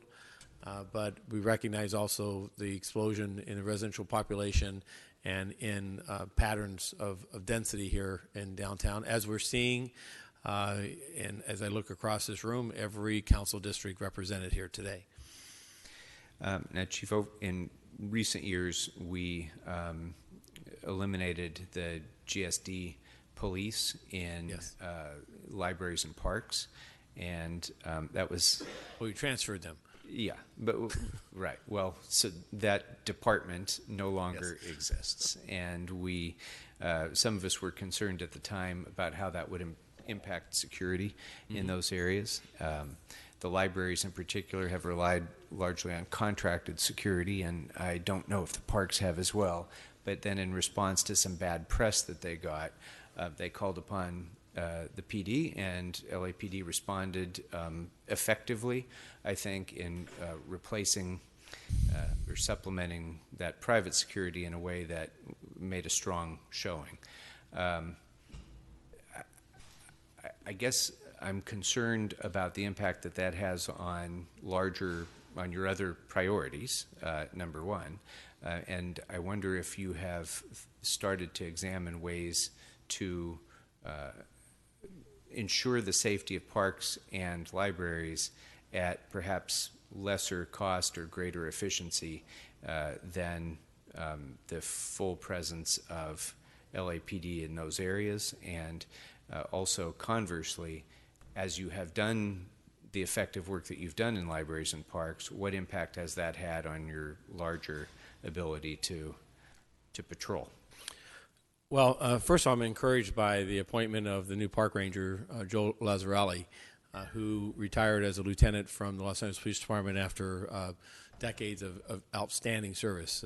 Hated to see him go, but his arrival there at that department, I think, as a chief park ranger, is going to improve the effectiveness of the park rangers as well as their work alongside of us in the policing and security and safety of the parks of the city. The library experience to date has been positive in that the library department has been responsive in adding resources, allowing me to add resources without pulling away from our other obligations. Good. So they've continued to build through added funding, and that has allowed us to put additional people. I think the next step in regards to the Security Services Division and that the migration, the transition from OPS to LAPD, which is now in its 6th or 7th year, is to look at the civilian staffing there and the security officers that are there and see if we can increase their responsibilities safely and ensure that that may free up the sworn membership that are currently staffed in those positions and allow them to transition back away from those fixed post security to more traditional full range policing responsibilities. And that is something that Chief Grimala and I have spoken about, and I would welcome an opportunity to report back to you as to potentiality of that. That'd be great. And you is that the vein in which you're going? Yes, that the area? That's exactly where I'm going. And you mentioned the park rangers and the fact that we now have a new chief with LAPD resume. We still have a tremendous shortage in terms of the number of park rangers, and that's something we addressed earlier with Recreation and Parks. I wonder if you might at least look at the possibility of assigning reserve officers to supplement the park ranger program as a way to give a little bit of a force multiplier for them at reduced cost for your budget. So. We certainly will evaluate that. The nearly 400 reserves that we have, we elicit from them interest and to work various assignments. And this is there's a book of work there where the Rection Park would enjoy that, and I can interest reserves. I certainly welcome that. The price is right. Great. And certainly they're highly professional and capable individuals that can provide for increased levels of safety. Thank you. A little bit later, we're going to, with other departments and offices, we're going to be talking about graffiti abatement. I would just like you briefly to comment upon the impact of graffiti in public safety and how important it is to do graffiti abatement in fighting crime. Well, it can't be overstated. This is you get old, and that's you can't go back on that. But you do value the experience you pick up along the way. And so this is I've been with this organization in the 80s and early 90s where we didn't have a graffiti abatement program. Actually, we did. It was called a senior lead, working with community members in an effort to provide for public safety. And the Office of Beautification under the Public Works came upon in the late 1990s and and early 2000s, and it has been a game changer, absolutely, in our ability to work as part of a multidisciplinary approach to reducing gang violence and increasing a sense of safety and security and comfort in a neighborhood. To this day, our ability to quickly remove graffiti is key to keeping retaliations down and reducing tensions and restoring some sense of order in every one of our communities. And I'm not aware of any cutbacks, but I would be significantly concerned if we lost that capability.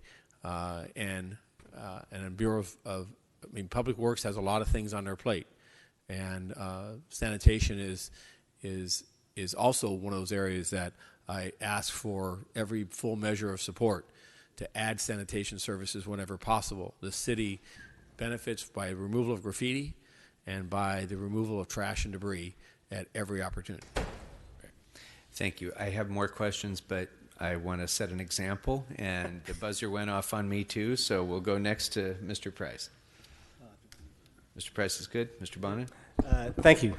Yeah, I heard that, and I was going to check to make sure you were abiding by your own rules. I don't have as many additional questions as I thought I did when I ended, because so many of my colleagues have covered them, but wanted to start with something that is essentially district-specific. There's 4 beaches in the city. 3 of them are in my district, Will Rogers and Venice and Dockweiler. All 3 of them get big crowds, different times and different natures and different dynamics. Usually that is funded through overtime. You're doing a lot better on overtime this year. Are we good to keep the type of coverage that we've come accustomed to? Well, actually, the coverage for Will Rogers is we dedicate resources to that, and you'll see the same for Venice and Dockweiler. I absolutely am making every appeal absent you bringing additional monies that we not earmark from our existing resources on an overtime basis. So the staffing levels that you see are ones that you can continue to depend on.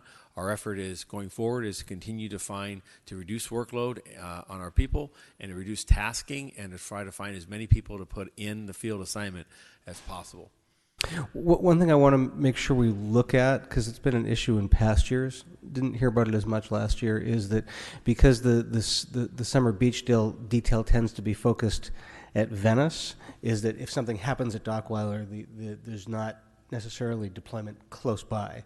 And there are times, not so much during the day, but certainly during the evening, on summer weekends where Dockweiler gets really large crowds, and there have been some incidents, and want to make sure we So I will share that with Chief Arcos and Chief Eisenberg, and work closely with your office as to understanding that matter of a pattern, so that we can anticipate and be responsive to it. Great. That brings up the issue of patrolling the sand. We've had discussions. There have been dynamics back and forth. There was another accident last week, which was both unfortunate and not entirely unpredictable. What are we going to do going forward, and do you have the resources to do it? So I'm frustrated by that as well, and I'm thankful for this council. Motion was brought before you, I believe it was yesterday, to realign resources that will allow us as a department to purchase vehicles that are designed for the sand. We're going to take and downsize the purchase of motorcycle vehicles and instead purchase sand-specific vehicles. Additionally, we're earmarking or identifying electrical bike resources, fat tire resources. Yep. There is training, there is guidelines, there are expectations of officers when they use full-size vehicles on the sand. I'm disappointed in that accident occurred. I believe it was preventable based on the information I have today. I'm thankful that despite the serious injuries that woman incurred, that she survived that, and I'm committed that we can patrol the sand responsibly, and that the right vehicle is a portion of that solution. Thank you. Appreciate that. You mentioned the Metro, not the Metro the LA Times has been writing about, but LA Metro and the department's MTA. MTA. Yeah, well, I call it Metro, but yeah. When we established that program over at across the street, one of the concerns that was expressed was that because we're relying on overtime, it might be hard to get officers to take the assignments. How have we been doing? Have we had any problems at all getting officers to take the duty? No. Presently, we've established a bid system that allows that takes officers who wish to work these assignments with here's their available slots, and we have well in excess of 100 more bids, if you will, than positions to fill on a daily basis. So we have not reached capacity or anywhere near that. I am concerned that I want to strike a balance because we also have with other special events and venues demands on our people's time. But right now it's working, I believe, wonderfully. I speak regularly with Mr. Washington and Mr. Wiggins, and those two men I think are doing a tremendous job with MTA and the transformation of that agency and the policing that we've taken on. What we are looking to going forward is a couple things. One is we're currently tasking them to identify a means to allow us to have body-worn video camera-equipped officers on those shifts. Great. I think that it has become a common staple now amongst Los Angeles that the public expects that a uniformed officer conducting a street patrol is going to have a body-worn video on them. That's currently not the case with MTA. So it would be a separate system maintained by MTA, or we'd use our stuff? I look for them to adopt is to reimburse the city and allow the department to build that capability so that officers who arrive on an MTA shift will have that equipment as much as they have their gun, ammunition, handcuffs, and radio. And so, and by the way, the MTA has been very supportive of that. But that's a step I want to announce and talk about because it's going to involve a substantial investment by them, but I believe it's going to be in everyone's interest. Secondly, is we've talked about the current 5-year, which we're currently in the 3rd year of the contract, is going forward, what does that look like? And there's some discussion as whether that's a renewal or we go to an MOA or we do something that's longer term. Because I believe both us and the MTA and the city, I think, has improved the safety of transit, bus and rail because of our men and women and the effectiveness. Chief Green and Commander Clark have done a tremendous job, and they're being followed by Commander Chow and Commander Orb. I'm sorry, Deputy Chief Chow and Commander Orb and the men and women that are there. This budget, by the way, I want to say thank you. You normalize the 97 positions, which means that we are going to be that those full-time officers that are there are being fully borne by MTA, and that's an important. Great, that was my next question. Thank you. Question: there's some legislation in Sacramento that would change the rules, standards, use of force for law enforcement personnel. I have no idea what chance of passage there is. I know there's been lots of changes. If the legislation were to pass, you'd have to do, I imagine, some considerable retraining. Is the department prepared to do that? Well, relative to that passage, I don't know that the final version of whatever that might be has been determined. I will say that in regards to the ambition of the bill, that I believe this department has modeled the way that the appropriate policy, oversight, accountability, training, and tools with the right people lowers the use of force whenever possible, and that the public's trust in the police can be improved. Whether that can be legislated is not a matter for me today. If they were to pass a bill in any form that substantially changes our standards, then there would be a training obligation and there would be resulting costs. Okay. And final question I wanted to ask about homelessness. Both you and your predecessor and rank and file officers across the city have expressed frustration over the years that LAPD has been asked to be the city's response to homelessness. That was certainly, a big point a few years ago, before Triple H and before H, before rapid rehousing dollars, before the city and the county have invested so much more in outreach. There's a lot more resources out there. There's the LA Hop. Do you get any sense at all that the reliance that the city puts upon the department to be a response to homelessness has diminished at all, or has it increased or just changed? Oh, I think it has increased. I think the matter of the public, there's frustration. Certainly in your district, you're well aware.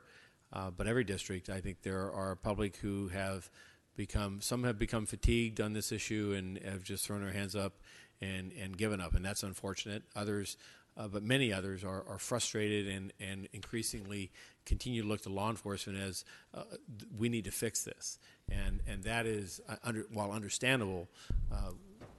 Homelessness is a health issue, is a humanitarian issue, and it's one that policing has a role for the safety of everyone involved. I am encouraged by the investment by the city as well as by the county and the population in taxes and to increase staffing for services for housing. It just isn't happening fast enough. This is the homeless problem. I do see improvements as far as staffing levels today, daytime being Thursday at 2, 3 o'clock in the afternoon. I see little or no improvement at 3 o'clock tonight. Mm-hmm. The homeless program in this city and in this county continues to be, in large part, on non-business days and off hours, the Los Angeles Fire Department and the Los Angeles Police Department. And I am here to say that we need to add continued commitment and insistence that we continue to expand services and resources. Outreach workers, I would look forward to the day when any part of the city that has the types of encampments and concentrations of homelessness that we see, that we saw yellow-jacketed homeless outreach workers constantly engaging day and night. We see that now in patterns for hours, and we need to see it every day and every hour. And our officers are frustrated by that because we all recognize as members of the city that we all share a collective responsibility in this. But they're problem solvers, and so they know collective responsibility. But then they're the ones that go out generally like firefighters and fix things, and so I think that's where the frustration comes up. But we're working with that because we want them to also recognize they can't solve every problem. That this shared responsibility means do what you can, be ingenuitive, but be respectful and recognize that there's a limit to what your portion of this you can be expected to do. Thanks, Chief. Thank you. Mr. Kretz. Thank you, Mr. Chair. Parts of some of my questions have already been asked, so I'll just drill down just a hair more. One of the inefficiencies of our system is having our jails closed because of the times people spend transporting prisoners. I wonder if, in addition to doing the report on all the jails, if you could drill down on the possibility of reopening the Wilshire Division Jail. I think in that one in particular, there's a significant length of travel time, as many people who ever have to do this know. Driving at the wrong times from the west side to downtown is a painful experience and a very time-consuming one. And yet, every time there is someone that could be in a Wilshire Division jail, instead they have to drive them downtown. So if we could look at that as possibly being the next one to reopen, I think that would be a significant efficiency. So I'd like to add that to the piece of the already asked for report back. Also, the kit rooms, are those currently all staffed with sworn officers? Yes. And is there any reason for that, or could those be easily switched to civilians? Our 4-year plan, I believe that's one of the positions that we've identified for civilianizing. There is considerations relative to the weaponry that is and equipment that's maintained there. However, I think that properly trained staff can work that position in a civilian position. Historically, that's not been the case, but again, is with that report that we're going to come back to you is going to identify those type of positions that we believe could be civilianized. Yeah, I think that would be a particularly logical one, so I'd like to ask that you prioritize that in your report. And just in general, I've been pushing for civilianization for the 10 years I've been on the council. I think as I always have stated that sworn officers doing civilian work are really phantom officers. We're paying for sworn officers, we're getting civilian work. And so to the extent it were possible, I would even like to ask us to look at, rather than rehiring more sworn officers, at least in the short term, if we could begin by hiring some civilians and getting a better bang for our buck, and then continuing to staff up both of those arenas. I think we made somewhat of a mistake in the recession by cutting civilians rather than cutting sworn officers and having the sworn officers do civilian work. So I would ask that you look at that as part of your report on civilianization. And also, I'm not sure, I know we touched on graffiti. I'm not sure if you're aware, but it looks like we're several $1 million short in terms of being able to maintain our past graffiti removal levels. And I know in terms of dealing with gangs and the impact that having that having an aggressive graffiti removal program is key, because you don't want to get to the point where the graffiti goes up, then a gang draws a line through it, and you have another graffiti go up, and you're de facto helping to start gang conflict. So I wanted to hear your thoughts on whether the value of those several $1 million are worth making sure that we don't fall back on this area. I would hope to save you the time and just ask you to refer back to my earlier remarks that I believe that graffiti abatement in this city is, I've seen it without it, I've seen it with it. We're a much safer and better city with it, and it's really, I can't add any more weight than that, other than to say that just as a general manager of one of the most costly departments in your budget, is that we recognize that every solution is not from this department.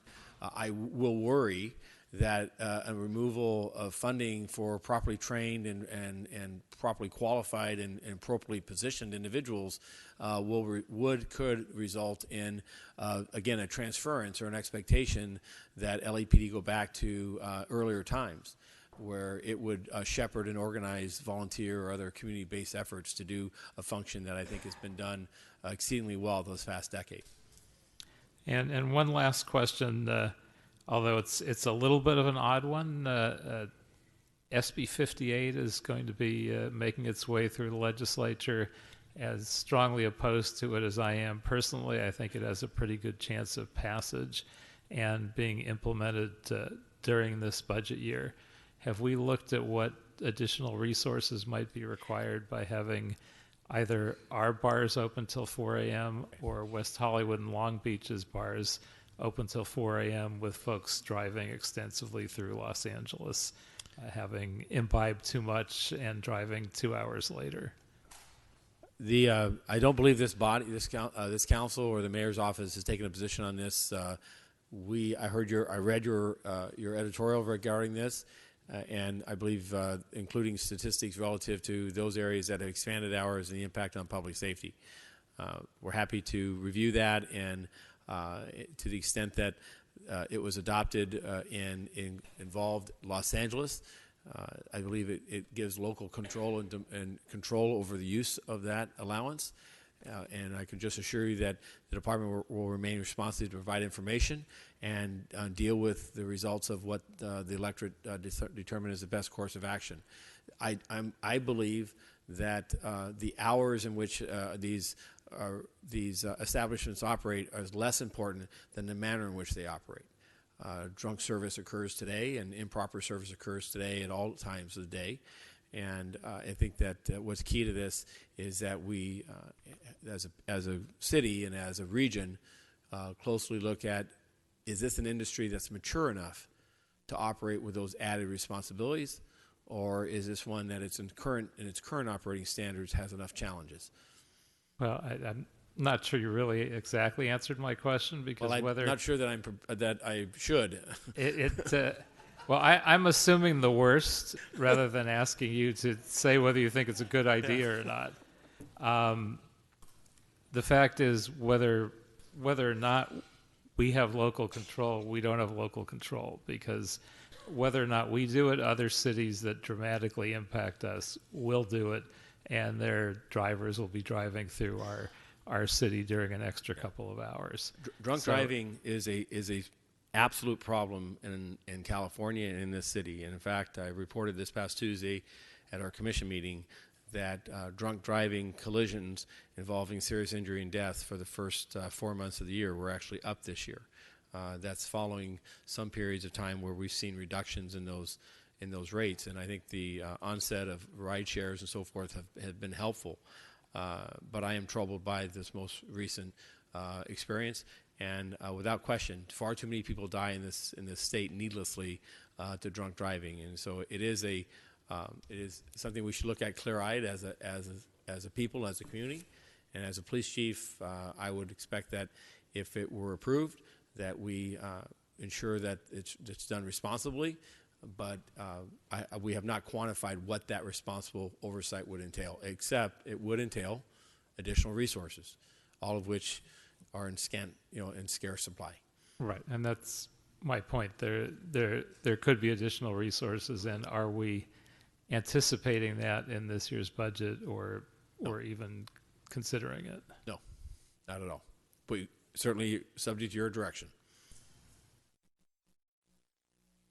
Well, I would ask that we get a report back, but I would make it a special study, and I would have it begin after the item actually passes, were it to do so. Fair. Mr. Bloomfield? I won't ask a lot of questions. Just one last one regarding Bridge Home. I've got a Bridge Home opening up in my district, Canoga Park. Excited about that. It's not open yet. You've got money in your budget to do extra patrols around some of the ones that are open. I just want to confirm that regardless of the time of the year that it opens, that there will be the commitment and resources to do the funding on that Bridge Home, whether or not it's in the pipeline yet.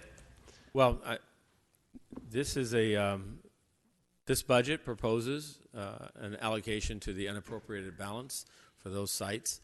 I am hopeful that this council, when faced with the request that we move it from the unappropriate balance to our budget sheet to allow us access to that resources, that would be approved. Absent that, I can't assure you that, other than I would try to realign existing resources. Perhaps, I think this is I can't commit to the use of funds that I don't have access to, but certainly they've been earmarked and set aside for the anticipated use, and would hope that this council would look at that when those circumstances arose and be supportive of it. Great, thanks. Mr. Price. Again, thank you, Chief, for your straightforwardness and for your willingness to engage. We do appreciate it. As a follow-up to my request or report back on the Community Safety Partnership Program, I'd also like to have some discussion of what we're doing to diversify our cadet ranks. And again, that's part of that recruitment that we talked about earlier. Mm-hmm. But if you have any specific thoughts about what we're doing and how we could expand that, or what we need to be doing to expand that, if you could include that in the report, I would appreciate it much. Absolutely. Thank you. Thank you. One last couple of questions for me, Chief, on cannabis and the $10 million in cannabis enforcement money. The Police Commission currently is involved in the permitting of a number of different categories of sensitive type businesses. Mm-hmm. Is LAPD responsible for enforcing closing down businesses that are not permitted by the Police Commission of those categories? In regards to unlicensed cannabis locations? No, other types, massage parlors and other things that are permitted by the police commission. Yes, we will investigate those. The Commission Investigation Division investigates those violations or suspected violations in concert with Building and Safety and with Fire and other agencies as appropriate. The department will, through, for instance, unlicensed massage parlors and so forth, will conduct investigations using its vice resources to document and take enforcement action. So, using that example, those would be vice operations based on conduct that is alleged to be taking place in the business, not the fact that the business is unlicensed, right? No, well, in part, it's both. And in reality, what draws us there is it's an unlicensed operation. What is generally found is that there's acts of prostitution because it's the unlicensed aspect is that they just don't run by the rules. It's different in cannabis. I want to make sure I go back to the initial point. The Department of Cannabis Regulation, the Police Commission, Commission Investigation Division, as I understand it, is helping and assisting them with a capability as that department stands up its operations. The licensing and so forth of cannabis operations across the city, I believe, was intended to be ran and orchestrated from the Department of Cannabis Regulation and not a police matter. There's some overlap, as there always is, with enforcement of any law in the city of Los Angeles as to the police department's ability to take action, but the appropriateness of it, I believe, is best centered at the regulatory body that was created by this body. Absolutely, and that's kind of going to my point. Mr. Harris Dawson has spoken eloquently in council about the relative benefit of criminal enforcement versus civil enforcement, for example, against the landlord. Right. And I guess if we're going to commit to appropriating $10 million in police overtime resources to enforcement of unlicensed cannabis businesses, I would hope that that's going to be based on the conduct that happens there and not simply their lack of being licensed. Because speaking for myself, I agree with you that a regulatory environment rather than a law enforcement environment to ensure compliance with licensure laws is the more appropriate way to go. And what I hope that this overtime will be expended on is dealing with problem operators that are producing crime and blight and problems in a neighborhood, not merely the fact that they're perceived to be competing unfairly with another business. Councilman, thank you. I am looking forward to the task force effort that Mayor Garcetti is assembling and talking with Deputy Mayor of Public Safety Jeff Gorell. I believe it's in the coming days that the number of city family departments are going to come together in which to identify more strategies moving forward. I would look to this funding that's been identified and earmarked with a look towards that task force to understand the will of this council as well as the mayor's office in his direction and ambition as to how we are best utilized, and then provide feedback as to those strategies that are identified. I do believe that there's a mixed message in regards to what you've just offered. There are we started with the initial passage of adult use marijuana or cannabis with the idea that we would focus solely on those most problematic locations, and we have been asked, based upon critics and including those in the licensed cannabis industry, to focus on those that are unlicensed because they undermine and draw away from the legitimate operators, and so that we would share our enforcement action beyond the chronic crime-ridden, community complained of locations and go to just simply to include the simply unlicensed ones. So again, I think a task force that has the voice of this body as well as the mayor's office, and so that the department can remain supportive and its actions be understood and receive the support of the elected officials is important to me. Thank you. Well, we'll continue to monitor that task force and its conclusions closely then. Members, anything else please? Yeah, Mr. Bonnet. I got two last ones. One, I wanted to just ask another question about homelessness. You mentioned how the department is spending even more time, and it's more of an issue for the department. Homelessness, so many different causes, so many different manifestations of it. One, certainly, that I know that the department intersects with frequently is people who are homeless who are suffering from a form of mental illness. Given that homelessness has increased in Los Angeles over the past few years, encampments, even as we plan to do more, it looks like there are more encampments just down the street from here, right? Right across the street from between our buildings. Has, over the past couple of years, as homelessness has increased, as the department's engagement with homelessness has increased, how much has the MEU and the special units that we partner with the county on that are specifically assigned to deal with mental illness, how much have they increased commensurately? So this is under Chief Beck's leadership and vision, and one that I fully have embraced and support. We've expanded our SMART team coverage to 24/7, every day, every hour, in all four corners of the city, more than doubling the number of personnel assigned. We are without peer here in the county, and I would say proportionally across the country, with the number of full-time personnel who accompany a licensed clinician from the Department of Mental Health to be present.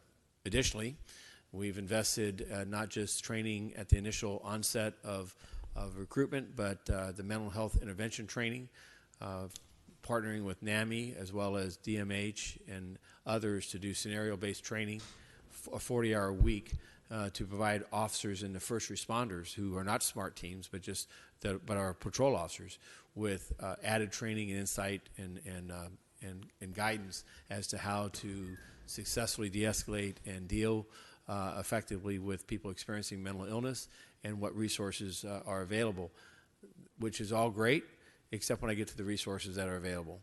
Yeah.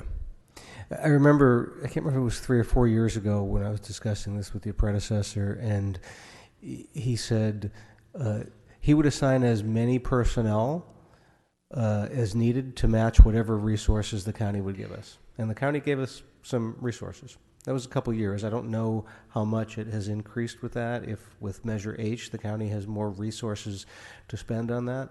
If we were able to get more resources from the county for the mental health professionals, would we have the ability to match them? I believe so. I think I was just at a review of a shooting that will go before a commission that occurred in the Van Nuys area approximately a year ago of a despondent male who later committed suicide. And our travel time for the available SMART team was more than an hour away. Yeah. And I would, with 21 areas, if I had a SMART team 24/7 in each of those areas, yep. The increase in the percentages of calls involving officers responding to persons involving mental illness is only going up. So I'd ask then, even though Lassa and Meg Barkley aren't here, I'd ask for a report back from them, if I could, on what opportunities there are from the county to get additional mental health personnel that could partner with LAPD. Final question is I wanted to return back to something that Mr. I believe Koretz was asking about earlier, which is about hate crimes. The New York Times reported on Monday that California has more organized hate groups than any other state. And it talked about how they've been on the rise dramatically over the past couple of years, that they're taking on a different face, particularly online, that there were more than 100 incidents in California that were attributed to anti-Semitic robocalls, that things are organized almost sort of on a subterranean basis on online platforms like 8chan. And that Southern California in particular has long figured among the nation's most active regions for extremism, and it talks about how that's increasing, and that one of the risks we face is that the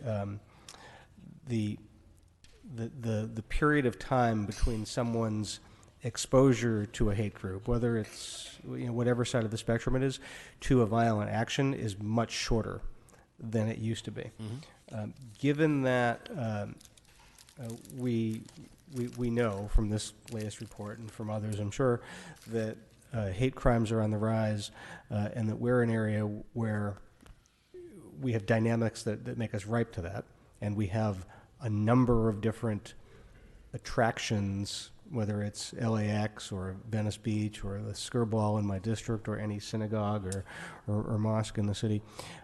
Are we increasing our resources proportionately to match that increase in risk? I believe the framework here in Los Angeles is very robust.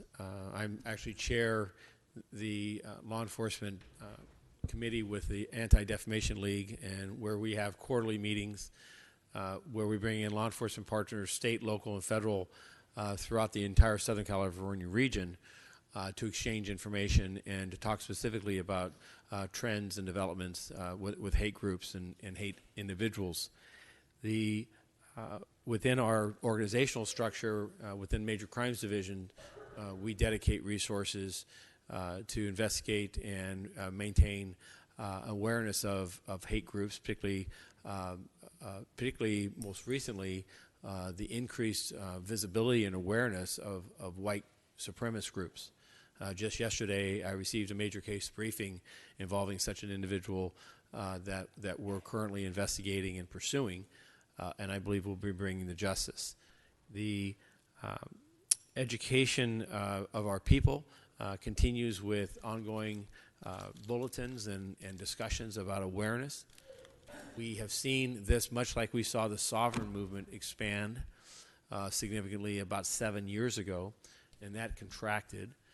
Most recently, the last 2 years, I agree with you that we're seeing this outgrowth of these alt-rights, if you will.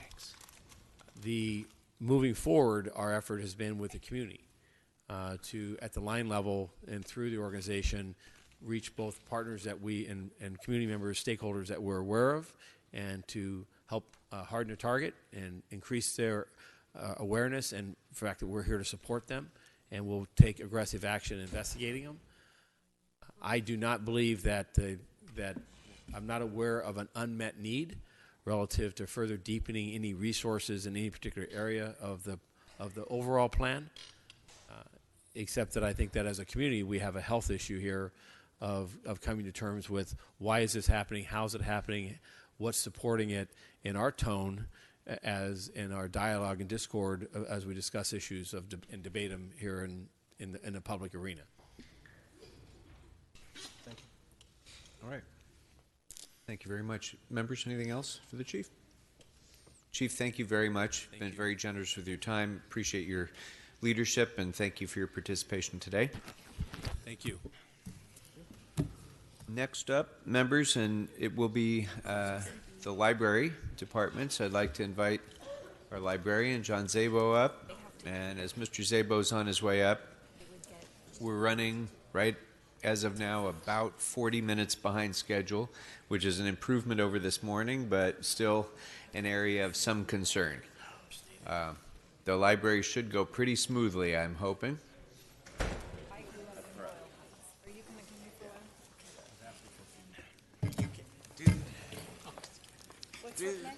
Mr. Szabo, welcome. Thank you for submitting your letter in advance, and thank you for the fact that your letter has really no particular requests for action from us, so thank you.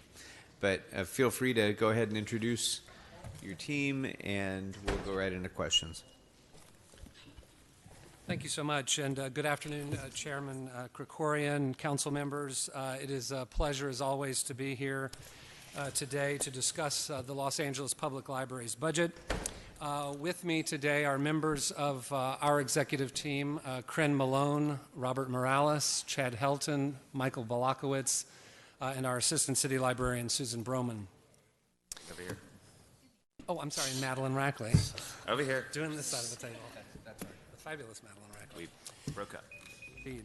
I want to thank the mayor's office and certainly the CAO for their support in developing the budget that's before you. And of course, anytime I talk about the budget, I always want to thank the people of Los Angeles for their passage of Measure L back in 2011 to restore, expand, and innovate library services in Los Angeles. And of course, as well, special thanks to the entire City Council for your ongoing support and your enthusiasm for public library services. The fiscal year 1920 budget will allow the library to continue all of the exceptional high-impact services that we provide every day. As you all well know, our services are incredibly dynamic, programs helping the city address some of the biggest issues that Los Angeles faces. I just want to highlight two things and then turn it over and give you the opportunity to ask all the questions. Targeted local hiring, we're particularly proud of our success in that area. We have had 39 hires to date. 27 of those hires have transitioned into administrative clerk positions within our department. We've even worked with the personnel department to create videos that speak about the success stories we've had in this department with targeted local hiring that personnel has shared with every general manager in the city, hoping that that success can inspire other good work throughout the city of Los Angeles. So I did want to mention that. And also, and the timing is good, as the chief has just spoken about some of the library security matters, we continue to make major investments in library security across the system. We have what I would call a superb relationship with the Los Angeles Police Department. The chief has taken a personal interest in this issue, has met with me and has been personally involved with library security matters. Happy to go into lots of detail if you'd like, but just in summary, we're now making in the library budget a $9 million investment in security. So this is over about a 5-year period risen from about 1.4 million. So this includes LAPD security officer positions. It includes 7 supervisors, contract security as well, and also LAPD officers on overtime. Notably, in the last year, we have transitioned our security manager position to a LAPD sergeant, so a sworn officer is now in charge of library security, and our staff report that that works very well, and LAPD leadership also has reported that that's been very successful. So with that, again, I thank you for your support and also to the outstanding staff throughout the Los Angeles Public Library who do an incredible job every single day, and to the 7,000 Angelinos who volunteer in our 73 libraries. Thank you, and I really look forward to your questions. Thank you very much. It's good to have you with us. Let's go ahead and start with Mr. Koretz. Thank you, Mr. Chair. I wonder, since you mentioned the impact of homelessness, if there are other impacts beyond security in terms of the increased usage of the library by the homeless. Has there been a need to replace furniture? Have there been additional cleaning costs? Anything relating to that? Sure. It is very challenging to quantify the impact financially of homelessness on our libraries, as we don't determine who might be with a home or without a home as they come into our libraries. That said, certainly it impacts us in terms of custodial costs. There are also issues with some behavioral issues that relate to some individuals with untreated mental illness. We work to train our staff, but principally I think the costs come in the area of security, certainly at our libraries. And we also, I would add, try to be proactive in the library in terms of taking advantage of the opportunity that many homeless members of our community are in our libraries. We have a service called The Source at a number of branches that continues to expand. Started at Central Library, where we bring together once a month social service agencies, governmental agencies, everything from LASA, Department of Mental Health, Public and Social Services, DMV, VA, all together in one place to allow homeless members of the community to sort of do one-stop shopping for a variety of services. And they report that that is very helpful. The agencies do as well. And I think it improves the relationship between that community and the library staff as well. Well, you've answered my next question before I could ask it, which was, do you use this captive audience as a way to encourage outreach? Anything you do beyond the monthly grouping of services? Well, certainly one of the things that I always emphasize is that homeless members of our community are not just coming into our library for air conditioning and heating and a comfortable chair. They make use of our library services. They attend our programs, and so we certainly serve the community in that way.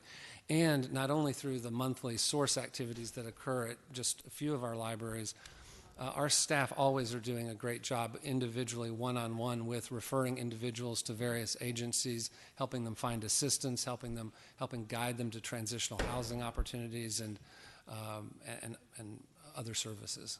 And they're in a good position to do so, because often the homeless will take months or years to develop the trust in an outreach worker, but if they're there with library workers every day and get to know them, they may be the best positioned folks to encourage them to transition to services. That's an outstanding point, and it's absolutely true.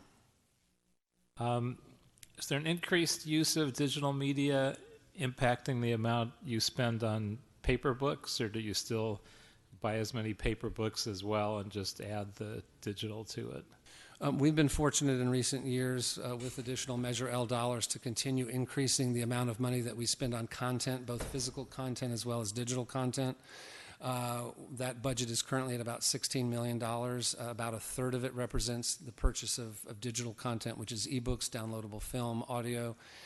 We continue to spend a robust amount of money on print material. It's still incredibly popular. We have seen use slightly decline year to year in print material, but what we refer to as our collections budget, the budget from which we purchase content, is still low as it relates to our counterparts nationally. We're spending about $4.05 per capita on that budget. So we work to increase that, but we have seen dramatic increases in the use of e-content, and even with additional spending in print, it still is either a slight decline or remains steady. Interesting. I wouldn't have expected that. I thought it would be more dramatic, so that's good to hear. Are there any climate education programs in the library? And if so, I wonder if you could briefly describe them. Sure. And climate education can take many forms. Notably, I think that topic comes up frequently in our Full Steam Ahead program, which is primarily targeted at children and teens, but we do have some adult programs, and STEAM being an acronym for Science, Technology, Engineering, Arts, and Math. A number of those programs have climate change themes. We also have initiated in January of this year a program called Neighborhood Science, which is essentially crowdsourcing environmental data, and it is a partnership with the Environmental Protection Agency and some other organizations. We're piloting it at 14 libraries, and that's been successful thus far. We also offer some free online courses. This is access that we purchase and make available to our patrons that relate to climate topics and global warming. And then also important to mention is that in our branch libraries, we are providing public programs on various topics. We've had speakers from the Climate Reality Leadership Corps, screenings of An Inconvenient Truth, Al Gore's second film on global warming, and invited various faculty from local universities to come and speak on the topic. So it takes many forms. Great, thank you. Mm-hmm. Thank you. Mr. Bloomfield? Great, thank you very much. appreciate all the great work that you do. Our libraries are such an amazing place, and we should be very proud. Wanted to ask you a couple questions. One about the sort of the balance of security. We're getting more security with the needs to serve our mentally ill folks who do come there. And related to that, what we're doing to help the homeless. And last year we talked about the libraries being a no wrong door place, and I guess part of the question is, how is that working on being the no wrong door? Do we need additional resources to help make that work better? And how does that work with the tension of security, which we need for sure, but also investing the right resources so that we're not just worried about protecting ourselves from folks who come in, but we're figuring out how we can serve them and get them into the services they need. We're so enthusiastic and proud of this work we do that we called the source that I referenced earlier. One of the challenges of expanding that is the capacity of those social service agencies and their ability to come. Often we'll say, we would love to have you come to this library and this library and this library, but there are some resource issues there. In terms of all of our libraries have signs that say we welcome everyone, and so our everyday resources are being used to provide services to this audience. But I think one of the things that we would love to look at is beyond Measure L funding, looking at what opportunities there might be with Measure HHH or H funds to be able to assist the library in doing some of the work that we do, both with the source, but also with some of those other services and expenses that we incur that are a result of this community issue. It is difficult to quantify, though, how much of the security expense we incur is related to that issue, or how much of the custodial or other costs that we incur. Okay. Separate issue, and I've asked multiple departments that are outward facing with our constituency this question. It has to do with the census, and it is probably one of the most important things we can think about for getting resources over the next 10 years is counting everybody. And you are in a position with all the libraries of reaching out to a lot of the hard to reach people. So my question is, what are your plans? Do you have the resources needed to assist the census and to be proactive in that? And maybe we'll get a special study report back on how what those plans are and how you're preparing. Yes, and I think there's a very important role for the library to play. We look forward to playing it. Looked at a preliminary action plan recently that had 20 items on it for the library. Actually, I'd like to ask Assistant City Librarian Susan Broman just to review a few of those things that we're intending to do to address the Census 2020, if that's okay. Great, thank you. Good afternoon. I'll be quick and just mention a couple things. So we have a designated staff member who's working with other county departments to ensure that our coordinated efforts in that area.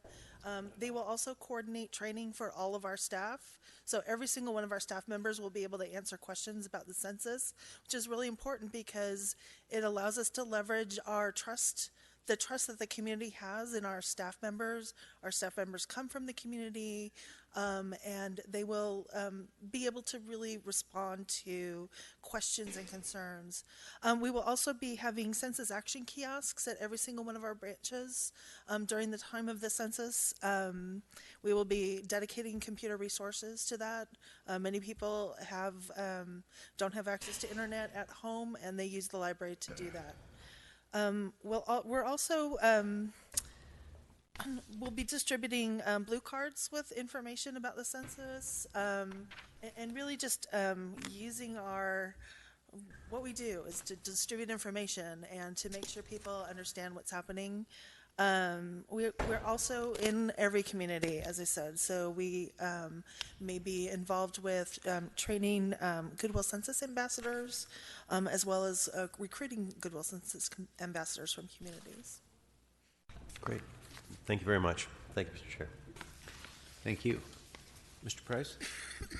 Thank you. And again, thank you, John, for your leadership and for that of your staff. In many ways, the library has become community centers, and so we appreciate you accepting that role and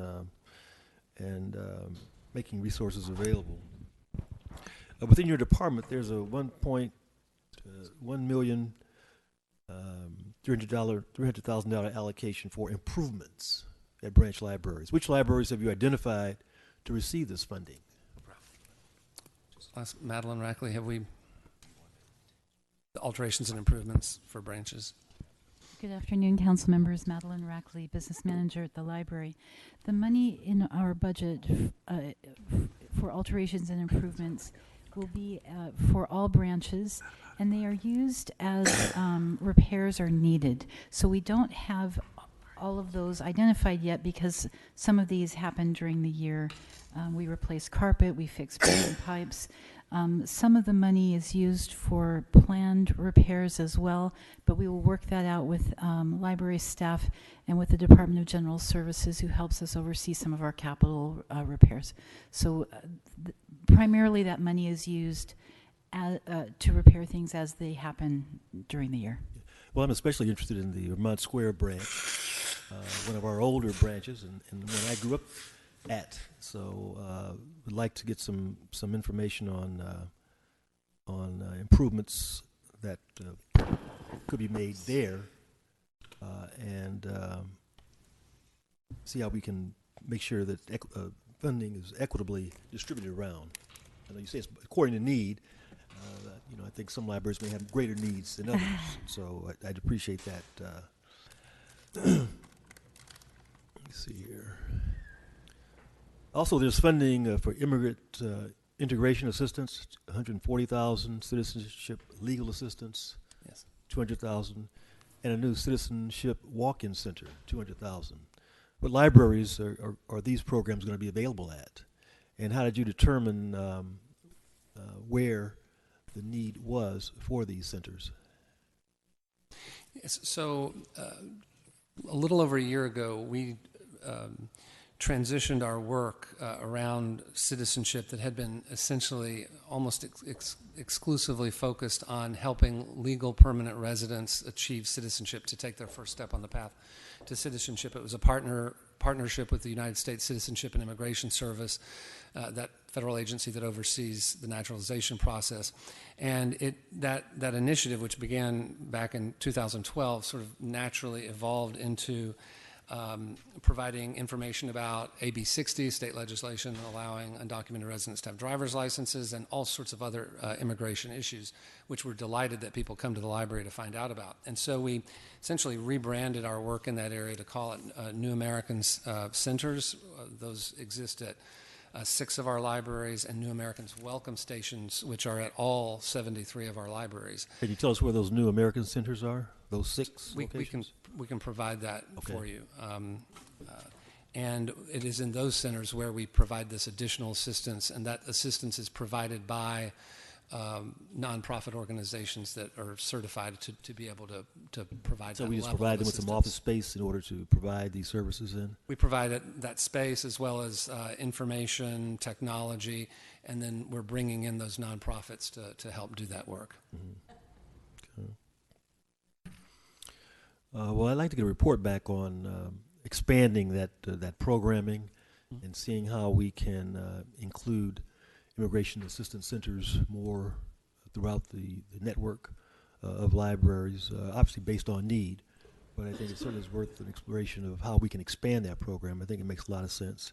And as I said before, I'm interested in seeing what the budget looks like to make the improvements at the Vermont Square branch. Sure. Beautiful library, 103 years old. Great library. Yes, it is. Thank you. Thank you.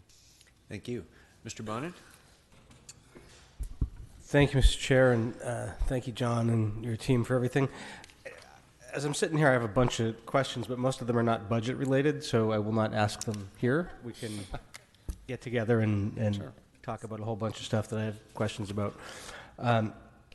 First of all, before I forget, I want to thank you not just for the routine stuff you do, but I understand your staff was of great assistance to Emilio Estevez as he was making his movie about homelessness in libraries, The Public. And we did a screening with you, and Yes. it's actually a very good film, both about librarians and about homelessness.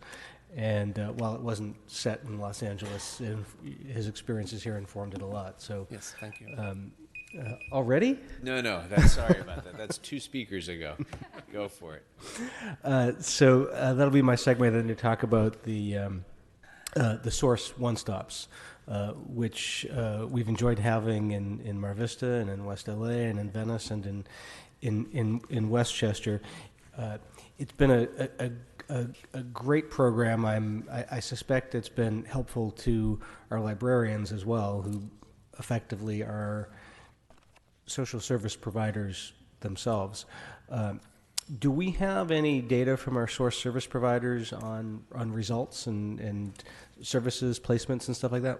Yes, we count absolutely everything that happens at the sources. So number of individuals referred to transitional housing, number of individuals that received Metro passes, Social Security assistance, VA, everything. If you give us a report back with that data, that would be happy great. to. And second thing I wanted to ask about is I know we've discussed before work to beautify the West LA Regional Branch Library, and there's a donation or a commitment of $250,000 earmarked for that. Our community partners are very, very eager to get working on the West LA Community Reading Garden. Any info on when we can get going? Yes, and we're very fortunate that we had that funding earmarked for West LA. We're extremely eager, and it certainly needs it. I'd like to ask Chad Helton, who directs branch library services, so he's responsible for all 72 branch libraries, familiar with that project. Chad, if you could speak to that. Yes, sir. We have submitted a scope of work to the General Services Department, and we should begin working on the project in the next couple of months. Next couple of months. Are you waiting on a reply from General Services? I will have to get back to you. I think that we've received a reply, but I'm not 100% sure. Get back to me before they come to the table, which is tomorrow, I think. I will do so. Okay, thanks. Okay, thank you. That's all I got.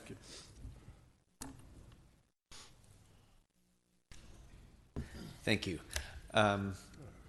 I actually have no questions for you, but I just do really want to thank you, as we all have, because you came into this position at a difficult time in this city, and you've really led this library system to a really terrific place. And our libraries in all of our districts have become really important community centers. They've helped some of the most vulnerable people in our communities, and continue to be a tremendous asset to the people of the city. In fact, I just wanted to let you know that you had a representative who came to my nonprofit town hall that I did in my district, gave an overview of all of the great services that the library provides, and I had more than one person from the nonprofit community who came up and said, I didn't realize the library did all that stuff. That's fantastic. I got to go get a library card. So you got some converts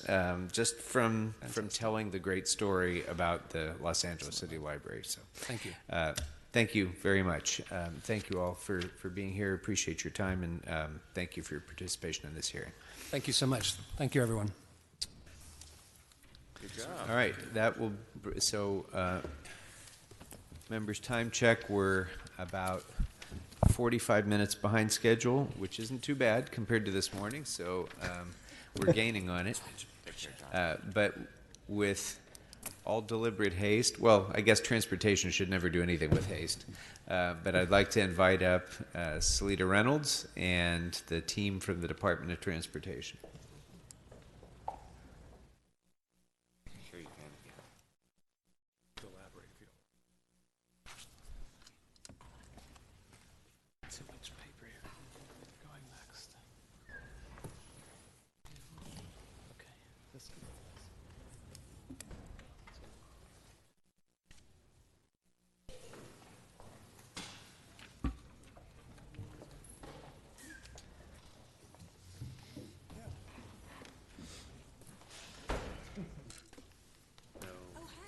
Civic.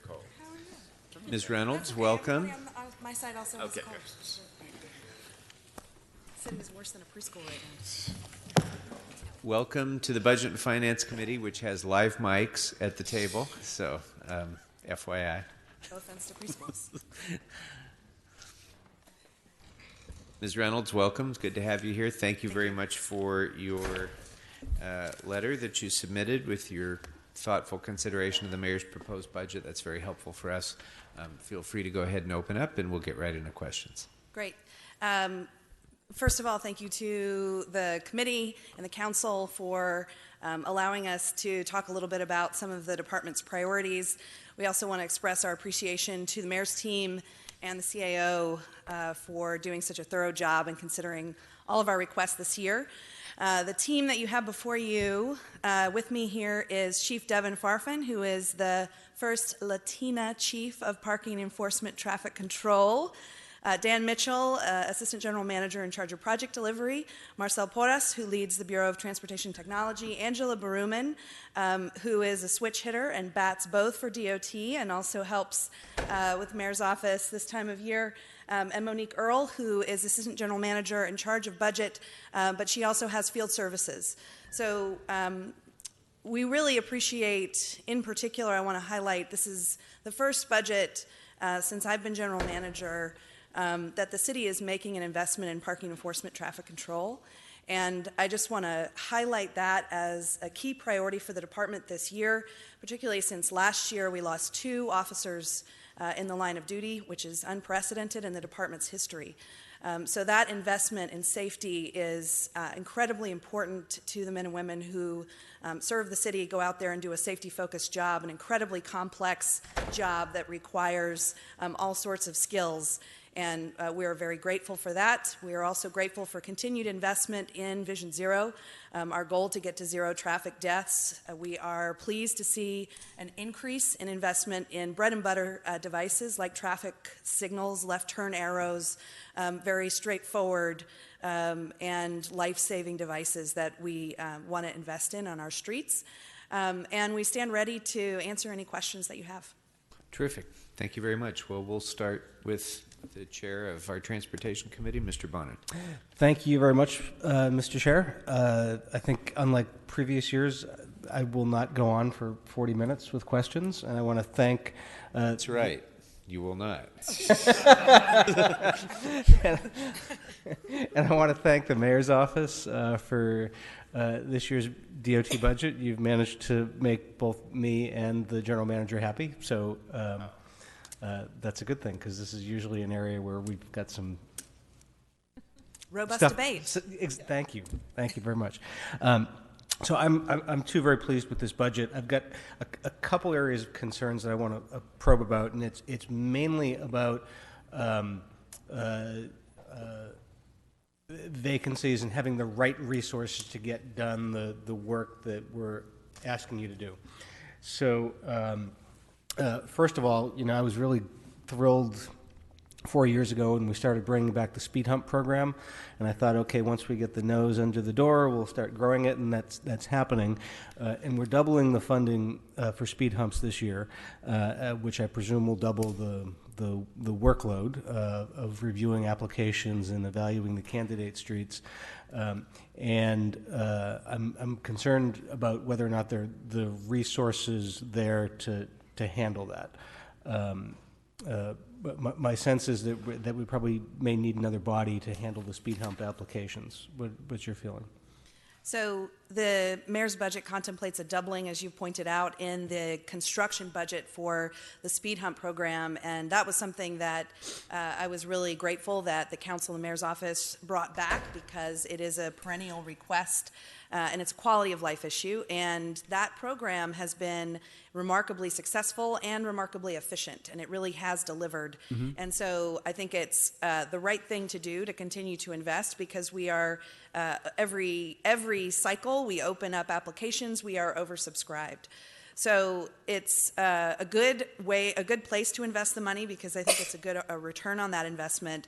But as you pointed out, the speed hump program has not just construction, but it has an incredible amount of process that goes along with it. We don't go out and put in speed humps without a lot of consideration for whether or not the need is real, whether or not they have wide support on a block or on a street. And then we also want to be very thoughtful about the construction phase. And so it has as much process as it does actual construction. And so I do think that there is an argument there that potentially very modest investment in at least one other staff position would make sure that program continues its successful Okay, so I'd run. like to get a report back on one new position for the speed hump program. Similar concern about transit. Council approved a transit service analysis that increased bus service by over 80%, which is awesome. And we started rolling that out in the past month or so. That is going to require additional staff to manage contracts and grants and to make sure the expansion goes smoothly. One of the things I'm seeing a challenge with the rollout is just letting people know it exists. And curious, how many new positions do you need to actually support the transit expansion that we've authorized? So we requested, I believe, 12 positions to actually implement the transit service analysis transit service expansion that council approved. We got a couple of positions in this budget. We do think that there is a need for probably about 2 more in some very critical areas. As you pointed out, contracts is a big arena for us. LADOT Transit is unique in many ways in that we contract that service out, and because we do it that way, we're able to deliver it for about 40% less than some of our peer transit agencies, but that does require staff at DOT to make sure we hold contractors accountable, make sure we manage those contracts appropriately, and make sure we support the transition to 100% electric vehicle procurement and purchasing. And that requires a lot more grants and a lot more contracts and therefore more people to make sure that runs smoothly. So report back then on those 2 positions for transit. Another big thing in this budget, this is a wonderful thing in this budget. I think we're all thrilled about it, is the significant focus on traffic signal improvements. I think we all get tons of requests for these. We all make tons of requests for these. And there's a significant investment in this budget. Thank you to the mayor's office for signal improvements, both Vision Zero intersections and others. One of the things I think that always frustrates this committee is when we approve something and then it doesn't happen. And I'm afraid that that's what this could fall under, because sometimes it feels like, at the beginning of your term in office, you can get a signal approved, and then, if you serve 2 or 3 terms, you might be lucky enough to actually be there and flick the switch, because there's been such a chronic backlog and between the designing and the manufacturing. So I'm curious about what engineering positions we would need to actually address the current backlog and the new signals in this budget, and those funds from multiple sources. So if you could report back on what engineering positions we would need to erase the backlog and get done the stuff that we've got budgeted for this year, I'd like to see that, because I think if we approve millions of dollars in signals, we'd like to have a reasonable expectation that we'll see most of them this year.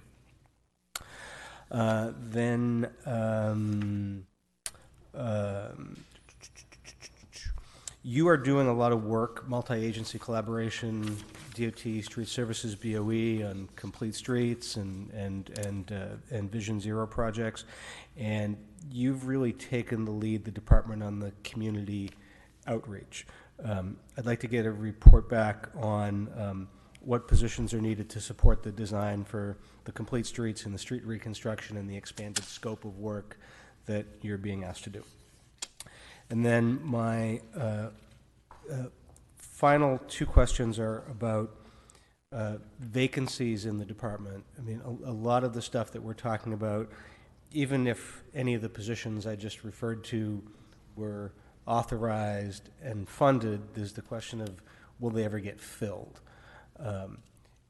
What progress, if any, be honest, has been made over the past year in expediting the filling of vacancies? So we have worked closely with the personnel department to try and enact a lot of innovative ways of bringing people on board more quickly, because we were able to get our vacancy rate down to about 13% at its lowest point, but then it has soared back up to around 20%, and our salary savings rate is about 5%. So, we have about 100 vacancies in field operations. We have close to 100 vacancies in parking enforcement, traffic control, and at the same time, we've added and grown a lot of programs, like the EV infrastructure program at the same time. A lot of those vacancies are occurring because of foreseeable increases in the number of people retiring. In 1986 and 87, we had 2 huge classes of parking enforcement traffic control officers, and they have all hit their golden 30-year mark, and we wish them well and thank them for their service, but now we have to urgently fill those positions, because field services and parking enforcement are frontline services. Yes. So it's, for example, for the first time in the department's history, we are doing emergency appointments in parking enforcement and traffic control. We sort of quietly did away with the part-time officer program to try and give all of those part-time officers full-time offers instead, so that we could try and increase, but we just have not been able to keep up. We've had some success doing on-campus interviews and on-the-spot offers for candidates. We would love to be able to do that in our field services group as well. And then we have actually taken staff positions inside DOT and devoted them to trying to help with the personnel process for hiring and bringing people on. But it just has not been enough for us to make real strides. What would you need to be able to do that in field services as well? Because I'm really concerned about the vacancies in field services. So this budget does contemplate an additional 4 positions in personnel to support DOT. I think that will help, but I'll let Monique speak a little bit to what we see as some potential process improvements. So we've been working with the personnel department on how to expedite background checks, doing whatever we need to do to hold on to or actually implement any waivers that we can, so that we can get people hired on as quickly as possible, helping with training as it relates to their licenses and things that they would need to begin working in those positions. So it's just working with personnel on those things, but I really believe the on-the-spot hiring process, if we could move forward with that in field operations, that would help to improve hiring. And what do you need in order to move forward with the on-the-spot hiring? Do you need authorization from someone? That's a personnel process that they have, but it is through personnel. Okay. And last question, as I get the buzzer, is crossing guards. How big is our hole there, and what strategies are we using to fill it? So we do track, there's the crossing guard vacancy rate, but there's also just a perennial sort of delta in the number of school sites that qualify for crossing guards versus the number of crossing guards that we have. And it varies across the city, and we track it really closely. It is really the highest in the central part of the city and sort of the Hollywood district and Hollywood area. I will let Chief Farfan add anything to that around the sort of crossing guard, the challenges around staffing that program. So recently it has been a problem staffing those positions. However, we have worked with personnel on allowing us to hold the interviews in our area offices to try to expedite, drop applications off at the area offices, and we were able to hire recently 44 new crossing guards, which is going to, I believe that should bring us close to filling our vacancies. The delay, of course, is going to be the medical and background. So we'll continue to work with personnel on expediting that as well. Once we do that, I think this new process that we're utilizing will help keeping those authorized vacancies filled. And have we ever done anything, I remember asking this a few years ago and I forget the answer, with schools where we cooperate in doing a volunteer crossing guard program? Yes, we are working with some staff regarding that process. We also want to work with the unions on how we can work that out when we're unable to hire staff or staff is not willing to work in those areas, Mm-hmm. to utilize that process and even hire them, so that we Great. can put them where close to the schools that they're dear. They may volunteer where the schools that are there in close proximity to. Yeah, if we have schools that we don't have bodies for and we're looking to hire bodies, working with those schools to see if there are local parents there who are available those hours who would want the job would help out on two ways. So, thank you. Thank you. Thank you. Mr. Blumenfeld's not doing. Let's go next to Mr. Kratz. Thank you, Mr. Chair. Few things I was going to ask about personnel, which I've been working with them actively on trying to help solve your hiring problems. Hopefully the dedicated folks to work on that in the budget will help break some of the logjam that you've had. And I'd encourage you to work with me even after the budget if that logjam continues, to see what we can do to solve it. I know you've been taking part in the Targeted Local Hire program. I wonder if you could speak to your success in that arena. So we have a couple of classifications that are eligible for targeted local hire. We would like to expand the number of positions, particularly in field services, that are eligible, and are working closely with organizations like Leaders Up, with Trade Tech, to develop sort of a pipeline, an apprenticeship program to move more folks into those positions and get them qualified for those positions. We've been able to bring on, a modest number of folks through targeted local hire, but we would like to increase that because we see that as a real opportunity for positions like electrical craft helper and some of our entry level. Right now, it's mostly confined to maintenance worker and admin clerks. And if there's any way that we can help you in that effort, we certainly would encourage you, but we're pleased with your progress thus far. Thank you. One thing I want to flag is the Expo Northvale gap closure project of the Expo Bikeway. It happens to be in CD5, but it's completely random. It's just the one gap that was never funded. So I know we've secured $4.2 million in excess Expo Light Rail local return funds for the project, but we're still somewhere between $7.5 million and $14 million short.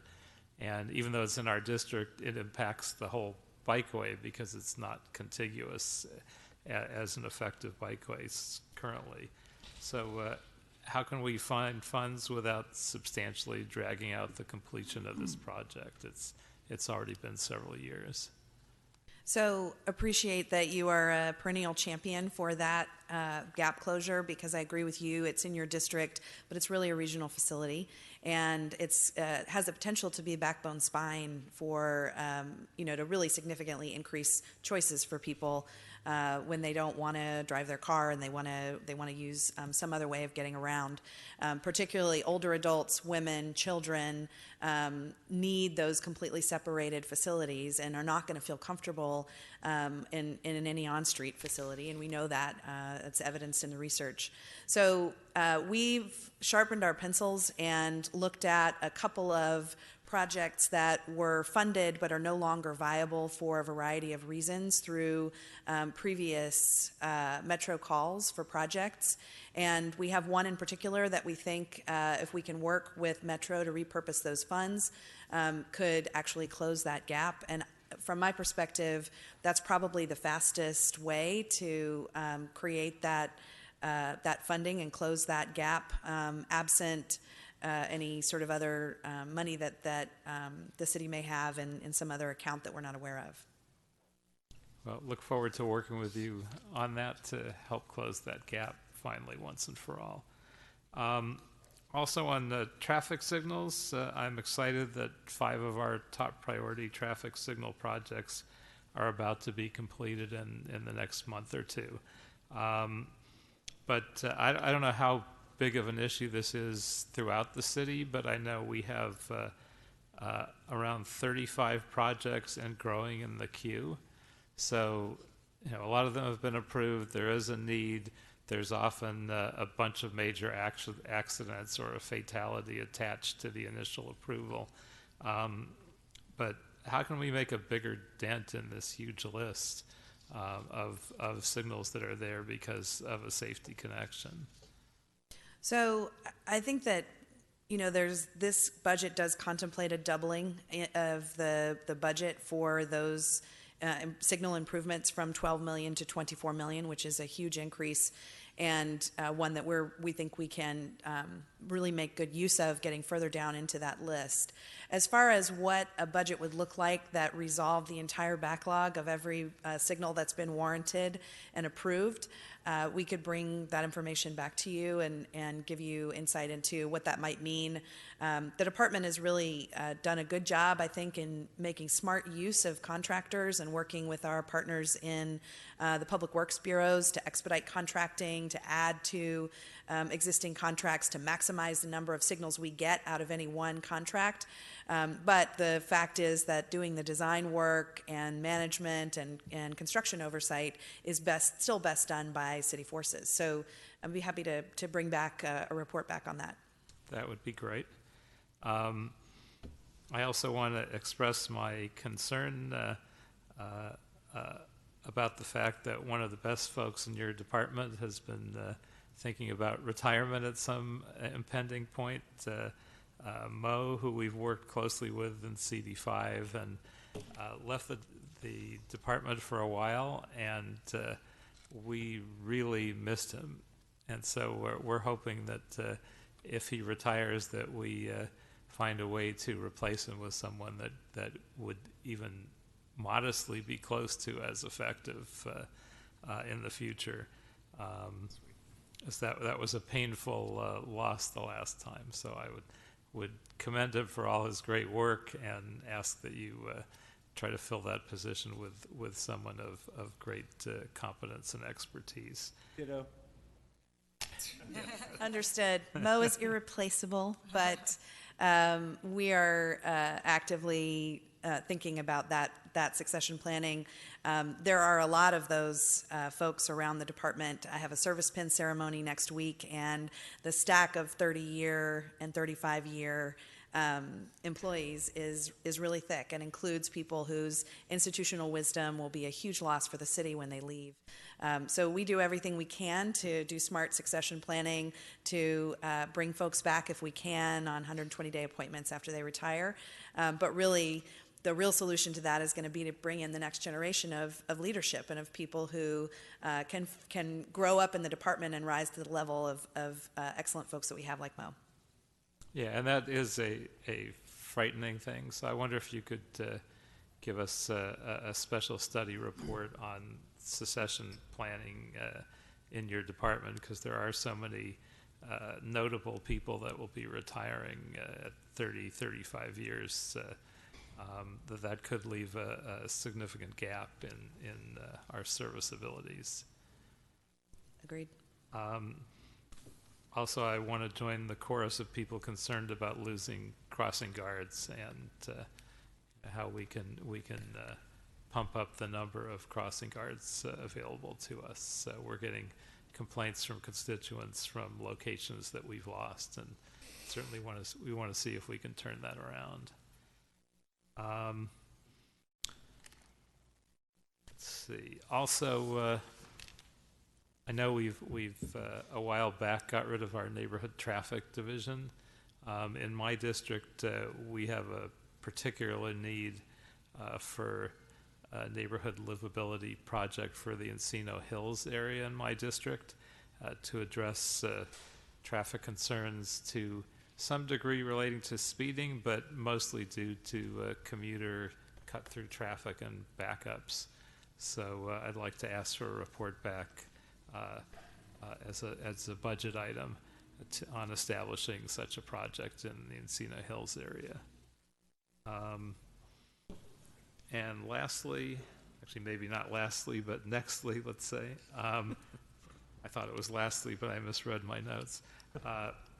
I'm trying to get a sense of how much time each significant department's chief sustainability officers spend on working on sustainability. So I wonder if you could either give us an idea of that off the top of your head or come back with a budget report. So Marcel Torres is the Chief Sustainability Officer for the department, and under his portfolio, he works closely with the network of Chief Sustainability Officers and also carries out the benchmarks that are in the Sustainable City Plan and its update that are also embedded in the department's strategic plan, and those include significant initiatives around electrification. This budget includes an investment in expanding the staff related to that program. LADOT leads a weekly Tiger Team effort of departments from across the city to talk about electrification, specifically related to on-street spots and our EV car sharing program, Blue LA. As far as what percentage of his time gets spent on that, I think we could come back with a report back that quantifies that. But that's and sort of lists out the specific benchmarks that he is focused on and what resources inside his team are also dedicated to that, and as well as in our transit team. So there's quite a bit of work in the transit side of the house to convert our fleet of compressed natural gas buses to all EV. And so we can share sort of that look across the department about the amount of resources that go into those benchmarks. And I think particularly in your department where there are so many needs, I'd also like to have you address what could be gained by making his position a full-time position dedicated only to the sustainability side. Let's see. Oh, one final question. I know there have been a lot of concerns about e-scooters that I've expressed. I'm wondering if we have any results from the pilot yet, now that we've made it official, because I still hear about a lot of injuries and that emergency room doctors are still tending to say that we're having at least one e-scooter accident in each shift at the major hospitals like Cedars.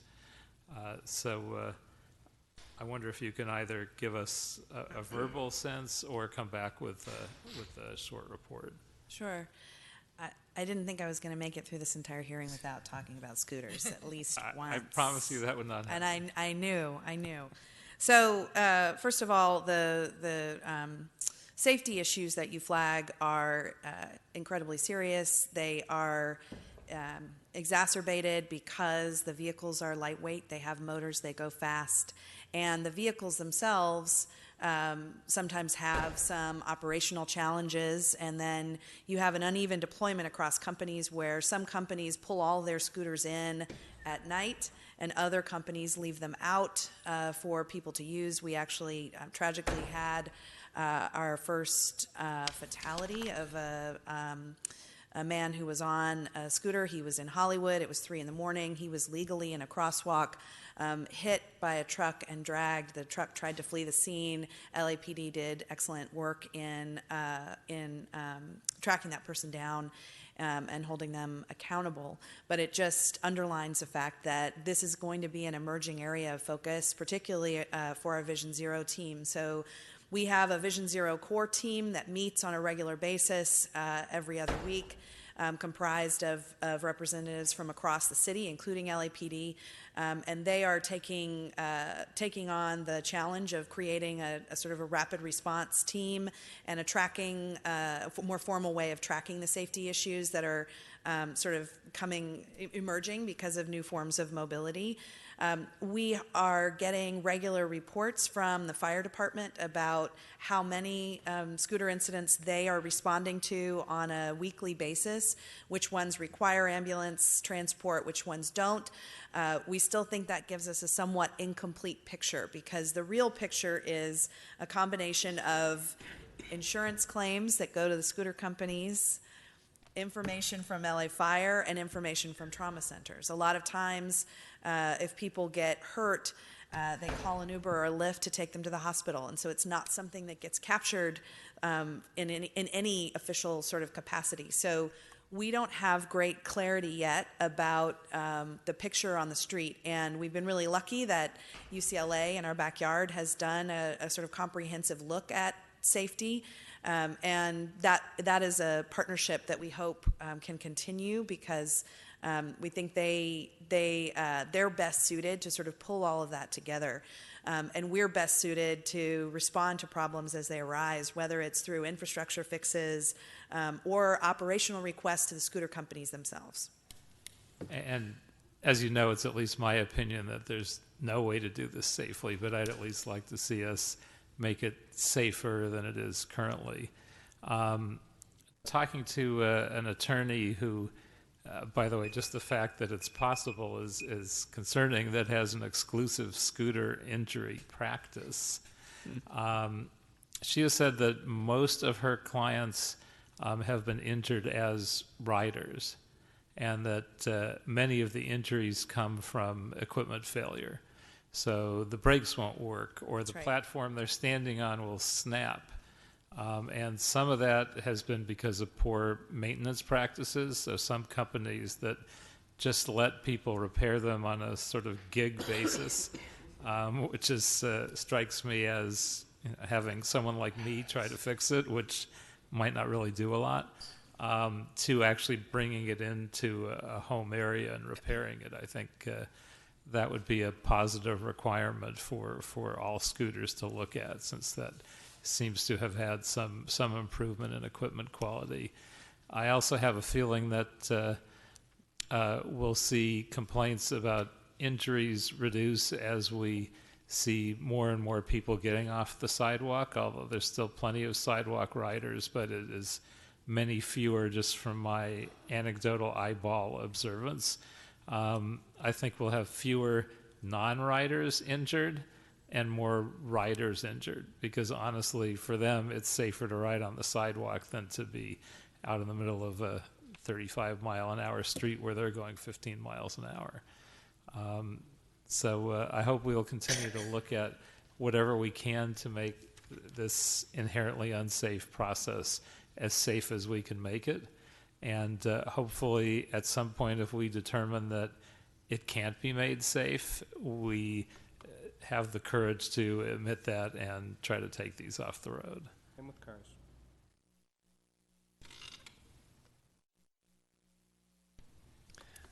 Mr. Price. Thank you, Mr. President. And Lita, thank you for you and your team for keeping us rolling, keeping us on the road, and really contributing in a positive way to our quality of life. We do appreciate that. In your proposed budget summary, you requested allocation for 3 new supervisors. Question, are these officers primarily for traffic control, or would they be supervising parking enforcement officers as well?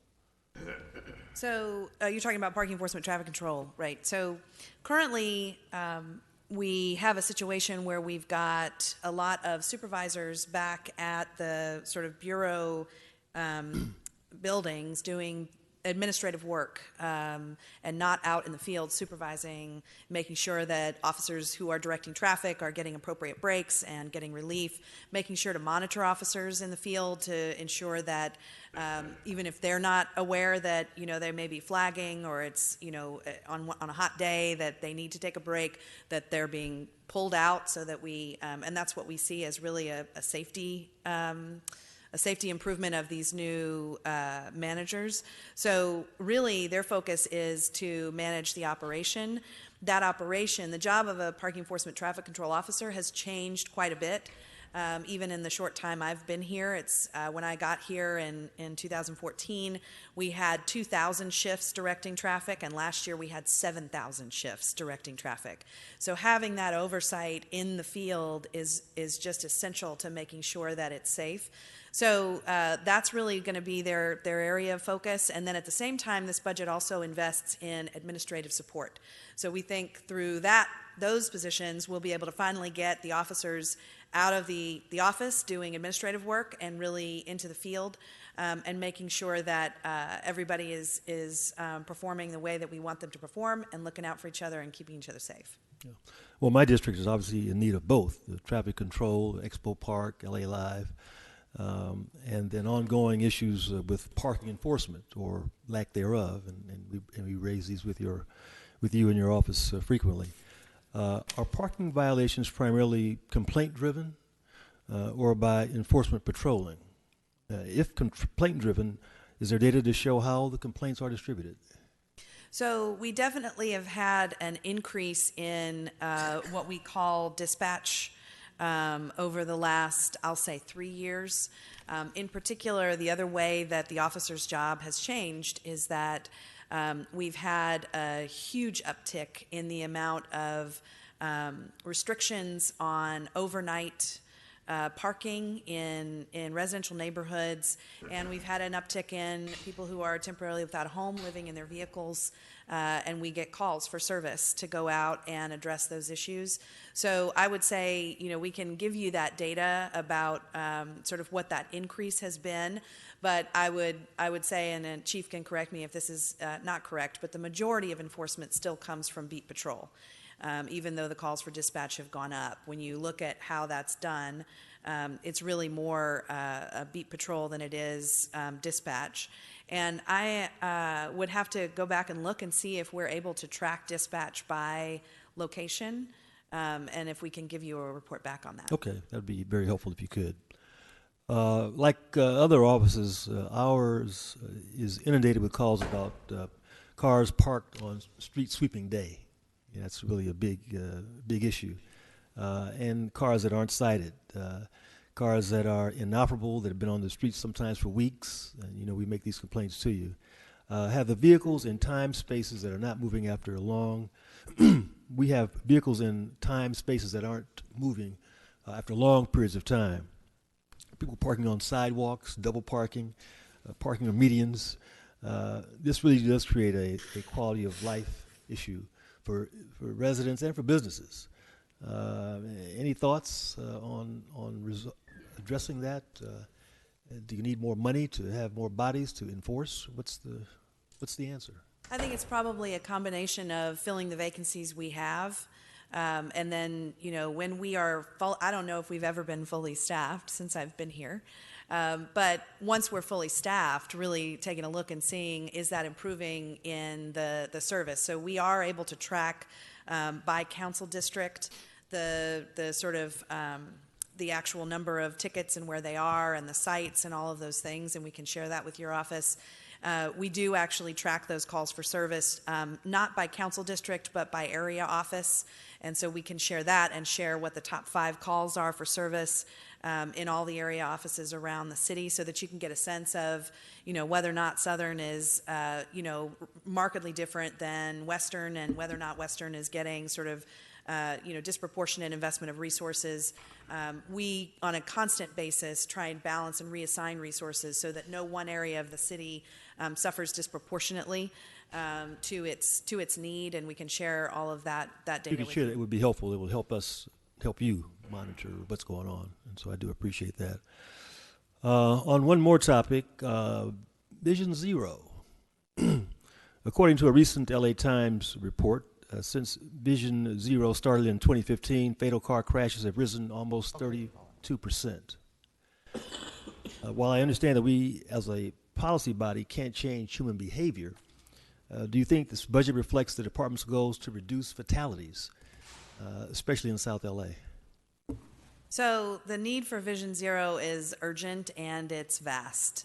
And when we look at what happened over the last, we actually did a long look back, and if you look at the total number of fatalities in the city, it's actually right now about the same as it was back in 2002, believe it or not.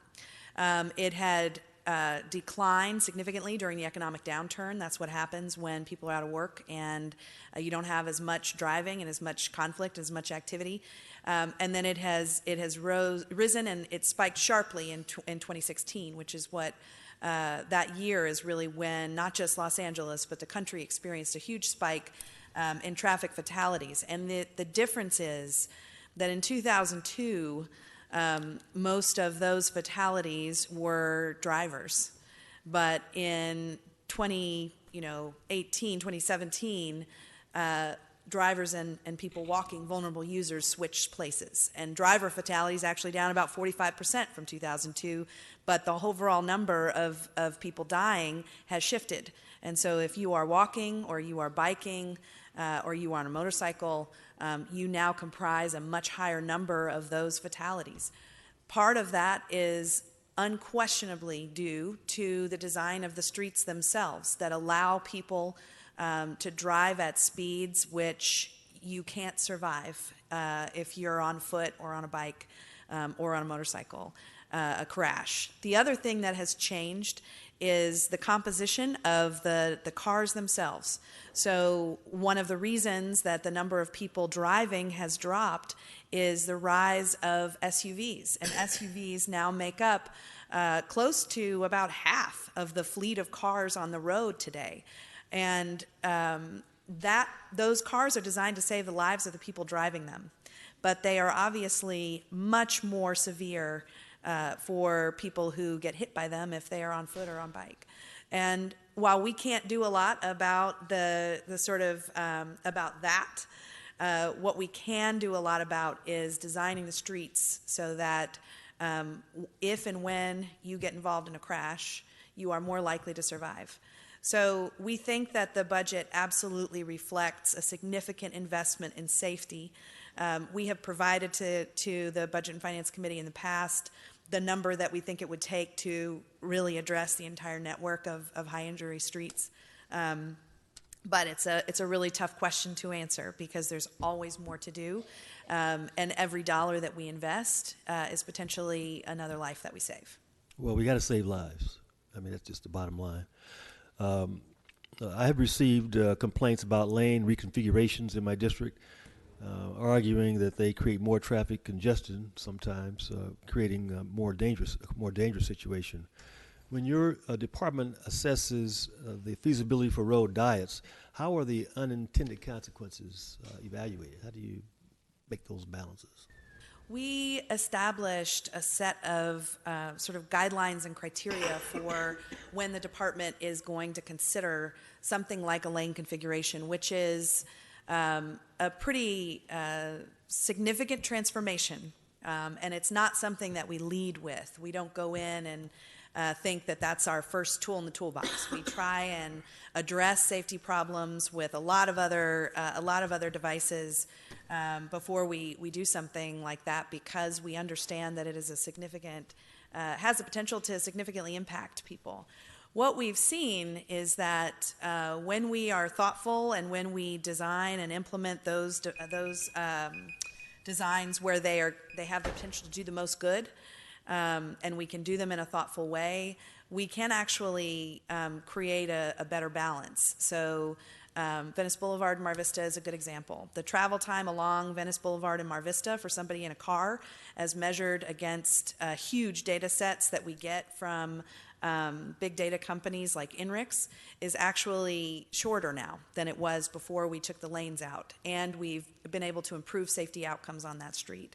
So those are the outcomes that we look for. But the plain fact is that if we want to really turn the tide on the number of people walking and biking and driving, getting injured and killed in this city, there are real trade-offs. And if you have a street where nothing else is going to work except for taking away lanes in order to bring the speed down for most of the day, that might mean that for certain times of the day, the congestion goes up.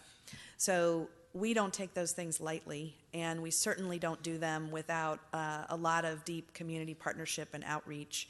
But we think they are an essential tool to stay in the toolbox. Yeah, and I agree with you. I think the outreach is important, at least letting folks know what's going on and why it's going on. They may not like it, but at least they understand it, and they tend to be more supportive of it. So anyway, I'd like to get a report back on the Vision Zero improvements to date with some emphasis on South LA, where much of the injuries occur. And if you can provide that back for us, I'd be very appreciative. Good. Got it. That's it, Mr. Chairman. Thank you. All right. Thank you. Let me make sure my timer is set. Excuse me. I even set it on myself. I love a timer. It's only fair. Okay, first, a couple of sort of loose end housekeeping things that have been lingering on. One, 2 years ago, in the 17-18 budget, we appropriated money from Prop A, $14 million for a dash line in North Hollywood. So can you, I don't know if you can right now tell us what the status of Phase 2 implementation of the dash reconfigurations and programming is, or if that needs to be a report back. But we can report back on that. Yeah, that'd be great. Thank you. A number of years ago, I've lost track of how many now, the mayor and I and DOT rolled out a pilot program for a new, simpler design for parking restrictions, if you'll recall that. And I don't think I ever heard, wow.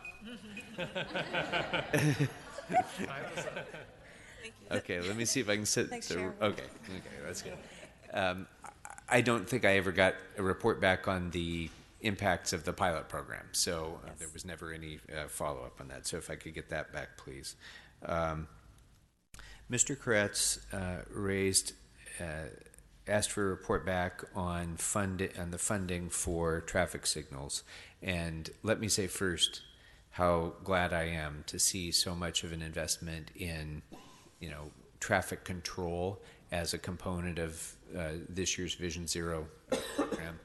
That is the nuts and bolts of engineering, of the engineering component of the triad, and I'm really pleased to see it there.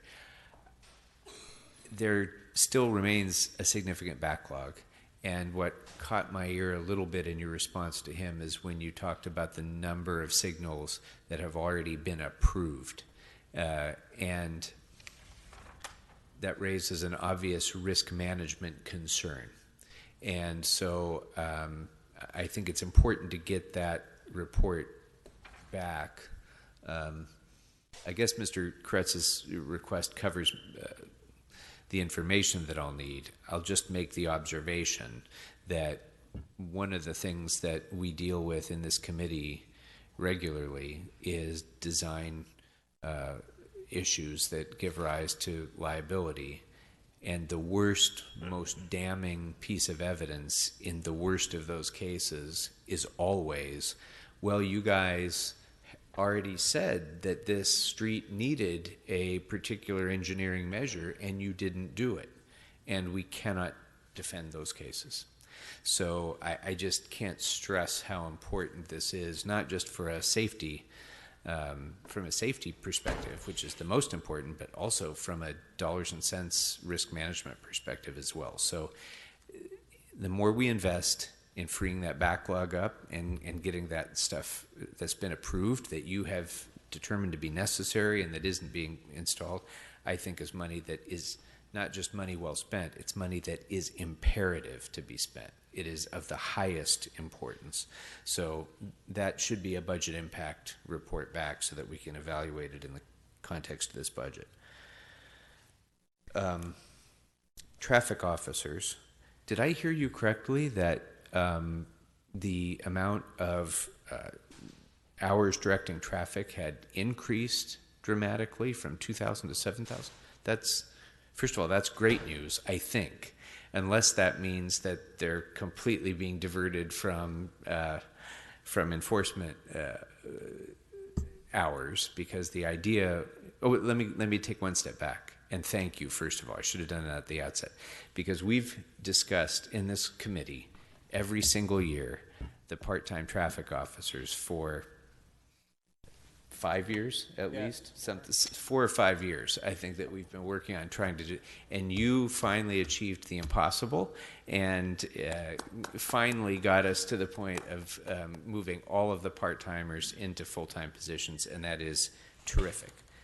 One of the objectives that some of us had in doing that, it was the ability to have the same employee doing both functions, being able to write tickets when it was necessary, and when we're in our most congested times, when there's the most demand for traffic direction, to be able to perform those services. So I'm pleased about the traffic direction, but we are significantly down in writing tickets as well. And I'd like to understand that a little bit better. Overall, parking tickets from 2012 to 2017 in those 5 years are down 15%. Meter violations are down 50%.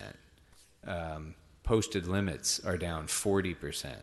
No stopping, which is obviously critical to traffic congestion and traffic flow and so on, down 50%. Red zone is up, which is good, but most of the major categories are down. And maybe you could just speak a moment about why that is. So from my perspective, I think it's a combination of three things. Thing one, the most obvious thing, is the number of vacancies that we have in that operation, which was I think it maybe topped out at about 100 at one time, and I think we've, through the emergency appointments, be able to bring that down a little bit. But you know, bodies equals beats equals, the citations that are written.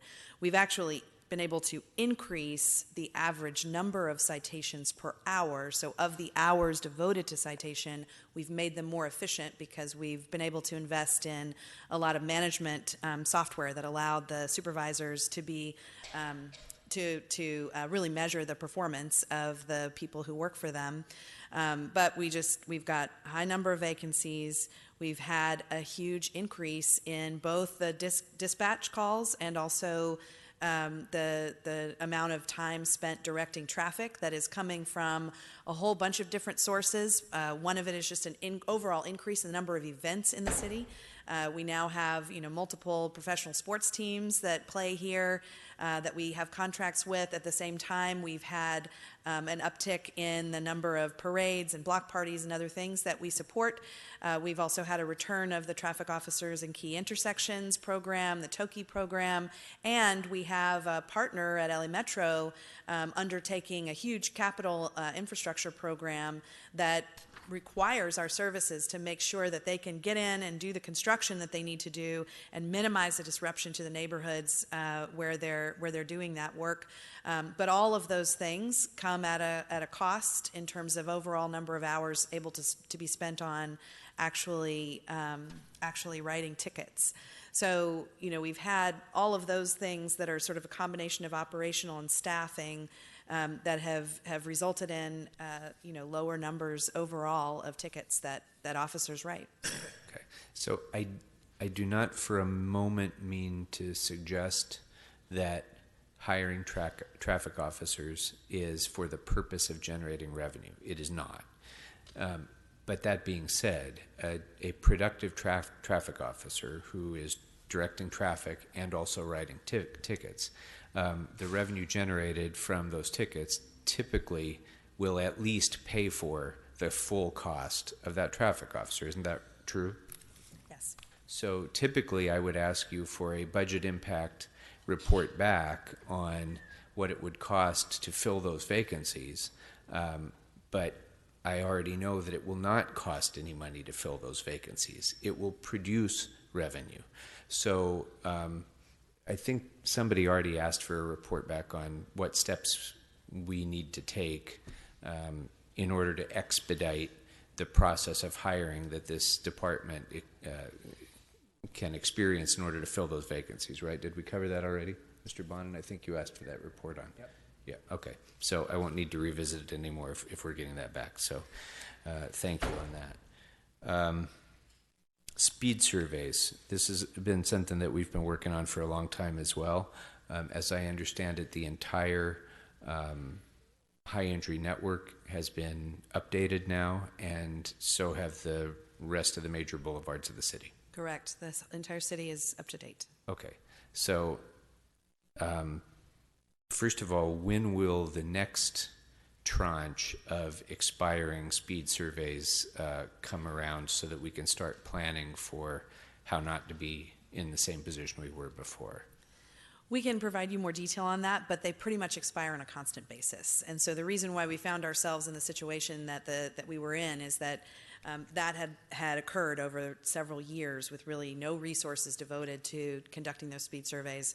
I believe this budget anticipates a continuation of the speed survey group that is responsible for keeping those surveys up to date, and we can give you a sense of, we do that forecasting, that look ahead, and can give you a sense of what that looks like over the next fiscal year or years, if that's of interest. That would be of interest as a special study report, particularly with regard to the high collision areas.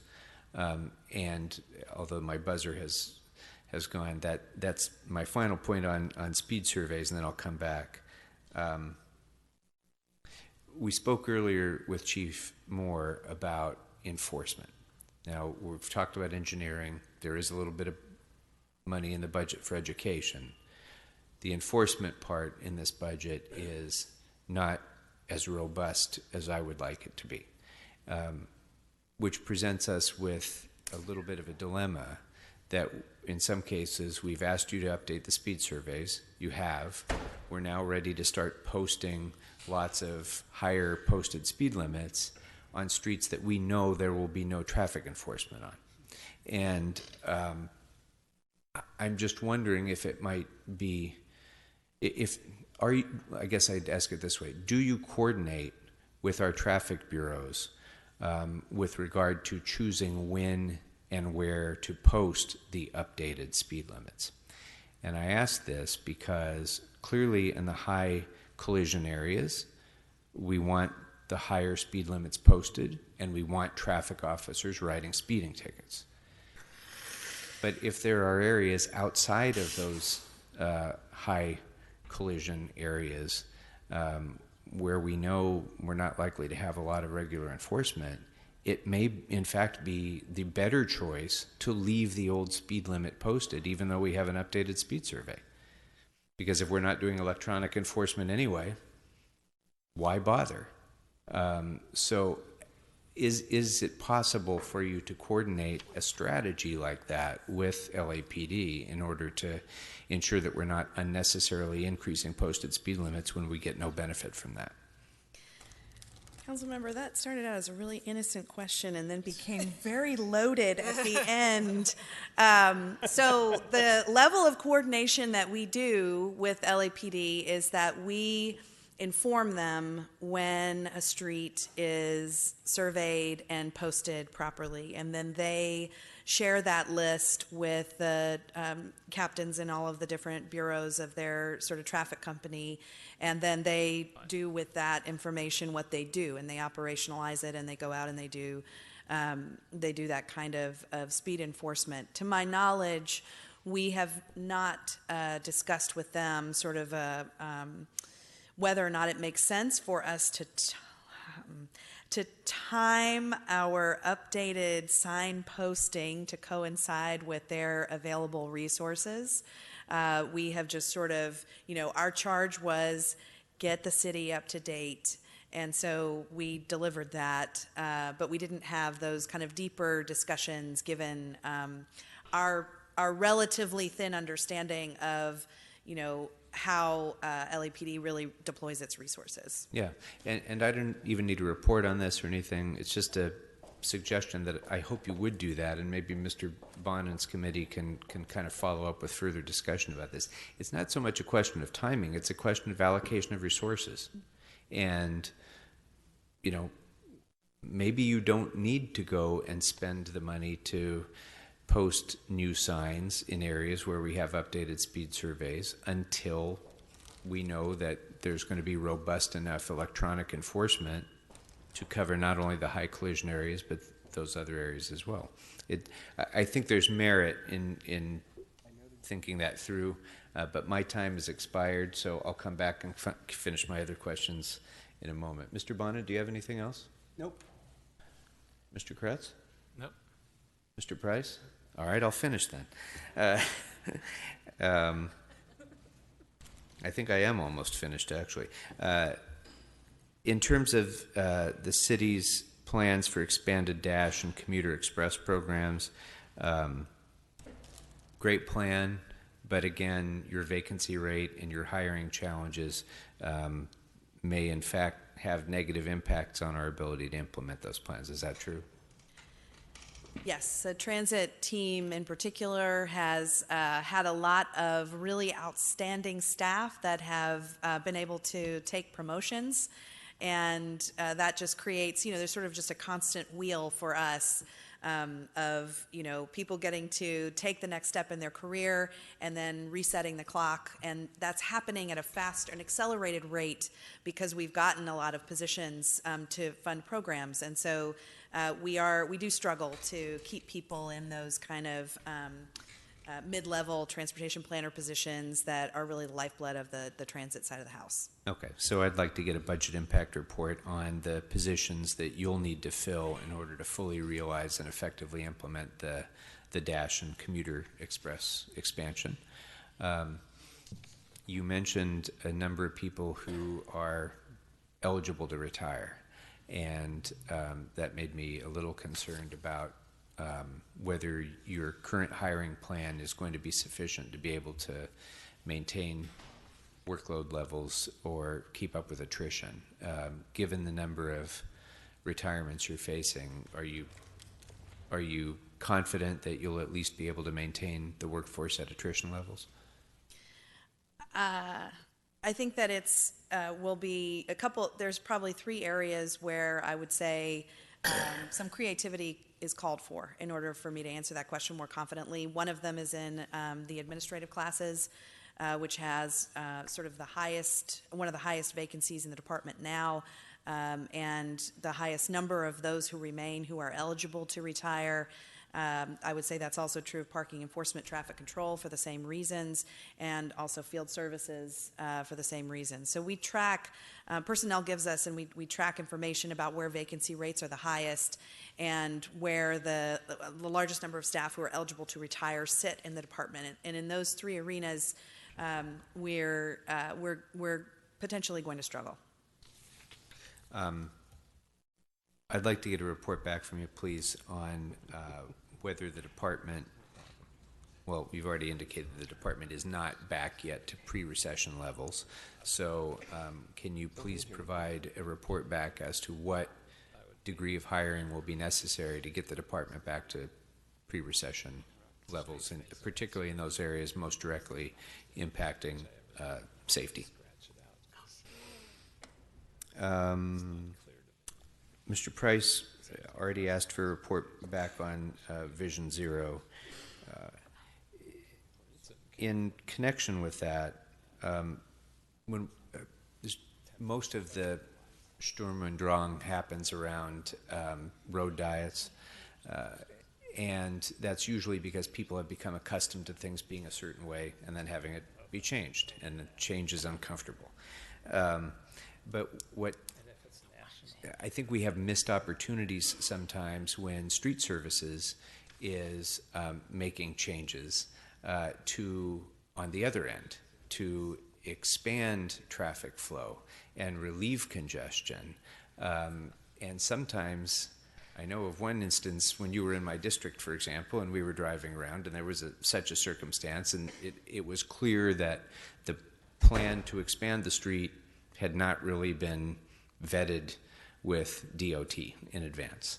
And so I'm wondering if we're seizing every opportunity to evaluate whether or not street expansion is the appropriate thing to do from your perspective. From street services, that's their mission. That's what they're supposed to do. They have a plan, they have projects in place, but when it comes to traffic safety concerns, that may not be the right thing to do. And it may be easier to say no before it happens than to say yes to having something happen and then take one of those lanes away later. So is that something that you do with street services? Do you have that kind of coordination about longer term project plans and vision? So I believe I watched street services hearing earlier today, and Adele mentioned that we now have sort of an executive level coordination meeting that happens on a regular basis, and that is new with Adele's leadership, and we're really grateful for that because, when we have a maintenance, the Streets LA, BSS, has a maintenance mandate. And when they're out resurfacing the streets, they have a mandate to restore pavement and try and improve the quality of the streets. And potentially they have plans that were put in place ages ago, and the funding is just now here and construction is just now underway, and we're widening streets and taking that width sometimes away from sidewalks and from property, and that might not, if we looked at that project with fresh eyes today, we might say, look, this doesn't help us with our sustainability goals or with our safety goals, et cetera, et cetera. I have that exact circumstance in my district, and it's a multi-million-dollar federally funded project, and I'm thinking, why are we doing this? I don't want to do this, but it's already underway. It's, the money's already, so how do we deal with that circumstance? Well, first, it starts at DOT. And, DOT is, has been for a long time the rainmaker of the city, brings in a lot of those grants and then disperses them and works in partnership with our city departments and the Bureau of Public Works to actually implement. When I first got here, we did a top-to-bottom review of all street widening projects that the department had that we thought were no longer viable or needed, that had not begun work yet. And many of them were not even fully funded, and so we sent back and repurposed those funds. I think that it's time for another look because we had more of those kinds of projects that I think we could have been more rigorous and maybe even saying, look, maybe we've even spent a little bit of the money on the design that we might have to return, which is always excruciating, but better to do that potentially than to create a street that we know is going to result in unsafe outcomes and cost the city and cost the taxpayers in other ways. So we have started that look, and I made reference earlier when Councilman Koretz was asking about closing a gap in a sort of regional facility for biking, that we have some of these projects that I think are ripe for a fresh look. And that's not so much about a coordination question between DOT and BSS as it is a policy question that we really ought to bring back to you all to consider and to understand the implications of all of those projects that are currently on the books. Absolutely, but that mechanism needs to be built in so that we don't think about that when the bulldozer arrives. We think about it well in advance enough to be able to make those thoughtful policy choices. And by the way, the same is true of street reconstruction as well, because the currently failed streets have, for better or for worse, built-in speed constraint. And when they go in and reconstruct the entire thing, if it doesn't have a thoughtful striping plan and a thoughtful design plan to help, speed is going to go up on every one of those streets. So, okay, point made. Last very minor point on scooters, because we can't talk enough about scooters. I would ask that one of the factors that should be considered in permitting and renewal of these companies is their impact on the environment. And a lot of people think that they're doing a terrific thing by reducing their carbon footprint and not driving their car, and instead they're on a scooter. But the truth is that the life expectancy of some of these scooters is probably about 3 months. And every one of them has a battery and materials that are going straight into a landfill or worse. And I think that's a factor. How those companies mitigate their environmental harm is a factor that we ought to be taking into effect when we evaluate them. Agreed. One of the sort of positions that this council took when we finalized those regulations was to insist upon data sharing with those companies so that we could evaluate and understand answers to the questions like the ones you're raising. One of those was around battery life and battery, how fully charged is the fleet. I was over in downtown last night and I watched 5 people come up to a scooter and try and use it, but it wasn't fully charged and they couldn't use it. And so then it's just going to sit there until somebody drives up in a car and picks up that scooter and takes it back to their house and recharges it. So there's those kinds of impacts as well that are, I think, it's not just us who are worrying about those. Those kinds of challenges have a real impact on those businesses' abilities to make money. So this is in a sort of an area where I think there is a lot of shared interest in figuring that out, solving that problem, and getting that right. Because we care about sustainability, and if they can't overcome their charging challenges, they will fail to make money. Okay. Members, anything else? Very good. Thank you very much. I appreciate your being here, Ms. Reynolds, to you and your entire team, and thank you for all your good work.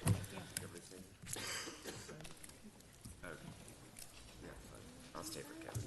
I can't stand 390. All right. That will bring up next the Board of Public Works.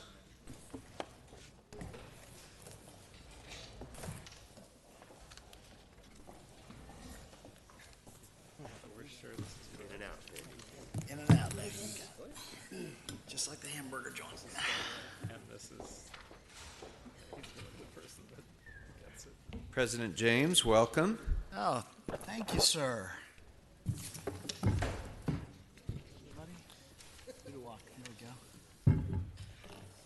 Thank you for submitting your letter. Thank you for your patience. Oh, we're only about 45 minutes late, but I have confidence that we are all going to operate efficiently for the rest of the evening. So. I will do my best to help you catch up some of your time, sir. Thank you to the committee for the opportunity to be here today. I'm, of course, here with our Vice President of the Board of Public Works, Cecilia Cabello, our Executive Officer, Fernando Campos, the Head of our Office of Community Beautification, Paul Roch, and our Petroleum Administrator, Uduak Intuk. And thank you, of course, to the Mayor, the Deputy Chief of Staff, Zabo, and Deputy Mayor Sengeling, their respective teams, our CAO, Mr. Llewellyn. This budget, of course, provides an increase in some of our key priority areas, which we are very pleased about, as well as a continuation of a number of our important programs.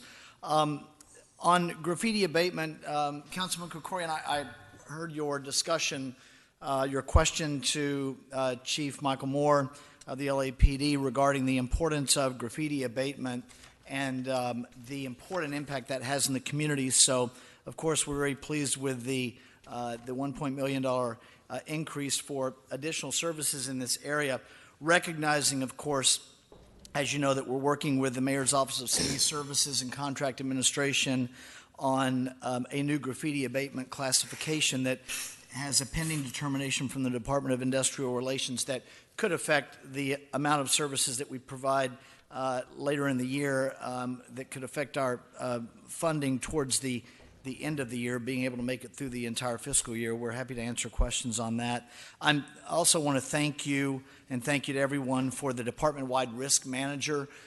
Sir, as you know, I sit with you on the citywide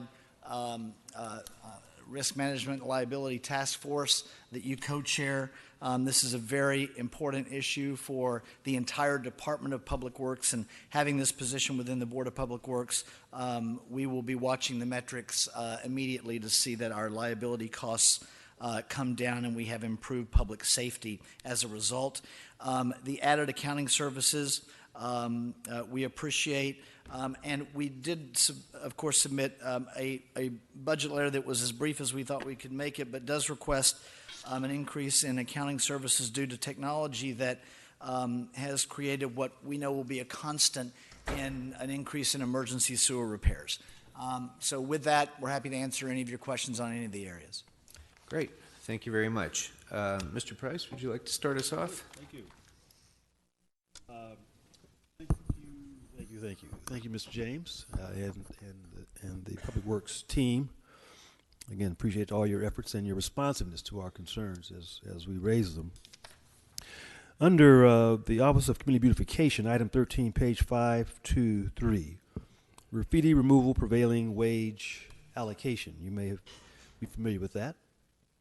It's my understanding that the OCB had to implement a prevailing wage on the graffiti removal contractors at the beginning of this year, of this fiscal year, and anecdotally, but especially in CD9, there has been a negative impact. Graffiti requests have been taking weeks instead of days because of this change. So, one, can you elaborate on the impact that's occurred on this program citywide? In addition to CD9, are there other areas in the city that have been negatively impacted? Right. Thank you, sir. And we have Paul Roch, the director of our Office of Community Beautification, who can speak in detail on that. Council member, overall citywide, there has been a negative impact. Our square footage is down maybe about 10% overall. We're looking at, by the end of the current fiscal year, have removed about 25 million square feet, whereas compared to last year it was 28 million square feet. The year before that it was 32 million square feet. In those areas of the city that tend to be more higher impact with graffiti, such as Boyle Heights, such as Council District 9, the impact has been a lot greater. In CD9, we're down about 30% in the amount of graffiti that's being removed. I know. The timeliness of responding to requests is a lot higher, and that's primarily because we have so many more crews working in those high impact areas that they are more affected by the decrease in the amount of staff hours that we have out there for graffiti removal. So unfortunately, even though we are citywide down, the South LA, Boyle Heights, those areas are feeling the impact even more. Disproportionately, I think. Is the 1.8 allocated in the mayor's budget enough to cover the prevailing wage increases? If not, why wasn't more funding requested, since I'm sure it's a priority for everybody around the horseshoe? So we were, at the time, hopeful that there would be a new determination to a prevailing wage, and that the amount that has to be paid to graffiti field staff would be redesignated to maybe around $27 an hour or something. As opposed to what, 45, 43? About 43 to 45 is what we have to pay in order to be compliant with the prevailing wage laws. And so there was no increase to the budget for graffiti abatement last year. So in a lot of cases, our crews, rather than being able to work a full 40 hours a week, are now working 20 or 25 hours a week, which sort of just impacts on itself more and more as to the amount of graffiti. In our attempts to keep up with the requests, we're finding that whereas last year, maybe about 30% of the work that was done was because somebody had submitted a graffiti request and we were able to abate it within 24 to 48 hours. Now, over 50% of the amount of work is just our crews trying to keep up with the requests. And what that means is the proactive work that they just see and hopefully would remove because nobody requested it, but they still see it. Unfortunately, a lot of that they're having to drive by just trying to keep up with the requests. Yeah. What's the status of the prevailing wage determination at the state level? Any indication, any word on what's happening at the state level? At this point, I've heard that there are members of the Department of Industrial Relations trying to work on that new determination.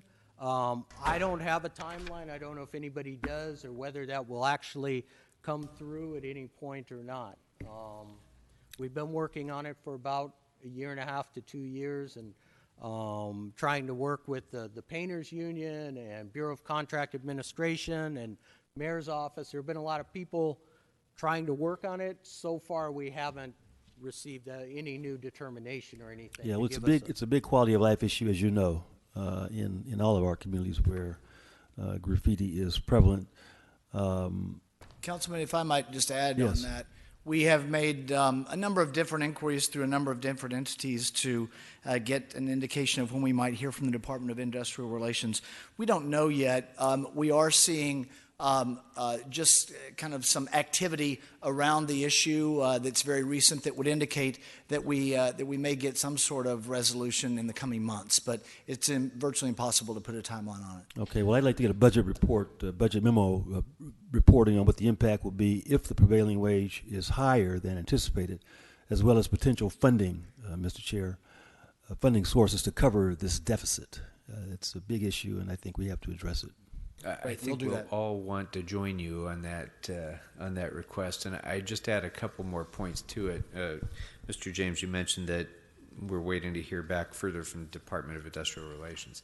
As part of that report, can you please explain to us what that process, what that decision-making process is? Yes. Because I think if there's any way that any of us can influence that decision-making process, we're certainly going to want to do that. Whether by policy making or by arm twisting or whatever. And I have to just say editorially that this sort of determination surrounding a prevailing wage decision makes a mockery of the idea of prevailing wage. And labor should be stepping up, and I think they are in this case, to kind of point out that is a person who's painting out graffiti off of the wall of a 7-Eleven is not the same as the skilled painter who is hired for a union construction job. It's an entirely different type of work. The only thing that it has in common is paint. And to call that a prevailing wage thing makes prevailing the whole concept of prevailing wage vulnerable to mockery, frankly. And so I think that this is something that we must fix on a policy level. Mr. If Chair, we could can't, I add something? wait, I'm not done ranting, Mr. So, Continue, in addition to that, so I join in Mr. Price asking for the budget impact of that as well.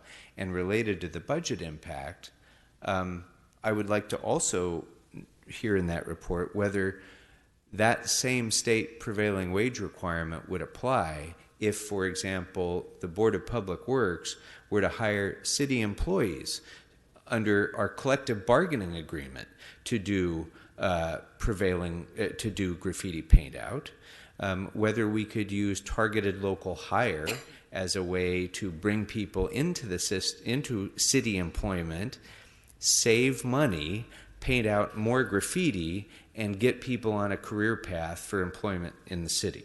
I love our contractors. I don't want to short them at all, and there should be plenty of work to go around for them as well. I want to fix their problem. But in the meantime, I think we ought to also have this information before us as well. So with that, yes, Mr. Kretz, you were going to add on.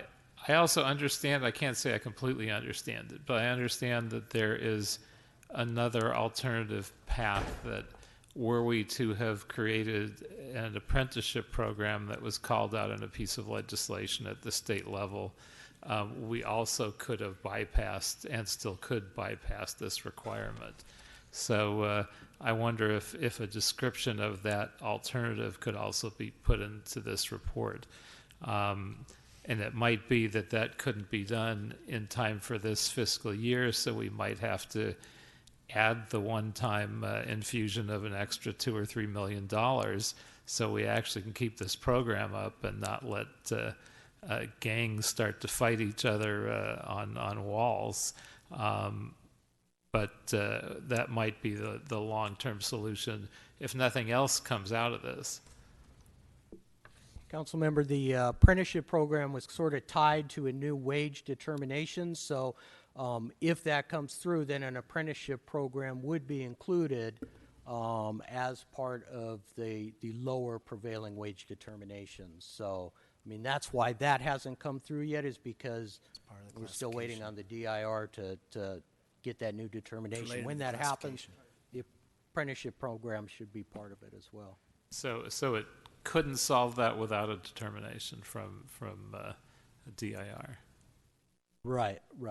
I mean, because an apprenticeship program, you still have journeyman painters and the apprenticeships and stuff. So I think they're connected together. Okay. Mr. Bonner? Thank you. On the graffiti issue, I'll essentially say ditto. Find a way to fix it or find a way to fund it. I think that's all that needs to be said on that. I'll be brief. I want to focus on the role of the petroleum administrator, which is a fundamentally important position that Mr. Koretz and I and Mr. Wesson were really interested in getting on board a few years ago. As originally envisioned, at least I recall, there was supposed to be a petroleum expert and a petroleum administrator, and it was supposed to be two separate positions, and it got morphed into one. And if there is an important office that is chronically, drastically, criminally under-resourced in the city, more than this one, I don't know what it is. When my office calls Uduak, it's very easy to get through to him because he has to answer his own phone. And he's opening his own mail. And there are things that he is legally obligated to respond to. So before he can get to the stuff that we as policymakers want him to get to, he's got to sort of meet, statutory obligations to stuff. So particularly as we're facing legislation that may significantly impact the fossil fuel operations in the city of Los Angeles, we need to have him resourced well. So I'd like a report back, budget impact on two resolution positions, one as a principal project coordinator and a senior administrative clerk. And then I'd like a report back on $125,000 in consulting services for his office. And there's a number of reasons why we absolutely need it and then why it will make us money. One is we took ownership of an active crude oil pipeline as part of a bankruptcy proceeding recently, and that was part of a former pipeline franchise agreement. The state fire marshal has told us that we are now responsible for the pipeline testing, maintenance, and annual state fees.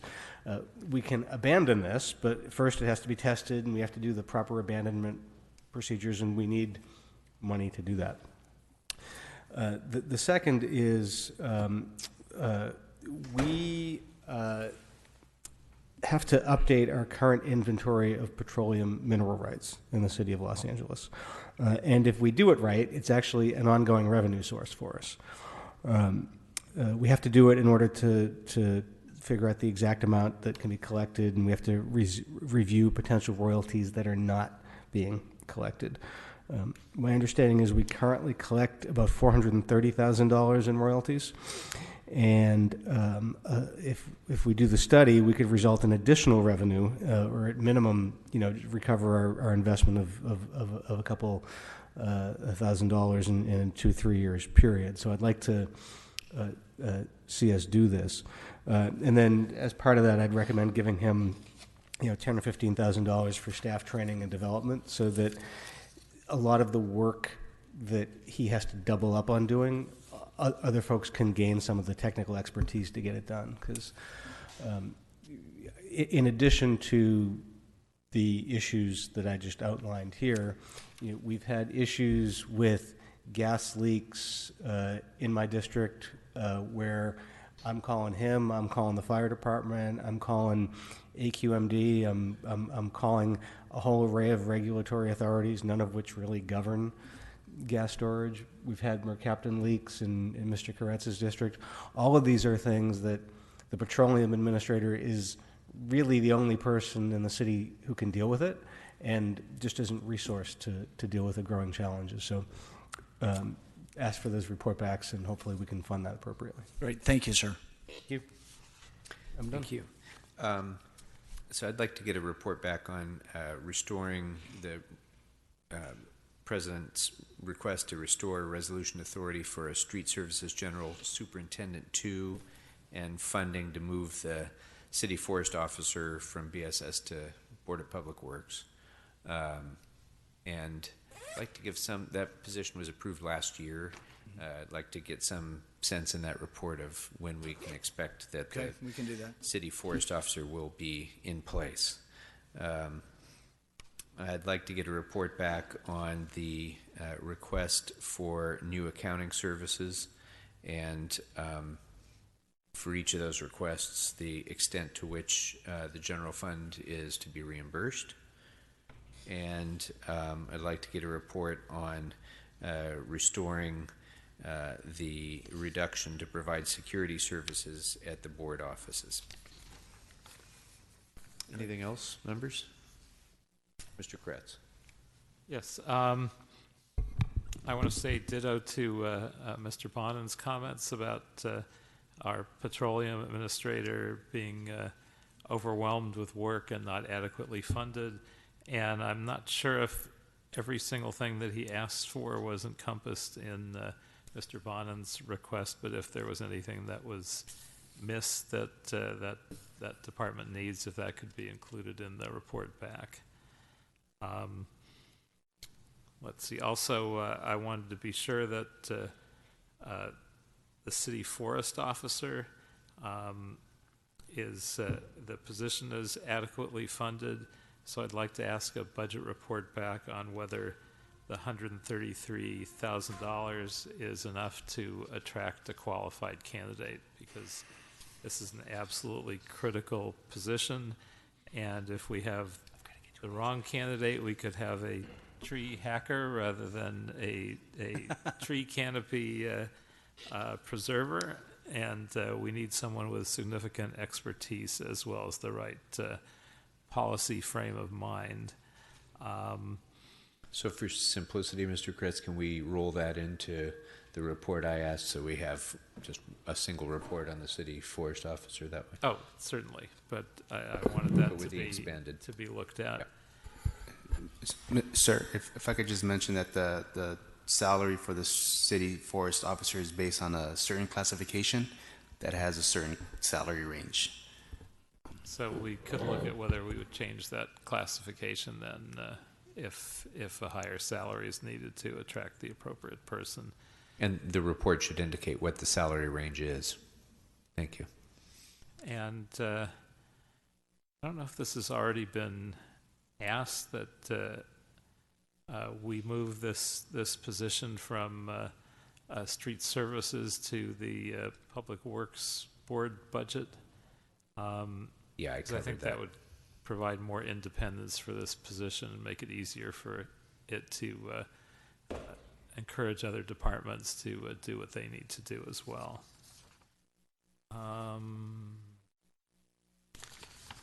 let me see. And one other thing I wanted to check, the Office of the Climate Emergency Mobilization Director is supposed to be under Public Works, and I'm not sure we spotted it.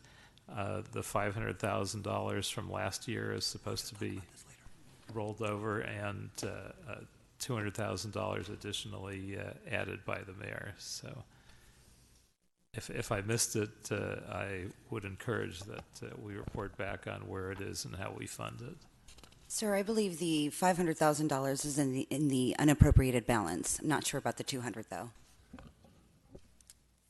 Okay, well, we can talk about that on Monday then in that context. Very good. Anything else, members? All right. Thank you very much. Thank Appreciate you all for being with us. Thanks for your patience.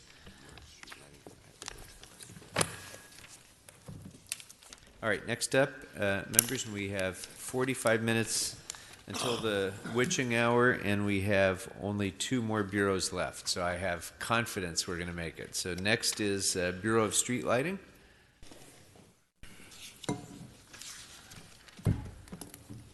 So I'd like to welcome up Ms. Izahakian and her team.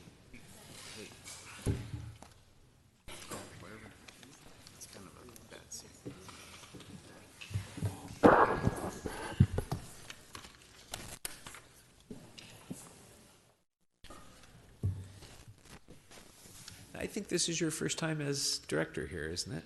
Yes, last time we didn't quite come up. Welcome. Good to have you here. So thank you. Thank you for your patience, and Sure. thank you for the letter that you submitted and your requests. Feel free to briefly introduce your team Sure. if you'd like, and make any Okay. initial comments. Sure, thank you. Good late afternoon, Mr. Chair and council members. My name is Norma Zahakian, and I am the director for the Bureau of Street Lighting. I am joined here today by my assistant directors, Kearney Marine, Megan Hackney, and my chief management analyst, Carlene Marquez. First, I would like to thank the mayor's office and the CEO's office for working with us on the budget to support BSL services. The mayor's proposed budget provides funding to deliver important street lighting services which impact public safety as well as other significant programs. Our employees work very hard every day to help to maintain the city's street lighting system, so I want to thank them for their hard work and perseverance. I have submitted a letter to this committee to respectfully request 3 budget requests for additional consideration. I would like to request these 3 positions that I feel are critical and necessary to provide efficient services in the city. These 3 positions require $380,000 that I have also identified in our SLAF Schedule 19 of funds that we will not be using next year. The details of these line items are outlined in my letter. The 3 positions I outlined are critical to support our co-location program, our copper wire theft problem, and our IT system support. I can briefly discuss these positions if needed, but in the interest of time, we can go directly to questions. Terrific, thank you. And let me tell you how impressed I am that every one of your requests is covered by funds that you've already found for us. Thank you. We don't see that very often. Let's see. Mr. Kretz, you want to start us off? Yes, thank you, Mr. Chair. I appreciate your extremely thorough report about the current state of EV electric vehicle charging station installation. And I'd like to make an official budget request for this year. That you update us on the current state of electric vehicle charger installation so you can submit your report in this year's budget cycle with a couple additional questions for the report back. Okay. Are you on schedule to install all the EV chargers that you were funded to install in the current fiscal year? Are these being equitably spread across different areas of the city and across council districts? And are you budgeted to repeat that level of installation in this fiscal year? And I'll either ask that as a budget question, or if you have the answers at the tip of your tongue, you can answer that. Sure. I can quickly answer those questions. We are on schedule to basically install the 150 EV charging stations this year. That will bring us up to a current total of 282 charging stations attached to streetlights in the city. We did ask for some additional resources in the budget for next year's program because we were never actually fully staffed to install 150 per year. Those were not given to us, but next year we are going to try to basically do the same level. Okay, and given the 5 stages of technology adoption graph, and given that people are waking up to the climate emergency, do you think that we will be actually on track to meet the actual demand for chargers that we'll be facing? Where do we get our 10,000 chargers goal from? And was it just a number to try and hit to try and accomplish some of the way, or is it actually based on how many we think we'll actually need? So that's a very good question. The 10,000 number actually came from the Department of Water and Power working in coordination with the mayor's office. I believe it was closely linked to the governor's requirement or request to have 25,000 charging station. I mean, sorry, it was a 10 because we were the LA city was basically 10% of what the governor's requirement was. Which was 250,000 by 2025 for the state of California. So based on that, the Department of Water and Power and the mayor's office set a goal of 10,000 for the city of LA by 2022. And as far as if we're going to be able to, as far as the demand, I think that would be more of a question for the Department of Water and Power. But that's what they had relayed to me, that's how they set that number. So it was based on what California used. We don't know whether it was based whether they extrapolated yes. on what the needs were or just correct. And I don't know, wild guess. Times change and times are changing quickly, so I'm not entirely sure if that number is still accurate to meet the demand. But that was what they set in, I believe it was 2017. Okay, and I wonder if you could also report back on what resources you would need in terms of staffing and funding to meet our current installation goals, and if we accelerated those goals by 50% and 100%. Sure, no problem. That's it. All right. Thank you very much. Mr. Price? Thank you. Well, thank you all for being here and for doing what you do. We do appreciate it. Welcome. I've just got one question. Are there any estimates about how much copper wire theft costs the city between you and LA DWP? Yeah, so copper wire theft is a big problem that basically is actually increasing within the last fiscal year. Since 2005, we've only seen 3 other years that have had numbers this high. This year, we are going to be going over $1 million in cost, basically responding to copper wire theft throughout the city. So this is a big problem. This is one of the reasons that we have focused on it in our budget, and we're requesting a reconsideration of a position to address this problem and focus on it to be more proactive instead of just reactive. No, I agree. It certainly is a big issue in my district. There are times when there are entire blocks Yes. out. You're familiar with that, and you get those complaints. And Definitely. I'm sure that occurs in other parts of the city as well. Any estimates on how often power is stolen from street lighting? I guess it just happens on a weekly basis. So yes, we get it basically constantly now. It's a combination of wire theft and power theft. So part of it is related to the homeless situation where they are stealing power. The other part is basically wire theft. So it is a combination, but we have seen such a big increase this year. We're looking at over 3,500 lights that are impacted this year, and we will be spending over $1 million. And any ideas of why that's such a spike in? It's kind of we've been asking that question because the cost of copper has not significantly increased, but we believe that it has a little bit to do with the homeless situation. They have basically not only maybe stolen the wire, but they're also looking at to basically tap into our system for power. So it's a little bit of a combination of both. Yeah. I'd like to see a report, Mr. Chairman, on the financial impact of copper wire theft as it relates to this department, and any suggestions you might have to mitigate the issue. Absolutely, absolutely, and I would encompass within that, yes, and I would encompass within that what funding will be required in order to meet those mitigation requirements, staffing and infrastructure investments as well. Thank you. And this is really important because the tiny little bit of value that copper wire has such dramatic impact once it's gone, not to mention the fact that the person who's stealing is endangering their own life in doing it, and it's just ridiculous. There have been farms in the Central Valley where millions of dollars worth of crops die because somebody steals, $10 worth of copper wire and the irrigation system fails.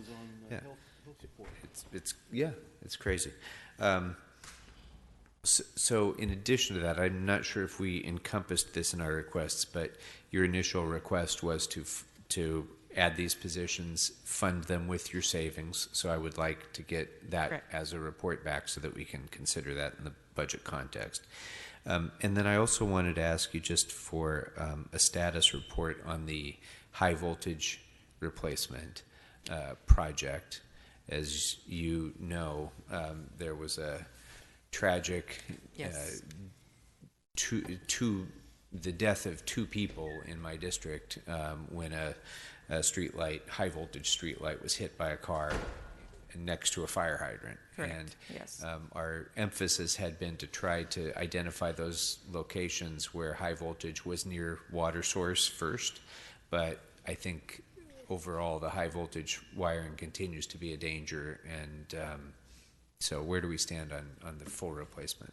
So basically, we have a high voltage program ongoing. At the end of this fiscal year, we will be down to having 7,500 high voltage streetlights left in the city of 220,000.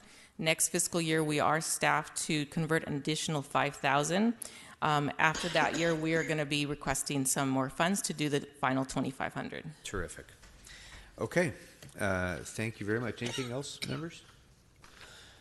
Thank you. Thank you. Appreciate your being here, and thanks for your patience. All right. Last but certainly not least, We're going to bring up the Bureau of Contract Administration.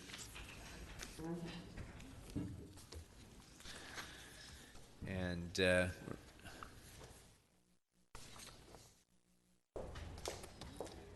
we're getting a return visit from Mr. Raymer.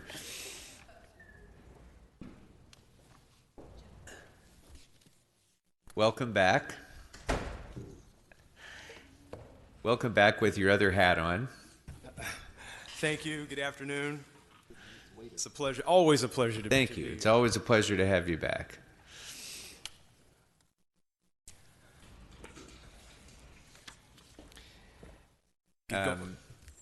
Sorry to keep you this late. We have your letter. It is a very concise letter, and we thank you for that. If you'd like to open up with any introductory comments, feel free. I would. I want to again thank you, Chairman Kokoria, and the committee for affording us the opportunity to come and share with you this afternoon. I certainly want to once again thank and acknowledge the mayor, the CAO, the partnership that we've enjoyed through this process, and on behalf of the men and women of the Bureau of Contract Administration, I want to accept this budget. I'm joined by Angelica Samaoya to my left, and Hannah Choi and Kimberly Fitzpatrick, and representing the men and women of the Bureau of Contract Administration, some of which we have also here with us. Seppi Wiles and Sophie Zhang are here.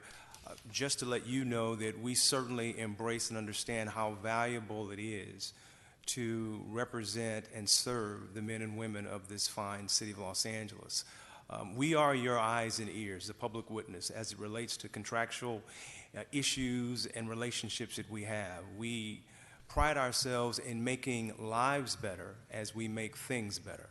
Through our inspectors, we enforce construction, making sure that plans and specs are adhered to, and a multi-billion-dollar construction program, not just inside of the city, but as well as private developers that are working in the city. We also ensure that contractors and men and women in our city have an opportunity to participate in the process, the contractual process, through opportunities such as local hire. Certainly, as we've been talking about homelessness and the impact that it has in our city, one of the things that we pride ourselves in is making opportunities available for the transitional worker community. And then lastly, we educate, making sure that all those who can and will understand what it takes to be a part of this family. We want those to come and avail themselves of the opportunity. So we are, again, grateful for every opportunity that we have to make LA the best city in this, not just this state, but this country. The partnerships that we have with all of the members have been fantastic, and we're ready to serve in any way. So I welcome any questions you might have. Thank you very much. Well, you had asked to add a senior management analyst 1 and delete an existing management analyst position in labor compliance. And that would be with no budget impact. Is that right? Yes, it is. Okay. Well, yeah, I guess I'd ask for a report back on doing that. Can we just do that? What has been our... Can we just do that? Can we approve that right now? Sorry? You have to speak into the mic. Sorry. You can just give us that instruction. Okay. I hate to set a bad precedent, but if there's no objection to doing that, since it has no budgetary impact, I think it's the action of the committee to go ahead and approve that instruction. With that, Mr. Price, anything for BCA? Just a quick, and I just want to thank Mr. Reamer and the team for your endurance. You were last up yesterday, I think, and here you are again. So we just appreciate you and all you do. Just a few short years I've been on council, we have added significantly to the workload of the BCA, particularly with the creation of the Office of Wage Standards. My question is, how many inspectors do you currently have? Are those positions eligible, or any of those positions eligible for local hire or bridge to jobs? And do you anticipate needing additional inspectors for the proposed Fair Work Week policy as it moves through deliberation here in the council? A great question. We are pleased and proud of the confidence placed in the Bureau of Contract Administration to step into an area that we had not been before, which is citywide enforcement. But it's not just enforcement, it's also outreach and education. Currently, we have 29 analysts in our Office of Wage Standards, 17 of which are investigators. And will we need more? Many have said we should have more. We do have a growing backlog as it relates to investigations. We currently have 176 investigations that are open. And we've been very successful in all of our investigations obtaining 100% those that we've closed, and we've determined that there clearly was wage theft, 100% restitution for those individuals. So the 176 backlog, it does concern us. We recognize that this is a general fund reliant program, and could we use more? Most certainly we could. One of the things that we've looked into is coming up with a new classification, a compliance program investigator. Now, that in and of itself would be an entry-level position, very similar to a management analyst, but I do believe that it carries with it the opportunity to have, for lack of a better way of saying it, an apprentice position, to be at a lower level, so that we could create a career path.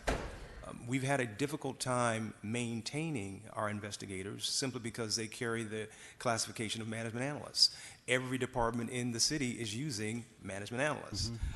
So when we bring those individuals in, they're great to start, love to start with us, but their eyes are usually set on something else. Either in the CEO's office or another department, or either personnel wanting to get into human relations. We're believing that a compliance program investigator, clearly the classification would set the tone of what we're looking for, and it should, quite frankly, open the door for us to create a pathway that we could use for the targeted local hire initiative. I listened to personnel speak to the bridge classification that they are starting, and I once again congratulate them for that. The three areas that they've identified, one of which we have a number of positions, that being the assistant construction inspector, and the other two, electrical craft helper, and I believe the other was maintenance labor.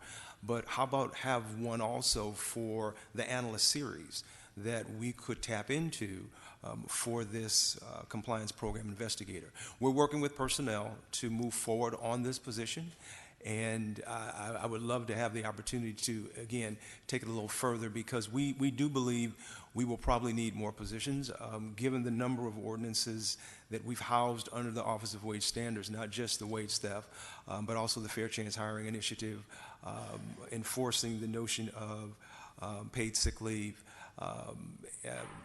Yes, we could use some more help. Well, I'd like to get a report back, Mr. Chairman, on adding additional inspectors and analysts, as you describe them, to the Office of Wage Standards, given the anticipated increase in their workload. Okay. And actually, in light of that, yeah, a little bit, just to quantify that a little bit, I don't know if you know offhand what the amount of wages that have been recovered through those successful efforts is. Do you know that offhand? And I think whether you do or not, it should be included in the report so that we have a little bit of a justification for the additional expenditure as well. Well, yeah, I could tell you, over $2 million in wages, restitution, equivalent time through paid sick leave we've recovered in the 2 years that we've been in operation. We've reached out to over 734,000 business contacts. I mean, we are doing everything we can to address the issue, but I don't think we've scratched the surface. The one thing that we'd love to be able to do, and I recognize that times are challenging, and I was sharing with someone today, every dollar that we take from the general fund is a dollar that another department does not get, and we have a number of great departments that do great things. We did 2 proactive investigations on a particular sector, and in doing so, we came across an individual that told us they were making $4 an hour. $4 an hour. This was a proactive piece. We would not have known about it had we not gone out. So that's why I argue we're just scratching the surface, unfortunately. Wage theft is very real and it's rampant in this city. And whatever we can do to mitigate it, we certainly want to be able to do that. Very good. Thank you. Mr. Kretz. Yeah, I've been working on trying to deal with wage theft for at least 20 years, and I think the department's off to a great start. But as you noted, not scratching the surface, I think we're still the national leader in wage theft at an estimated $25 million a week. So I certainly think we should look at substantially increasing the funding and continuing to push this department to be as aggressive and proactive as possible so we can at least make a real dent in this problem.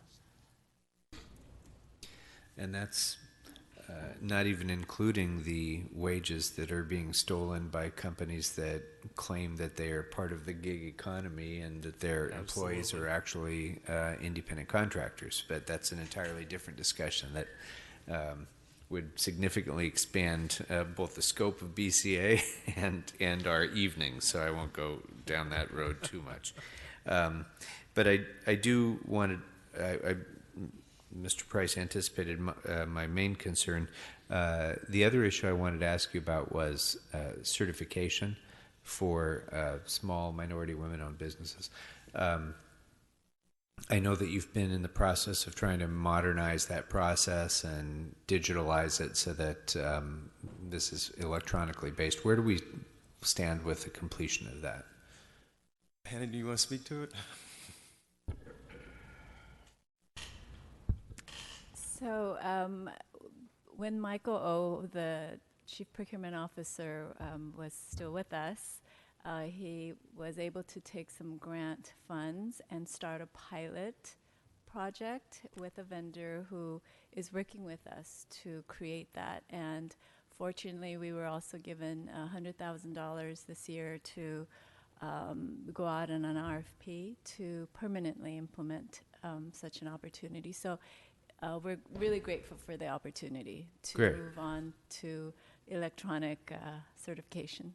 And will that be adequate to be able to complete that process? We hope so. Okay, we hope so. great.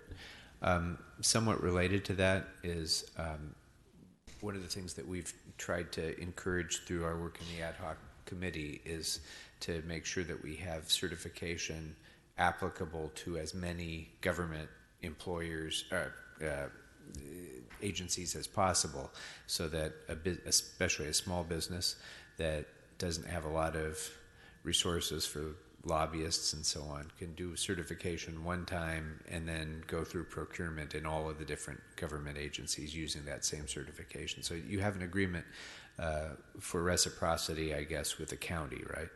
Most certainly. That we are working toward achieving reciprocity with as many agencies as we can and tailoring our programs to acknowledge certifications that come from the county, the state, federal government in certain areas. So we are certainly availing ourselves of that opportunity. So has MTA been part of that yet? They are, yes. Okay. So an agreement is in place already with them for that kind of reciprocity? Because if it's not... Yes, because they are members of the Unified Certification Program in the state of California, we all exchange the list and accept their certifications. I see. Okay. And LAUSD as well? LAUSD does not certify minority women or deep. So. Okay. All right. Anything else, members, for BCA? All right. Once again, thank you for your great leadership. Oh, nope, just when you thought you were safe. Sorry, caught me sleeping. I have a couple environmental questions. I've asked this of some other departments. I'm trying to get a sense of how much time each of our major departments, Chief Sustainability Officer and Chief Resilience Officers, spend on those issues versus other responsibilities. So you can answer that now or answer it in the budget report back, whichever you'd prefer. Well, let me try to answer it now. We have two. The Chief Sustainability Officer, that's our Assistant Director, Chris Smith, primarily spending his time on the environmental side of the work that we do in partnership with the LA Sanitation, wastewater projects. And for the Chief Resiliency Officer would be Hannah Choi, our other Assistant Director, dealing with the economical side, the economy, wages, not just opportunities through prevailing wage, but also the enforcement of minimum wage, the Office of Wage Standards. It's baked into their everyday life. I don't have a percentage, so to speak, but those are the two that handle it. If you'd like for us to elaborate further in a report back, I can certainly do that. That would be great. Okay. Also, do we regularly enforce environmental standards in our contracts, like mandated use of clean vehicles, which hopefully would be non-fossil fuel vehicles, or waste reduction like we do with our Recycla program? We will have, depending on the funding source, those environmental requirements that our inspectors are responsible for ensuring that the contractors comply and adhere to them. It's usually a condition of payment to make sure that they are doing that very thing. We will have from time to time Buy America clauses, as well as when we have our buildings and we want LEED certification, and an attempt to obtain that will be to ensure that we implement a number of environmental standards and practices, and our inspectors are there to make sure that that happens, to verify it, so that does take place. Okay, and is environmental performance ever used as a scoring criteria in comparing bids? And if so, I wonder if I could have a report back with recommendations for what metrics would be the most useful to integrate into RFPs, and how to make these a regular feature of our contracting. We'll report back to you on that. And particularly with an eye towards the climate emergency, so we can look at greenhouse gases in your metrics and strategies. Okay. And also, I'd like a report back on ways we can track green jobs in the same way that we track local jobs, and any associated costs with tracking them, so we know where we are today and we know how we've succeeded as we move forward with the city's Green New Deal initiatives. Very good. And that's it. Great. Mr. Price, anything else? Mr. Eamer, thank you very much. Appreciate your patience. Thanks for staying late, and thanks for your strong leadership. Thank you. All right. Members, that brings us to the conclusion of today's work with 15 minutes to spare. Thank you very much. Bravo. Tomorrow we will have another full and busy day starting at 1 p.m. with city planning, followed by cannabis regulation, building and safety, general services, ITA, zoo, aging, disability, and cultural affairs. So it's going to be another long day. Let's, if we can, start right at 1 o'clock, and we'll look forward to having another productive day tomorrow. For those departments that are listening, yes, I know we've produced a lot of reports. I think we're on pace to break a record, actually, for reports this year. But that being said, it's really important that we get those back as quickly as we can, so that the CLA and our staff has time to be able to process them, and so that we have the opportunity to think them through. So I hope you'll be working diligently on getting those reports done right away. Anything else, members, for the day? All right. I'll look forward to seeing you all tomorrow at 1 p.m. Until then, this committee is in recess.